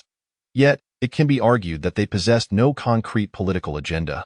Their consistent motive was revenge against various forms of injustice, despite the fact that most of these conspirators enjoyed freedoms and opportunities in America that their native countries could not provide. A proactive network of conspirators constituted these terrorists, each fervent and eager to launch their attacks, to execute a truly devastating assault on America. The only missing element for the jihadist terrorists was the organizational and technical prowess of Ayman al-Zawahiri and his jihadist organization. A month after the World Trade Center bombing, Zawahiri commenced a series of speaking engagements at several mosques in California. He arrived from Bern, Switzerland, where the jihadist organization maintained a safe house. Zawahiri's uncle was a diplomat for Egypt and Switzerland. Although Zawahiri registered under his true name upon entry, he adopted the alias Dr. Abdul Muiz during his domestic tour in the United States, masquerading as a representative of the Kuwait Red Crescent. He claimed to be raising funds for Afghan children injured by Soviet landmines left over from the jihad. For many years, America had been the primary target for fundraising by Arab and Afghan jihadists. Sheikh Abdullah Azam had established a fundraising route through mosques in Brooklyn, St. Louis, Kansas City, Seattle, Sacramento, Los Angeles, and San Diego.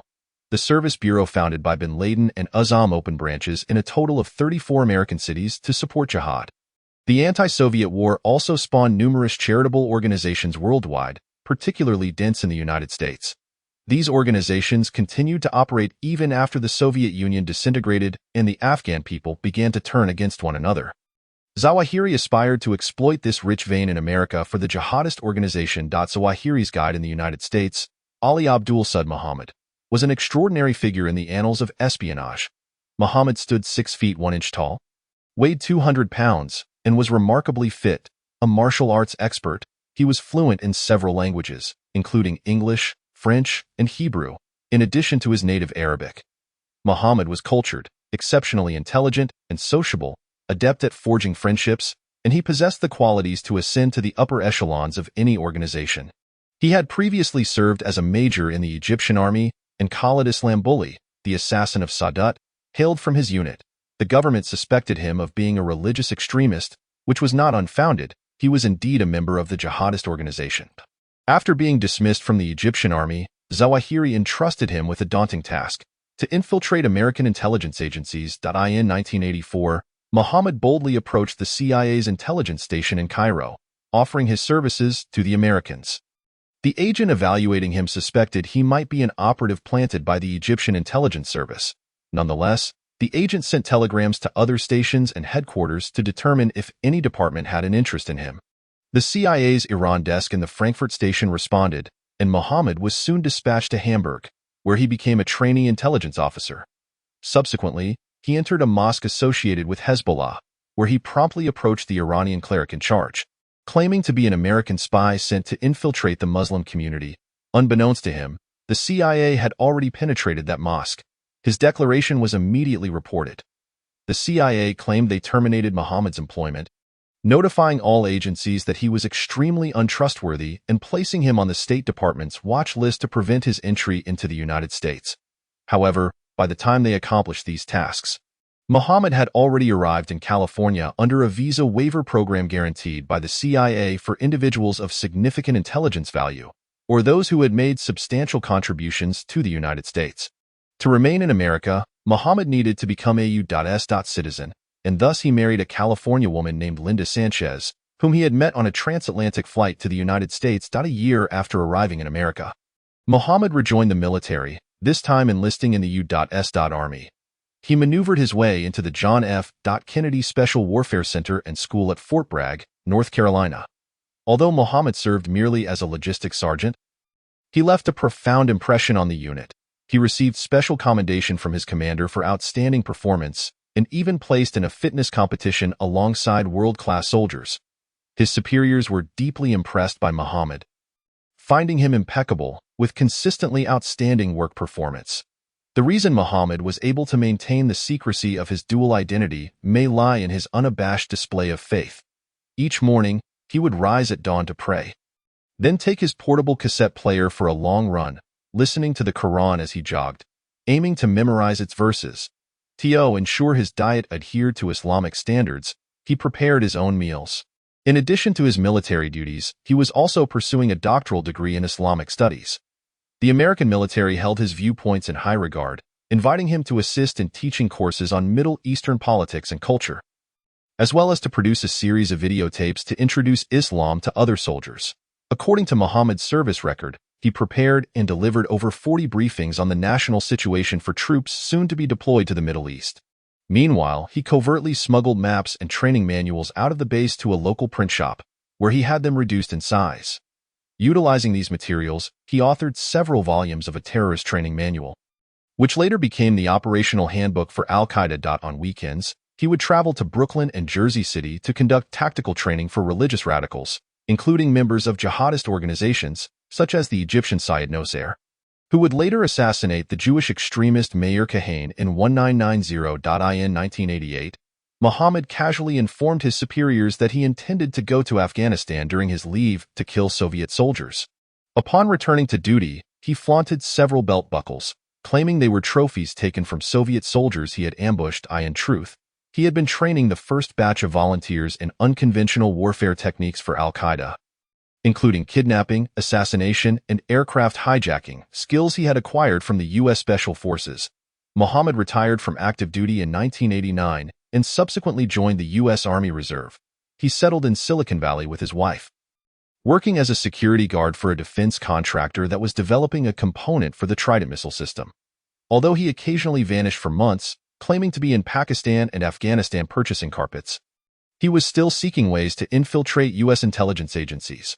While stationed in North Carolina, he applied for a translator position with both the CIA and the FBI. In May 1993, an FBI agent named John Zent found Muhammad at the San Jose office, inquiring about the counterfeit driver's license trade. Eager to be recruited by U.S. intelligence, Muhammad steered the conversation toward the radical activities at a local mosque and recounted astonishing tales from his time fighting the Soviets in Afghanistan. Due to the military nature of Muhammad's disclosures, Zent contacted the Department of Defense. Subsequently, a counterintelligence team from Fort Meade, Maryland, arrived in San Jose to speak with Muhammad. They spread an Afghan map on the floor of Zent's office, where Muhammad identified the locations of jihadist training camps.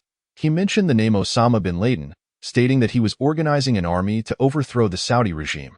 Muhammad also referred to Al-Qaeda, which was operating a training camp in Sudan. He even admitted to imparting skills related to hijacking and espionage to members of that organization. It seems that the interrogators at the time deemed his revelations of little value. The U.S. intelligence community would not hear the name Al-Qaeda again until 3 critical years later.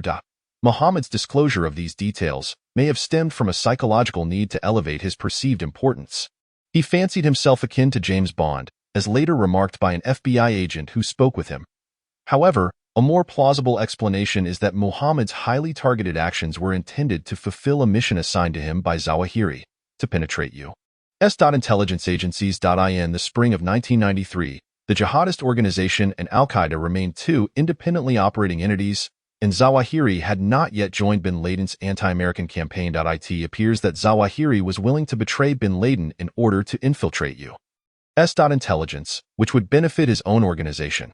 Had the FBI and the Department of Defense's counterintelligence team responded to Muhammad's overtures, they would have been confronted with an extraordinarily dangerous and highly skilled double agent.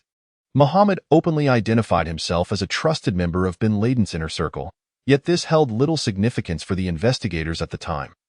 Agent Zent authored a report that was submitted to FBI headquarters, only to be forgotten thereafter. Later, when the FBI sought to retrieve the records of conversations with the Fort Meade counterintelligence experts to review other discussed topics, the Department of Defense claimed that the records had been lost. The jihadist organization consistently faced financial shortfalls. Many of Zawahiri's followers had families to support, and all required food and shelter. A few resorted to theft and extortion to make ends meet. Zawahiri vehemently disapproved of such practices. After the jihadist organization robbed a military attaché at the German embassy in Yemen, Zawahiri expelled the perpetrators from the group following an investigation. Nevertheless, the financial predicament remained unresolved. He hoped to raise sufficient funds in the United States to sustain the organization. Lacking the charismatic leadership or renown of the blind sheikh, Zawahiri found that when he visited the Noor Mosque in Santa Clara, introducing himself as Dr. Abdul Muiz, few knew of his significance. Ali Muhammad introduced him to a gynecologist in San Jose named Ali Zaki and invited Dr. Zaki to accompany them during Dr. Muiz's visit to Silicon Valley. Zaki took Zawahiri to mosques in Sacramento and Stockton, where the 2 doctors mostly discussed medical issues Zawahiri encountered in Afghanistan. We talked about injured children and farmers who had lost limbs due to the numerous Soviet landmines. Zaki recalled, he described Zawahiri as a clear-headed, well-educated internist. On one occasion, Zaki believed that Zawahiri's understanding of Islam was rather narrow, leading to a heated argument between them. Like most jihadists, Zawahiri adhered to the Salafi doctrine of Ibn Taymiyyah, a 13th-century reformer who sought to implement a strictly literal interpretation of the Quran. Zaki pointed out to Zawahiri that he overlooked 2 other branches of Islam: the mysticism born of the writings of the Sufi founder Al-Haris al-Muhasibi, and the rationalist perspective represented by the great Sheikh Muhammad Abdu of Al-Azhar Mosque. Your particular interpretation of the Islamic faith will never thrive in the West, as the West's greatest asset is the freedom of choice, Zaki asserted. Here, you can witness the flourishing of mysticism, yet no one has converted to Islam under the Salafi doctrine. Unmoved by this statement, Zawahiri found that the funds raised during their visits to mosques in California amounted to at most a few $100s, while Ali Mohammed estimated the figure to be around $2,000. Regardless of whether it was a few hundred or 2,000, upon returning to Sudan, Zawahiri faced a disheartening choice. His self-sufficient, economically struggling organization could either maintain its independence or formally align with bin Laden. When Zawahiri first encountered bin Laden about a decade prior, he wielded greater power. He had the backing of an organization with a clear objective: to overthrow the Egyptian government. However, now bin Laden, who had always possessed financial advantages, had established his own organization with ambitions far exceeding those of the jihadist organization. Bin Laden engaged in various businesses under a holding company and sought to amalgamate similar terrorist organizations into a multinational coalition for unified training, achieving economies of scale and establishing departments to manage everything from personnel to decision-making. Both men were acutely aware that the pupil had begun to surpass the mentor. Zawahiri also faced the risk of being overshadowed by the activities of the blind sheikh and the Islamic group. He gathered a cadre of capable and loyal operatives, many of whom, like Ali Mohammed, were well-educated and skilled intelligence personnel. They could easily relocate from the suburbs of Silicon Valley to the dusty streets of Khartoum. Nevertheless, the jihadist organization had yet to initiate a single successful operation. Meanwhile, the blind sheikh's followers engaged in a spree of violence and pillaging that was unmatched in an effort to weaken the government and incite public rebellion. They targeted the tourism industry, a vital pillar of the Egyptian economy, as it opened the door to Western decadence. The Islamic group declared war on Egypt's security forces, claiming they would kill a police officer every day. They also targeted foreigners, Christians, and especially intellectuals. Such assaults began in 1992 with the assassination of the secular columnist Farag Fouda. In his last article, this journalist suggested that the motivations of Islamic radicals were not political but rather stemmed from repressed sexual desires. The blind sheikh also issued a fatwa against Egyptian Nobel laureate Naguib Mahfouz, branding him an apostate. In 1994, Mahfouz was stabbed and narrowly escaped death. This attack was tragically ironic. The first person to recognize Mahfouz's talent was Syed Qutb. After Mahfouz rose to fame, he paid a visit to Qutb in prison to express his gratitude. Now, the successors of Qutb were wreaking havoc upon the intellectual realm largely established by their predecessor. Zawahiri believed these actions were not only senseless but also self-destructive. In his view, the success of these actions could only infuriate the security forces, rendering his lifelong ambition of achieving swift and comprehensive change through a military coup increasingly elusive. Indeed, in the aftermath of the attacks, the government swiftly suppressed the radicals, obliterating the influence of Islamist and jihadist organizations within Egypt. Zawahiri adopted a structure of mutual obscurity within the jihadist organization, where members of one faction remained oblivious to the identities or activities of those in another. However, Egyptian authorities fortuitously apprehended the individual overseeing the membership roster of the jihadist organization. His computer housed a database detailing the addresses, aliases, and potential hideouts of each member. Armed with this intelligence, the Egyptian security forces captured hundreds of suspects in one fell swoop, charging them with incitement. The media dubbed this group the Vanguard of Conquest, though in reality, they were merely a faction within the jihadist organization. While the evidence against them was insufficiently compelling, the standards of the Egyptian judiciary were hardly stringent. Government newspapers jubilantly proclaimed that they had apprehended 800 members of the jihadist organization without firing a shot, a fact that Zawahiri bitterly reflected upon in his brief memoirs. The organization he had painstakingly built had dwindled to a mere remnant, with surviving factions scattered across foreign refuges in the United Kingdom, the United States, Denmark, Yemen, Albania, and beyond. He realized that he must take action to consolidate the scattered remnants of the jihadist organization. To accomplish this, he required funding. Although the jihadist organization faced dire financial straits, many of its remaining members harbored doubts about bin Laden and were reluctant to shift their activities outside of Egypt.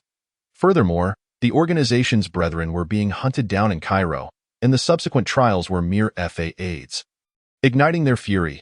Nevertheless, the majority of the jihadist organization's members had by then found themselves on al-Qaeda's payroll. Zawahiri perceived this as a temporary alliance born of self-interest. Later, he confided to one of his principal aides that collaborating with bin Laden was the sole means to preserve the jihadist organization's foreign influence. Of course, Zawahiri had not relinquished his dream of seizing power in Egypt. In fact, Sudan represented an ideal launch point for attacks against Egypt. The long, desolate border between the two nations was almost entirely unguarded. Facilitating clandestine operations, ancient caravan routes allowed them to surreptitiously transport weapons and explosives into Egypt. The active cooperation of Sudan's intelligence agencies, along with its military capabilities, ensured the safety of Zawahiri and his followers. The jihadist organization's assault on Egypt commenced with yet another assassination attempt targeting Interior Minister Hassan al-Alfai, the head of the crackdown on Islamic radicals. In August 1993, a bomb-laden motorcycle detonated alongside the minister's vehicle, killing the bomber and his accomplices. Fortunately for the minister, he survived but lost an arm, as Zawahiri disingenuously noted. The second assassination attempt also failed, yet it marked a significant turning point. Zawahiri employed a suicide bombing for the first time. This method became emblematic of the jihadist organization's assassination endeavors, later mirrored in al-Qaeda's martyrdom operations. It shattered the powerful taboo against suicide within Islam. Although the Shiite group Hezbollah had executed suicide truck bombings against the U.S. Embassy and Marine barracks in Beirut in 1993, Sunni terrorist organizations had never engaged in such actions. Prior to the gradual collapse of the Oslo Accords in the mid-1990s, suicide bombings were virtually unheard of in Palestine.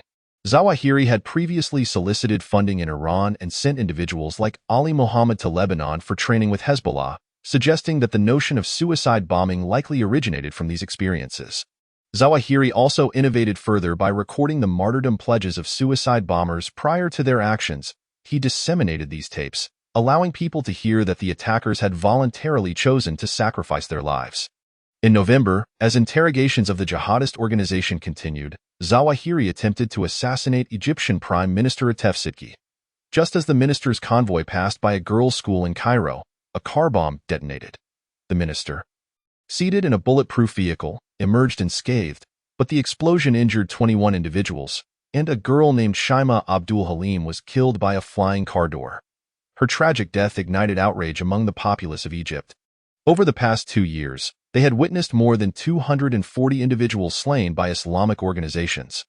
Although the jihadist organization had claimed only one life, the death of young Shaima profoundly affected the public.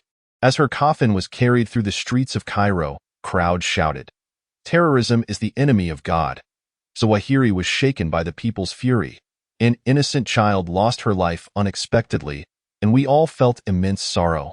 Yet we had no choice but to continue our struggle against the government, he recounted in his memoirs. He proposed compensating the girl's family with a monetary sum.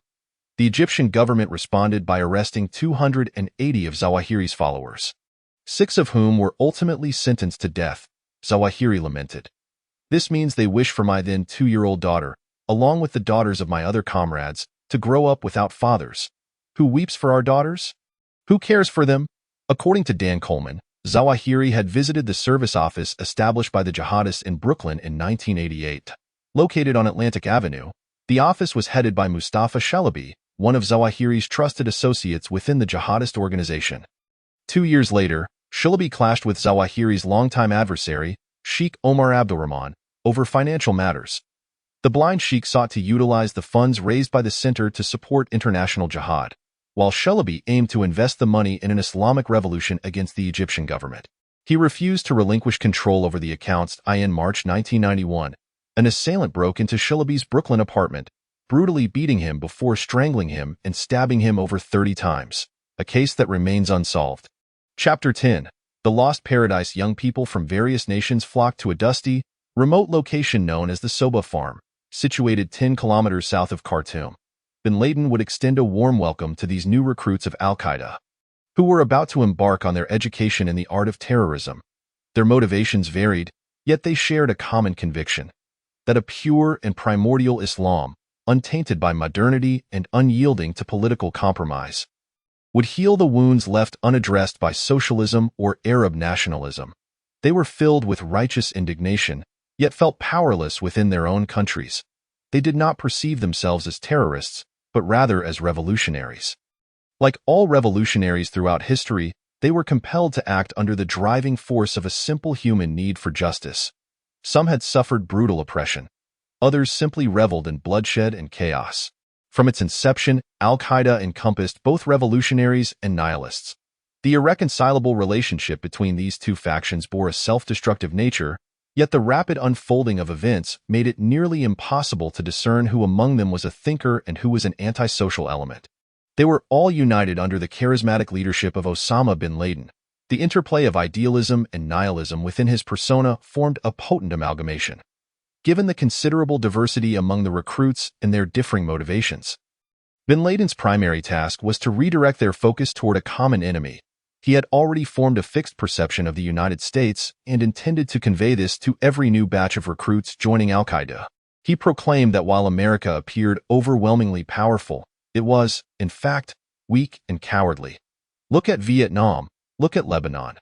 Whenever the bodies of soldiers are returned home in body bags, Americans retreat in panic that a nation like this, he argued, would flee at the slightest pain.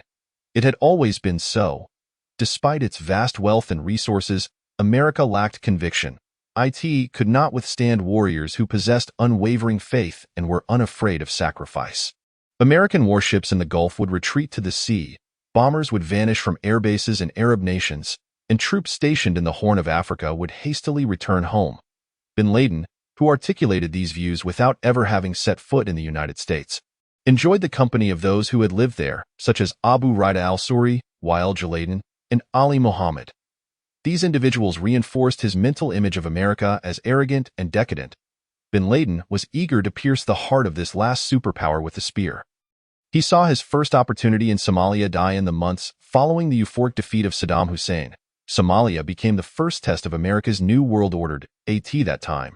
The United Nations was overseeing international relief efforts for a famine that had claimed the lives of 350,000 people. As during the Gulf War, nations worldwide formed a multinational force led by the United Nations and supported by the United States in Somalia. However, this time, the multinational force faced not the Iraqi military, nor the Republican Guards, nor armored divisions, but merely a disorganized mob armed with submachine guns and rocket-propelled grenades. However, the threats posed by these mobs were starkly underscored by an ambush that resulted in the tragic deaths of 24 Pakistani soldiers. Bin Laden claimed to have dispatched 250 men to Somalia to combat American forces. According to Sudanese intelligence, the actual number of fighters sent by al-Qaeda was considerably fewer.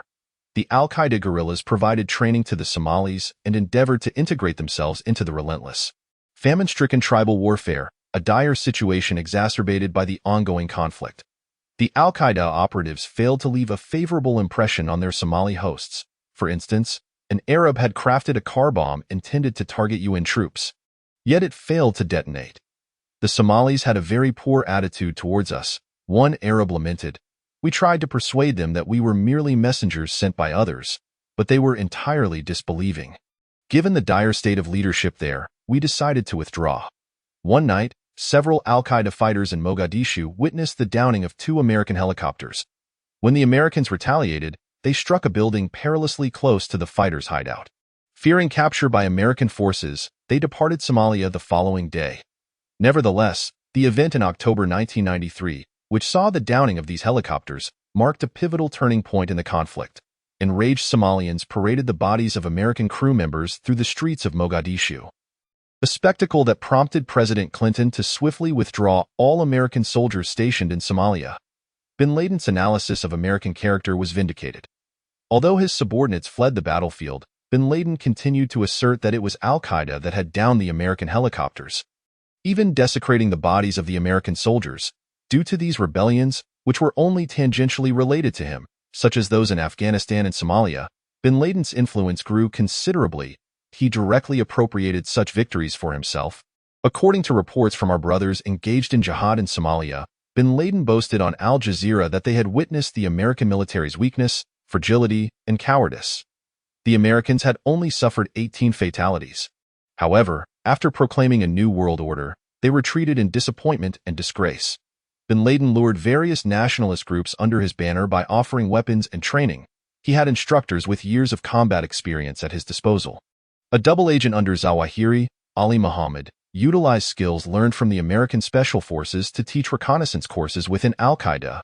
Bin Laden himself was among the first students taught by Muhammad.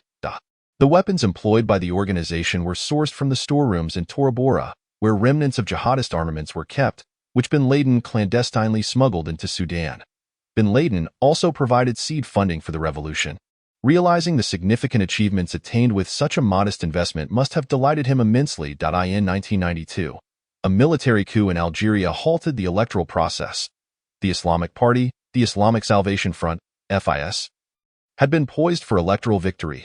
The following year, Bin Laden dispatched Khalil Said, an Algerian and member of al-Qaeda's Shura Council, to Algeria to meet with several leaders of the resistance who had taken refuge in the mountains. At that time, the Islamic radicals were urging the unpopular military government to negotiate with them. The al-Qaeda envoy, Said, brought with him 40,000 from Bin Laden. He warned the Islamic leaders that their jihad was merely political, not for the sake of Allah, and this constituted a sin. He advised them that no compromises should be made with a government that did not believe in Allah. Total war was the only viable solution. This simplistic argument destroyed us, recalled Abdullah Anas, a member of the resistance. Those, like Anas, who favored dialogue with the government were ostracized by other Afghan Arabs who had been indoctrinated with Takfiri ideologies. The Algerian insurrection attracted a group of young, impoverished guerrillas, predominantly from urban areas, who rallied under the banner of the Armed Islamic Group, GI. Over the next 5 years, they drenched the entire nation in blood. It is evident that this process followed a Takfiri trajectory.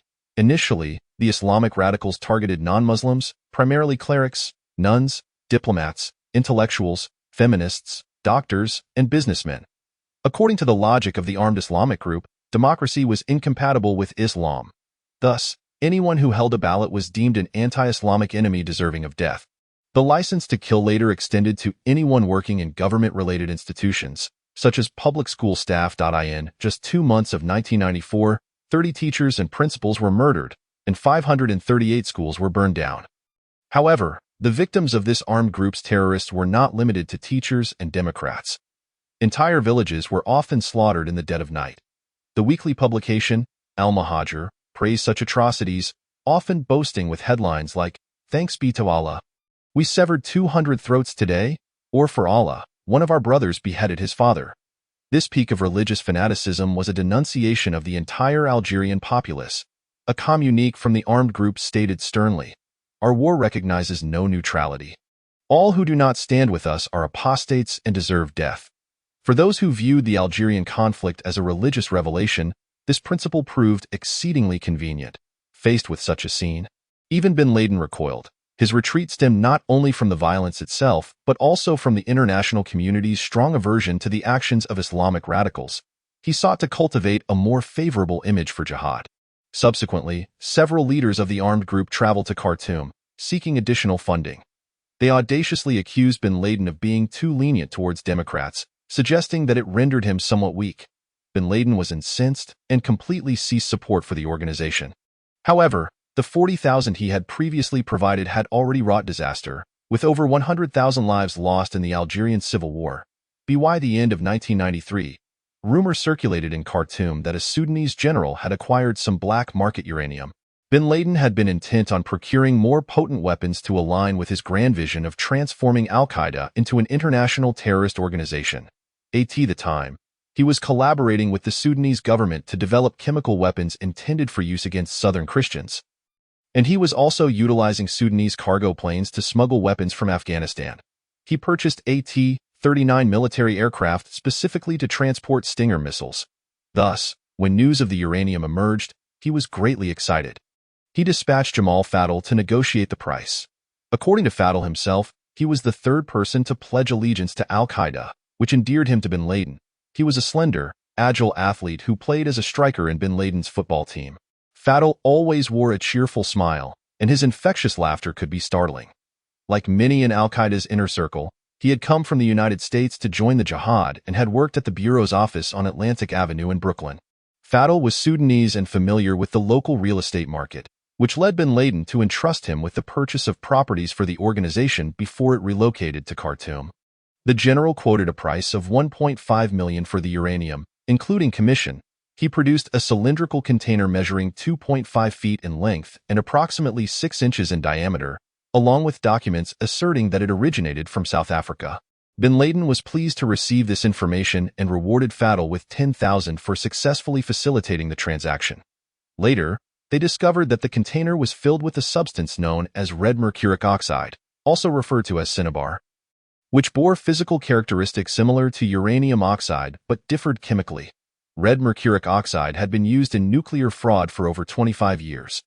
Despite this costly lesson, Bin Laden continued his search for enriched uranium or Russian nuclear warheads, which were rumored to be found among the remnants of the former Soviet Empire. It was the early 1990s, and Bin Laden was still refining the concept of Al-Qaeda.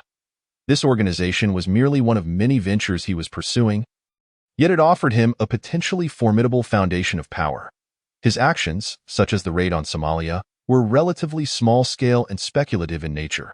However, with sufficiently powerful tools, such as nuclear or chemical weapons, Al-Qaeda could alter the course of human events. In 1994, Bin Laden's life reached its zenith. His first 2 years in Sudan were filled with joy and fortune. Several wives and families all gathered in his grand villa. His interest in business continued to expand, and the strength and momentum of Al-Qaeda were on the rise, albeit drawing scrutiny. While most Western intelligence agencies were either unaware of Bin Laden's existence or had not grasped the considerable scale of his power, the Saudis and Egyptians had taken note of his activities in Sudan. However, Al-Qaeda is an organization that is notoriously difficult to infiltrate. Loyalty, kinship ties, and fervent zeal create an insurmountable barrier for the curious outsider. Every Friday, Bin Laden would typically travel to the outskirts of Khartoum to the Ansar al-Sunnah Mosque in the suburb of Entouma to pray. On February 4th, a small group of Takfiri militants, led by a Libyan named Mohammed Abdullah Shalafi, brazenly stormed 2 police stations, killing 2 officers and seizing a cache of weapons and ammunition. Shalafi and his 2 accomplices then proceeded to the mosque, where the evening prayer had just concluded. They indiscriminately opened fire on the crowd, resulting in the immediate deaths of 16 individuals and injuring approximately 20 others. The assailants took refuge behind the airport. The following day, they drove around Khartoum in search of additional targets, firing at police officers on the street and shooting at employees of Bin Laden's Wadi Al-Akik company located in the city center. These were a group of unhinged individuals, seemingly intent on assassinating Bin Laden. Around 5 p.m., Bin Laden would typically open the reception area to welcome guests. That moment, he was engaged in a heated argument with his eldest son, Abdullah. Since childhood, Abdullah had suffered from asthma, and his experiences moving between Peshawar and Khartoum had been quite challenging for him. At the age of 16, he longed to be with his friends and cousins in Jeddah, who resided just across the narrow stretch of the Red Sea. Abdullah, after all, was a member of a wealthy family, and in Jeddah, he could indulge in the luxurious private beaches, yachts, gatherings, and vehicles that his father despised. He also worried that his father's insistence on home tutoring was causing him to lag behind his peers, as Bin Laden's children with his first wife could barely read a few words. Osama believed that his family was living a bit too comfortably in Sudan. He wished to simplify their lives rather than make them more comfortable. While Bin Laden and his son conversed inside the house, guests began to arrive at his office across the street. At that moment, Bin Laden recalled hearing a shotgun blast from the direction of the inn, followed by several gunshots directed at the house. He retrieved a handgun from his robe pocket and handed another weapon to Abdullah. The assailants drove their vehicle onto the street between Bin Laden's 2 residences and immediately opened fire. Shalafi and his 2 accomplices had assumed that Bin Laden would be hosting guests in his office. They were aiming for the spot where I often sat, Bin Laden recounted. Alongside Abdullah and several Sudanese security personnel patrolling the area, he returned fire at the attackers. 3 of Bin Laden's guests and several guards were struck by the gunmen. Shalafi was injured, while both of his accomplices were killed. Bin Laden subtly accused the regimes in the Arab region of orchestrating these attacks. When his old friend Jamal Khashoggi inquired about the meaning behind this statement, Bin Laden explicitly attributed the plot to the Egyptian intelligence services. The CIA believed that the mastermind behind this assassination attempt was a Saudi. Saeed Bazb, the intelligence chief under Turkey, remarked, "We never intended to kill him. We only wanted to calm him down." This near-fatal assassination attempt provided Zawahiri with an excellent opportunity to exert greater influence over Bin Laden. Zawahiri dispatched his trusted aide, Ali Mohammed, to investigate the assailants.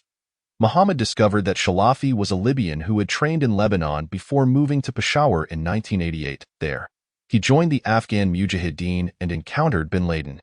However, he had also been influenced by Takfiri doctrine. Shalafi was an antisocial individual who justified the killing of those he deemed apostates through this ideology. This behavior was not dissimilar to the actions of Zawahiri and bin Laden, albeit on a much smaller scale. The weapon of takfir could explode in the hands of any wielder. Zawahiri arranged for Ali Muhammad to train bodyguards for bin Laden, ensuring that Egyptians formed the majority among them, tightening the web of influence around the Saudi. Bin Laden, meanwhile, was disheartened to realize that his leisurely life in Sudan was coming to an end. Picnics by the Nile, contemplative strolls to the mosque, and Friday horse races had all become relics of the past. He now had to travel with a convoy and always carried an AK-74 Kalashnikov rifle, a token from his days on the battlefield.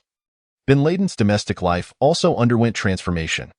While he was strict with his children, he surprisingly exhibited leniency towards several of his career-focused wives.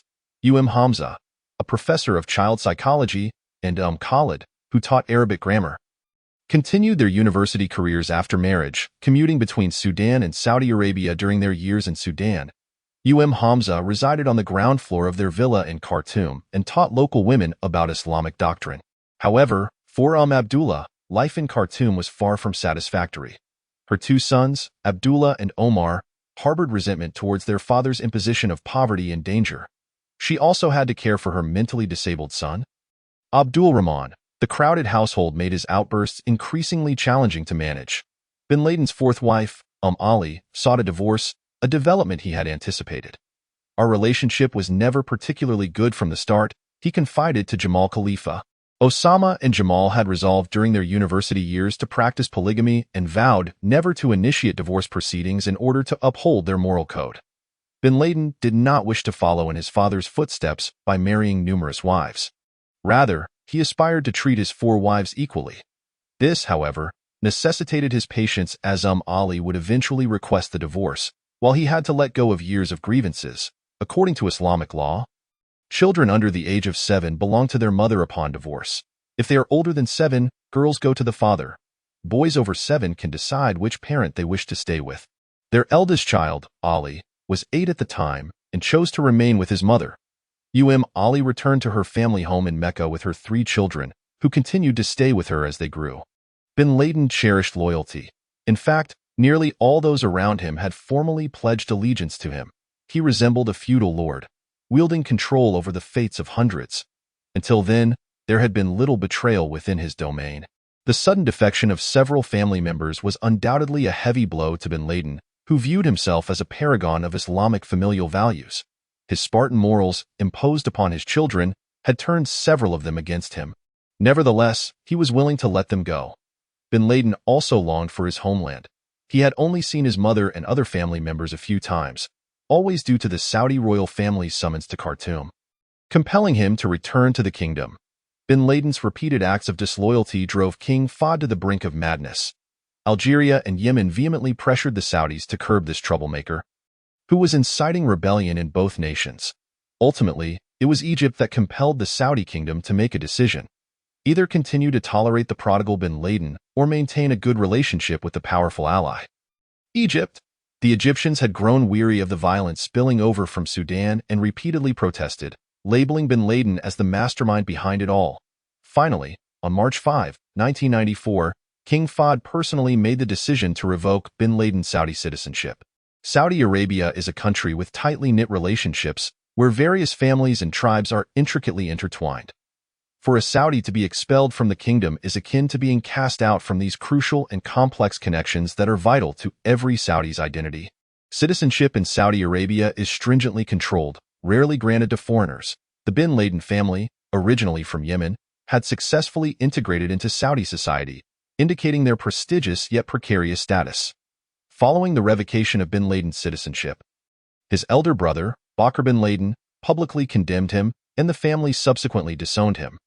Many Saudis believe that Bin Laden's radicalization was sealed at the moment the king announced his decision. An envoy arrived in Sudan to formally notify Bin Laden of this development and demanded he surrender his passport. Bin Laden tossed the passport to him, proclaiming, If you believe this document can dictate my fate, then take it. Infuriated and embittered, bin Laden instructed his representatives to establish an office in London. He had intended to seek political asylum in the UK himself, but the Home Office immediately barred him entry upon hearing of his plans. This office was named the Advisory and Reform Committee, managed by a Saudi named Khalid al-Fawwaz, along with 2 Egyptian members of a jihadist organization. They sent faxes to hundreds of Saudi dignitaries. The recipients were taken aback to see bin Laden publicly denouncing the royal family's corruption and the sordid dealings between royal members and religious authorities in the faxes, which incited a considerable uproar given the already intense calls for reform within Saudi Arabia at the time. Osama bin Laden issued an open letter to the Saudi cleric leader, Sheikh Abdulaziz bin Baz, in which he condemned the fatwas released by him that enabled the royal family to maintain the presence of American troops in the Holy Land and detained dissenting Islamic scholars. The Saudi king ordered Prince Turki to reign in bin Laden. While there were considerations of assassination plots, the Saudis lacked the cunning to execute such a plan, and Turkey had no intention of embarking on such a perilous course of action. The kingdom adopted an alternative measure. The Ministry of Interior commanded the bin Laden family to sever their financial support for him, resulting in the family reclaiming bin Laden's shares in the company, valued at approximately $7 million. Although this action was foreseeable, it took bin Laden by surprise. He was reliant on the monthly allowances provided by the family company for his sustenance, which constituted his only genuine source of income. His entrepreneurial ventures had been a dismal failure. Upon arriving in Sudan, he began to squander money. As food shortages plagued the country, with long lines of people seeking aid, he lent hard currency to the government to procure wheat. He assisted in establishing radio and television facilities in Sudan, and occasionally, when the government faced budgetary constraints, he would cover the import costs for oil.in. This impoverished nation, bin Laden's relatively modest wealth almost became a secondary economy. However, he displayed little interest in managing his company or overseeing investments. Although he had an office equipped with a fax machine and a computer, he seldom occupied it, preferring instead to tinker with agricultural projects during the day and host gatherings for dignitaries and jihadists at night. He recklessly poured money into ventures about which he knew little. His interests at that time spanned over a dozen unrelated fields, including stone-crushing machinery, pesticides, soap production, and leather tanning. He opened accounts in various banks across Khartoum, London, Malaysia, Hong Kong, and Dubai under the names of different members of Al-Qaeda, making it difficult for intelligence agencies to trace the flow of funds, yet he found himself nearly incapable of managing these accounts. He often haphazardly invested in projects without careful consideration. On one occasion, one of his assistants deemed importing inexpensive bicycles from Azerbaijan a prudent investment, but in Sudan, hardly anyone rode bicycles. Nevertheless, the process was straightforward. The assistant secured signatures from 3 Al-Qaeda managers on a form, and thus bin Laden entered the bicycle industry. These disparate businesses were chaotically consolidated under multiple corporate entities. From the outset, those managing bin Laden's commercial interests recognized impending troubles. In 1992, Jamal Fadl and Abu Raida Suri, during discussions with bin Laden, questioned the necessity of establishing companies for profit.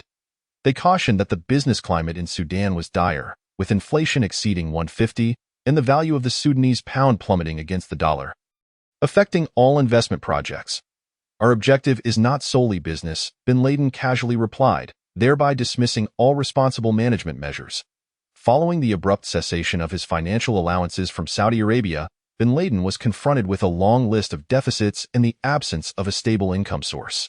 "We have 5 companies, but none are profitable," stated his main business advisor, Abu Raida. "All these companies are operating at a loss. Managing a company remotely is unfeasible." The financial crisis struck at the end of 1994.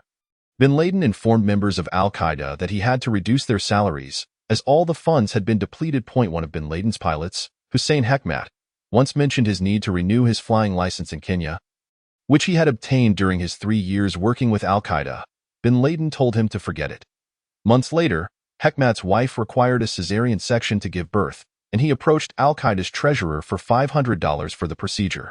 "There is no money," the treasurer informed him. "We cannot provide you with anything."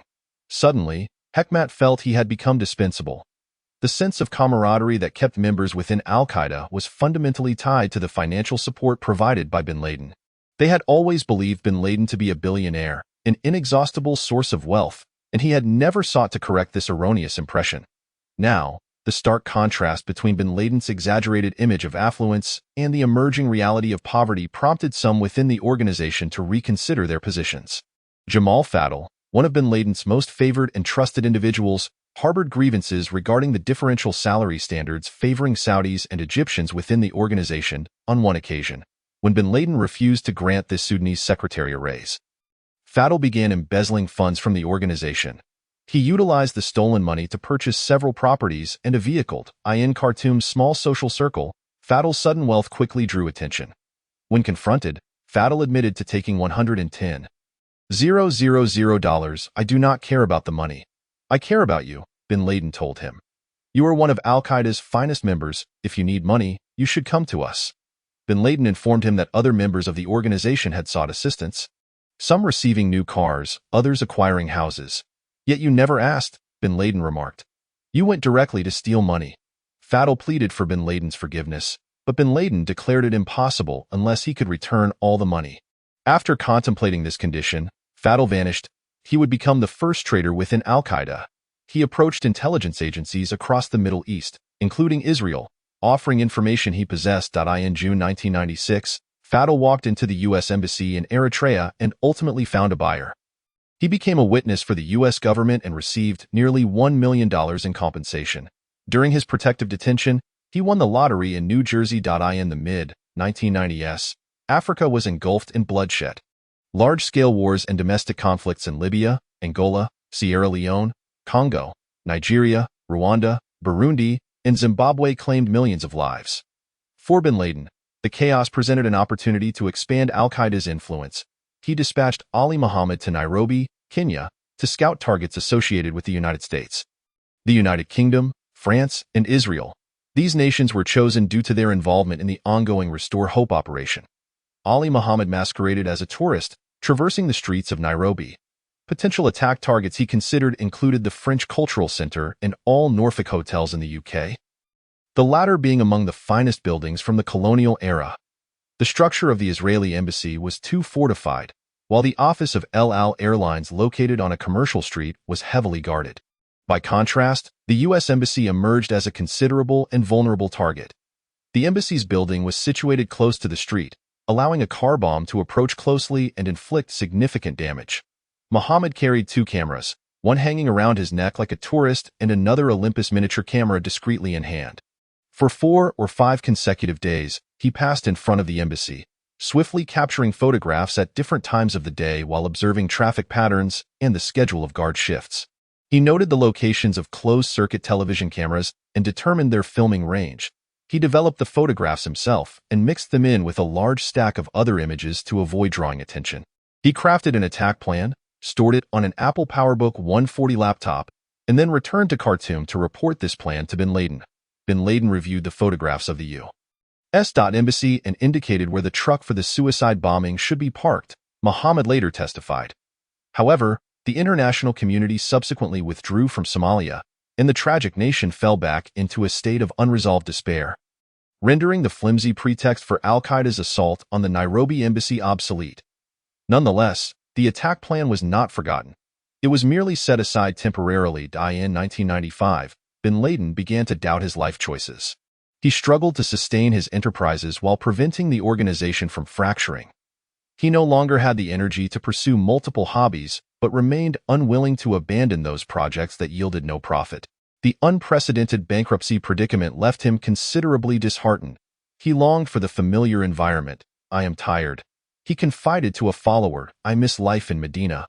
Only Allah knows how much I yearn for my homeland. At that time, Al-Qaeda had achieved little. The organization represented a venture he was profoundly passionate about yet remained unattainable, lacking leadership and clear direction. The organization's accountant, Maidenai Taib, who had married one of bin Laden's nieces, continually urged bin Laden to reconcile with the king to ameliorate the organization's dire financial state. The Saudi government had dispatched several representatives to Khartoum to meet with him. According to bin Laden, the government proposed to return his passport and money, conditional upon his public declaration that the king was a good Muslim. He also asserted that the Saudis indicated they would offer his family 2 billion rials, equivalent to approximately $533 million, if he renounced jihad. Bin Laden found himself torn between upholding his principled opposition to the king while desperately needing funds to sustain the organization's existence. Osama bin Laden rejected the government's proposal, and shortly thereafter, Taib defected. The organization members were thrown into a state of panic upon seeing him reappear in Saudi Arabia. Some attributed Taib's shocking act of desertion to sorcery. Bin Laden also longed to return to his homeland, but his profound disdain for King Fahd rendered it impossible for him to regard the monarch as a righteous Muslim. During this period, he dreamt of returning to Medina, where he heard the sounds of a grand celebration. From behind a mud wall, he beheld Prince Abdullah's arrival, signifying that Abdullah would soon ascend to the throne. He informed Abu Nadal. The people could rest easy, for they would be delighted if Abdullah became king. He would return. However, Abdullah remained merely a crown prince. Bin Laden cautiously pinned a message to him, suggesting reconciliation. In an attempt to gauge his sentiments, he learned that as long as he vowed to renounce jihad, the Saudi government would welcome him back. Otherwise, his return would result in imprisonment or house arrest. Upon hearing of his yearning to return home, Bin Laden's family sought out his longtime friend, journalist Jamal Khashoggi, who had reported on his adventures in Afghanistan. Khashoggi's mission was to persuade Osama to grant an interview and publicly announce his renunciation of violence. This would convey a very public message to the government, indicating that Bin Laden had accepted its terms. Bin Laden welcomed his friend with evident delight. Khashoggi had visited him in Khartoum several times before, when Osama had just begun his propaganda campaign against the Saudi government. Surrounded by young Saudi dissidents who would provide him with relevant clippings whenever he sought clarification on an issue. This time, however, he saw no clippings. Bin Laden appeared sullen, burdened by his thoughts, with his automatic rifle always nearby. They dined on the terrace beside Bin Laden's residence, adjacent to a garden. Present were several Saudis, a Sudanese, and an Iraqi named Abu Hale.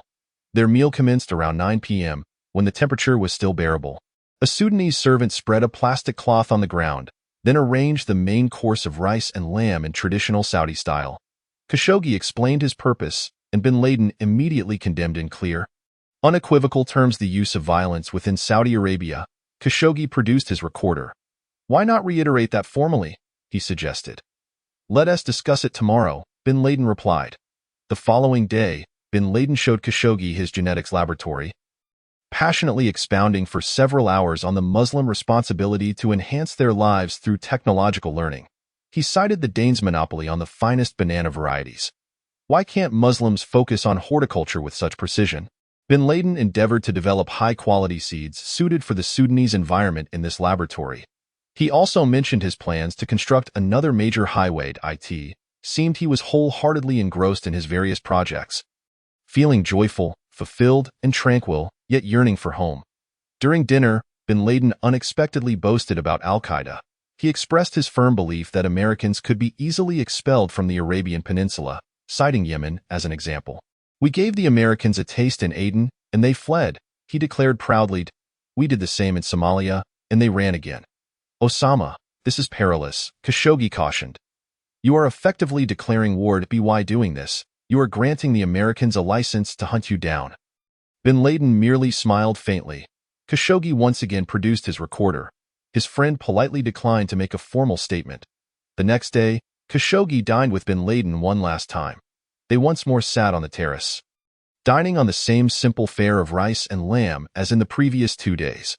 While Bin Laden occasionally used a spoon, he preferred to grasp the food with his fingers. In accordance with the Sunnah, the practice of the Prophet, he spoke fervently of how he missed Medina and longed to return and settle there. Khashoggi responded that all he needed to do was to formally declare his abandonment to violence, reiterating what he had previously said in private. Just then, someone approached Bin Laden and whispered something in his ear. Osama stood up and walked into the garden. Khashoggi could see 2 or 3 individuals with Egyptian accents quietly conversing with him in the shadows. 5 minutes later, Bin Laden returned to the gathering, and Khashoggi reiterated his earlier question. "What would I gain by saying that?" Bin Laden inquired. Khashoggi was taken aback. Osama had never before bargained like a politician for personal gain. "I don't know," Khashoggi admitted. "I'm not here on behalf of the government. Just say something to break the deadlock. It might elicit a positive response. Don't forget, you have spoken ill of the kingdom on numerous occasions." Bin Laden smiled faintly. Yes, but such actions require careful calculation.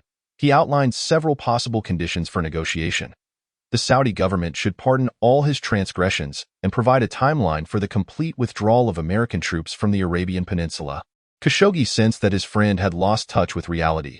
Bin Laden began to discuss the advantages of Sudan, claiming it offered excellent investment opportunities. He inquired about several mutual acquaintances and suggested they should visit Sudan to explore agricultural prospects.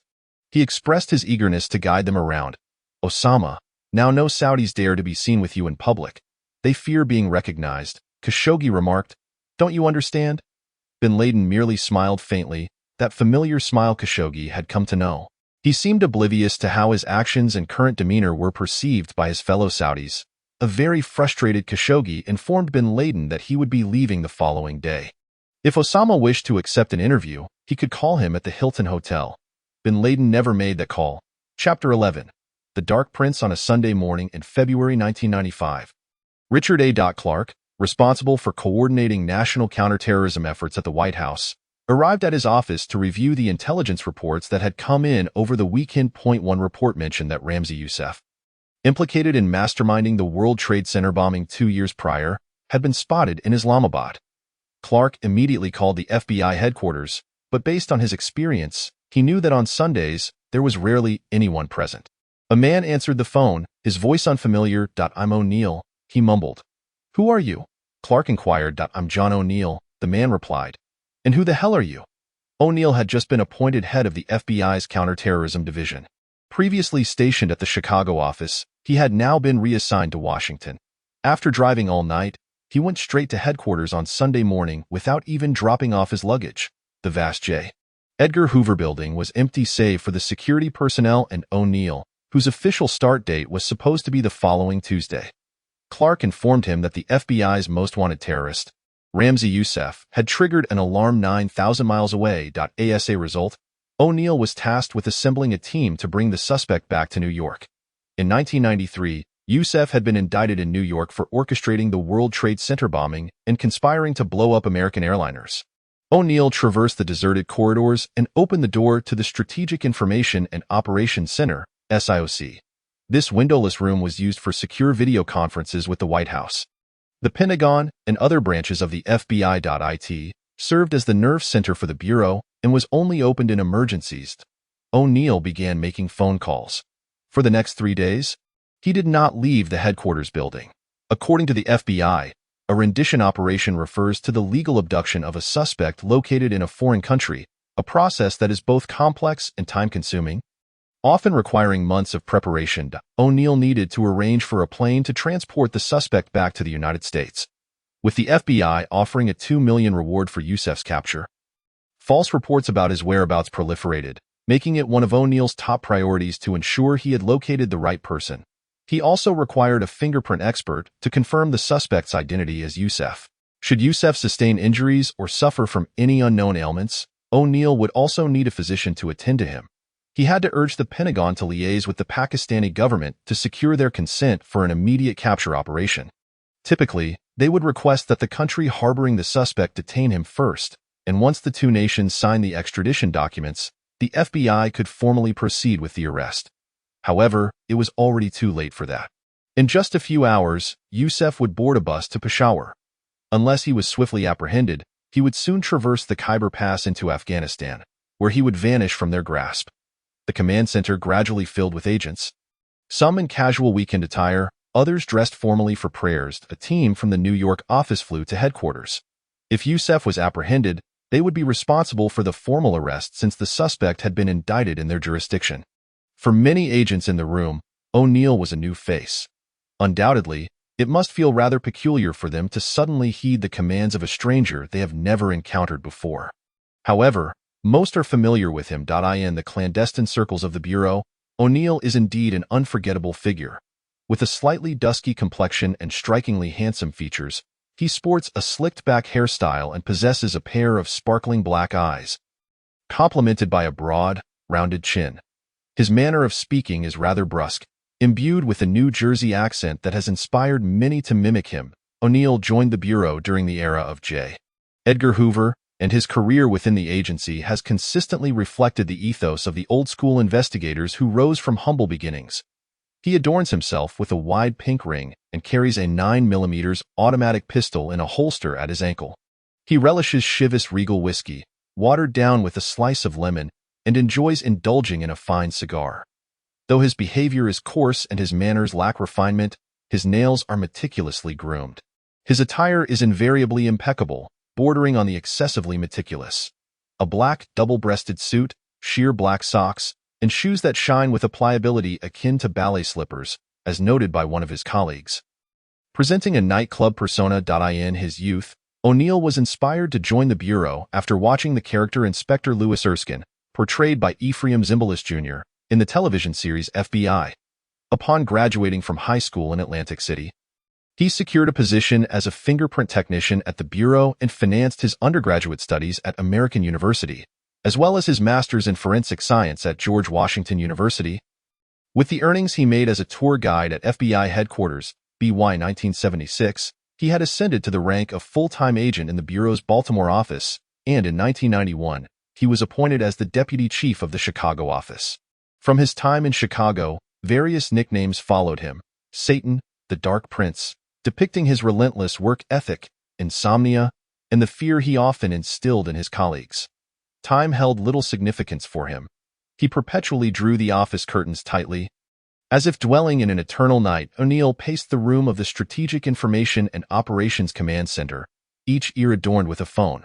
One line coordinated the movements of a transfer team, while the other arranged the airlift of personnel. Due to Pakistan's prohibition on American military aircraft landing on its territory, O'Neill ordered the Air Force to paint the jets in civilian colors immediately. He also articulated another demand.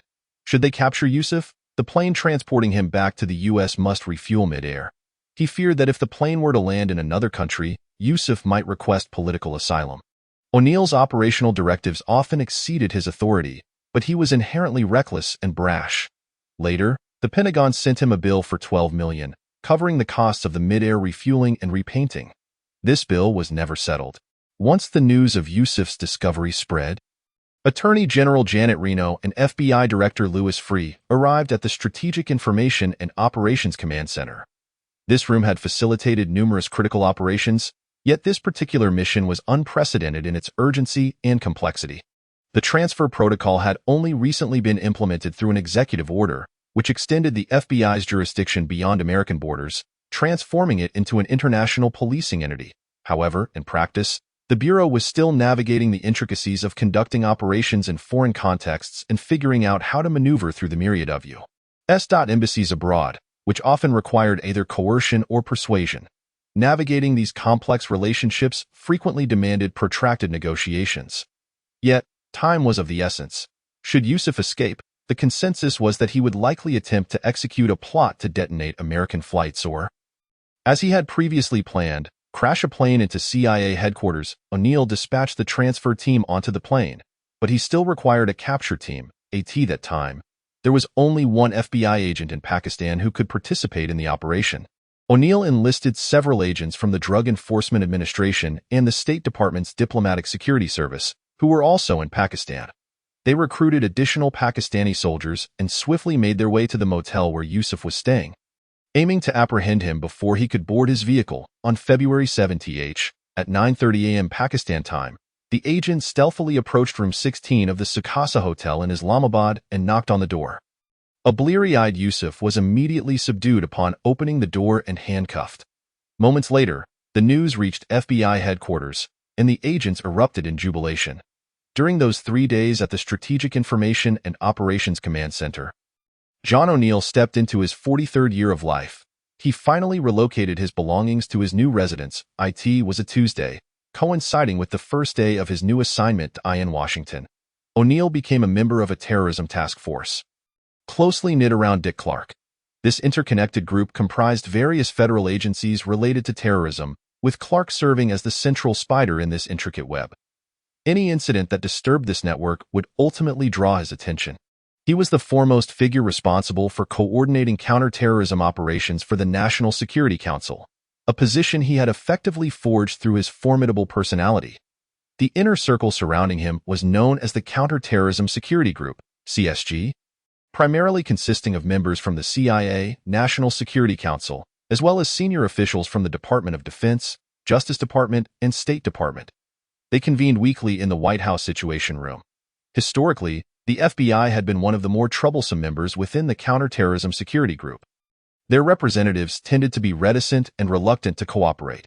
Whether or not they encountered genuine criminal cases, they treated all intelligence as potential evidence, fearful of compromising its legal validity. O'Neill, however, was different. He fostered friendships with colleagues from other agencies rather than employing bureaucratic tactics to deflect collaboration. According to Clark's experience, officials from federal law enforcement agencies were often both dim-witted and sluggish. By the time these individuals ascended to upper management, they had long since reached their salary ceilings. Counting down the days until retirement, amid this atmosphere of stagnation, O'Neill shone brightly. He was charismatic, adaptable, frank in his speech, and possessed a complex, somewhat enigmatic character. Clark and O'Neill engaged in their internal power struggles with equal ruthlessness, often forming rivalries, yet they recognized qualities in each other that could be harnessed for their own benefit. Clark had cultivated crucial alliances that shielded him from the vicissitudes of governmental personnel changes and provided him with insider information. After spending over 2 decades in government, beginning as a management intern at the Pentagon in 1973, Clark's disciples were now scattered throughout Capitol Hill. He was exceptionally intelligent but reclusive, residing alone in a house in Arlington, Virginia, adorned with blue wainscoting, its porch brimming with azaleas, and a flag of the United States fluttering from the second floor. When he spoke, it was always in an emphatic and declarative tone, leaving no room for dissent. Ambitious and impatient, Clark frequently occupied his office on the 3rd floor of the old Executive Office Building, overlooking the West Wing of the White House, leaving him little time for his own life. Few could be regarded as his equals. Clark was a master at the political game, effortlessly sidelining any bureaucrat who dared to contest him. Though Clark was astute and formidable, he was not particularly adept at socializing. He often perceived others too clearly when conversing. His hair, once slightly reddish, had now turned white, and when he smiled, it bore an almost surreal quality, appearing both unnatural and ill-timed. Clark recognized that O'Neill, like him, was deeply troubled by the threat of terrorism, a concern that was not widely shared in Washington at the time. Both men hailed from humble beginnings, having wrested themselves from the shackles of fate. Thus harboring a resentment for the privileges of the elite, O'Neill exuded a hint of Jersey Street cred, which Clark, whose parents were factory workers and a nurse, appreciated. Like Clark, O'Neill was also perceptive regarding the absurdities of the political stage. Together, they established clear delineations of responsibility among the various intelligence agencies embroiled in the long-standing bureaucratic battles. In 1995, their collaborative efforts led to the president issuing an executive order that granted the FBI supreme authority in investigating and preventing any terrorist actions threatening Americans or U.S. interests, regardless of where in the world such threats might arise. Following the Oklahoma City bombing in April of that year, O'Neill founded an independent domestic counterterrorism division and committed himself to restructuring and expanding the foreign branch. Defying the collective resistance of his office and the CIA's Counterterrorism Center, he organized personnel exchanges between the two departments. For the young agents who demonstrated unwavering loyalty to his demands, O'Neill became a paternal figure. Within the territories of the Bureau's various divisions, he was regarded as a powerful benefactor. He would embrace his employees, expressing his affection for them. This love manifested itself in practical support whenever any subordinate faced health issues or financial difficulties. Conversely, should anyone fail to meet his expectations, O'Neill could be quite stern, not only with subordinates but also with superiors. Many who initially harbored animosity towards him became his most steadfast adherents. Even now, they still refer to themselves as John within the Bureau. Others, however, chose to remain silent and step aside. Those who fervently sought to keep pace with him often found themselves contemplating a profound question. What am I willing to sacrifice? Marriage, family, personal life, everything except the Bureau. These were sacrifices that O'Neill had long since made. During O'Neill's tenure at the Federal Bureau of Investigation, he found himself amidst the internationalization of criminal activity and law enforcement. Since 1984, The FBI had begun to exercise its authority to investigate crimes against Americans abroad, yet these efforts were hampered by a lack of communication with foreign police agencies. Whenever O'Neill encountered foreign police or intelligence personnel encroaching on his domain, he would extend them a warm welcome, deeming it his night job. From Clark's perspective, O'Neill resembled an Irish-American district chief, skillfully controlling the situation through a web of intertwined friendships, obligations, and favors. He was perpetually on the phone, either assisting others or flattering contacts, thereby cultivating a network of relationships that facilitated the FBI's international work. Within a few years, O'Neill emerged as perhaps the most recognizable law enforcement figure in the world.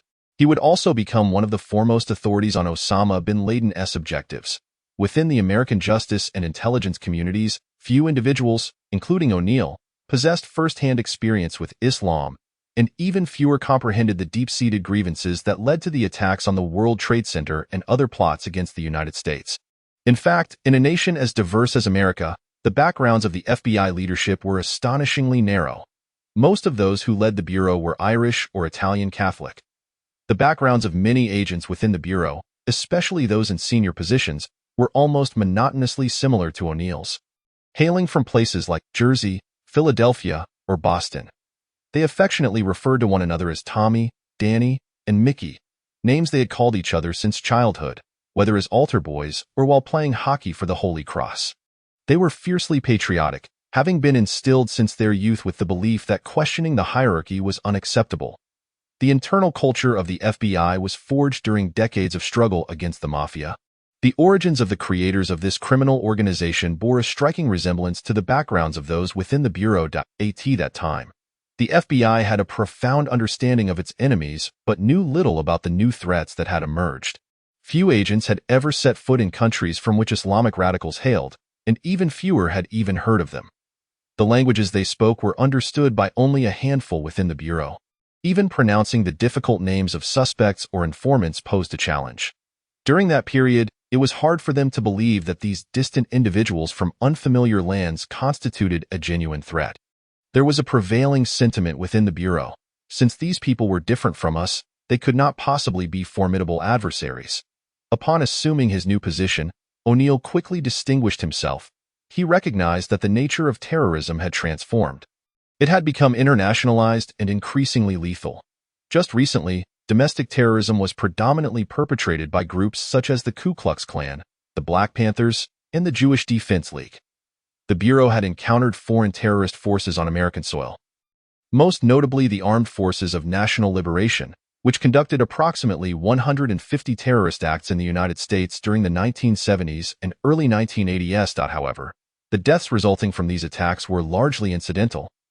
If not the primary aim of the operations, O'Neill came to realize, though few agreed with him, that the Islamic radicals envisioned terrorism on a grander, more dramatic scale, of which mass murder was but a component.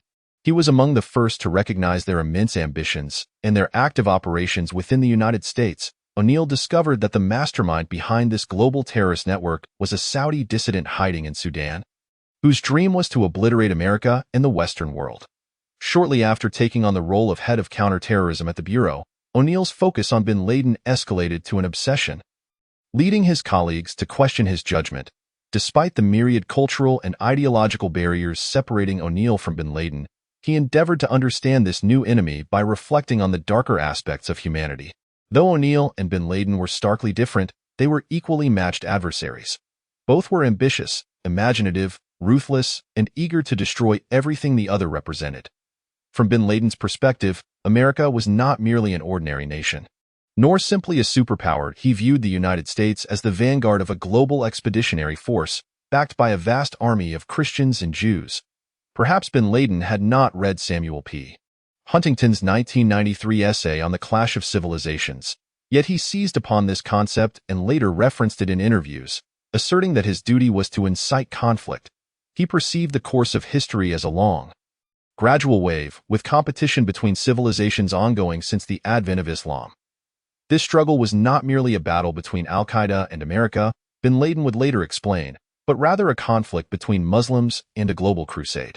In August 1995, Bin Laden's relationship with his homeland underwent a decisive transformation. In a faxed commentary he referred to as a candid declaration, he directly assailed King Fahd. On the surface, this missive was a response to a cabinet reshuffle that had occurred a week prior. Like most political events in the kingdom, this reshuffle was intended to project an image of reform, while in reality, it brought about no genuine changes. In a lengthy preamble, Bin Laden, citing the Quran and the commentary of Islamic scholars, leveled legal accusations against the king, branding him a heretical apostate.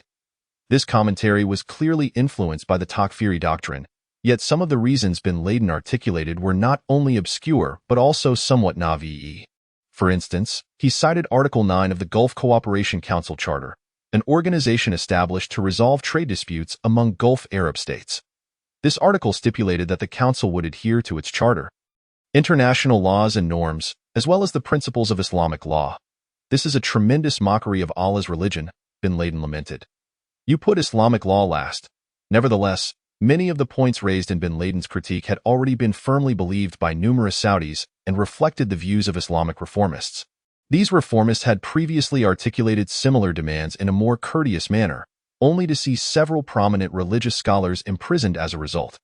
The primary reason for addressing you, Bin Laden wrote at the outset, was not because you suppressed the people and their rights, nor because you disgraced the nation's dignity, nor because you desecrated its holy sites, nor because you squandered the nation's wealth and resources. Bin Laden referenced the economic crisis following the Gulf War, rampant inflation, overcrowded classrooms, and the rising unemployment rate. Everyone can see your magnificent palaces are lit up day and night. How dare you ask the people to conserve electricity? He queried, O king, do we not have the right to ask you where all that money has gone? Forget it. You need not answer.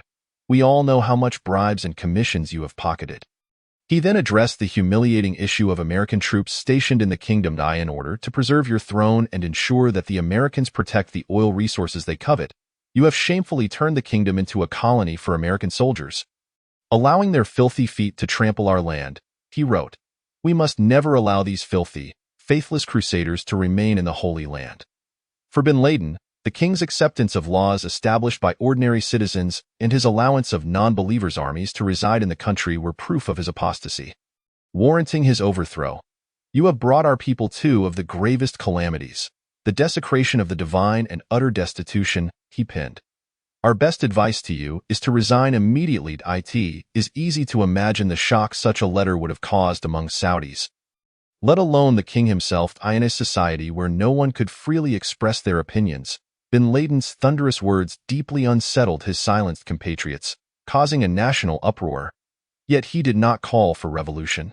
Although he accused several high-ranking princes of corruption and incompetence, he did not demand that the people overthrow the monarchy. Beyond calling for the king's abdication, he offered no solutions to the issues he highlighted. In this scathing commentary, Bin Laden deliberately refrained from mentioning Crown Prince Abdullah, the king's immediate heir. While the tone of the letter was highly incendiary, the ambitions expressed were not excessive. It indicated that Bin Laden was a loyal reformer, albeit one lacking in political originality. His fervent desire for rebellion is directed towards America, rather than his own homeland. Many Saudis, like him, harbor animosity towards the continued presence of American troops in the kingdom, especially since Dick Cheney's assurance of their withdrawal from Saudi Arabia is widely known. On the surface, the American military's presence in Saudi Arabia is ostensibly to enforce the no-fly zone mandated by the United Nations over Iraq. However, by 1992, particularly in 1993, numerous new base agreements had been established in the Gulf region, enabling Americans to withdraw from Saudi Arabia without hindering their operational objectives. Nevertheless, Saudi bases are both convenient and well-equipped, and the necessity for withdrawal at that time was not pressing. A week after the publication of Bin Laden's letter denouncing the king, Prince Nayef announced the execution of Abdullah Hudhayfi. Hudhayfi, a member of the Afghan Arab Legion, had not been sentenced to death. He was given a 20-year prison term for throwing acid in the face of a security officer, reportedly a torturer. The advisor to the Saudi royal family at that time was a former Egyptian interior minister, notorious for his brutal repression of dissenters in his own country. The general sentiment among the Saudi populace was that the cost of opposing the government had escalated, and the swift execution of Hudhayfi was a message to Bin Laden and his followers. Hudhayfi's Afghan Arab brothers sought vengeance against the government. In the vicinity of Taylaton Street in Riyadh, there exists a communication center for the Saudi National Guard, directly facing a steakhouse across the street. The National Guard's mission is to protect the royal family and maintain stability. These two objectives are also of considerable importance to the United States, leading to an agreement whereby the U.S. Army would jointly train the National Guard alongside the Vinnell Corporation, an American defense contractor, instructing them in surveillance and reconnaissance of Saudi citizens. On November 13, 1995, shortly after noon, Colonel Albert M. Blickley, an engineer who had resided in the Kingdom of Saudi Arabia for 3 years, exited the center and walked towards his parked car outside. Suddenly, a searing wave of heat propelled him several feet away. Struggling to rise, Blickley beheld a row of cars engulfed in flames, including his Chevrolet, which had been reduced to mere wreckage. How could my car explode? He pondered in bewilderment. Where did the bomb come from? The assailants had parked a van laden with 100 pounds of Semtex plastic explosive outside the 3-story communications center. The building was now in ruins and still ablaze. Blickley, limping, ventured into the debris. Blood streamed from his neck, and his ears rang from the deafening blast. In the fast food restaurant, 3 individuals lay dead, having been crushed against a concrete wall. 4 others had perished, and 60 were injured, including 5 Americans among the deceased. Following the attack, the Saudi government apprehended a group of Afghan Arabs and extracted confessions from 4 of them under duress. Of the 4 suspects, 3 had fought in Afghanistan, while another had seen combat in Bosnia. Reportedly, their leader was Musli al-Shamrani, who had trained at al-Qaeda's Farouk camp in Afghanistan. The 4 attackers read nearly identical confessions on Saudi television, admitting to being influenced by the rhetoric of prominent dissenters like bin Laden. Subsequently, they were taken to a square to be publicly beheaded. Although bin Laden never publicly acknowledged ordering the attack or training the assailants, he referred to them as heroes and implied that their actions were a response to his call against the American occupying forces. They tore down the marks of shame and submission from the forehead of their homeland. He declared that he noted that the number of American troops stationed in Saudi Arabia had decreased as a result of the attack, further substantiating his analysis of American weakness. Due to the swift execution of the attackers, it became impossible to ascertain the precise relationship between al-Qaeda and their actions. Bin Laden himself had privately confessed to the editor of an Arab newspaper that, after the Saudi government failed to respond to his protests against the American presence on Arab soil, he had deployed a covert group composed of Afghan veterans. John O'Neill suspected that the executed individuals bore no connection to the attack. He dispatched several agents in an attempt to interrogate the suspects. However, before the Americans could engage them in conversation, the individuals were executed. Regardless of whether al-Qaeda had any ties to the attack, Prince Turki later referred to the bombing of the National Guard facility as bin Laden's first act of terrorism. Chapter 12. The spy boy. Egyptian President Hosni Mubarak, short and stout, possesses an almost non-existent neck, with a prominent lower lip that protrudes when he speaks, round cheeks, and particularly thick eyelids, resembling an incompletely molded clay figure. By 1995, at the age of 67, he still sported a head of curly hair dyed a glossy black, while posters of him on the streets of Cairo retained the same image he had held 20 years prior. A hallmark of his governing style, Mubarak stood beside Anwar Sadat when he was assassinated at the reviewing stand. In the state of emergency he declared upon assuming the presidency remained in effect 14 years later. In the early days of his presidency, he attempted to liberalize the political process, but his efforts were thwarted first by the Muslim Brotherhood's electoral victory and later by the terrorist activities of Islamic radicals in the 1990s. Mubarak's response was as ruthless as that of the insurgents, though the violence at that time had not yet reached its zenith. In April 1995, Egyptian intelligence became aware that Zawahiri was presiding over a meeting of jihadist organizations in Khartoum, attended by key members of the rival Islamic group. This was a troubling development.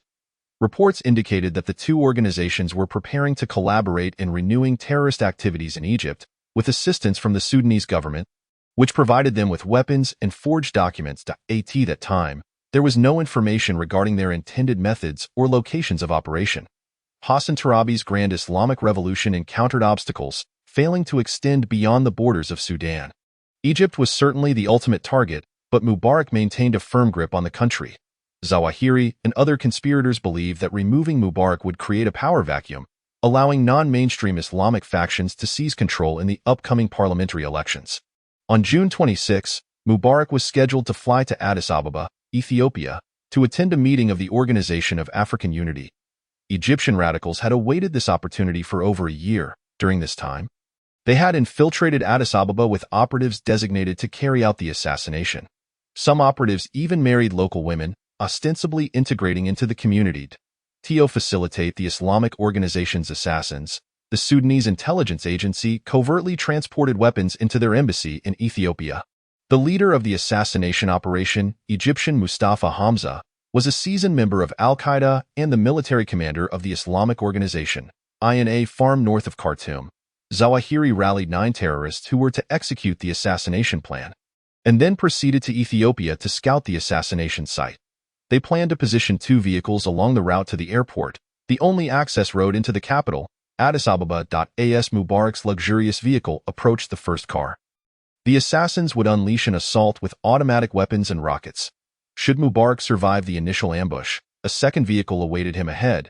Mubarak's plane arrived at the airport an hour early, but delays in mobilizing the motorcade and assembling his security detail provided just enough time for the assassins to take their positions. As the luxurious vehicle appeared, the gunmen opened fire, but the rocket launcher malfunctioned. 2 of Mubarak's Ethiopian bodyguards perished in the gunfire, and 5 assailants were killed. Mubarak may have saved his own life by ordering the driver to turn back to the airport, thereby evading the second ambush. 3 assassins were captured, while 1 escaped back to Sudan. Ethiopian police quickly unraveled the assassination plot, revealing the involvement of the Sudanese government. This failed assassination attempt prompted the United Nations to unanimously pass a resolution imposing severe economic sanctions on Sudan.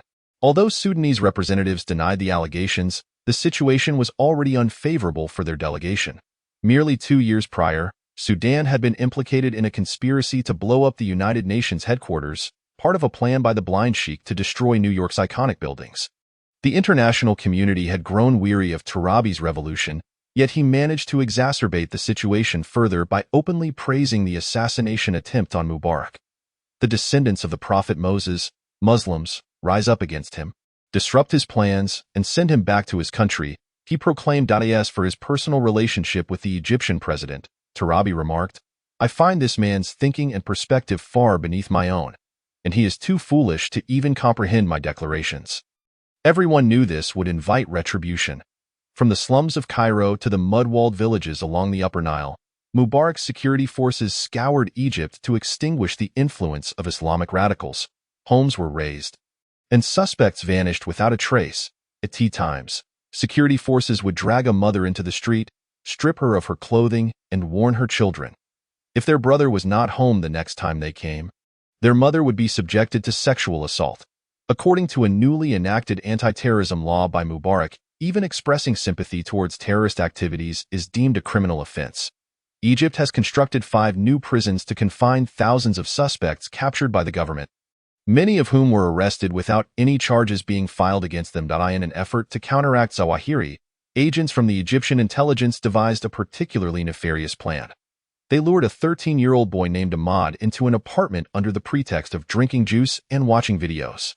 Ahmad is the son of Muhammad Sharif, a prominent religious radical and senior member of a jihadist organization. The boy was incapacitated with drugs and subjected to sexual assault. Upon regaining consciousness, he was shown photographs of himself in compromising positions and threatened with the revelation of these images to his father. The repercussions of such exposure for the child were unfathomable. He could even face death at the hands of his own father, as indicated by a source closely linked to Zawahiri. The Egyptian intelligence coerced Ahmad into recruiting another child named Musab, whose father, Abu Faraj, is also a member of the jihadist organization and serves as an accountant for al-Qaeda. Musab underwent the same humiliating initiation involving drugs and sexual abuse, forced to betray his own family. Egyptian agents instructed the boys on how to plant listening devices in their homes and document files with cameras. With the intelligence provided by these 2 young spies, the agents apprehended several individuals. Subsequently, the Egyptian operatives resolved to utilize the boys to eliminate Zawahiri. They provided Musab with a bomb, instructing him to place it in the 5-story apartment building where Zawahiri and his family resided. However, Zawahiri was not at home, and the bomb was discovered by Sudanese intelligence. Ahmad, meanwhile, was hospitalized with malaria, and his status as a spy remained unknown. Zawahiri, who was also Ahmad's doctor, visited the child daily to assess his condition. The Egyptian operatives learned from Ahmad the timing of the doctor's visits. The next day, an assassination squad lay in wait for Zawahiri at the hospital, but for unknown reasons, he did not arrive. Nonetheless, a better opportunity soon presented itself. The Egyptian intelligence learned that the Shura Council of the jihadist organization was convening. An operative handed Musab a suitcase bomb, instructing him to place it in the office where Zawahiri and his associates were set to meet. However, as Musab disembarked from the operative's vehicle, agents from the Sudanese intelligence and the jihadist organization's security personnel were already waiting for him. The Egyptian operatives fled in their vehicle, leaving the child to his fate. A dispute arose between the jihadist organization and the Sudanese intelligence regarding who would detain Musab. Ultimately, Zawahiri was permitted to take the boy for interrogation, assuring that he would return the child safely. Shortly thereafter, he arrested his young patient Ahmad as well. Zawahiri then convened a Sharia court. Many members of the jihadist organization and al-Qaeda opposed the interrogation of the two boys, claiming it contravened Islamic teachings. Zawahiri's response was to strip the boys of their clothing to ascertain whether they had reached puberty. The answer was affirmative. The two helpless children confessed to everything. The court found them guilty of sodomy, treason, and attempted murder. Zawahiri ordered their execution by firing squad. To ensure that his stance was widely known, he recorded the boys' confessions and executions, distributing the footage as a cautionary tale to those who might contemplate betrayal of the organization.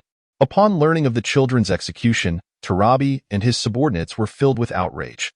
The Sudanese government condemned the actions of the jihadist organization as akin to a state within a state, demanding that Zawahiri and his group leave Sudan immediately, without even allowing time to pack.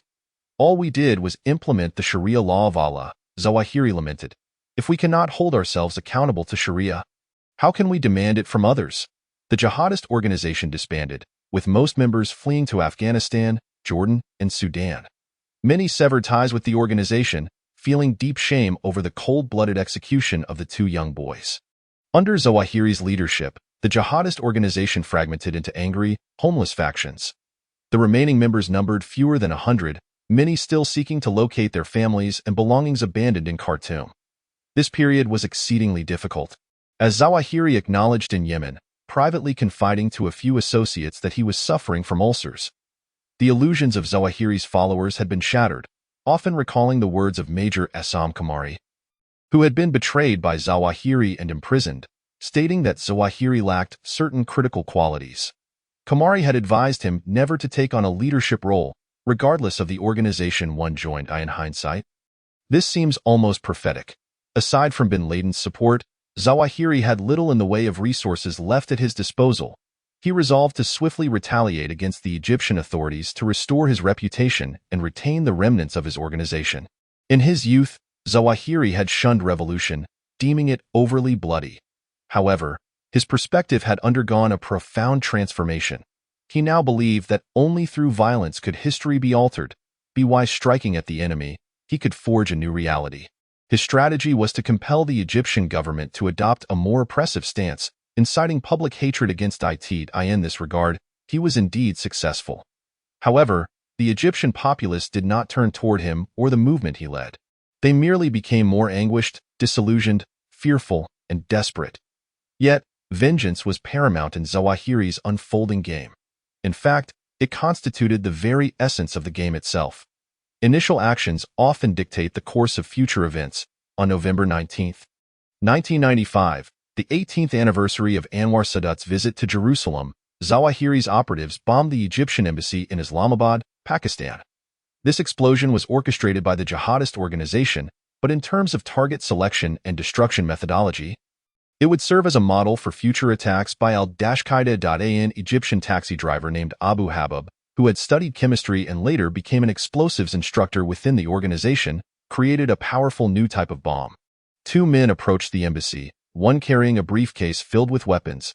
He hurled several grenades at the guards, causing them to flee. A small truck laden with 250 pounds of explosives barreled into the embassy's courtyard, and the driver detonated the bomb. The embassy was reduced to rubble. Many other buildings within half a mile of the explosion were also severely damaged. The bombing resulted in the deaths of 16 individuals, excluding the 2 suicide bombers, and injuries to 60 others. This act of mass murder marked the first successful operation of the jihadist organization under Zawahiri's leadership. The explosion obliterated the embassy building, thereby conveying a clear and resounding message, as Zawahiri recounted in his memoirs. However, bin Laden disapproved of this operation and was displeased following the incident. Pakistan had long been the best route into Afghanistan and had sheltered many Afghan Arabs left behind after the war prior to this event. Now, the Afghan government was detaining nearly 200 Afghan Arabs, confining them in a wedding hall in Peshawar, intending to repatriate them to their respective countries. When bin Laden appeared at the hall, holding tickets for the detainees to Sudan, the Afghan authorities were taken aback. Suddenly, bin Laden found himself in possession of a steadfast group of terrorists. They now had to rely on him, though their loyalty remained with Zawahiri. Among the remaining followers, many also grew estranged from Zawahiri. The deaths of innocents and the methods of suicide bombings raised their concerns. When addressing the moral standards of global jihad, these 2 issues would persistently loom large. In response to these objections, Zawahiri crafted a theological framework to justify the bombing of the embassy in Islamabad and similar subsequent attacks by al-Qaeda. He argued that there were no innocents within the embassy. From diplomats to security personnel, everyone working there was a supporter of the Egyptian regime, which had imprisoned thousands of religious extremists while obstructing the rule of Islamic law. Those fulfilling duties for the government must bear responsibility for its crimes. True Muslims would never work for such a regime. Zawahiri's assertions echoed the sentiments of takfirism. In Algeria, takfirists had already pushed this viewpoint to its logical extremes. Zawahiri conceded that innocents, such as children and genuine Muslims, might have perished in the explosion. However, the strength of Muslims was too feeble, and the enemy was overwhelmingly powerful. Under such urgent circumstances, the prohibitions against killing innocents must be relaxed. The issue of suicide was even more contentious.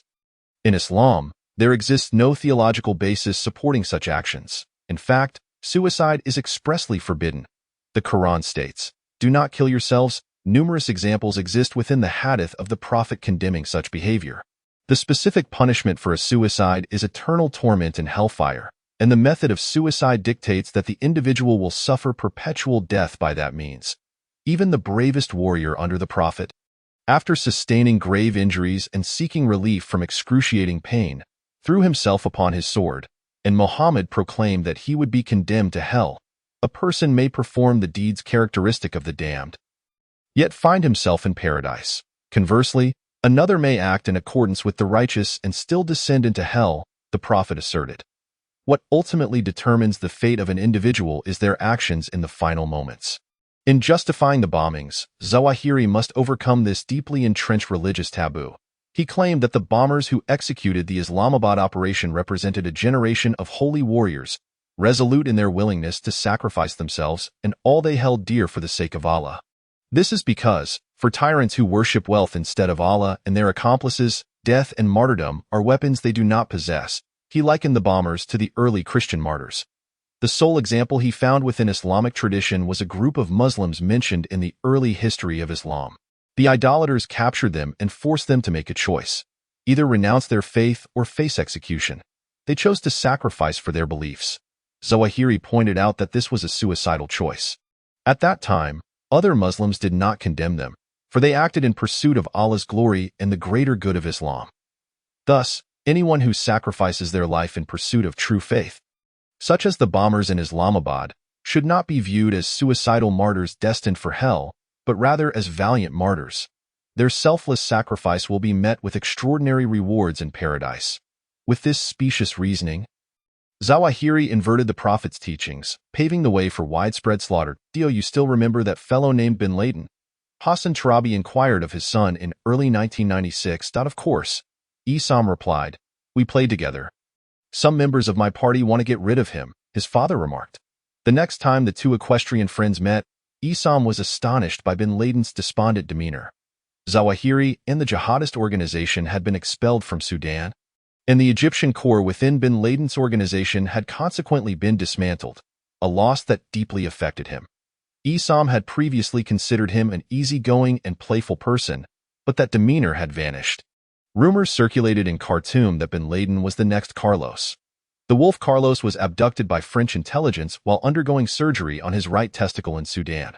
Now, the Sudanese intelligence agency cunningly spread a false report claiming that the French had made similar accusations against bin Laden, undoubtedly aiming to scare him out of Sudan. Without the Egyptians, bin Laden found himself isolated and indecisive. He had no one to trust. He was aware that something might happen to him. He had begun searching for another sanctuary. Just in case. You shouldn't leave Sudan, Isam advised his friend. If you go, who will manage your investments here? Bin Laden had no answer. Isam felt sympathy for bin Laden's predicament.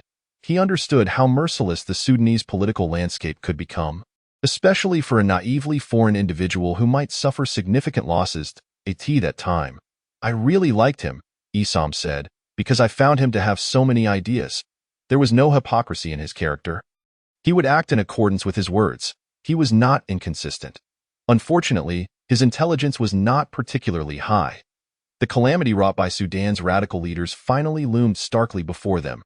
Due to the Sudanese government's involvement in the conspiracy to attack New York and assassinate Mubarak, the international community resolved to impose sanctions, effective April 1996. By then, American personnel in the U.S. Embassy in Khartoum had relocated to Kenya, part of a broader evacuation of the diplomatic community from Sudan. The country gradually faced international ostracism, while its leaders desperately sought a way out. On Sudan's final night, U.S. Ambassador Timothy Carney dined with Sudanese Vice President Ali Osman Taha. They discussed how Sudan might improve its reputation. One suggestion Carney put forth was to send Osama bin Laden back to Saudi Arabia. He had already spoken to a senior Saudi official, who assured him that bin Laden could return to the kingdom as long as he was willing to apologize. A month later, Sudan's defense minister, Lieutenant General El-Fadi Elwaz, met with Carney and CIA undercover operatives in a hotel room in Roslyn, Virginia. Elwaz conveyed the Sudanese government's desire to be removed from the U.S. State Department's list of state sponsors of terrorism. He requested a written document outlining the actions that would satisfy the U.S. government. The CIA presented him with a memorandum, one of the demands being that Sudan surrender all lists of jihadists that bin Laden had brought into the country, along with their passport numbers and entry dates. In subsequent meetings, the Americans pressured the Sudanese representatives to expel bin Laden. Elwaz told the CIA that it would be best to keep him in Sudan so that the government could monitor him. However, he added that if the U.S. wanted to prosecute bin Laden, they would hand him over. At that time, the Clinton administration still viewed bin Laden as a bothersome wealthy individual rather than a lethal threat. His notoriety as a financier of terrorism primarily stemmed from his support for the blind sheikh. U.S. officials uniformly believed that he should be forced out of Sudan's haven, as the country was rife with terrorists, and that these individuals were far more dangerous with money than without. However, neither side seriously contemplated the ramifications of expelling bin Laden.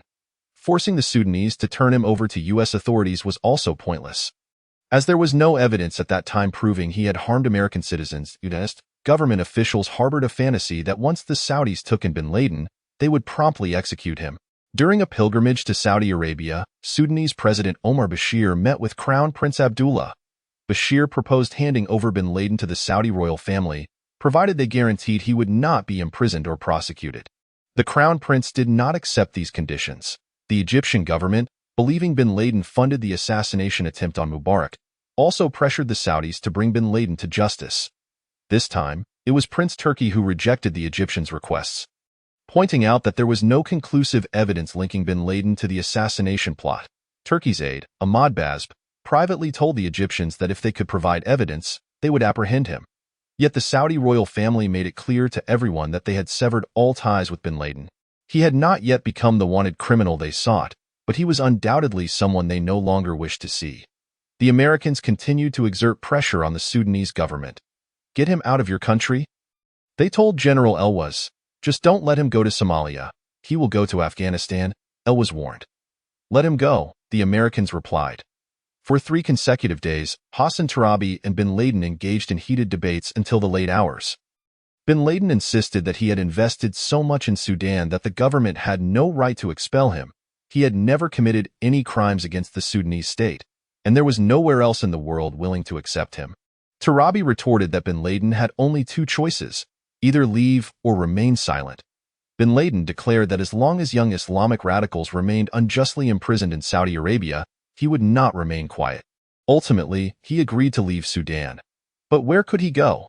His Saudi passport, which could have granted him entry into any country, was gone. Now he was merely a notorious Sudanese businessman, allegedly a financier of terrorism. Some members of the jihadist organization suggested arranging for him to undergo plastic surgery and then secretly transport him into Egypt, but Zawahiri, who was reportedly hiding in Bulgaria, opposed this plan. He always believed that Egypt was too exposed, lacking the caves and mountains that could nurture a revolution.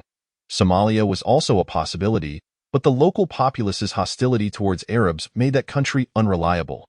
As the Sudanese had warned, Afghanistan appeared to be bin Laden's most obvious and perhaps only destination. Tarabi lent bin Laden a helping hand. He called the Sudanese ambassador to Afghanistan to facilitate bin Laden's return.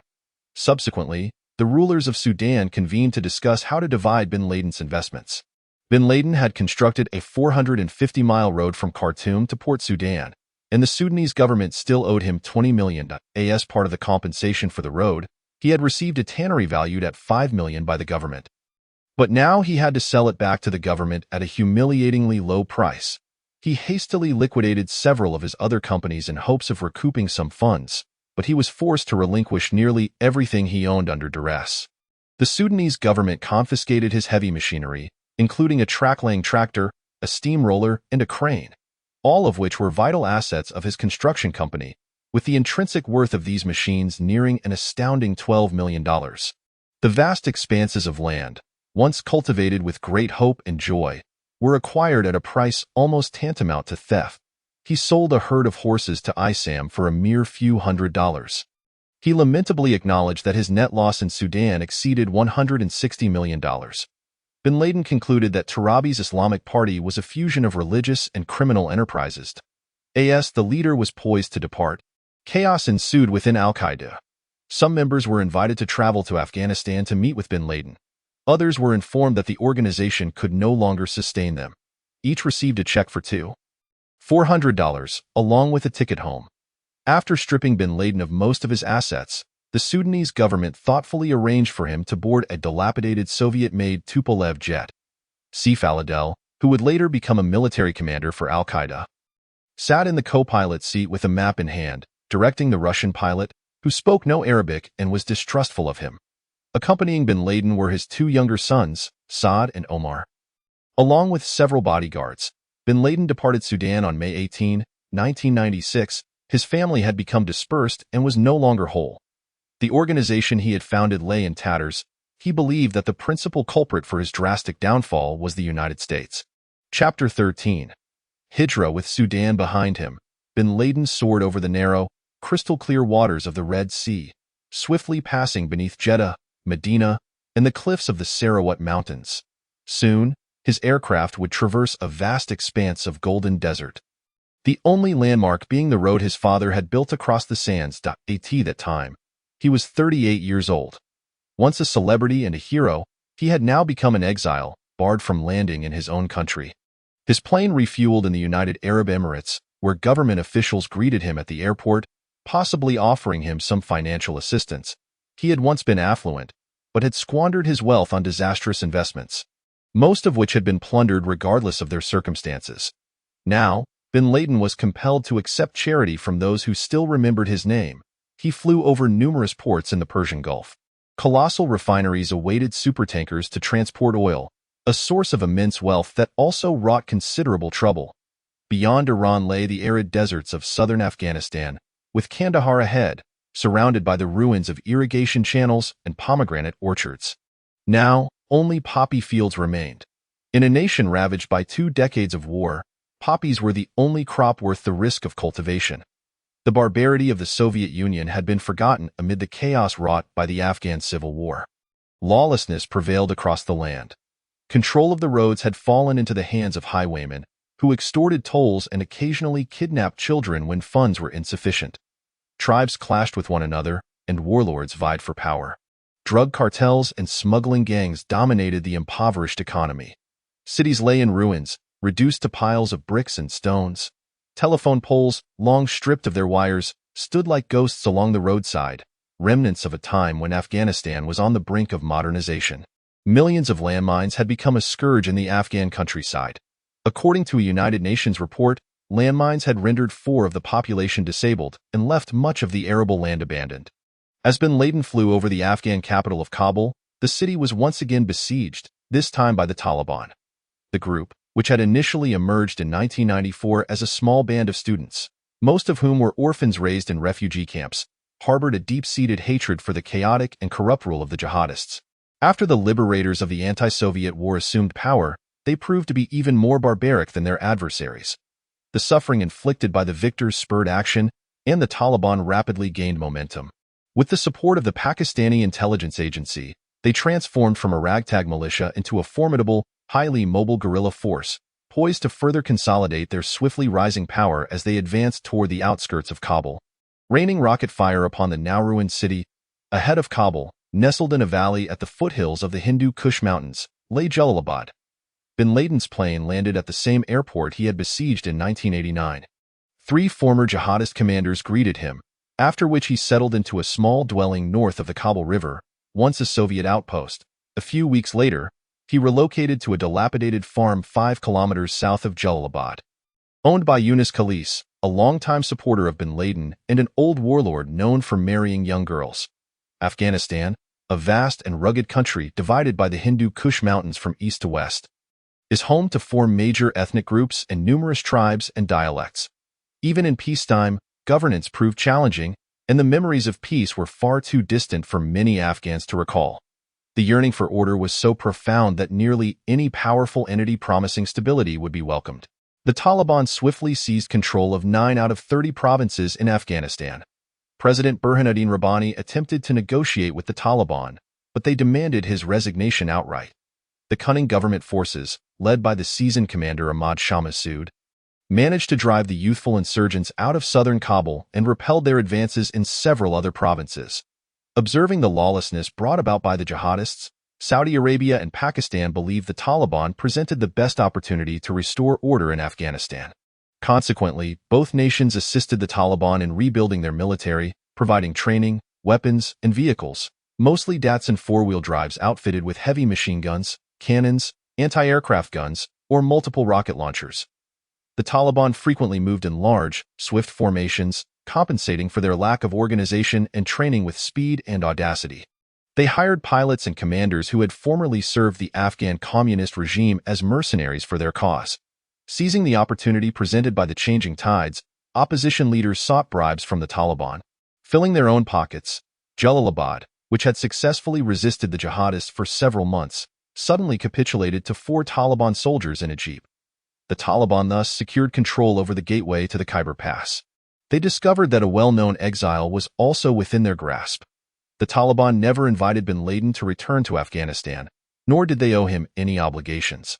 They sent a message to the Saudi government, inquiring how to handle the individual. The Saudi authorities urged them to keep a close watch on bin Laden and to ensure he remained quiet. Thus, bin Laden became the responsibility of a political recluse. Mullah Muhammad Omar, who had recently proclaimed himself the ruler of all Muslims.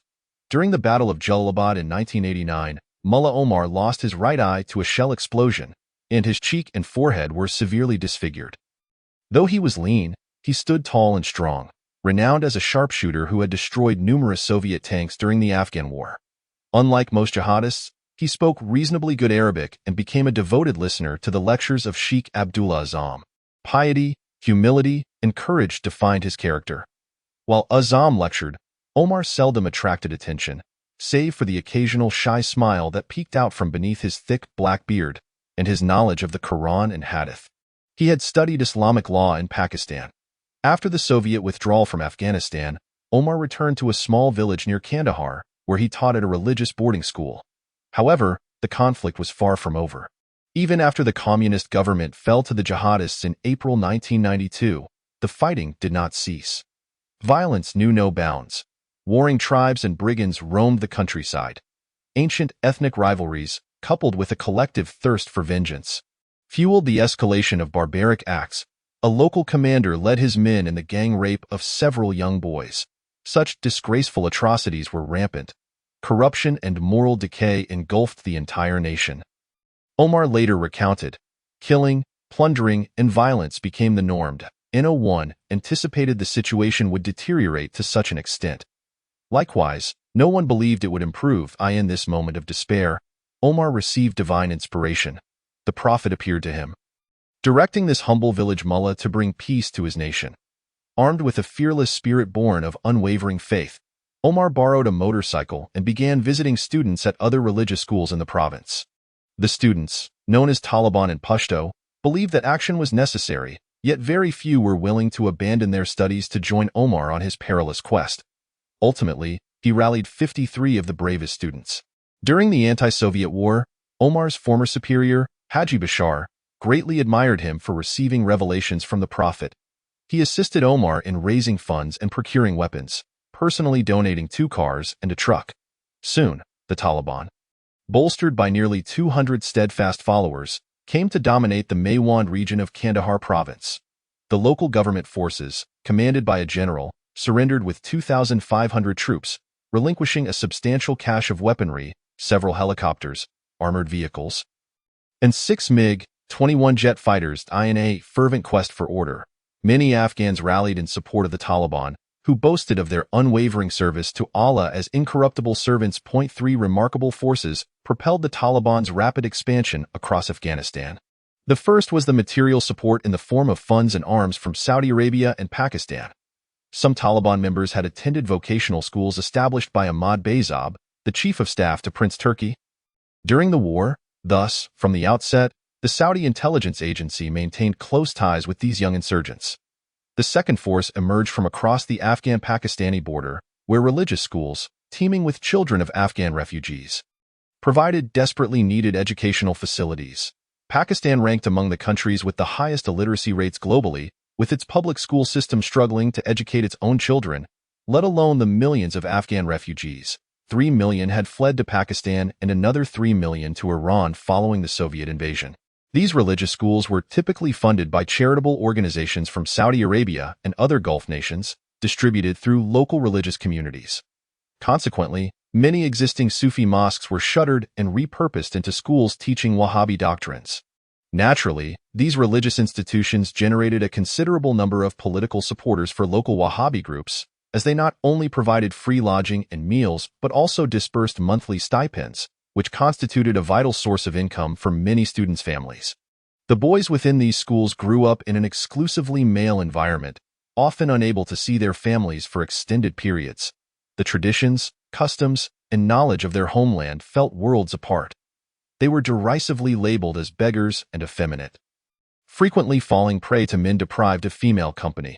Immersed in a rigorous curriculum centered around the Quran, Sharia law, and the glorification of jihad, they envisioned a perfect Islamic world amidst a backdrop of lawlessness and barbarity. Living under the shadow of fathers and brothers who had vanquished superpowers, they yearned to earn their own honor.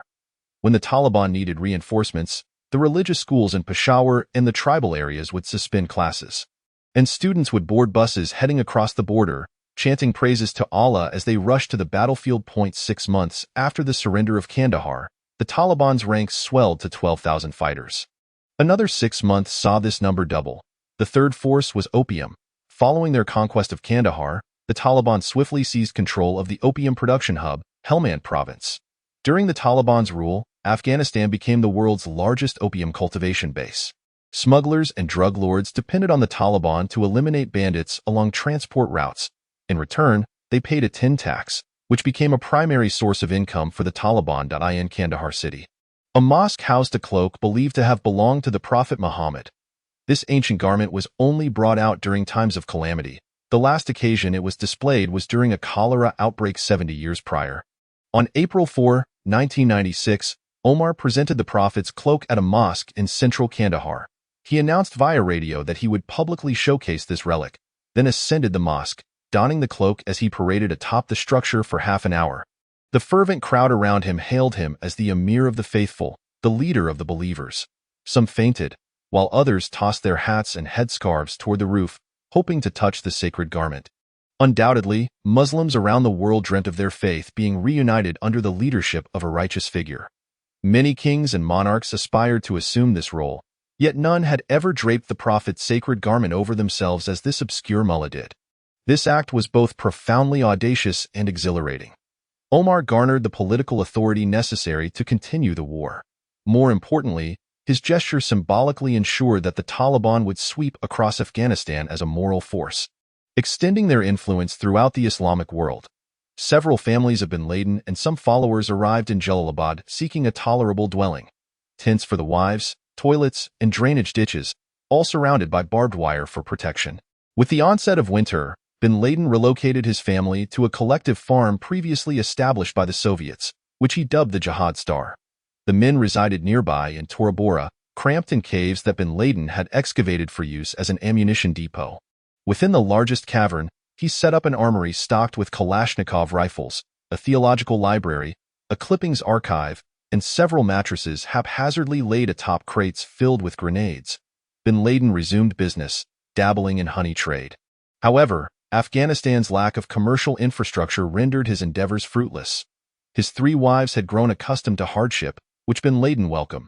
He could no longer afford to slaughter a sheep daily for guests. Now, he rarely ate meat, preferring dates, milk, yogurt, and flatbread. They had access to electricity for only 3 hours each day. Unable to make international calls, his wives lost all contact with family in Syria and Saudi Arabia. Bin Laden possessed a satellite phone but seldom used it, fearing that Americans were monitoring his calls. He harbored a general suspicion of mechanical devices, even clocks, believing others could exploit such tools to surveil his activities. However, his primary concern was the Taliban.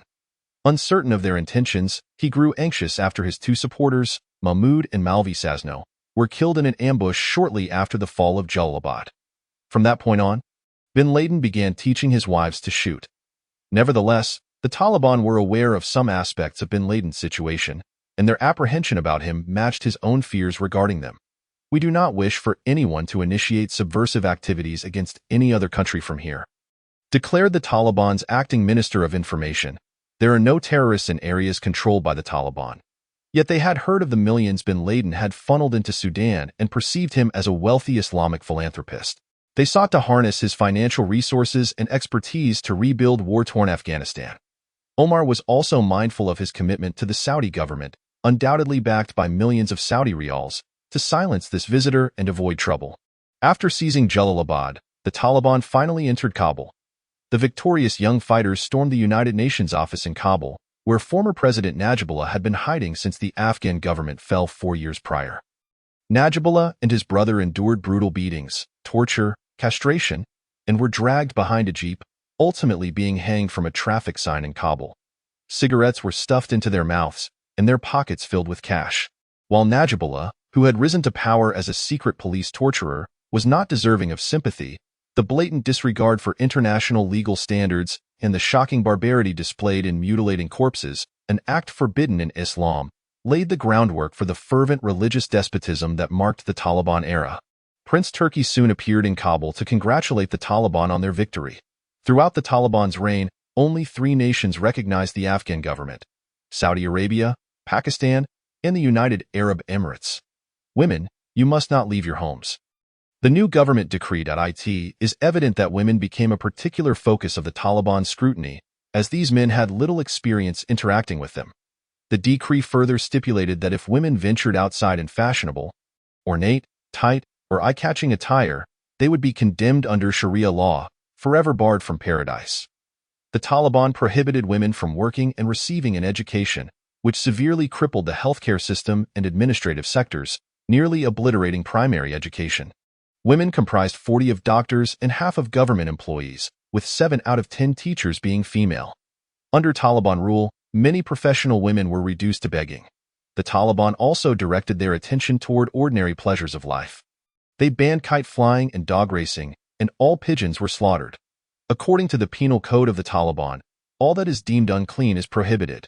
This universally applicable category encompasses pork, pigs, lard, all human hair products, satellite dishes, photography, any instruments that produce musical pleasure, billiard tables, cheese, masks, spirits, tapes, computers, video recorders, televisions, anything that propagates lust, music-laden items, wine, lobsters, nail polish, firecrackers, statues, sewing manuals, images, and Christmas cards. In adherence to the stringent grooming regulations, a man's beard must exceed the length of his palm when grasped.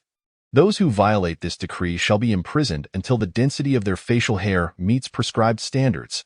Should a man sport hair deemed effeminate, he shall be shorn bald if a woman steps outside without a veil. Her home will be marked and her husband subjected to punishment according to Taliban law. The animals in the zoo, those not stolen during the previous government's rule, are either slaughtered or left to starve.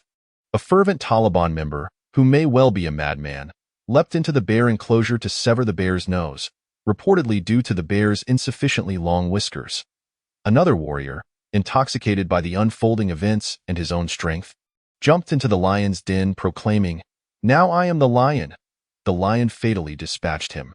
Yet another Taliban fighter hurled a grenade into the cage, blinding the lion. These two unfortunate creatures, the noseless bear and the blind lion, along with two wolves, represent all the animals that survived under Taliban rule. A poster on the wall of the religious police, trained by the Saudis, reads, "Feed rationality to the dogs," for it emits a stench of corruption. However, despite the exorbitant cost of such an order, the war-weary Afghan populace initially welcomed it. When bin Laden settled in Jalalabad, his companion, military commander Abu Ubaidah, was leading the local branch of al-Qaeda established 2 years prior in East Africa. This former Egyptian police officer was highly respected within al-Qaeda. His heroic deeds were counted by many. During the anti-Soviet war, he had fought alongside bin Laden, from the battles in the Lion's Den to the siege of Jalalabad. It was said that while Zawahiri controlled bin Laden's mind, Ubaidah controlled his heart. Ubaidah was bin Laden's most trusted emissary, frequently relaying messages between al-Qaeda and jihadist organizations. He had trained jihadists in Bosnia, Chechnya, Kashmir, and Tajikistan, securing valuable recruits for al-Qaeda. In Kenya, he assumed a new identity, marrying a local woman and claiming to be involved in mining. In reality, he was preparing al-Qaeda's first large-scale attack against the United States. On May 21, 3 days after bin Laden departed Sudan for Afghanistan, Abu Ubaidah and his Kenyan brother-in-law, Ashif Muhammad Juma, were seated in the second-class cabin of an overloaded ferry heading to Tanzania across Lake Victoria. The ferry, with one of its ballast tanks empty, capsized amidst the morning waves. Juma managed to escape from the cabin door into the corridor, but the 5 other passengers crammed in the small cabin were trapped. The cabin door loomed above them, while lake water surged in through an open hole. The passengers cried out in panic as luggage and bedding fell atop them, grappling and striking one another in a frantic bid to reach the cabin door. Their only means of escape. Juma grasped Abu Ubaidah's hand, dragging half of his body out of the cabin, but the door's hinge suddenly snapped. The military commander of al-Qaeda was pulled back into the cabin by several doomed companions. This marked a low point in bin Laden's career. Abu Ubaidah was not his only loss. Others, such as Abu Hail, resolved not to pursue bin Laden to Afghanistan any longer. This Saudi was now isolated. Stripped of his once great wealth, reliant upon a force he did not comprehend. Yet, he did not falter, nor did he feel despondent. His life was divided into 2 realms, one of survival and the other of faith. The experience of flying to Jalalabad, coupled with his current humiliating predicament, would surely lead him to perceive this as a hopeless exile. Yet on a spiritual level, this existence echoed a significant moment in the life of the Prophet Muhammad. In 622, the Prophet, beset by rejection and ridicule, fled from Mecca to Medina. This event, known as the Hijra, migration, marked a momentous turning point, thus serving as the starting point for the Islamic calendar. The Hijra transformed Muhammad and his demoralized followers. Within a few years, their burgeoning faith spread from Medina, rapidly traversing vast regions from Spain to China through lightning conversions and conquests. From childhood, bin Laden consciously emulated certain aspects of the Prophet's life, fasting on the Prophet's fasting days, striving to don garments that the Prophet might have worn, even mimicking the traditional postures and manners of eating as described in the traditions concerning the Prophet. Although such imitation is not uncommon among devout Muslims, bin Laden instinctively measured his life against the standards set by the Prophet and his era. The historical chasm between the 2 eras held little significance for him. During his own period of failure and retreat, he naturally sought solace in the example of the Prophet.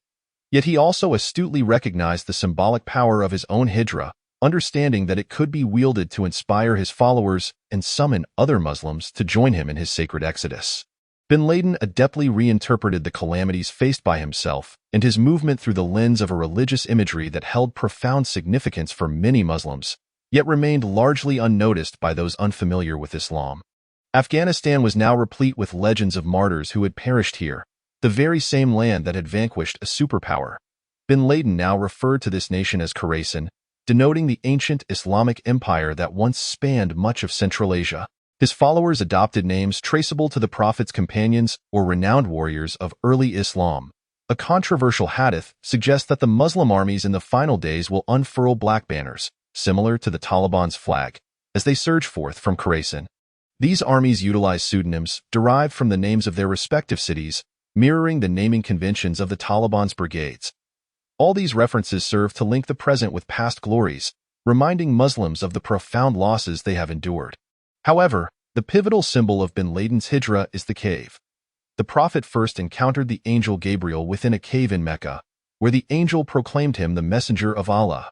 Later in Medina, when pursued by enemies, Muhammad sought refuge in another cave, its entrance miraculously concealed by a spider's web.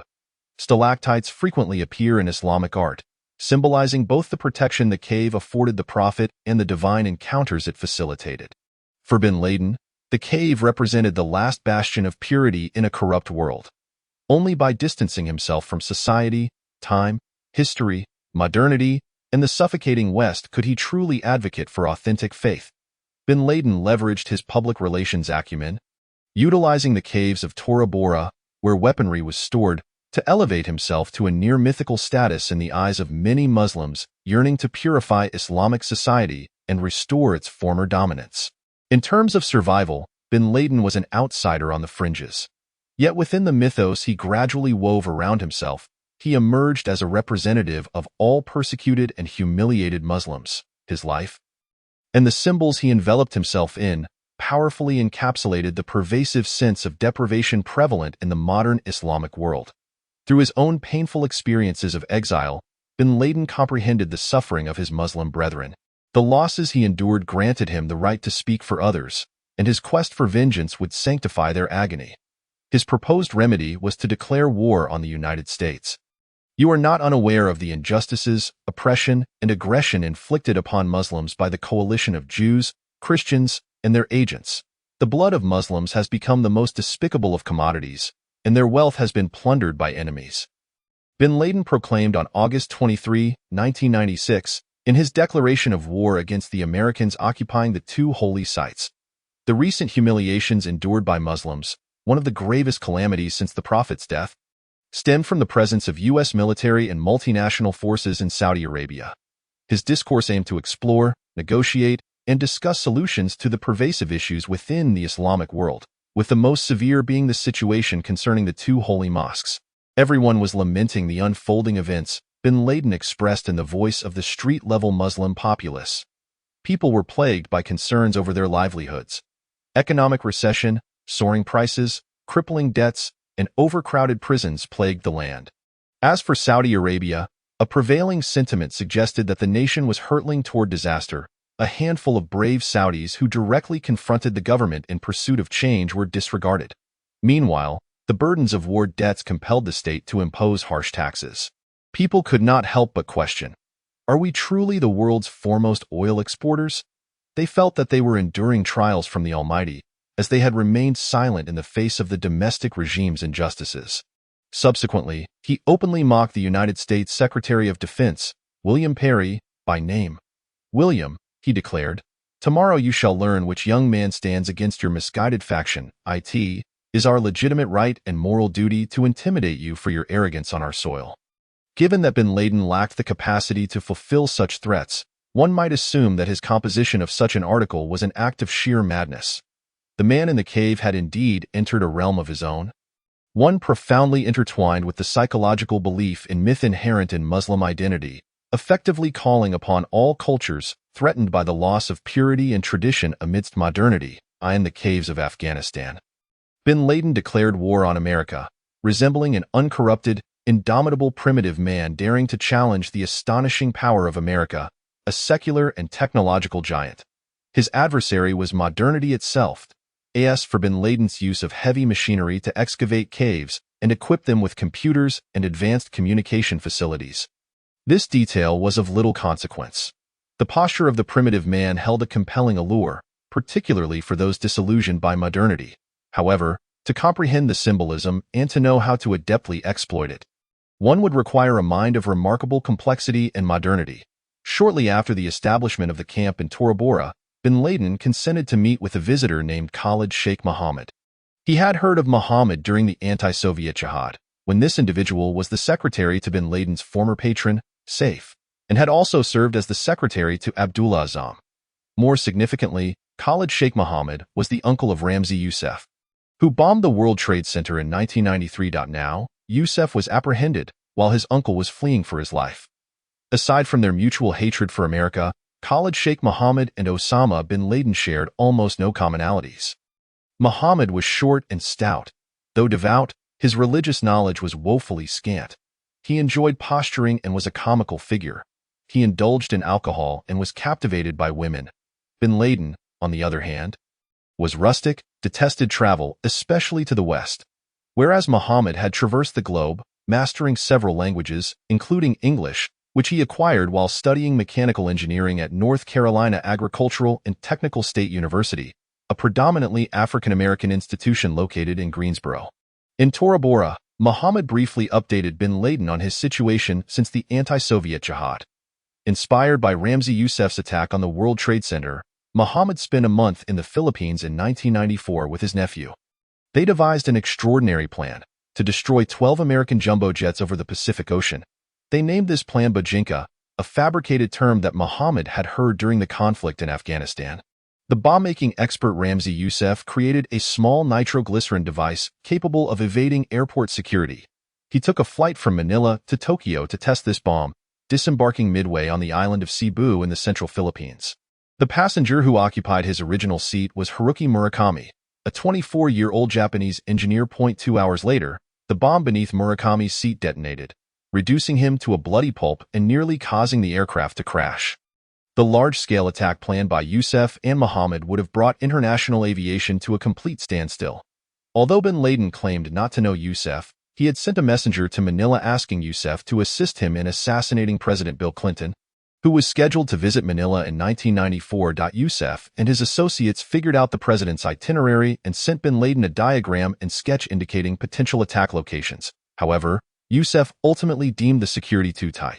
They then considered assassinating Pope John Paul II, who was to visit Manila the following month, even acquiring clerical robes. But this plan also failed to materialize.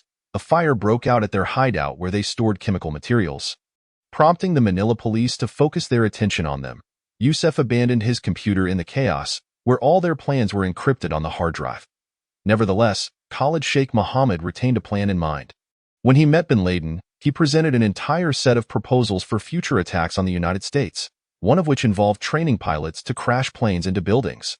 Bin Laden did not explicitly respond but formally invited Mohammed to join al-Qaeda and relocate to Afghanistan. Mohammed politely declined. However, the seeds of 9/11 had already been sown. Chapter 14. Taking action on June 25, 1996, at the FBI Training Center in Quantico, Virginia, John O'Neill arranged a private retreat for agents from the FBI and CIA. The center provided hamburgers and hot dogs, and O'Neill even took CIA officials to the shooting range, as they seldom had the opportunity to fire weapons. The weather was pleasant that day. O'Neill played a round of golf at the outdoor facility in Quantico. Suddenly, everyone's pagers went off. A catastrophic explosion had occurred at the Khobar Towers in Dhahran, Saudi Arabia. The building was then the dormitory for the 4,404th Airlift Wing, responsible for enforcing the no-fly zone over Iraq. 19 American soldiers were killed, and nearly 400 others were injured. O'Neill assembled a team of over 100 agents, support staff, and members of various police agencies. The following day, this team flew to Saudi Arabia on an Air Force transport plane. A week later, O'Neill himself, along with FBI Director Louis Freeh, joined them. Freeh, slender and serious, had a demeanor that contrasted sharply with O'Neill's. The director prided himself on being a family man, typically leaving the office by 6 p.m. to spend time with his wife and children. Unlike O'Neill, who enjoyed the latest gadgets and always carried the newest electronic notepad or phone, Free harbored a disdain for technology. One of the first things he did upon taking office in 1993 was to discard the computer from his desk. Before Free's tenure, the FBI had already lagged considerably in technology. By the time he left office, even church groups were reluctant to accept the antiquated computers the FBI offered as donations. Like most of his male agents, Free wore inexpensive suits, with shoes that were worn down, creating a stark contrast to O'Neill, who was clad in a tailored British Burberry suit and donned Italian Bruno Magli casual shoes. They arrived in Tehran that evening. Accompanied by a small team of administrative personnel, the site of the disaster was now a massive crater, 85 feet wide and 35 feet deep, illuminated by high-mounted lights on supports. Charred cars littered the area, along with overturned Humvees. Rising above the rubble was the remains of the barracks. The bomb used in this attack was larger than the car bomb that had destroyed the Saudi National Guard training center a year earlier, and its power exceeded that of the bomb that killed 168 people in Oklahoma City in 1995. O'Neill navigated through the debris, embracing exhausted agents as they sifted through the sand for evidence and carefully bagged the belongings of the deceased. Fragments of bodies were still scattered across the sandy ground, marked by red paint circles. Under a canvas tent nearby, investigators began piecing together fragments of the truck that had carried the bomb. Gradually restoring its shape, the obstacles set by Saudi investigators frustrated the agents handling the scene. The Saudis did not permit them to interview witnesses or interrogate suspects. They were even prevented from leaving the site of the explosion. The agents perceived the Saudi obstruction as an effort to conceal internal strife within the kingdom. Lacking experience in the Middle East, the agents quickly formed the impression that the power of the Saudi royal family was precariously hanging by a thread. Initially optimistic, Free believed the Saudis would cooperate. However, witnessing the frivolous banter during late-night meetings, O'Neill grew increasingly disheartened. They made several trips back to the kingdom, and on one flight together, Free was in high spirits. "This trip went well, didn't it? I genuinely think they will assist us," O'Neill retorted. "Are you joking? They won't give us anything. They are merely toying with you." For the remainder of the flight, Free refused to speak with O'Neill. Nonetheless, he recognized O'Neill's enthusiasm and talent, assigning him to continue lobbying for cooperation in Saudi Arabia. O'Neill met with Prince Nayef and other officials, who reluctantly listened to his various requests.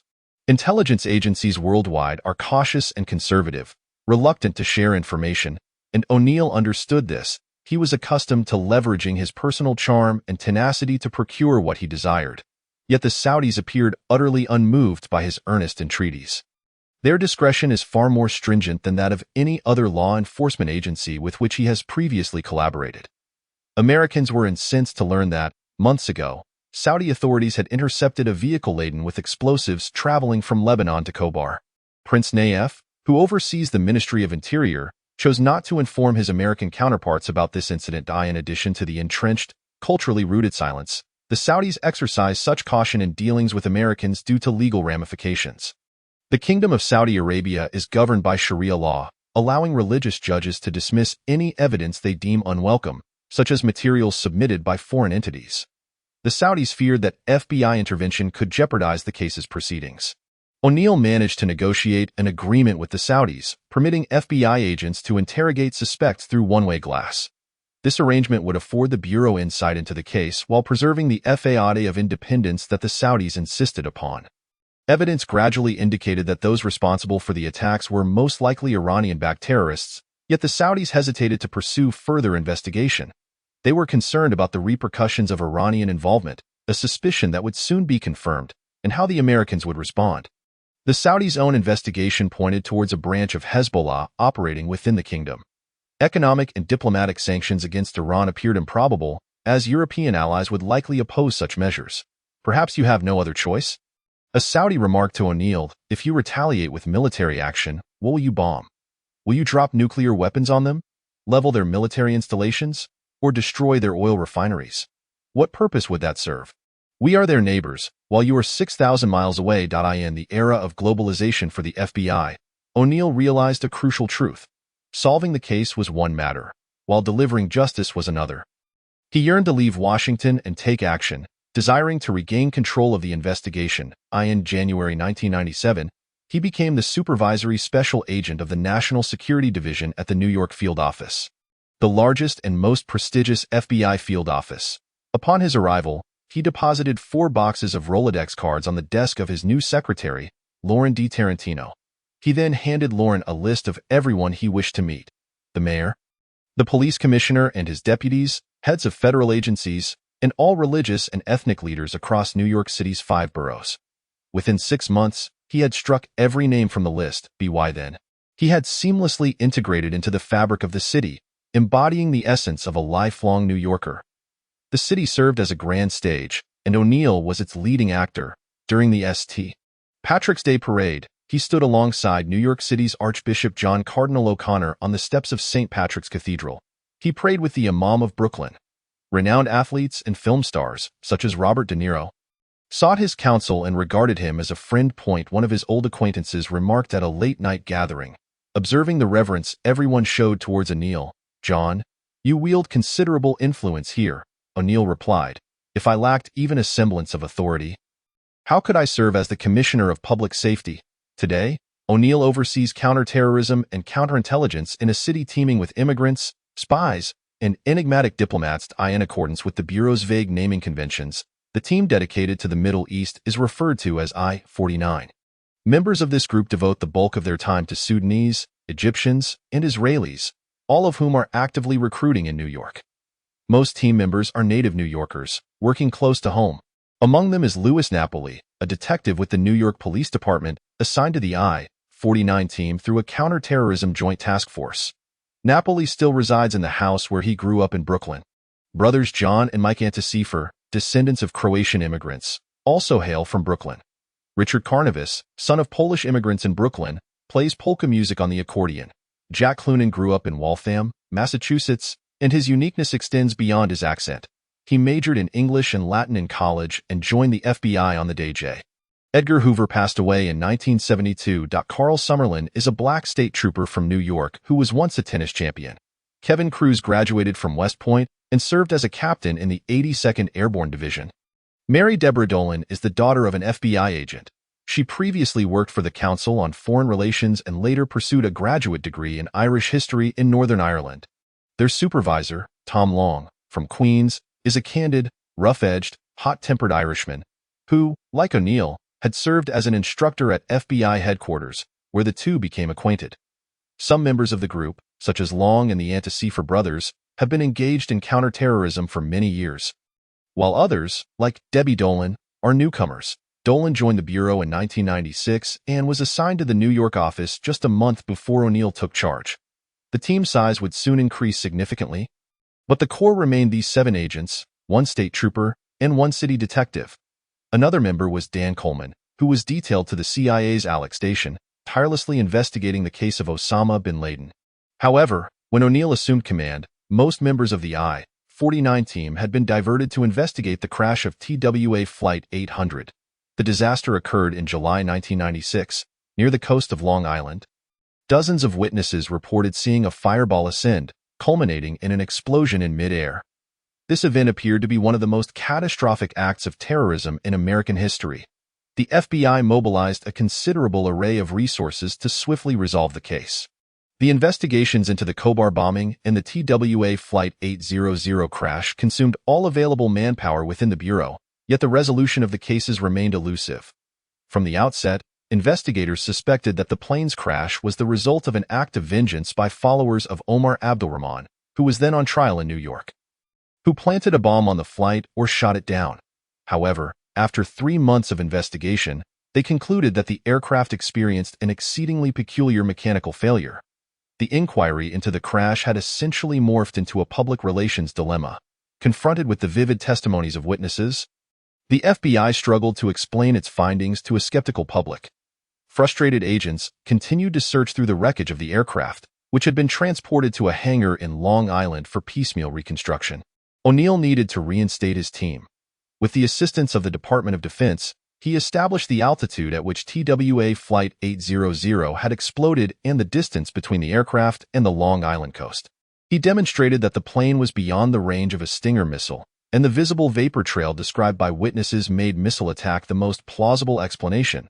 O'Neill proposed that the fireball might have been caused by leaking fuel igniting. He persuaded the CIA to conduct a video simulation of this possibility, which astonishingly mirrored the witnesses' accounts. Finally, he could turn his attention to investigating bin Laden. Michael Scheuer, who held a position in the CIA corresponding to O'Neill's, was temperamental. Alex Station was named after his Korean-American adopted son. This unprecedented collaboration between the FBI and CIA to investigate the same case was both groundbreaking and somewhat awkward. From Scheuer's perspective, the FBI merely sought to plant an informant within Alex Station to extract as much information as possible. However, the disgruntled Scheuer gradually developed respect for Dan Coleman, the first FBI agent assigned to his territory. Coleman was overweight, disheveled, sported a bushy mustache, and his hair was perpetually unkempt. He resembled a porcupine, often embroiled in disputes. His FBI colleagues referred to him as Grumpy Santa, but he lacked the arrogant demeanor that Scheuer despised in the Bureau. It would have been easy to dismiss Coleman as just another inconsequential bureaucrat, yet the wisdom and integrity he embodied were precisely the qualities Scheuer held in high regard. Nevertheless, even friendship could not bridge the fundamental conflicts between their agencies. As an FBI agent, Coleman's mission was to gather evidence and ultimately prove bin Laden's culpability, while CIA officer Scheuer had long determined that the best strategy for dealing with bin Laden was simply to eliminate him. Although Coleman diligently reported to his superiors at the FBI, the only person he truly cared to inform about what he knew was O'Neill. Coleman first encountered him at a briefing in the White House led by Dick Clark. O'Neill was captivated by Osama bin Laden, the Saudi dissident, yet at that time, few knew who bin Laden truly was, even within the FBI. In the months leading up to O'Neill's transfer to New York, Coleman interrogated Jamal Fadler, who had defected from al-Qaeda. Fadler revealed the existence of a terrorist organization and spoke of its global ambitions. Coleman spent several weeks in a safe house in Germany questioning Fadler, gaining insights into the structure of al-Qaeda and the characteristics of its leaders, which led him to conclude that the United States was facing a grave new threat. However, his report garnered little reaction. Only a handful of prosecutors, along with a few individuals from the CIA and FBI, primarily Scheuer and O'Neill, showed interest. Scheuer and O'Neill were the two individuals most responsible for thwarting bin Laden and al-Qaeda. Yet they harbored a mutual disdain for one another, a sentiment reflective of the deep-seated animosity between their respective organizations. The response of American intelligence agencies to the threat posed by al-Qaeda was impeded from the outset by the chilly interpersonal dynamics and institutional rivalries embodied by the two men. Caught between these obstinate, irritable, yet highly capable individuals, Coleman found himself in a constant dispute over one issue. Bin Laden, with neither party's organization expressing interest in the matter, in his cubicle at Alex Station. Dan Coleman continued to pursue leads obtained during his interrogation of Fadler. He meticulously examined transcripts derived from phone taps related to bin Laden's dealings in Khartoum. One frequently contacted number belonged to Wada Haji, bin Laden's former secretary residing in Nairobi, Kenya. Most of Haji's conversations were translated from Arabic, yet some were conducted in English, particularly those with his American wife. He often spoke awkwardly in code, yet his wife seemed perpetually bewildered. "Send over 10 green papers, all right," Haji said during one call. 10 red papers? She inquired. "Green. You mean cash," she realized. "Thank you so much," he replied with a sardonic tone. Coleman developed an interest in Haji. While his intelligence skills were lacking, he appeared to be a caring father and attentive husband, frequently calling home to check on his children and admonishing his wife not to let them watch too much television. Externally, he operated a charity ostensibly aimed at helping Africans while sustaining himself through gemstone dealings. The CIA believed Haji could be developed as an informant. Despite feeling that Haji was unlikely to change his allegiance, Coleman agreed to travel to Kenya, if only to potentially uncover evidence supporting Fadler's claims about the existence of this al-Qaeda organization. In August 1997, Coleman, accompanied by 2 CIA agents and a rather tense Kenyan police officer armed with an AK-47, arrived at Haji's home in Nairobi with a search warrant. A tall wall made of cinder blocks encircled Haji's residence, topped with shards of glass and guarded by a scrawny German shepherd on a leash. Inside, Haji's American wife, April Brightsky, along with their 6 children and April's mother, Marion Brown, were present. Both women, having converted to Islam, were draped in veils. After studying this family from a distance, meeting them in person felt somewhat surreal.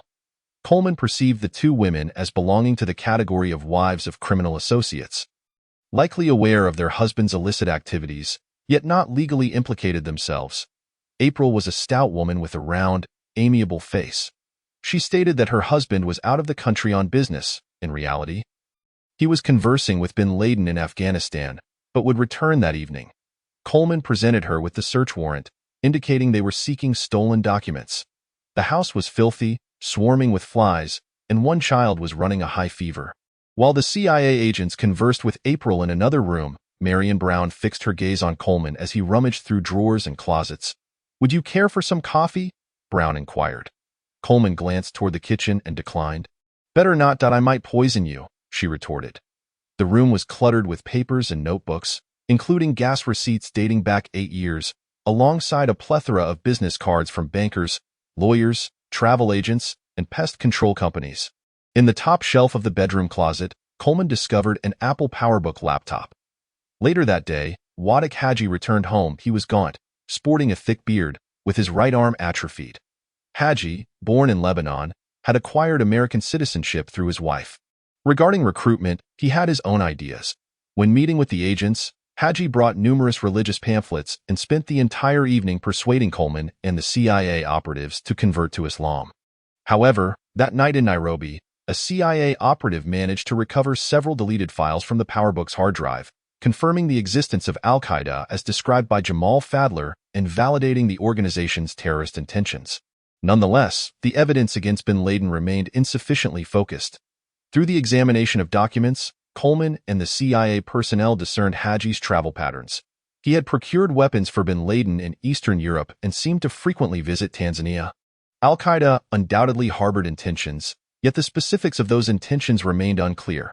Regardless, the operation clearly lacked high-level authorization, and once the Nairobi safe house was compromised, the mission was inevitably thwarted. Chapter 15. Bread and Water. Omar Mullah dispatched a delegation to Tora Bora to pay respects to bin Laden and glean further information about him. Bin Laden's declaration of war and the ensuing media uproar had deeply unsettled the Taliban, creating internal discord. Some Taliban members asserted that they had never invited bin Laden to Afghanistan and bore no obligation to protect this individual, who jeopardized their relations with other nations. At that time, the Taliban had not yet clashed with the United States, which, in principle, praised the stabilizing role the Taliban played in Afghanistan. Moreover, bin Laden's denunciations of the Saudi royal family directly undermined Omar Mullah's commitments to Prince Turki regarding the management of this guest. Conversely, the Taliban hoped that bin Laden could assist in the reconstruction of Afghanistan's severely damaged infrastructure, providing job opportunities to revive the stagnant economy. The Taliban flattered bin Laden, expressing that they felt akin to the supporters of the Prophet during his flight to Medina. They emphasized that as long as he refrained from criticizing Saudi Arabia, which supported the Taliban, and avoided media engagement, the Taliban would welcome his presence and offer protection. In return, bin Laden unconditionally endorsed the Taliban's rule. However, he soon betrayed their trust. In March 1997, a CNN film crew was driven into the frigid northern mountains of Jalalabad, arriving at a small mud house lined with blankets, where they were to meet Osama bin Laden. After arriving in Afghanistan, this exiled Saudi had already communicated with reporters from The Independent and Al-Quds Al-Arabi in London, but this marked his first television interview. News producer Peter Bergen observed that bin Laden appeared unwell. Upon entering the room, he leaned on a cane and coughed softly throughout the interview. Until that moment, bin Laden had likely not killed an American or any other foreigner outside of a battlefield. The terrorist attacks in Aden, Somalia, Riyadh, and Dhahran may have been inspired by his rhetoric, yet it remained unproven that he had commanded the terrorists who carried out these actions. Although Ramzi Youssef had trained at an Al-Qaeda camp, bin Laden was not linked to the 1993 World Trade Center bombing. Bin Laden informed Abdul Bari Atwan, a Palestinian editor based in London, that the ambush of U.S. forces in Mogadishu in 1993, the bombing of the National Guard Training Center in Riyadh in 1995, and the bombing incident in Khobar in 1996 were all orchestrated by Al-Qaeda, yet no evidence substantiated his claims. Undoubtedly, bin Laden was surrounded by individuals like Zawahiri, whose hands were stained with blood, and he supported their actions in Egypt. According to the CIA's description at the time, Bin Laden was a financier of terrorism, albeit one with limited financial resources. Nevertheless, declaring war on the United States became a dazzling advertisement for bin Laden and his cause, a temptation difficult to resist for someone so down on his luck that, of course, bin Laden's Taliban masters would not permit him to make such a spectacle. However, once bin Laden captured the world's attention, he would undoubtedly cling to it with tenacity. CNN reporter Peter Arnett was the first to invite bin Laden to articulate his criticisms of the Saudi royal family. Bin Laden stated that the royal family was subservient to the United States, and according to Sharia law, such a regime should be expelled from the religious community. In other words, bin Laden proclaimed a takfir, excommunication, against the Saudi royal family, asserting that they should no longer be regarded as Muslims, thereby rendering them legitimate targets for assassination. Arnett subsequently inquired about the type of society he envisioned should an Islamic radical movement seize power in Saudi Arabia. Bin Laden's precise response was, "We believe that, with the permission of Allah, praise and glory belong to Him, the Muslims will triumph on the Arabian Peninsula, and the religion of Allah will prevail throughout the peninsula. With immense pride and hope, we shall restore the revelations received by the Prophet Muhammad, peace be upon him, and use them as the standard for all judgments. In times past, we followed the revelations of Muhammad, peace be upon him, and were granted great happiness and dignity, with all credit and praise due to Allah. It is noteworthy that this response, saturated with religious rhetoric, offered no tangible political plans beyond the implementation of Sharia law. Yet, Saudi Arabia was undoubtedly already enforcing this law. The happiness and dignity bin Laden spoke of stood in stark contrast to historical realities, opposing the notions of nation and state. Islamic radical movements have never articulated a clear concept of governance for the populace, nor have they shown any interest in doing so, as evidenced most starkly during the Taliban's rule. Purification remained their ultimate goal. Once purity became the paramount requirement, the specter of terror was never far behind. Bin Laden cited America's support for Israel as the primary reason for his declaration of war, with the second reason being the presence of American troops in the Arab world. He further stated that American civilians must also vacate Islamic holy lands.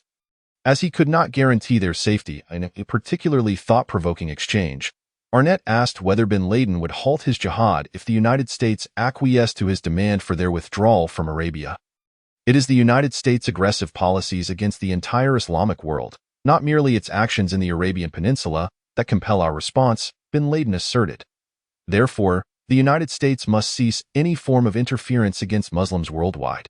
When speaking, bin Laden bore the demeanor of a representative of an Islamic empire, a prospective caliph. Today's America has established a double standard.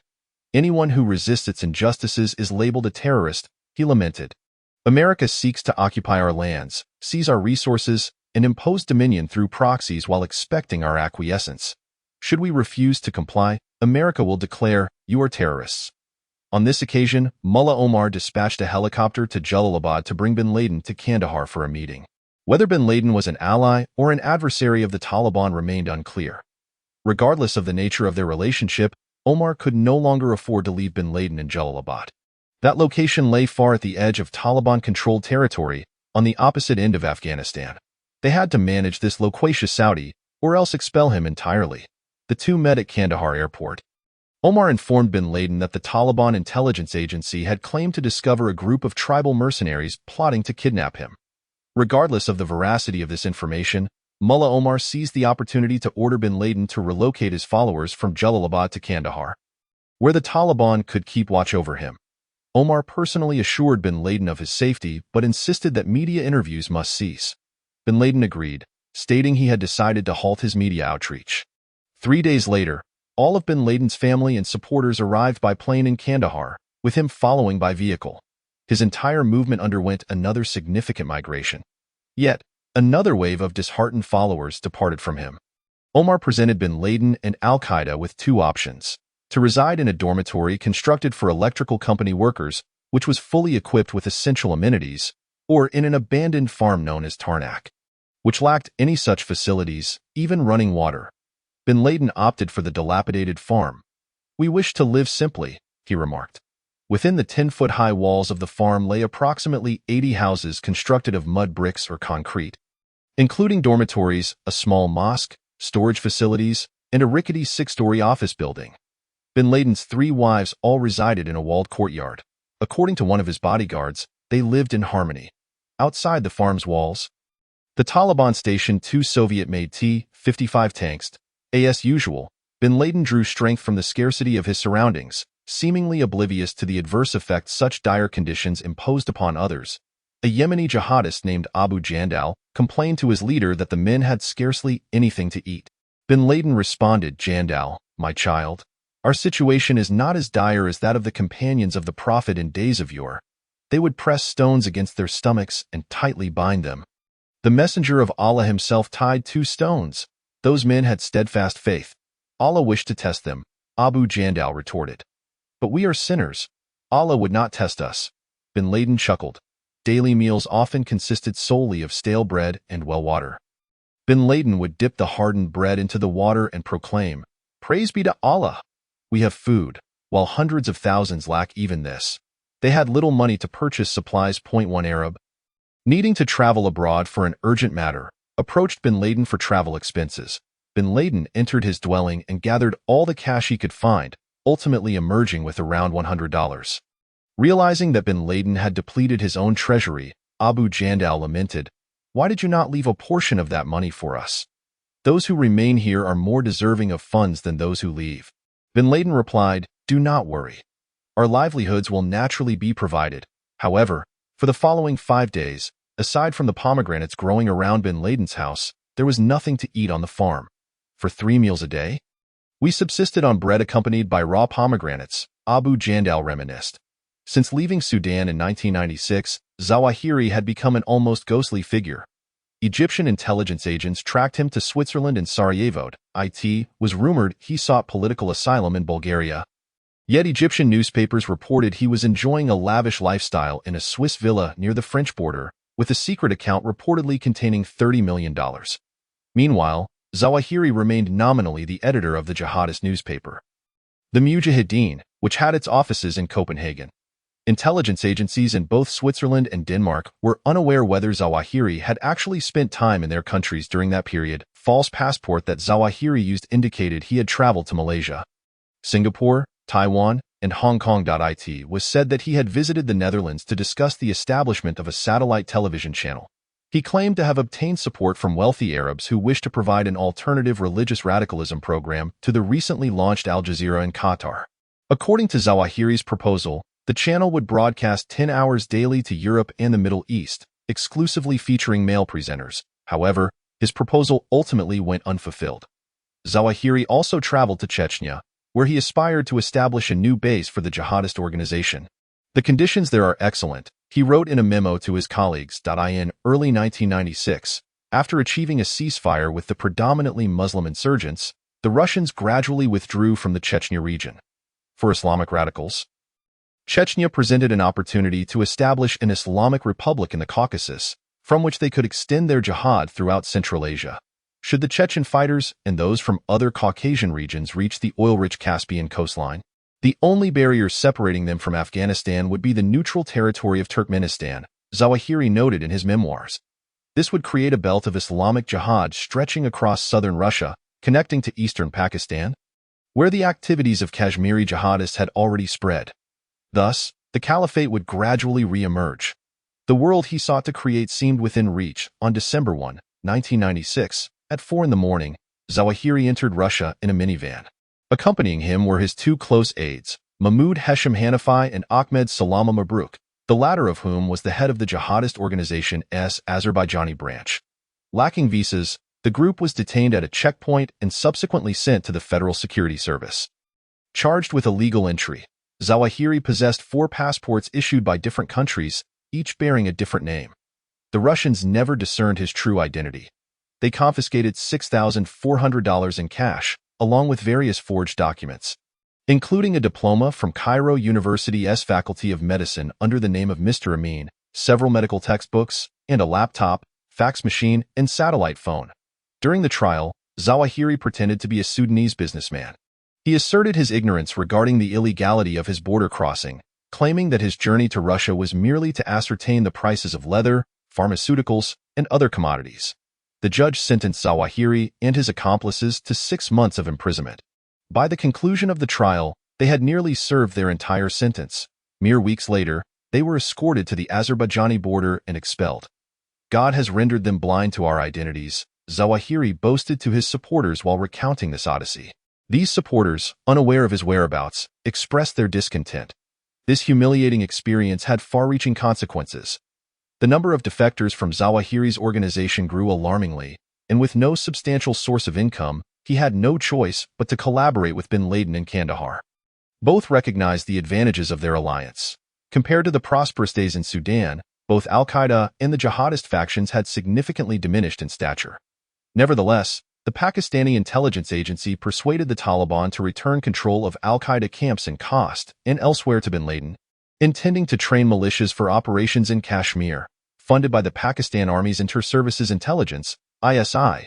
These training camps became crucial sources of revenue. Furthermore, bin Laden could seek assistance from several individuals who had supported him since the anti-Soviet jihad.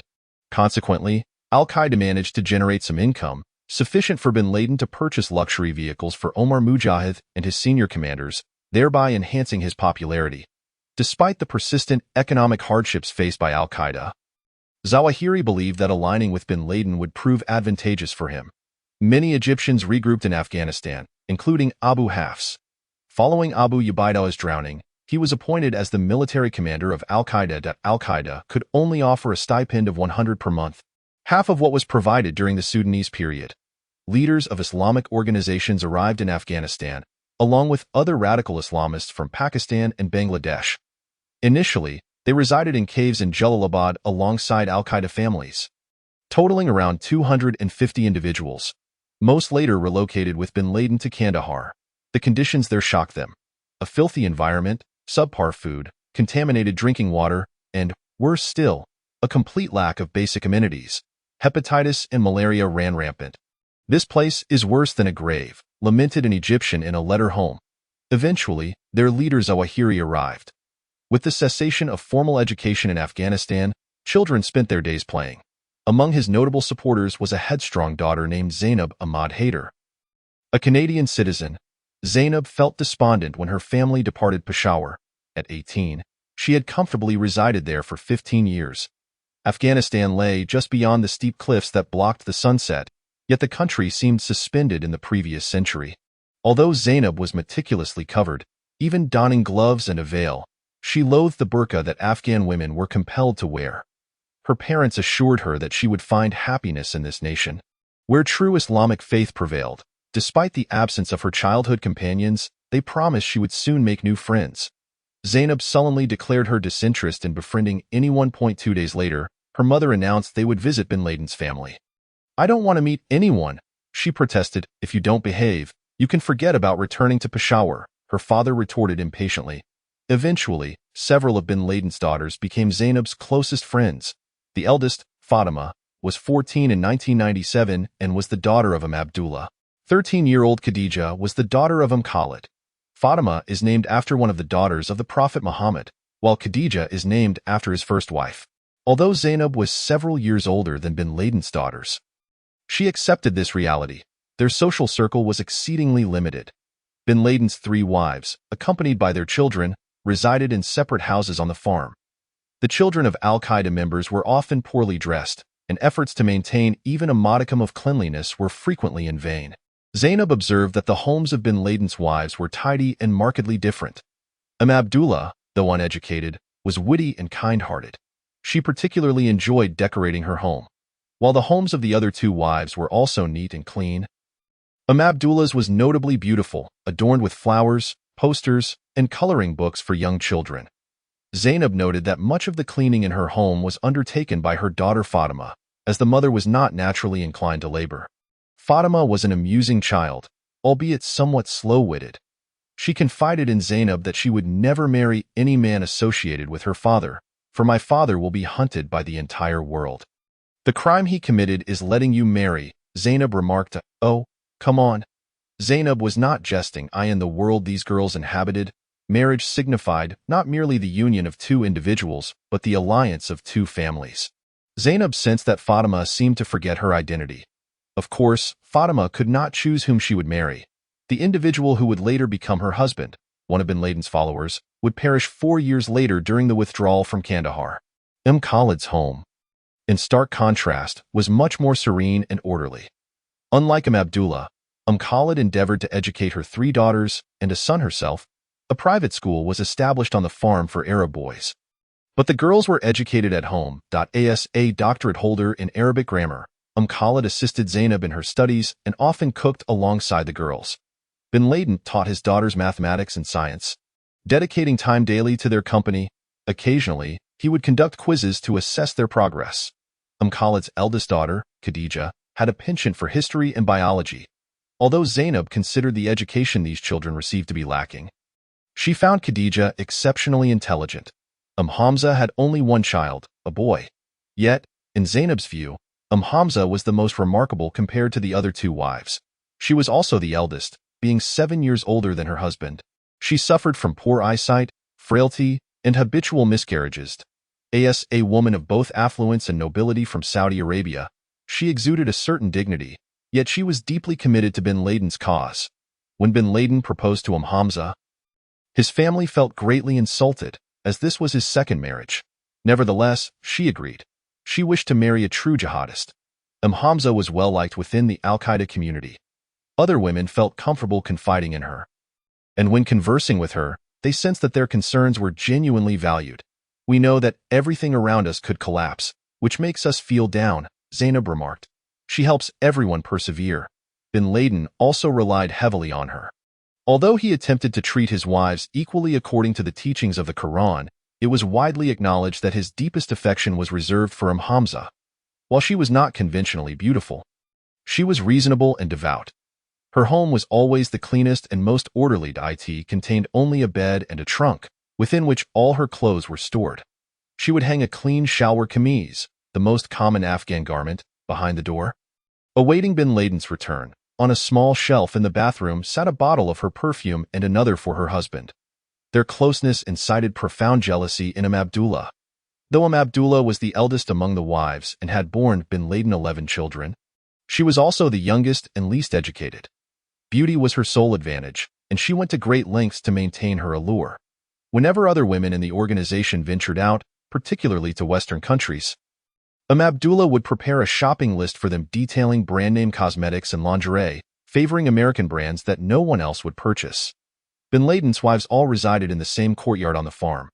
Abdullah would don athletic attire and jog in circles around the yard to maintain her figure. She constantly quarreled with Osama, recalled her friend Maha al-Samna. "I often told her that this man could be taken from you in the blink of an eye. You should enjoy the time you have with him. Don't make him suffer every time he arrives." The girls occasionally engaged in childish pranks. Once, Fatima, wishing to prevent Zainab from returning home, coaxed her sister Iman into hiding Zainab's shoes and veil, prolonging the delay until curfew. Thus, Zainab had no choice but to stay with them for the night. Bin Laden's children did not regard him as an exceedingly devout and uncompromising figure, as others in the community did. On one occasion, Fatima sought to borrow a few tapes, and Zainab cautioned her. "I can lend you the tapes, but on one condition. Make sure your father doesn't hear them. Some people are too strict with the rules." "My father would never destroy these tapes," Fatima protested. "He isn't as formidable as he seems. He merely puts on that fade in front of others." "Does he really listen to music?" Zainab asked in astonishment. "Yes, he doesn't oppose it." Osama bin Laden, with a natural affinity for horses, had amassed a considerable collection of related literature at Khalid's home, even preserving illustrated books and calendars adorned with images of horses. However, other families in the community were not permitted to hang pictures on their walls. Zainab concluded that the sheikh was rather lenient. Bin Laden's older sons often spent time with their father in the nearby Tora Bora. Among these teenage boys, 2 contrasting traits bizarrely and precariously intertwined: boredom and extreme danger. Unlike the girls, the boys had the opportunity to attend school, yet their education consisted primarily of memorizing the Quran, leaving them with little else to occupy their time. Bin Laden permitted a few of his younger sons to play with Nintendo consoles, as there were hardly any alternative forms of entertainment. The boys were quite wild, frequently engaging in reckless behavior as a means to escape their monotonous existence. Zainab had a younger brother named Abdul Rahman, who shared the same name as one of bin Laden's sons, and the two became friends. In the entire compound, Only their fathers had the means to purchase horses for the children. Occasionally, instead of riding, they would provoke their horses into fighting. Abdul Rahman bin Laden owned a spirited Arabian horse, which later nearly met its demise at the hooves of a stronger horse purchased by Abdul Rahman Hadar. Bin Laden's son loaded a bullet into a gun, aimed it at Hadar, and threatened to shoot him if he did not pull his horse away. Murder and violence were perpetually simmering beneath the surface. In the afternoons, the boys often played volleyball, with Osama occasionally joining in. His health appeared remarkably robust. On one occasion, he purchased a horse from the Taliban, reportedly one they had taken from Ahmad Shah Massoud. It was a magnificent golden stallion, with 3 white legs, and no one could tame it, until bin Laden mounted it and rode off into the distance. 25 minutes later, he returned to the compound, the horse now submissive to him. The men here instilled fear and contempt throughout the world, yet within their homes, they seemed less intimidating. They would engage in playful banter with their children and assist them with their studies. Zainab recalled a visit to Zawahiri's home in Kandahar, where the father entered with a submachine gun. Zawahiri was about to ascend the stairs when Zainab's 10-year-old brother clung to his leg. Pleading to play with the gun, "Abdul Karim, let us discuss this once we're inside," Zawahiri stated. The young boy would not relent. He begged incessantly, yearning to touch the weapon. Eventually, Zawahiri could no longer contain himself and allowed the child to examine the firearm. In Zainab's eyes and those of others, it was a tender moment. Yet such a man was spoken of as if he were a demon. She sighed. Zawahiri's 4 daughters were intelligent, forthright, and beautiful, particularly Nabila. By the age of 12, she had garnered considerable attention from mothers in the community seeking brides for their sons. Zawahiri's only son, Muhammad, was also handsome and the darling of his sisters.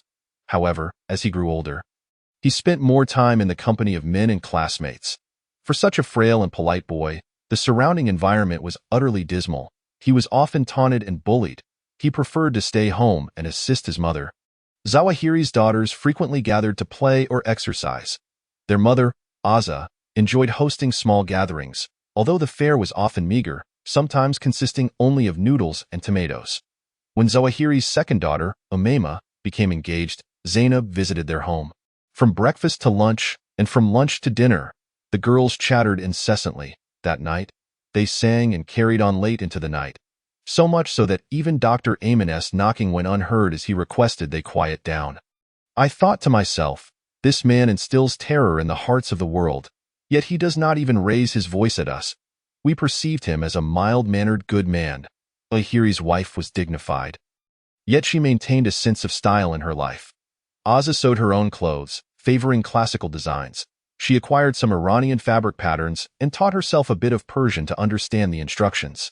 She also saved money by sewing pajamas, often donating a portion of her earnings to causes in dire need.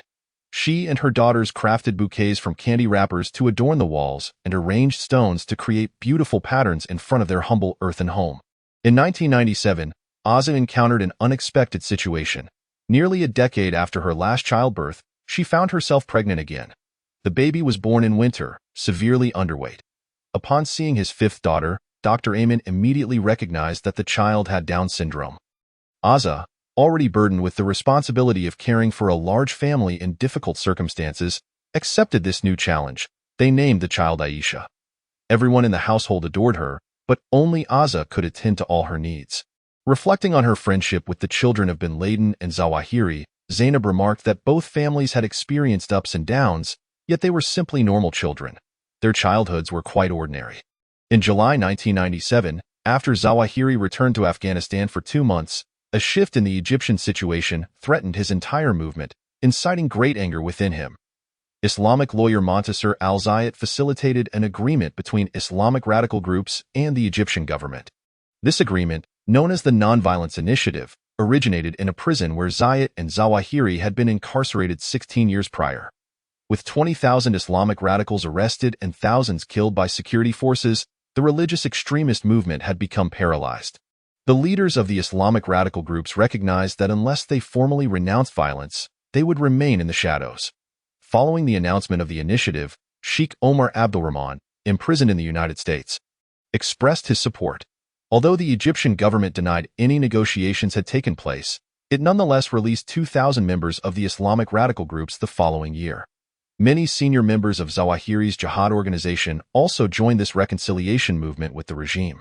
Initially, Zawahiri was the sole dissenting voice. In political terms, the initiative amounted to surrender, and he was profoundly enraged. Which warrior in a battle would be compelled to end his fight and incitement, surrender unconditionally, and hand over his men and weapons without receiving anything in return?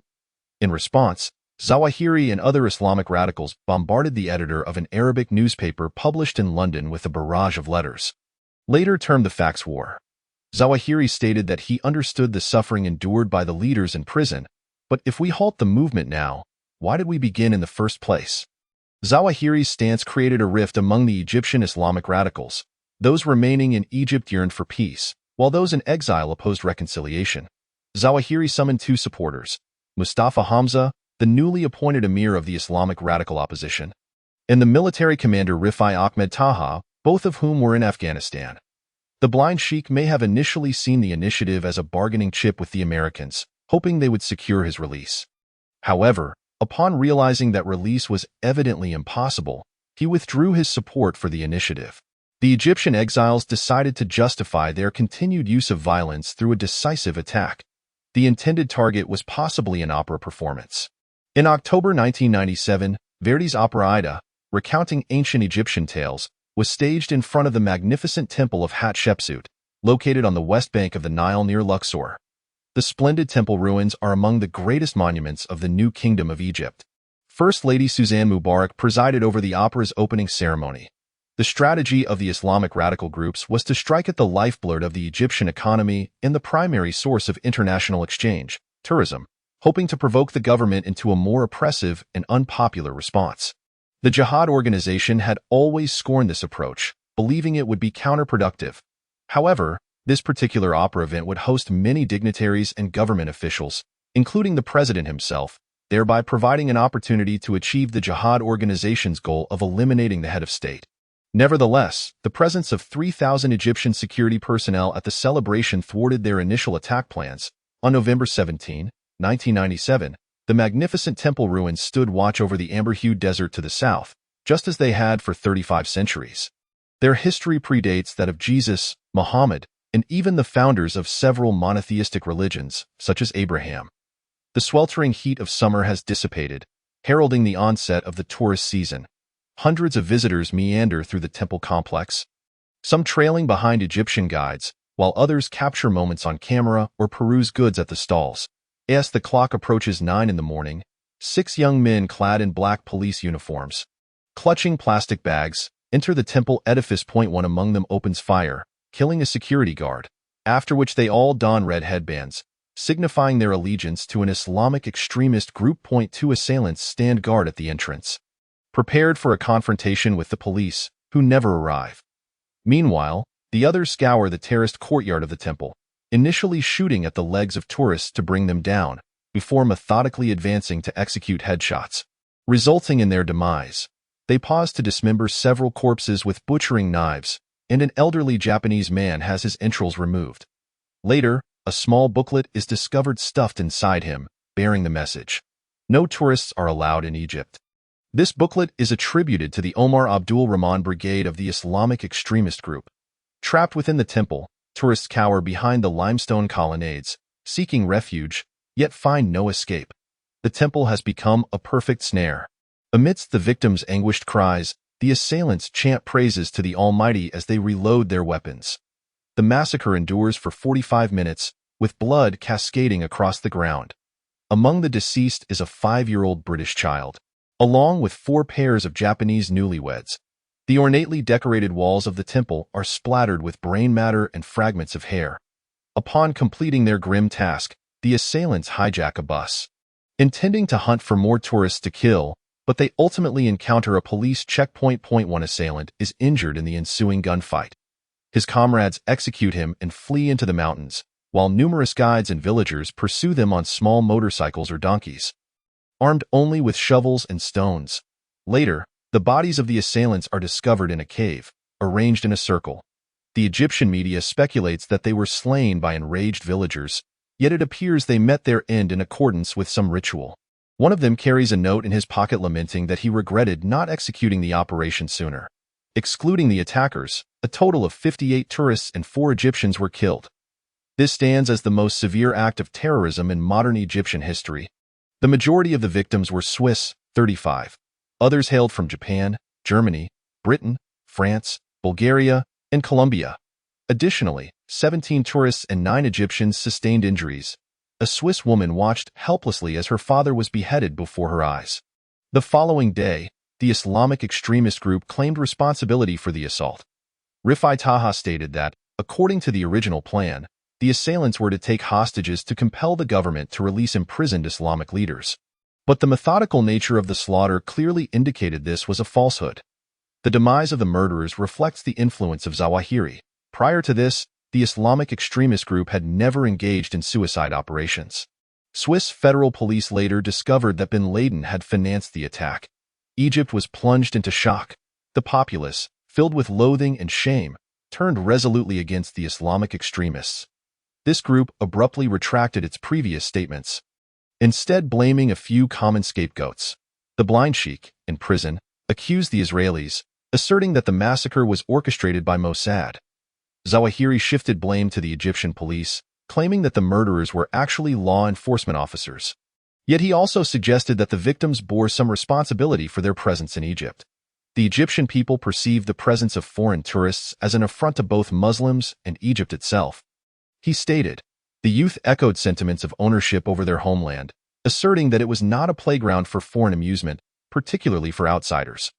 Luxor became a pivotal moment in Egypt's counterterrorism efforts.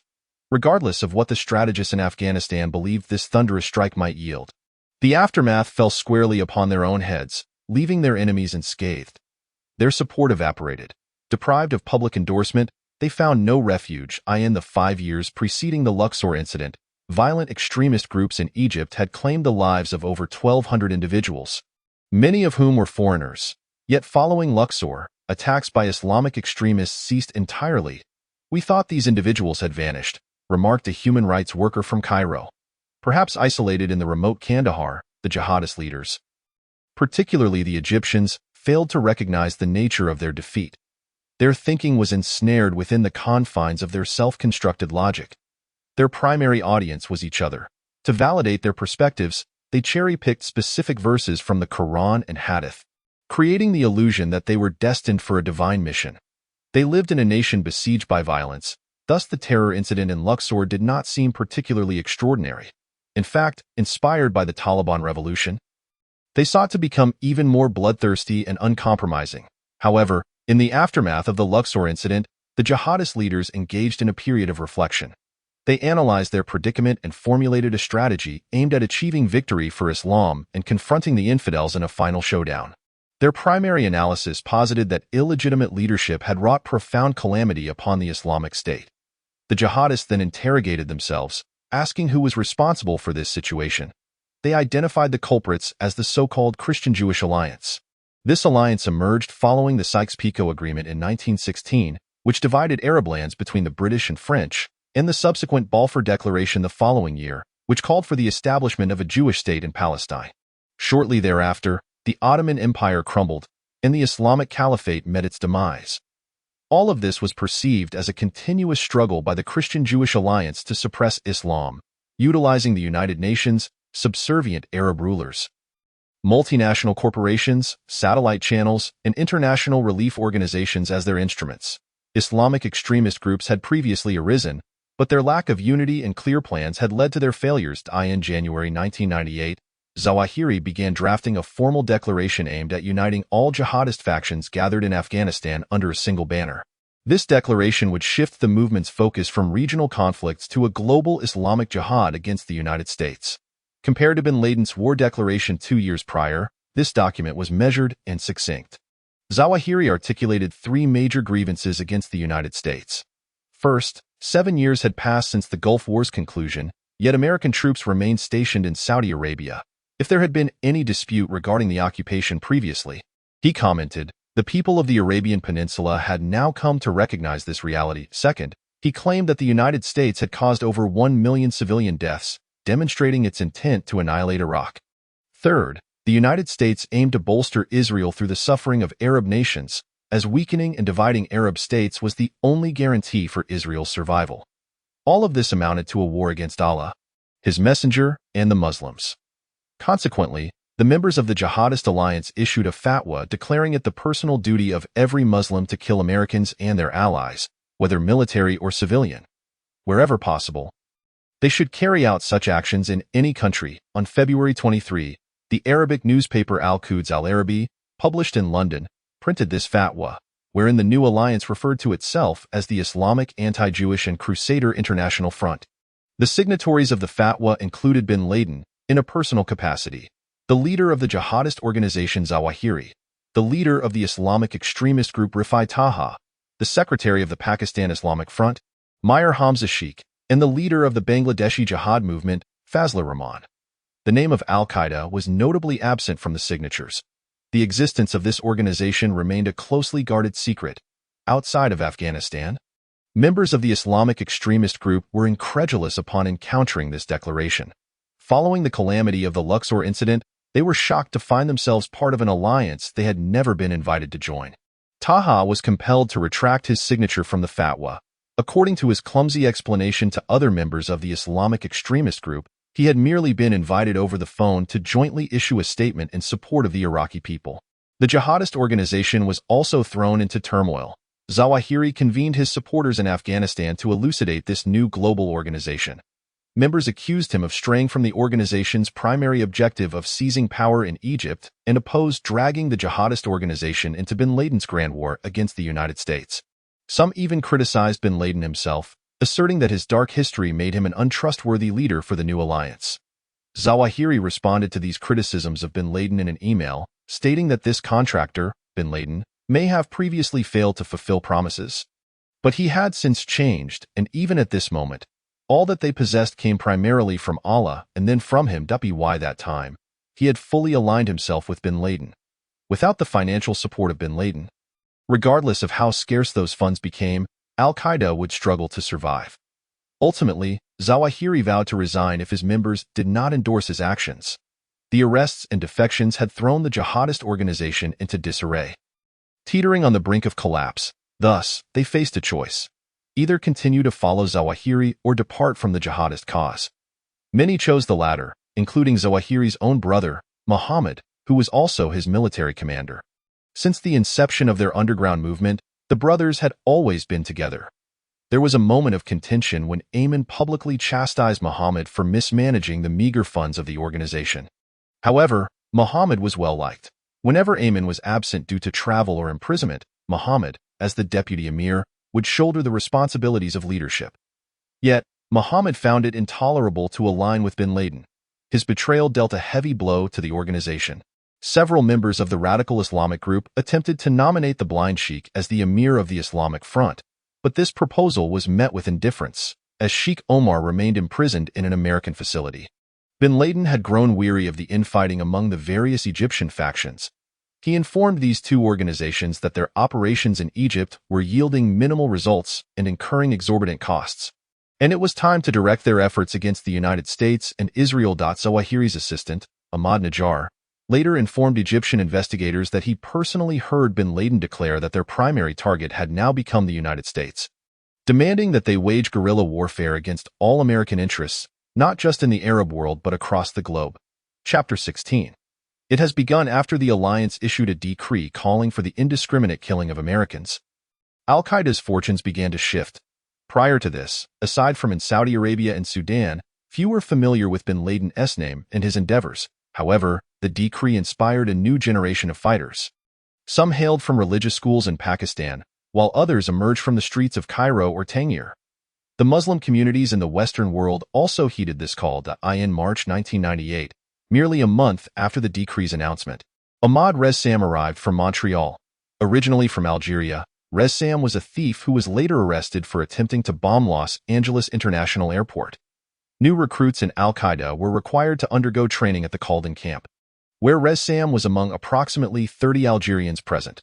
Also arriving that month was Zakaria Moussaoui, a Moroccan-French citizen living in London. He would later confess to conspiring to attack the United States. Young men from Yemen, Saudi Arabia, Sweden, Turkey, and Chechnya congregated at Kaldin, each representing their own emir. They formed small groups, preparing to transplant their efforts to their homelands or countries of residence. Some ventured to fight in Kashmir and Chechnya, while many pledged their allegiance to the Taliban. Fame became the currency bin Laden employed. With wealth diminished, he exchanged it for notoriety. His reputation garnered recruits and donations, despite assuring Mullah Omar that he would maintain silence. Following the issuance of the decree, he conducted a series of press conferences and interviews. The first to interview him was a group of 14 Pakistani journalists, who were taken on a 2-day detour before being brought to a base camp just a few miles from their starting point. The journalists, growing weary, awaited bin Laden's appearance. Suddenly, a cacophony of gunfire and rocket fire announced his arrival. He appeared in a convoy of 4 pickup trucks, flanked by masked bodyguards. A dog frantically sought refuge, scrambling behind a tree. This spectacle struck the Pakistani journalists as absurd, clearly prearranged. They showed little interest in bin Laden's declaration of war against the United States, perceiving it as a mere publicity stunt. Following India's recent nuclear tests, they hoped bin Laden would instead declare jihad against India. Disappointed, bin Laden attempted to redirect the journalists to his agenda. "Let us discuss the real issues," he implored. Terrorism can be both commendable and condemnable. When a follower posed a prearranged question, bin Laden expounded on grand principles.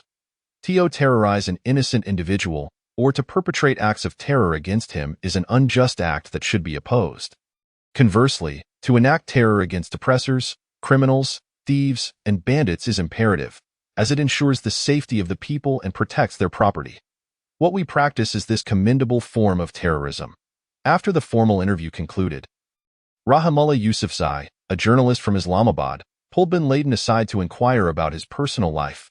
For instance, how many wives and children does he have? "I cannot count," bin Laden replied with a smile. "Surely you know how many wives you have." Yousafzai suggested, "I believe I have 3 wives, but the number of children escapes me," bin Laden stated. Yousafzai then asked about bin Laden's wealth. With a hand over his heart, bin Laden smiled faintly. "I am quite wealthy here," he replied, still evading personal questions. Upon returning to Peshawar, Yousafzai received an irate phone call from Mullah Omar. "You mean to say bin Laden held a press conference to declare jihad and didn't he inform me?" he shouted. "There can only be one ruler in Afghanistan, either me or him, bin Laden." Although bin Laden consumed copious amounts of tea and water during interviews, such sessions invariably took a toll on his voice. Following each interview, his vocal cords would be red and swollen, rendering him nearly mute, forced to communicate through gestures. His bodyguards claimed this was a residual effect of Soviet chemical weapons, while some journalists speculated that he was suffering from a kidney ailment, giving rise to a persistent but unverified legend.